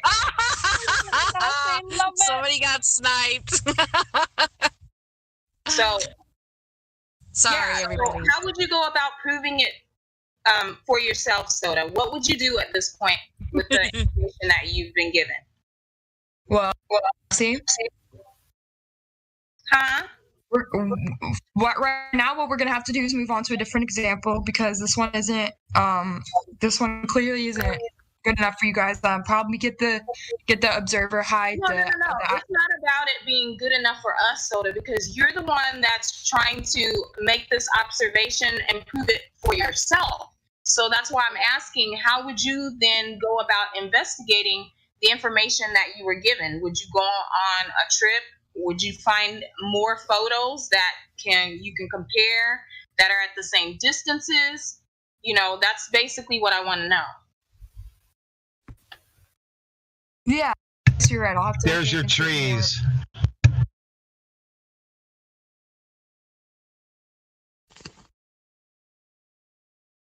But yeah, I just want to know where the mountain is. That's all I'm trying to say. Where's the curve? Where's the hidden mountain? Yeah, what's up? I was wondering if you would like go outside and you want to prove for yourself what the shape of the Earth would be like, or like, you know what I mean. What would you do for tests that you would think like would help you out? Well, I know there's like at-home tests that you can do to calculate the circumference of the Earth. I've seen those before, but I'm not too sure about those. I've like you can take like there's like a way to do it. It's not because I know Eratosthenes did it, but there's a lot of problems with that. But there's ways you can do it at home, and I've looked into them before, but I've thought about doing it, but I'm not sure about them. But yeah, no, that's all I'm thinking. And like, if you would have a set of binoculars and then looking over water and see if you can see certain things at certain distances. If you thought about is that possible in your area? I live near a thing of water. My grandparents have a lake though at their house that I could go to. Right. Because it might help to do things for yourself, go out for yourself, instead of just seeing things that are being posted online and following one picture or another video, and it's like, still in the end you will never know until you do it yourself, isn't it? Good point. Yeah, I'm actually saving up money right now for a weather balloon. I'm gonna launch it in That's really cool. Space, and I'm going to attach a camera to it so we can all see it, and I'm not gonna edit it or anything. And we're going to see. And we are going to see if there's a curve or not. And I'm going to come back and I'm going to present it to you guys. We'll see, of course, if that will happen. Just make sure you get the right permission, because last thing you want is to release it in an area where a plane's going to go by and you take down a plane of 150 people. Hey, Soda, are you familiar with one of the most notable high altitude amateur balloon. Well, not really. He's not an amateur anymore. But Little Piggy. No, Dwayne Kellum. He has dozens of balloon launches, if memory serves, and he goes through all the processes of the equipment that he uses and things like that. So he's very transparent with what he does, and he has some absolutely amazing footage. So if that's an interest of yours, that's my recommendations, if you don't mind me suggesting. Yeah, of course. I can find the YouTube channel. Hold on, and I'll link it, okay? But yeah, no, guys, I'm sending a weather balloon myself. I'm a personal researcher. I'm going to do this, and we will see if there's any curve or not. And if I see, so let me ask you guys a question. If I see curvature, what are you guys gonna say? It doesn't matter. It's what you think about it. I would say you saw that. That's really cool. And then I would love. Oh, sorry. To see pictures or something from it, but definitely. Yeah, I would love to. I would love to see what you bring back if you do feel that you found curvature soda and it's your footage. I would absolutely love you to come and share that with us so we could look at it. Because honestly, we've seen so much footage now over the times, and there's always a logical explanation for when someone says, "I have footage of curvature." So we would need, and hopefully you would know what kind of lens to be using and that kind of thing. I mean, I'm definitely not an expert.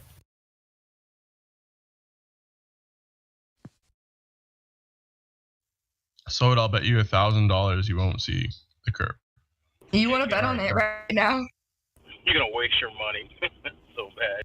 Well, it's like when I was still Soda. I believe the highest that Dwayne Kellum got in his many flights, I think it was like over 120,000 kilometers or feet. I'm so sorry. It's been a while since I've looked at his footage. But he is one of the highest that anyone has ever been in a balloon. And it's, there's some that argue that they see curvature, but from my little bitty eye, it looks pretty flat from way up there. And not even from out of the sky, even just being on the ground, it looks very horizontal to me. Since I've been at the ocean, and back then it looked horizontal with no curve, and then I changed my world view, and it still looks the same. So it's not like when I was a glober I saw a curve, and now it's flat and I see a flat line or anything. It's always been a flat line. So, no curve.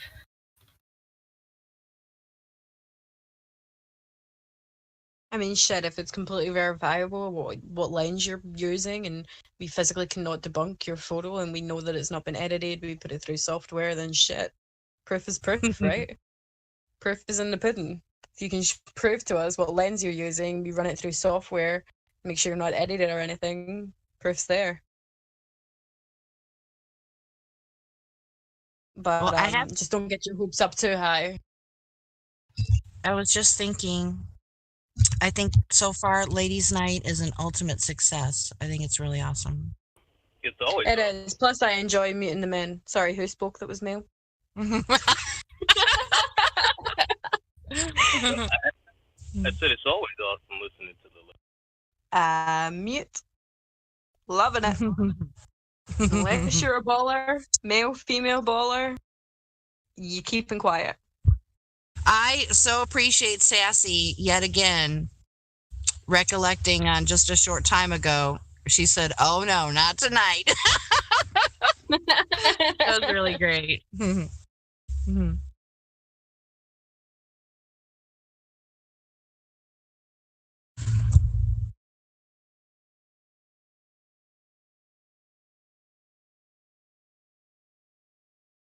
Yeah, I just want to address breaking down the wall of lies real quick. He said that he traced that image. I want to know more about what you found when you when you I'd trace like to that talk image? about the image. I'd like to talk about the image for a minute with you. The two images, the one that keeps popping up. How do I get where in the there's ladies' night channel?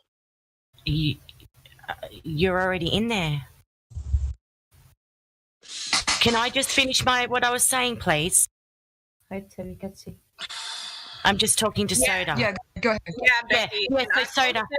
I posted a photo for you, Becky, so that you might, she might have something to look at when she's trying to understand what I'm saying about the dishonesty of the photo and it not matching up. All right. So all I wanted to say about this is because I'm really more a layman's terms type of person. These two photos that we're looking at that Sassy's just uploaded of the same place.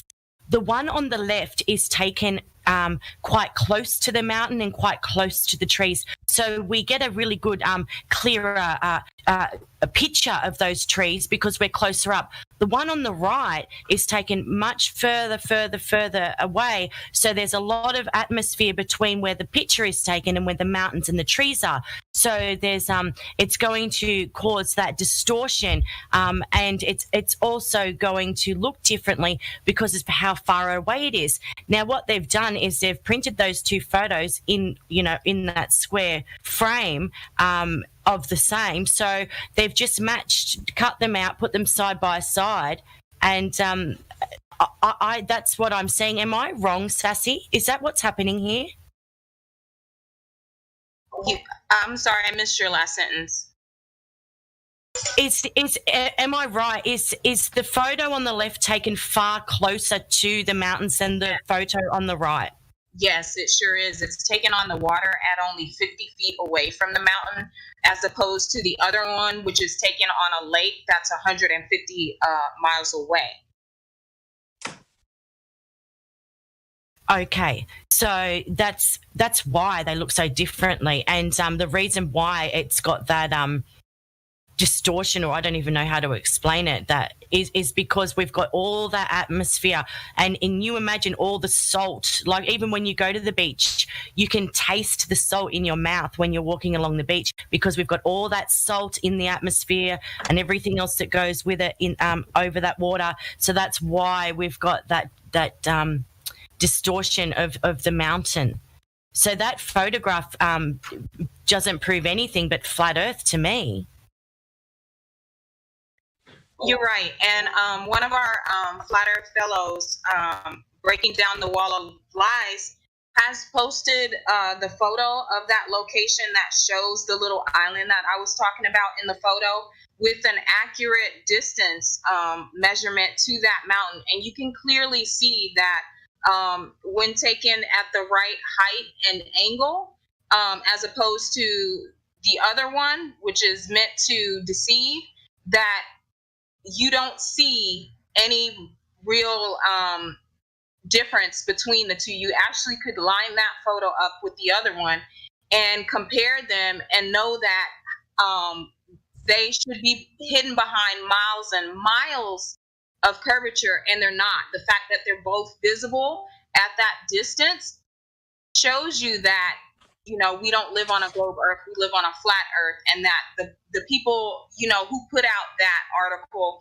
meant to, throw off people looking into flat Earth to keep them from, knowing the truth. One person might just look at it and take a glance, oh, these flat earthers are crazy. Hit pieces are often done on flat earthers for that very reason, because a person who's not really interested in the truth or it feels it doesn't matter won't take a second look. They won't investigate it far enough. And that's what they're betting on. Yeah. Look, I count this as a blessing that we've got Soda coming here to talk to us about all these things that the Globers are giving to her as proof of a globe. Because if we can sit down and discuss this with Soda, we can work through this together. And everybody that's listening that's been given the same kind of information that Soda's been given now from these Globers can sit back and listen, and we can explain all this together. Hear, hear. I love that. Because everybody's on their own journey, and we're all in this together. Same team. Absolutely. Amen. Same team.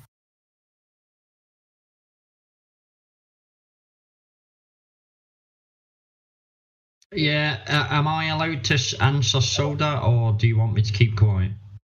I'm passionate about our youth not being deceived, and when they come into flat earth understanding, I want them to be confident in that. I don't want every time something comes up, a question that stumps them in a moment, that they get thrown off and they're unsure about what they know to be true by their own observations.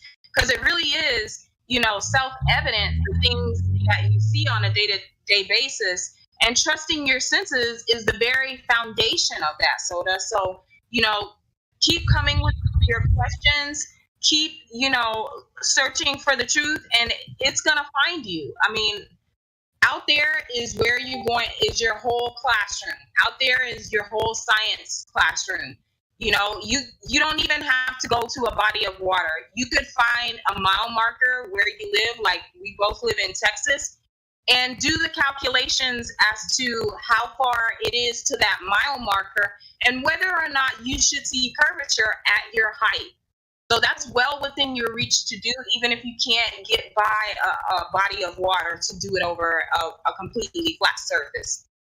Don't be so easily swayed by the opinions of globers. So bring anything that they give to you here, and we're more than happy to work through it with you, because I really want you to be confident when you say that you're a flat earther. Yeah, that is the key. Absolutely. I completely agree with that.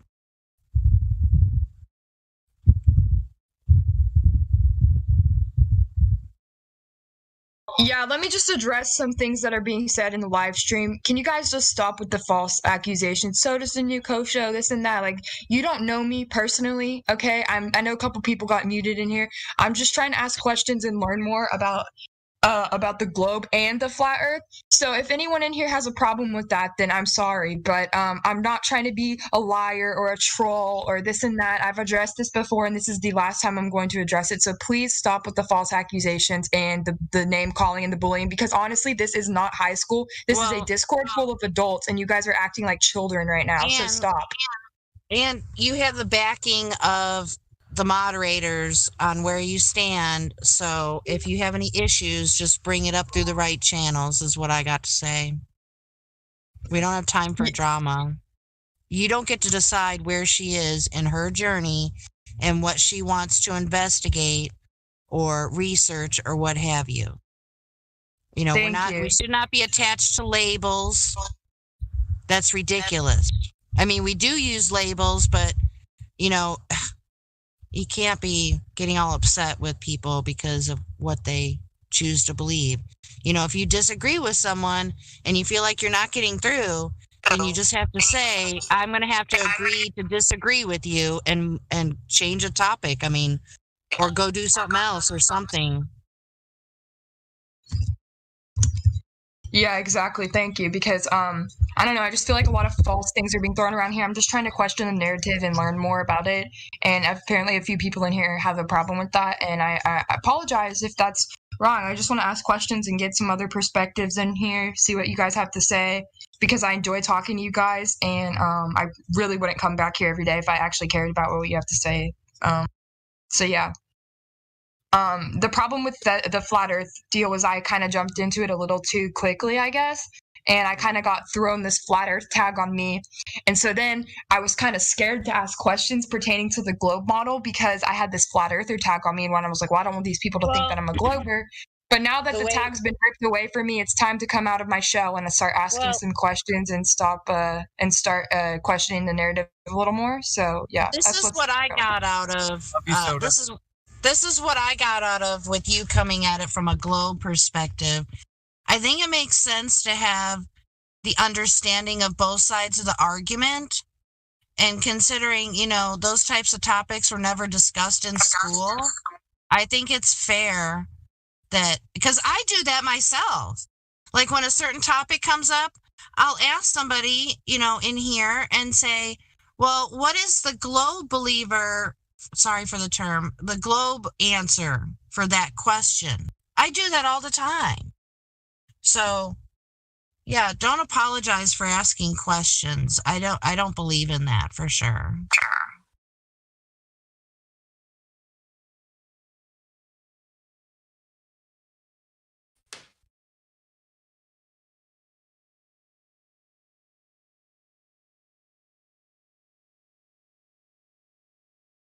Yeah, I'm just trying to look at it from another point of view, maybe. But yeah, no, I'm not trying to be a liar here, for sure, though. Hey, did I cut out at all? Did you hear? I think. Yeah, we heard you, Jen. Well said. Oh, okay. I just was debating on whether or not to restart my phone or something because on my end it's acting weird. But okay, so cool. Sorry, Soda, you were trying to say something.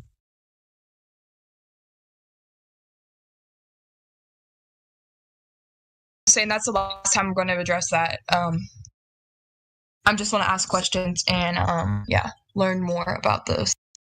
Yeah, you're not responsible for other people's reactions, Soda, for sure. Just do a screenshot. Just do a screenshot and send it to moderators. That's what they're here for. Yeah, thanks for that, Jen. Yeah, and if anyone's going to bully people on our server, please message me and let me know what's going on because I'm not going to have that kind of attack on people's persons here. It's not fair. Yeah. And just because someone believes different to you does not give you the right to harass them or attack them, especially sending them private messages. Yes. Yeah, don't PM someone without their permission unless it's a moderator or an admin. So yeah, zero tolerance policy on bullying. Now that we got that covered. It's snack time. Definitely. It should have always been covered. I mean, it's a human decency thing. Yes. Everyone's allowed their opinion, but when you're using it to do sorry, I'm trying to do something. Yeah, everyone's allowed their opinion on people, but when you're using it to gang up and bully, it's not okay. No personal attacks are allowed. So, I see some new people, and I've unmuted Celeste. I don't know if you can hear us or not, but you have control of your microphone. So, do you have any questions for the ladies of Flat Earth?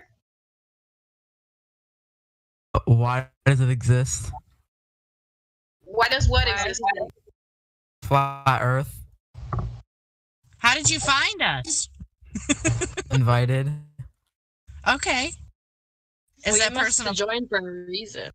So why did you join? Because I was invited and I said, well, why not? Okay, so why did you join the live stream and why did you choose to reply when Sassy spoke to you? I chose to reply because I felt like it. Okay. Is there anything you want to ask about Flat Earth? Yes. I don't know if my question was clear, but why does it exist? Why does Flat Earth exist? I'm sorry, but can you be more elaborate? Alright. So he might be referring to the resurgence. Yes. People, thousands of years ago, believed the Earth was flat, right? Most people, after that, when multiple people proved it was wrong, then people all of a sudden, when internet came around, started to get popular again. What people proved it? Tons of scientists. Who? Because I can say that tons of scientists have proved that the sky is green. Who proved it? Those proper scientists. They get PhDs. Because if they've proved that this massive ball that we're living on, I mean, their names deserve to be known, right? Aristophanes. Do you know who Aristophanes is?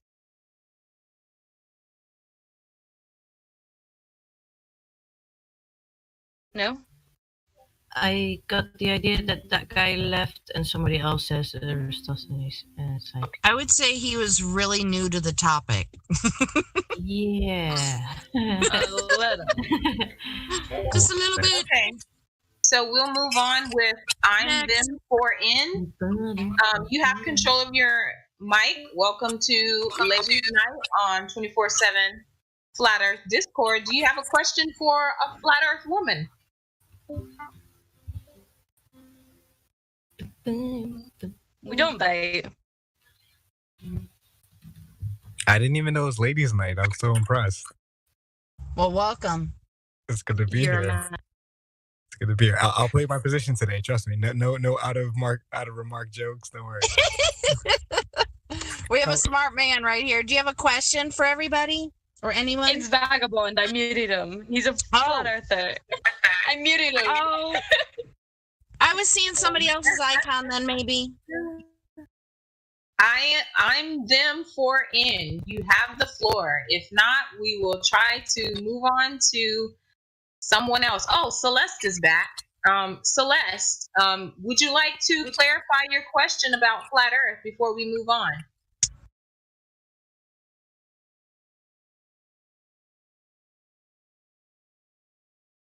Celeste, if you're still here, I recommend highly that you research what you think you believe before questioning it.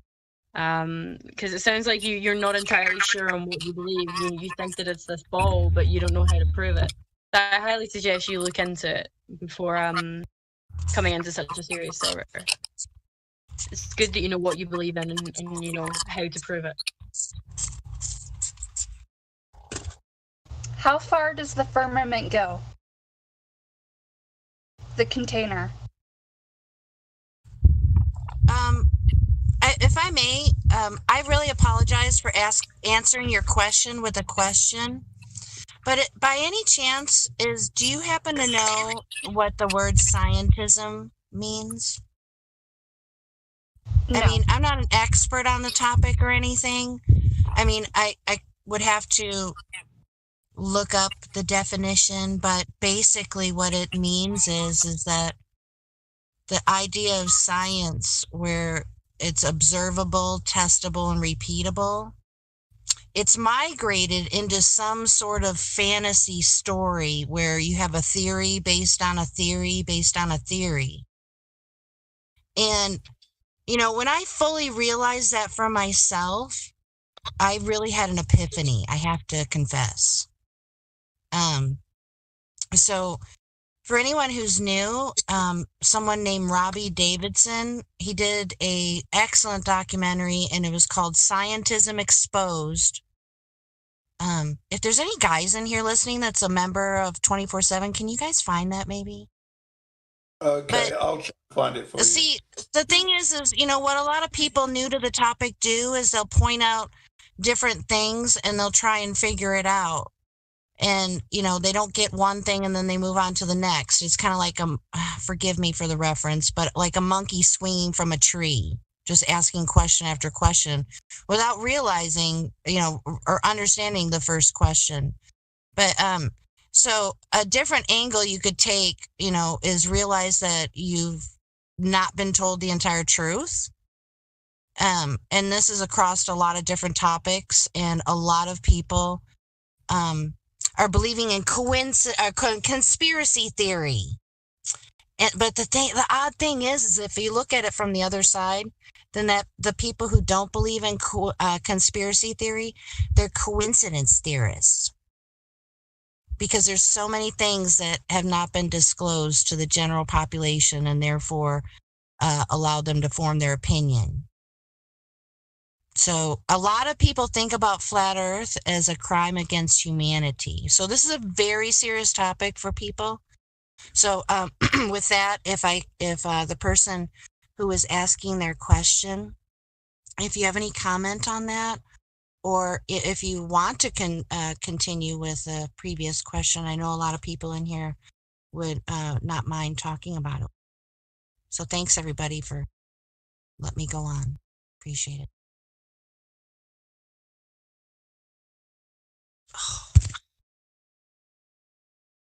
I just don't trust my internet today. Are you guys okay with me? Yeah, we hear you. Yes, we hear you. Okay. So I'm not sure who asked that question. The person that asked that question, if you wouldn't mind responding, that would be great. Sorry, I'm cooking. Who it was right now. Well, I understand, like, I need to look more into it. I'm still new to the topic. Well, that's nice of you to say that. Because that's being honest with yourself. Yeah, I understand, like, with, because I was a globe earther, I recognize that we can't see the curvature, and especially for miles, you can see where you shouldn't be able to. Yes, and I know absolutely. that they've been lasered. But the one thing I'm trying to grasp is the idea of a container, that you need a container for gas. Mm-hmm. And it's hard to let go of the theory of gravity to understand that. I'm still wrestling with it. Well, not every flat earther believes in a barrier, and I would say that we understand that there is a barrier because the only way to have gas pressure that we know of in the natural world is if it's contained by something. Now, when you think about gas itself, such as helium or petroleum, etc., those gases are underneath the ground. They're contained, and we actually have to siphon them to bring them above level. So they're already pre-contained in their own little bubble. So, there's no loss between that and observing that in the natural realm that we live in. Wow. When we release helium or petroleum from the ground, you still have to do it to where you can capture it in a container, or else it will disperse. It will go all over the place. And the reason I'm using those two examples of like helium or, kerosene or gasoline or what have you is you can see that one is more liquefied and one is more in a gaseous state. And we use them in two different ways. They're two different consistencies, but they still have an evaporation rate, right? And so when those gases evaporate because they're not being contained, they go up into a bigger, they reach the level of the container, and they recycle themselves. So they get so high, and then they're so spread apart because of how vast this container is, that they end up coming back down to the ground, and they follow a natural cycle. Would we have those dynamics happening if we didn't have a container? I would say no, because every observation and understanding that we have about gases and liquid gases, such as water, when it evaporates and turns into a gas, it has three states to it, a solid, liquid, and a gas. And it goes through a cycle, and it returns back to the earth in different consistencies. And we see this over and over again. We actually never see an instance where it escapes and never returns to the earth. It actually, has a cycle that it goes to, and it has done so for a very long time. So in that, you don't need gravity or anything like that, because those dynamics keep that system going. Well said. Thank you.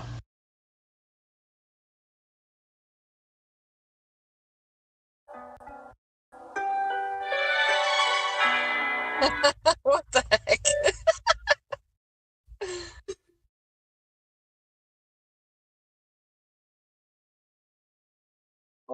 So did you have any questions about anything I said, or maybe another question you might want to ask, or anyone else that's here? I see a lot of people dropping in, and we will get with you in just a second. We need a little bit of time to unmute.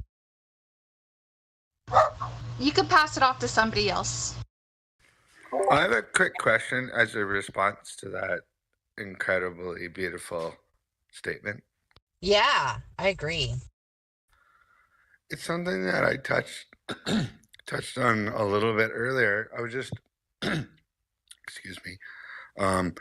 Is there not a large, like as in part of the atmosphere, bubble of water? Like I've heard it condense down to like approximately 10 meters if you were to condense it into a small space. Could that not be a bubble in itself?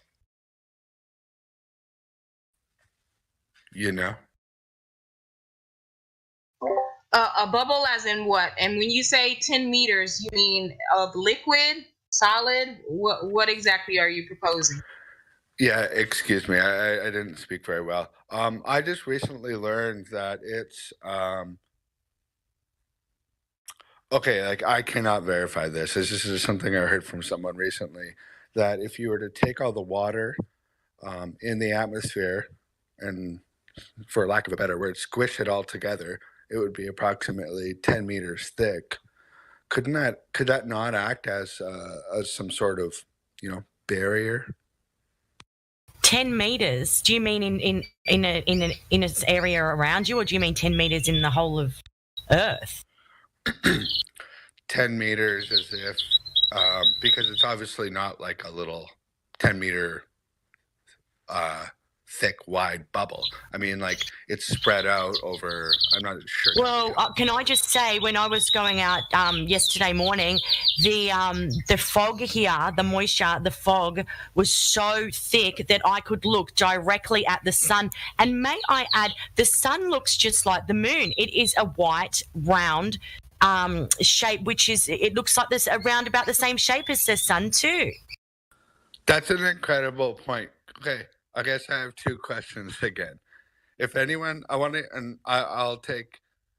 hear your answers, and I don't really want to interrupt. But yeah, number one, that water that is inside of the atmosphere, that could technically act as a bit of a bubble or a barrier. But also that point you brought up, Becky, what are the chances of the sun and the moon being almost exactly the same shape when they're so? I know. The distance is Coincidence theory. I call it coincidence theory. And they're both white too. The sun's white when you look directly at it. When there's enough filter and enough fog or smoke, that's the other time I've seen the white sun. When the bushfires were here early in the year, I looked directly at the sun and it was and I thought it was the moon. It looked just like the moon, but it was the sun, and it's white. Yeah, and the chemtrails don't help either.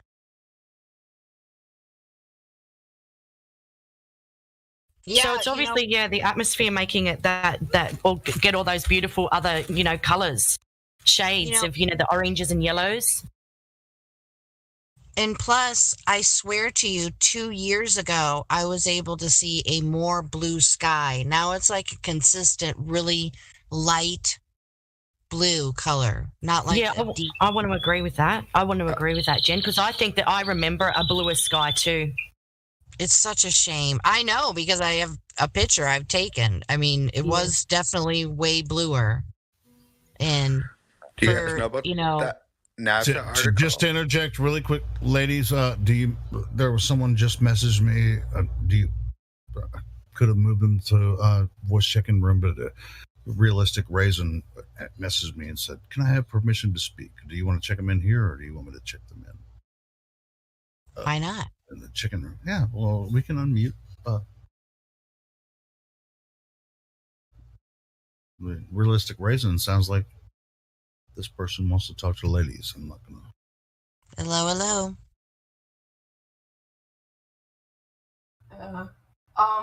Yeah, I'm kind of new to the flat Earth. I'm kind of new to it, and I have some questions about it. Go ahead.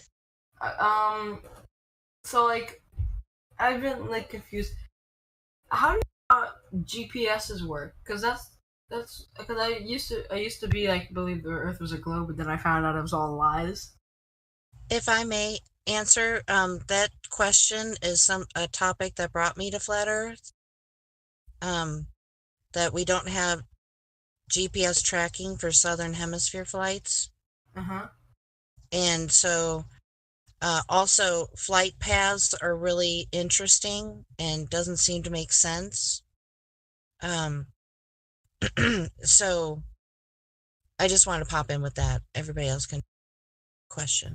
Also, I saw some flat earthers believe that that Australia is fake. Is that true?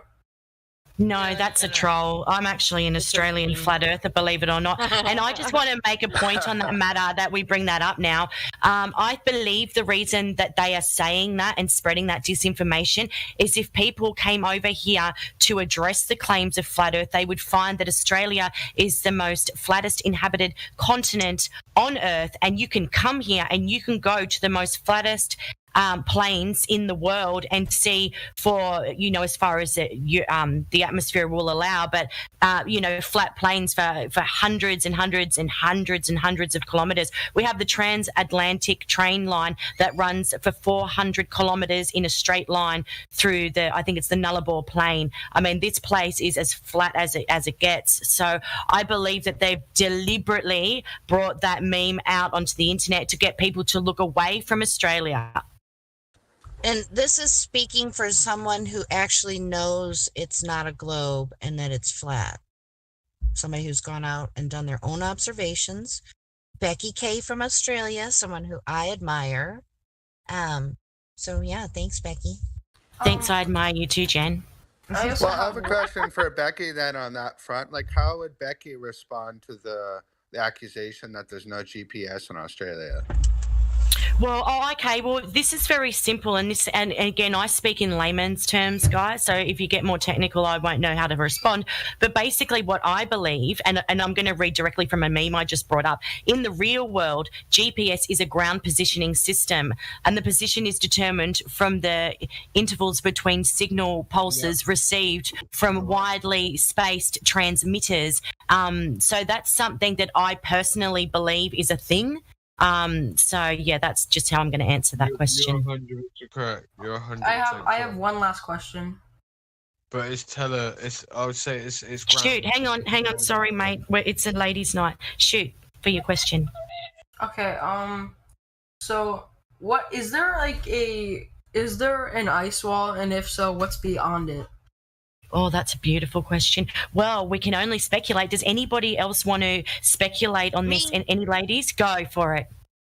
Okay, so my first question in response, so forgive me with yet another question to answer someone's question. How did you come about to know that there's allegedly an ice wall, if I may ask that? Oh, yeah, I've researched it a little bit. Right, I gathered that, but how did you come about knowing that? What person spoke about it? Oh, I just looked on the Twitter and stuff. Oh, okay. Well, I mean, if somebody's talking about interesting topics, I'd love to follow somebody on Twitter. I mean, who do you follow on Twitter, if you don't mind me asking? Oh, it's the Flat Earth Society. Oh, that's great. I just like to jump That's in great. on that. You know why? Because we don't ascribe to anything that they do. So that's great that got brought up. That's what I was going to say when you said your first thing about Australia not existing. I wanted to jump in after Becky. Flat Earth Society, I know as soon as you said that, that's where you got your information from. Flat Earth Society are a controlled opposition. They're put in place so they say stupid things so people hear them and go, fuck that, it's not flat, those people are stupid. So they say things like, we have members all around the globe. Yep. And the Australia doesn't exist, and we're on a pancake floating upwards through space.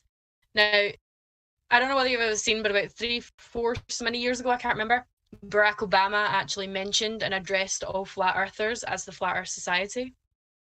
So they're put in place so people it's all a plot. They're put in place so people laugh at flat Earth rather than look into it, which is why flat Earth has become such a meme.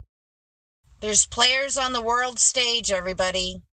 It's a big picture involved. So never, ever believe anything that the Flat Earth Society say.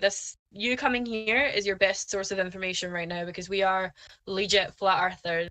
And we will tell you, we won't tell you to believe what we say is gospel truth. We'll tell you to research it for yourself. Earth means soil. But yeah, never trust the Flat Earth Society. Also, does the Flat Earth have layers?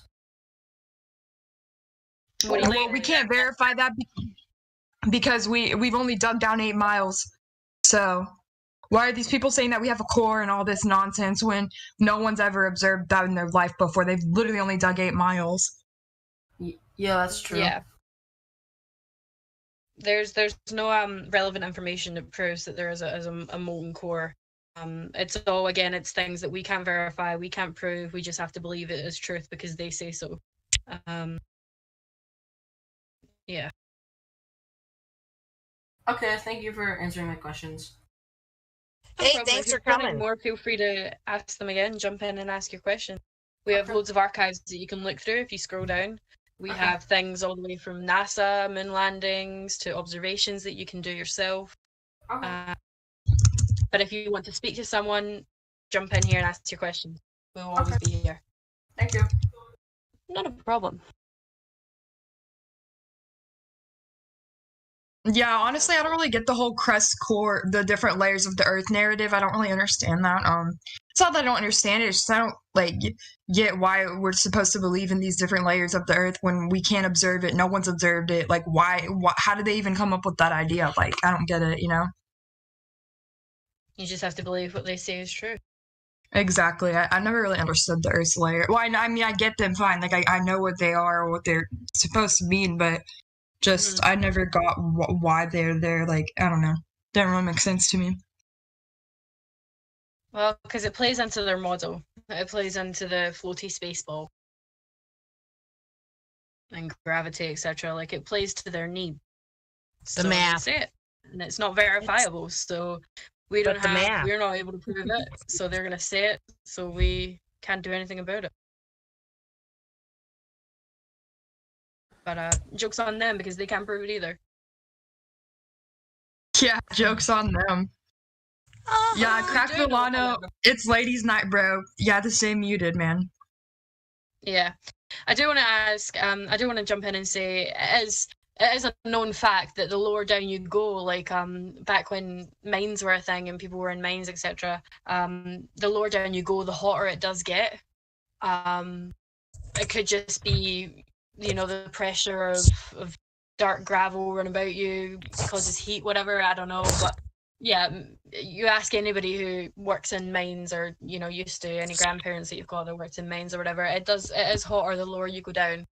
But there's other reasons, there's other explanations for that.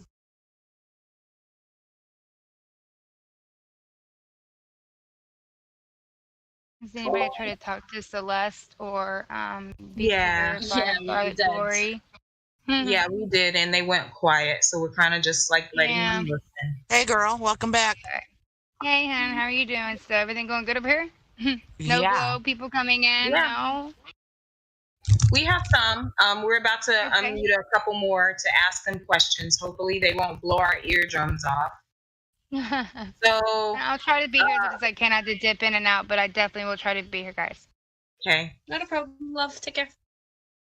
Garlic Glory, you have control of your mic. Would you like to ask one of the Flat Earth ladies a question? Yes. Hi, welcome to the server. Nice to meet you. Nice to meet you too.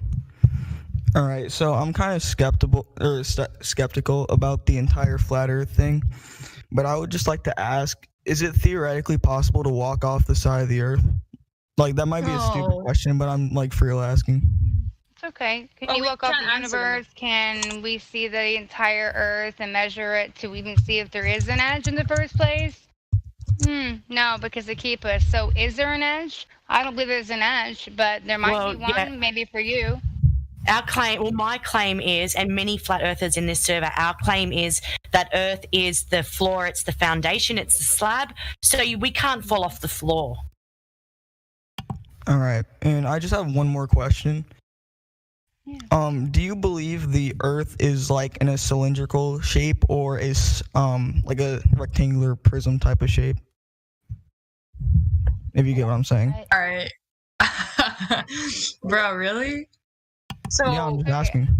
What some flat earthers have proposed, and we're not saying this is a definite model or anything like that, but we live on the top of a flat surface of a circle, and that we live in the center of that circle, and the outer edges where we would presume the ice wall keeps in all of the oceanic water that we have here on the plane. Now, we can't confirm that, but all indications from past civilizations, as well as our current understanding and information, shows that we're in a closed system, a pressurized system, and that we live on the very floor of that system, and everything you see above you is out,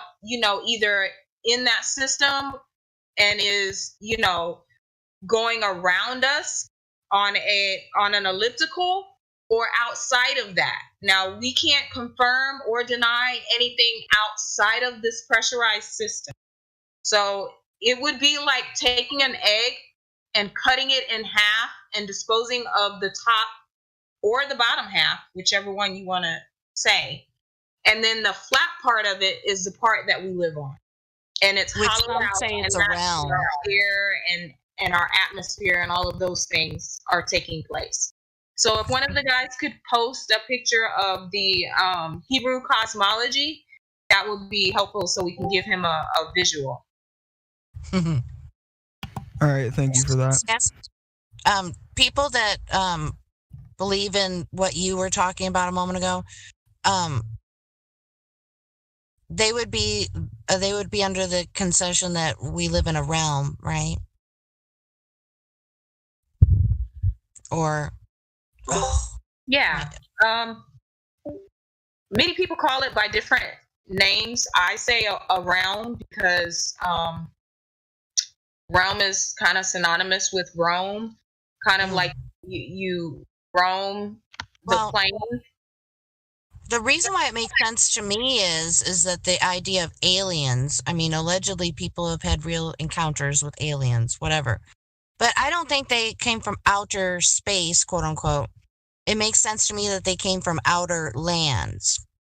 So I don't know. That's kind of wacky to bring that up like that. But I know a lot of people believe in aliens. But as far as I know, we are the only beings on this plane except for animal and plant life. I've never seen an alien. I've only I think people put that in our minds through, the old television, television. And absolutely. People, they just draw their own conclusions. Maybe they have seen other Bigfoots or things that they ascribe to aliens, but I've never seen. So another reason why I brought it up is because I do like to hear, and I think I recall you being a fan of Martin Kenny, and I just love things that he's collaborated on. I mean, it totally makes sense. So I just find it a fascinating side topic. Let's just say, I like the fact that there's people that are looking into actual books of ancient texts, what have you. I mean, and taking it. So the philosophy that Martin Kenny takes is, and I hope I say this term correctly, syncretism, where you take different aspects from different cultures and you kind of overlay them, and you kind of find the holes in one and not the other, and so it's kind of like a puzzle, piecing it all together. And that's where people have come up with the idea that the idea of it being a realm. But sorry, that's all I want to say. Thanks, everybody. Can we go back on the aliens topic really quick? So, like, if they didn't come from outer space, do you believe they came from beyond the realm?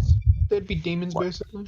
Oh, sorry, ladies. Well, there's other people that take a religious aspect to the idea of aliens and, say that they're demons. So there's that too. I've heard that talked about over the years. But I think for the purposes of the live stream, though, it would probably stick it to flat Earth topics. So, I mean, I shouldn't even brought it up, so it's my bad. So I have a question.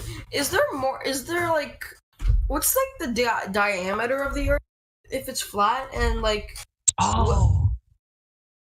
That's a great question. That's been a big topic on this server for a long time. And that is how the radius was calculated. I mean, So it was calculated, not measured. Okay. Also, is there more than just 7 continents or something, or like what do we believe here? Well, it's not anything to believe. We're restricted on where we can travel. We can't freely explore. So, yeah, can I just say really quickly, for example... Absolutely, go, man. Oh, no, I'm just going to be so quick. Because we can't go to these places, as Jen just said, there's these, what is it? There's a treaty in place, okay? It's very hard to get access to these places. So even if there was more continents, we wouldn't be able to find them. Yep. Makes sense. They tell us we're free, but in all actuality, none could actually be further from the truth. We got to pretty much ask when we can wipe our butt. You are free. You just can't get out of your house. Well, we're lucky we can wipe our asses with toilet paper. I mean, geez. You know, how sad of a society are we becoming? Not just a society, an existence. Something is not right. Doesn't pass the smell test. You're free. Just wait for the 4th of July. Does on Flat Earth religion have anything to do with it or anything? Well, 1 second. Let me finish up that question, that previous question. On Flat Earth, we don't try to propose or put models in place of things just because we don't know them. We go with what we know, which is the known places that we've been able to traverse, such as like Australia, Asia, Canada, the US. So all of the known continents, as far as we know, that is all there is. Now, we can speculate all day about whether there's lands beyond the poles, which we have some people who were down in that area exploring a long time ago that say that there possibly is more land. But on Flat Earth, we like to go with what really is rather than our own personal, thoughts. So we just stick to what we can confirm, and we've confirmed those continents and things like that. And we don't go with anything else that we can't confirm, if that makes sense. That's a great disclaimer, I would have to say. Yeah. So if you could ask your question again, so maybe like Bambi or anybody else can chime in and answer. Sure. You want to repeat the question? I'll see if I can throw something else into it. Oh, come on. I'm not that scary. The person that asked their question. What was the question that was asked? No? Well, if no one's going to ask a question, can I ask? Sure. Go ahead. Okay, so the Earth is flat, right? So, because my teacher told me that I'm not that smart for thinking the Earth is flat, and she said, go to a beach, lay down, wait for the sun to go away, and then when the sun goes away, stand back up, and you can see the sun again because of the curvature of the Earth. Is that true? Okay. Well, first thing I want to address is your teacher saying you're not that smart for saying the Earth is flat. Your teacher should be the one encouraging you to research everything and verify what everyone's saying. You should never take what anyone says to be gospel truth. Your teacher is the one that's supposed to guide you into questioning everything. You're supposed to verify things for yourself, research things for yourself, make sure what you know you can prove to be true. What you witnessed, what you experienced was called ridicule. And that's what some people do when they're confronted with something that makes them question their beliefs. So, sorry you had to go through that. Don't let that discourage you, like along the lines of what you're saying. Yeah, you should always question everything. Even what you hear in here, never take it to be truth, just question it. Take it as a note, maybe get a notepad, start hearing the things we're saying, take a note of it, look into it, see if what we're saying is bullshit or true. As for your teacher saying lie down, wait for the sun to set and it'll come back up due to curvature, perspective plays a big part. Your perspective as from lying down to going up, the higher up you are, the more of the sun you're going to see. So it's just due to perspective. It's not got anything to do with the curvature. Okay. Sorry. Just say that P word to your teacher. Just say perspective. Okay, yeah. Can I jump in for a second? Can I ask a question? Sure, you All right. So back on like the teachers ridiculing the students, how do you feel about the globe Earth kind of theory being taught in the education system? Yeah. So I don't know about you, but for me personally, it was never a subject in school. It was something that you were never really told. You were told a little bit about it when you were learning about planets, maybe. Yes. But you were never told it. It was just there in front of you. You were in your first kind of class when you were young. You were about 5, 6. There was a globe on the front of your book. You always had one of those spinning globes, pictures on the wall. It was just embedded from a young age. You weren't taught or told, like most people You were aren't taught the indoctrinated. circumference or the radius of the Earth. Like, you don't know that because you weren't taught it. You were just, it was just, like she said, you're indoctrinated. You were just, it was burned into your mind from a young age. It wasn't a class. You don't know anything about what it is you're living on. The majority of the world don't know the circumference and radius of the ball that they're supposedly living on. They just assume it's a ball because, well, it was burned into their mind. All right. And also another question: do you plan on getting the flat Earth theory taught in schools? That's never going to happen ever. Yeah, there are a couple of people in here who are teachers as well. We've got Jen, who's a teacher in Japan. I have a question about like the season. I have a question about the season. Sorry, my brother's a round earther. So I have a question about the seasons. How do seasons happen? If you're a flat earther. Okay, one, you can tell your brother, rather than being arrogant, maybe research it before you question it and shout and scream. That's a bit rude. So maybe, yeah, put your brain to good use and question it. For this season, is anyone got the meme that explains the what's it called? Equator and stuff like that with the sun moving. Yeah, okay, perfect. Becky put it in. Cheers, Becky. If you look at what Becky's put in, it shows the tropical of Cancer and the tropical Capricorn. It shows you the sun's movement, so the seasons go from the sun sort of moving around, going out and inwards, creating the seasons. If you kind of picture it like that, like it moves in towards the Tropic of Cancer and it moves out towards the Tropic of Capricorn, and that creates seasons. So, like, can NASA, like, say NASA sends some flat earthers to space to show that the quote unquote Earth is round, would they like put you in a simulation or something? Okay, about the whole space thing, you have to actually think that there's a space there. I mean, me personally, I don't believe that we've been there and it is even possible to go there, because we always talk about going from A to C, going from Earth to Moon, or going from Earth to Mars. We never talk about the B, the traveling there in the middle. They're saying that they're in a vacuum and you're being able to propel through a vacuum with no medium. It is physically impossible for a rocket to go through a vacuum. So there's no point in answering that, because it's never going to happen, because that vacuum doesn't exist. We can't exist next to a vacuum within a container. Sorry, go ahead. And people have been talking about the original moon landing ever since, probably since it happened. And that was, 50 years ago. So for a topic to be something that's would be weak and worthy of ridicule, it's kind of silly that they've been talking about it for so long. So there's some substance to it if you ever look into it. There's a lot of material available for you to look at the moon landings and such. But I really liked what Bambi had to say too. Yeah, we always go from A to C. We never talk about B.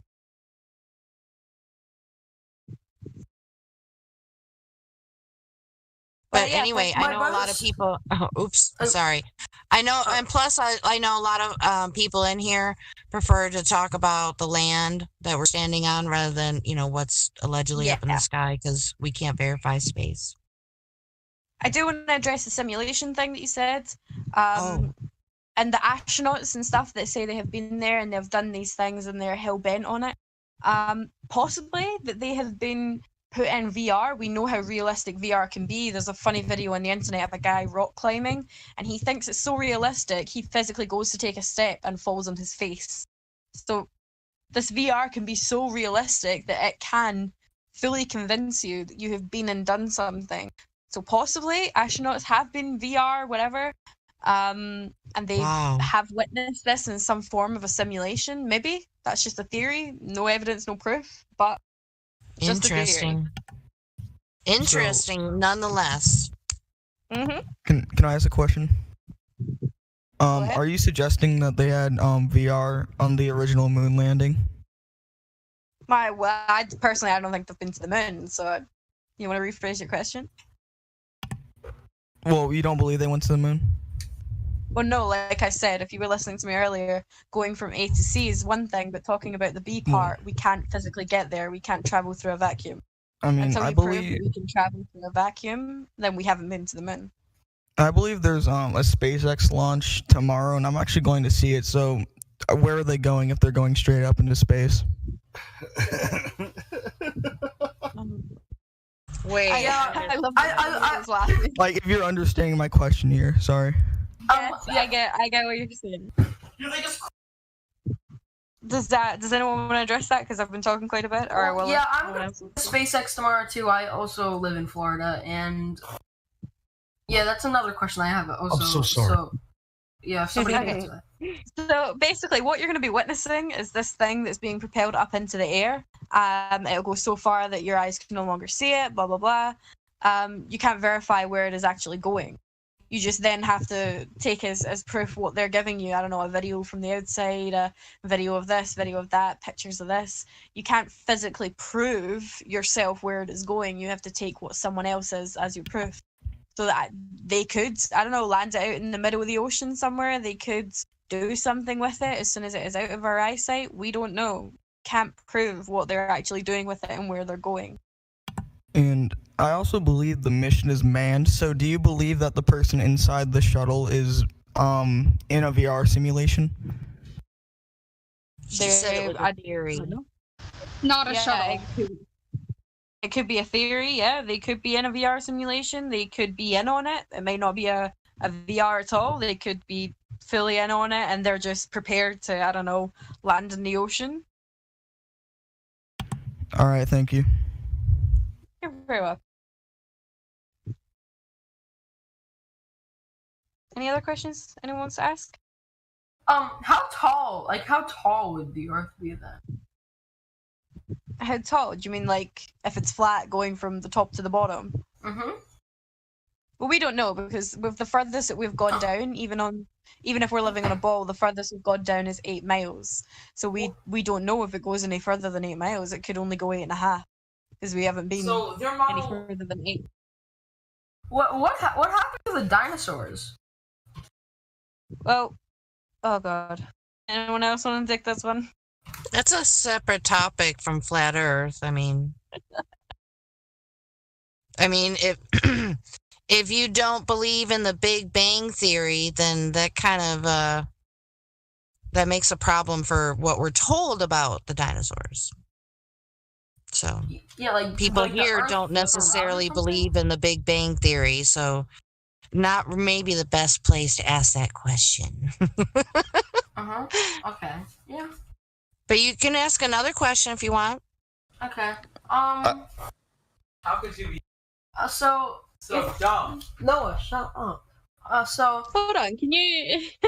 I'm not gonna ban you or anything, but is it possible for Noah to come on the mic just for a second? Just come a little closer so I can hear him. I don't feel like you're being dragged into this. I mean, if you're gonna have the balls to shout it, at least come talk to me. I'm a little girl. Come on. Yeah, I'm not gonna hurt you. Come a little closer to the microphone and talk to me. If you've got the balls to shout it in the background, come on. He's going on the mic. All right. Hello, Why is your Noah. headset so quiet? I'm Bambi. Look. Noah, I'm Bambi. Nice to meet you. Hello. Hello. So I'm very proud of you for coming forward and actually speaking to me. Is there anything you want to ask about the Flat Earth? Yes, I would like to ask, what what happens whenever some pictures? So you think they're all CGI, right? All the pictures are CGI, right? You think they're drawings or something? Well, no, there's even people within NASA. If you look up Robert Simmons, who says that they're Yes. Oh, they're sorry, CGI he's really because stupid. They have to be. Yeah. So they say Leave they're that as CGI it may. because they have to. So even people within NASA say that their compositions of other pictures, they're CGI. They're put together. Okay, well, how about pictures before computers were even powerful enough to process such images? Well, if we didn't have computers Interesting. powerful enough to process such images, how were we able to send a man to a vacuum and be able to survive that? We had technology to do that, but we didn't have the technology. It is easier to send a man to the moon in the 60s than it is to create a computer powerful enough to create CGI at the How time. they put a man into something that they knew nothing about? They did not know nothing about it. They I have had a already question for done the guy tests. talking. Sorry, I don't know it. I'm not looking at my phone at everybody's names. The guy who was talking. Okay, no, I think Did you know I that? think you had enough. Okay, he's off the mic. I'm sorry about that. Oh, yeah, sure. Just Okay. remind him to question everything, and maybe just take a little bit of the attitude away and be polite. But that's his mother's job, not mine. Is there anything you want to ask? Now that you're back on the mic. Yeah. So basically, all this, like, I've been to the Kennedy Space Center on a field trip for school, and why would they spend so much money on stuff that wouldn't even go to anywhere?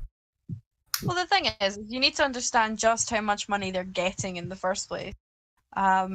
They are getting way more. It's like, to me, someone who doesn't have a lot of money, spending your Americans, I'll say dollars, spending $100 can be a lot. But to someone who has got plenty to spare, spending 100 is nothing. So if you've got a shit ton of money, throwing a lot of it, what might seem like a lot to you away, seems like a lot of money and a lot of waste. But if they've got even more, that's $100 to them. That's nothing. NASA doesn't actually get that much money from the government. NASA only gets like half a cent from the government funding. Yeah, it's does anyone have the statistics for how much NASA actually take? I know there's a meme for that, but I can't remember if one of the guys can pull it up. But they do take a lot more than you think. They have a lot of money. It's 52. Yeah, I know. It's mostly from like sponsorships and like and other things. And the companies American supporting man's them. pocket. For me? 100 million every 33 hours. Wow. They take 100 million every 33 hours. 100 million every 33 hours. Yeah, 58 million per day. 58 million a day. Thank you. 58 million a day go to NASA. So what are they doing with that? That's a lot of money. Developing research. Sorry. It's expensive to create new technology. Yeah, we don't have the technology to go back to the moon. Apparently, it was destroyed. So why aren't they recreating that technology? We're developing new ones, so it's easier and cheaper. So We're developing new ones. So why haven't we been to the moon since, what was it, Apollo? I don't know what one we're on. 17, 21, 52. What because there was other more important things going on. Oh yeah. There's more important things. I mean, By the we way, haven't he's seen in the the other call. side of the moon. By the way, he's in the call. The Cold War. The Cold War. His name is Celeste. That's his name. He's in the call. Oh, he's the last person. He asked the stupid question of why is flat Earth a thing. It's not a stupid question. Well, No, the go flat Earth is a thing. Unmute him. Can you unmute him? I'm probably sure he wants to talk because I don't want him screaming in my room. Okay. There you go. The reason he's muted on his end, by the way. I think. Okay. Okay, there you go. So your question of why is the flat Earth a thing? The flat Earth is a thing because we see and observe things that are too far. You can see things too far. That's the whole base of the argument. Yeah, pretty much. We see things that should be over a curve. We measure no curvature. We see things that should be hidden by curvature, 8 inch per mile square. So things should be hidden by a curvature, but we bring things back into view that should be buried over a curve, which should be impossible to bring back into view, but we do. So we observe things that are too far. We don't feel any emotion. You take your senses. We see too far. We don't feel anything.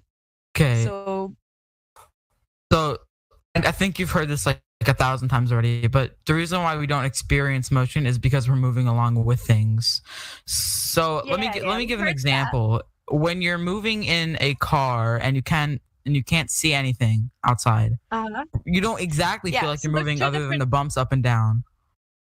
Yeah, so that's two different types of motion. So car, you're going in linear motion. That is what that's doing. You're going linear. You're going in a line, linear motion. That's not what they're saying we are doing in the shape of a ball. They say that we are going all these different directions, all round and round. You know, it's insane. It is not the same as linear motion at all. When you're moving in all these different directions, say the rotation of the Earth, stuck to the Earth by gravity, and your argument saying that the rotation of the Earth should lift you off the ground, right? Is there a dome? Sorry, I don't understand the question. So you're saying all these different types of motion, for example, the rotation of the Earth when you're moving along with the rotation. I'm saying that you should feel something. You should not feel something because it is so. Because the air, you're saying that the reason why you feel motion is because you're speeding up or slowing down. Yeah. So if we were to is there a way that we can demonstrate on a smaller scale what we are doing? So like maybe a room that spins and us inside a spinning thing, but there's no smaller recreation of what they say we're doing. So we exactly. There's no. But we just have to believe what they say without verifying it. It's been verified by other people. I cannot give examples because I don't know. But asserting that it has been verified without, I suggest you go and look who's verified that because I'm quite interested. Well, most of the scientists that work at pretty much every agency that is honest. Yeah, but those agencies have 100,000 people working for them and they all have their own jobs. So it'd be good to find out someone who is an expert in that field and what they say and why they say it. And then I can look into that person and see if what they're saying makes sense or not. I planned on trying to get a high rank at one of those like workplaces to see if it's all true or not. Sorry, what did you say at the start? You're planning to get what? Like get like a high rank in one of those companies and see if it's like they're saying it's lying or not. It's compartmentalized, that type of, if there's any type of agenda in place.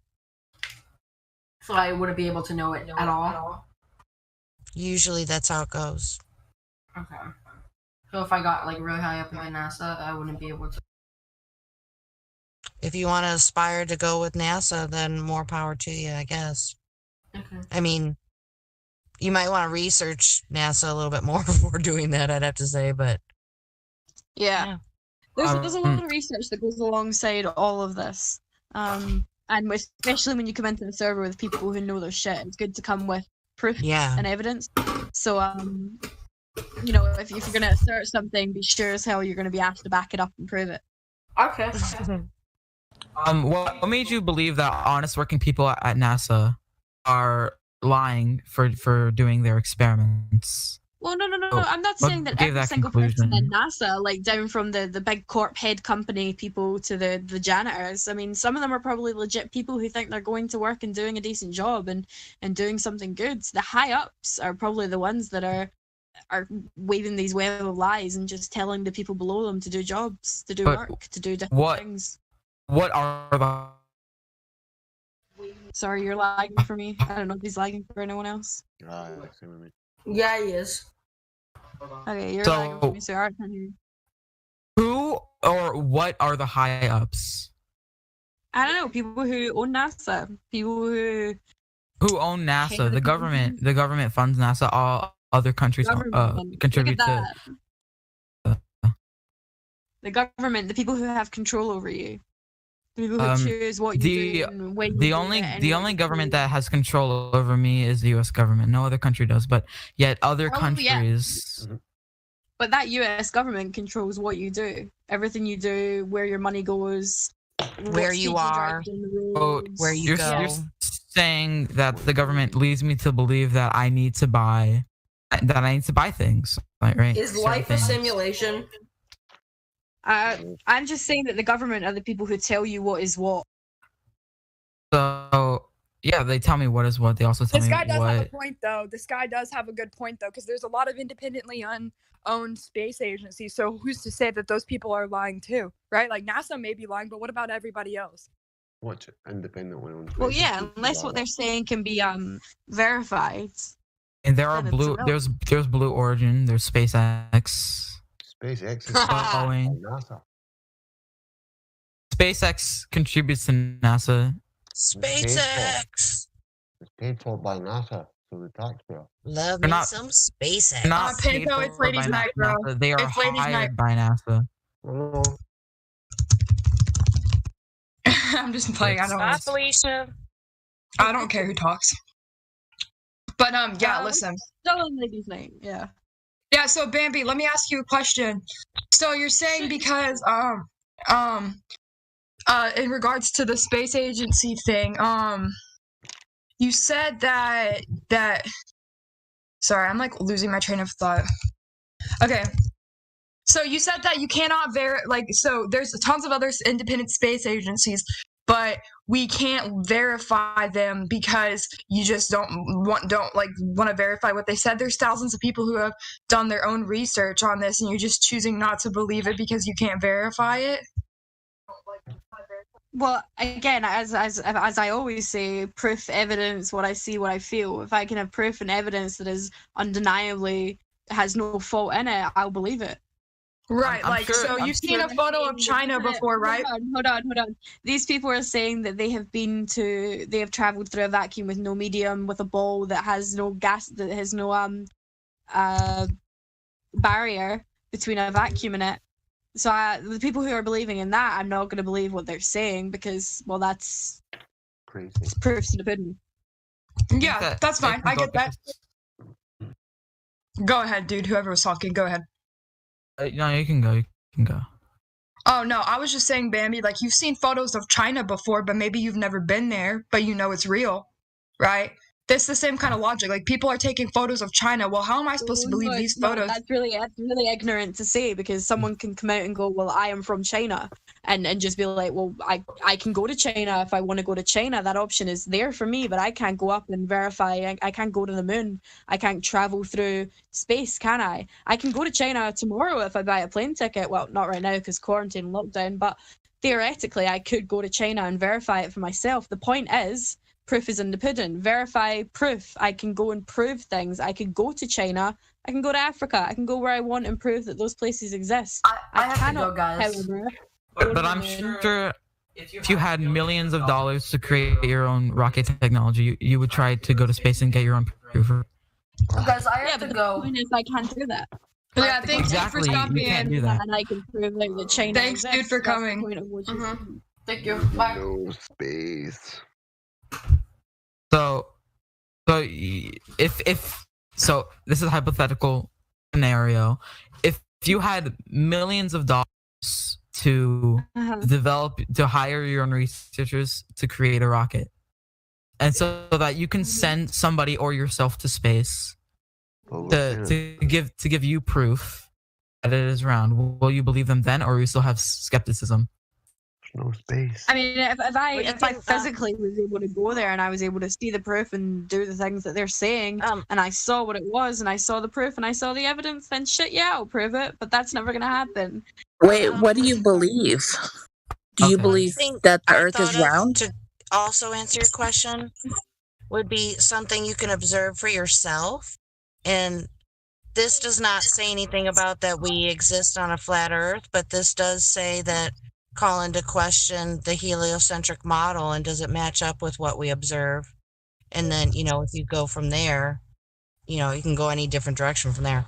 But anyway, so with the moon, you can look at it and with your naked eye, you can see Tycho crater. And I myself have never done the calculations, so forgive me for bringing it up without doing so. But from what I have heard others talk about, it is not supposed to be seen with the naked eye. Again, like, what do you believe? So That sorry, the I'm Earth trying is to get flat off or round? topic. See last, you said that so a lot of people in here, I'm sure you've talked to these guys. I had to step away to eat dinner for a second, so I wasn't on board when you walked into the conversation. But Alright, I'm sure back. you know I that. just had to go get dinner. Oh, gotcha. Yeah, no, me too, dude. So anyways, they always say like you can't find curvature, which I agree. I've never seen curvature with my eyes. I've never measured it, but the thing with that is that there's a lot of video footage out there that shows curvature, but there's also a lot of video footage that doesn't show curvature. So which ones are we supposed to believe here? Which is kind of where I'm at. So I'm actually conducting my own personal experiment here in a couple months. I'm gonna get a weather balloon and launch it, and I'm gonna put a fisheye lens on it, and then I'm also gonna put a non-curved, non-fisheye lens, and we're gonna look up there and we're gonna see if we can find any curve. And I'm going to come back and present everybody with this what I find. And and everyone here is going to know it's not biased because I'm an independent researcher, and everyone here knows me pretty well. So I'm going to come back with some footage for everyone. So hopefully, if you're around, maybe you'll get to hear that and see. We can see if we can find. Well, personally, I think we'll take the proof and stuff that we've got.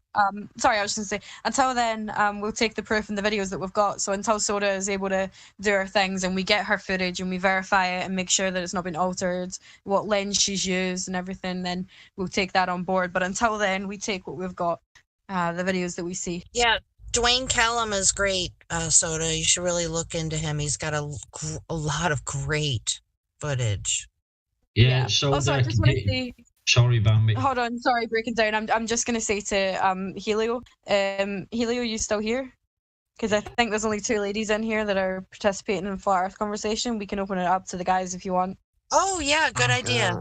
Can I talk in a high-pitched voice to join in, please? No, Yeah, you hold on. need Let me just to- go you through need- all the you need men, to- make sure you they're all need on to- mute. So men can jump You in. need to put your hand up first, Panto. Breaking down. What were you going to say about the weather balloon thing? Yeah, so that you know what I'd like to see. I'd like to see proof of all them aeroplanes and buses and people in the swimming pools and bikes going along upside down on the globe. Well, But hold I think on, guys. I was about to message, Bambi and Becky and say, if you guys are ready, we'll go ahead and close out, ladies. Yeah, night. that's what I was saying. And at the beginning of the next ladies' night, and I think this went well. I mean, we had some, we have a rocky start a lot of times, and but dude, there's no reason for the guys. I mean, you ladies are killing it. There's no reason for us to have it, man. I love it. I love it. And it's good to not be talked over and actually get our voice heard. Yeah, I love it. I love it. I mean, I ain't gonna lie about it. But yeah, I mean, and you guys did a great job tonight. And as far as a lot of people don't know that we're doing this. It's kind of new, and so people jump in, and guys, will jump in and say, "Oh, like we normally do," yeah. But they don't know that it's ladies' night. But that's cool. Yeah, that's cool. I mean, but yeah, Friday afternoon. It's afternoon for me, but it's evening for you, Bambi. But yeah, man, I think it's going great, and I really enjoy it. I really enjoy hearing the ladies. It was super fun. Yeah. I just want to say a huge thank you to NDO for doing the live stream for us, and making a new separate one for Ladies Night when it starts. Shout out to That was actually me. It's actually me. It's actually me that's doing it. Oh, I didn't know if something else was involved. I wasn't privy to. No, yeah, I do the live stream. Yeah, did I say NDO? I meant your name. I get mixed up. Okay, I meant to say thank you. I'm sorry. I just thought I don't care either way. Shout out to Indio for hosting the entire server. I mean, he's the boss. Right. Yeah. He's not even here, and I'm shouting out to him. But no, he's probably Bambi is so ungrateful. She. I keep doing that. He messaged me. Helio DM'd me and he's like, message me when you want it done, and I called him Indio again. So sorry, Indio, thank you to what you do, but Helio, you too. They sound similar. That's fine. No. Oh yeah. By the way, my brother, he doesn't. He like everything's science. Like, God isn't real because science that proves it's not real. So that's what he thinks. All right. Well, stick around. I'm about to go ahead and end this live stream, and we're gonna do this again. next Friday at 4 p.m. Central Time. I think it's 10 p.m. GMT. Yeah. And GMT, and so yeah. we'll I'm EST. Sure. Yeah. All right, bro. You just whatever Just time it convert happens. to what you want. You ladies were awesome. Thank you so much. And Cheers, Helio. You are so welcome. Thank you, Thanks for Helio. listening. Okay, yeah. Now that ladies' night is over, let me just ask, breaking down, what were you gonna say about the weather balloon thing? Well, I was personally gonna say it would be a waste of money because it doesn't go high enough. It does not. Oh, I'm gonna send it high enough. You cannot control how high it goes. You could get an altimeter. I was gonna say, even Neil deGrasse Tyson says from.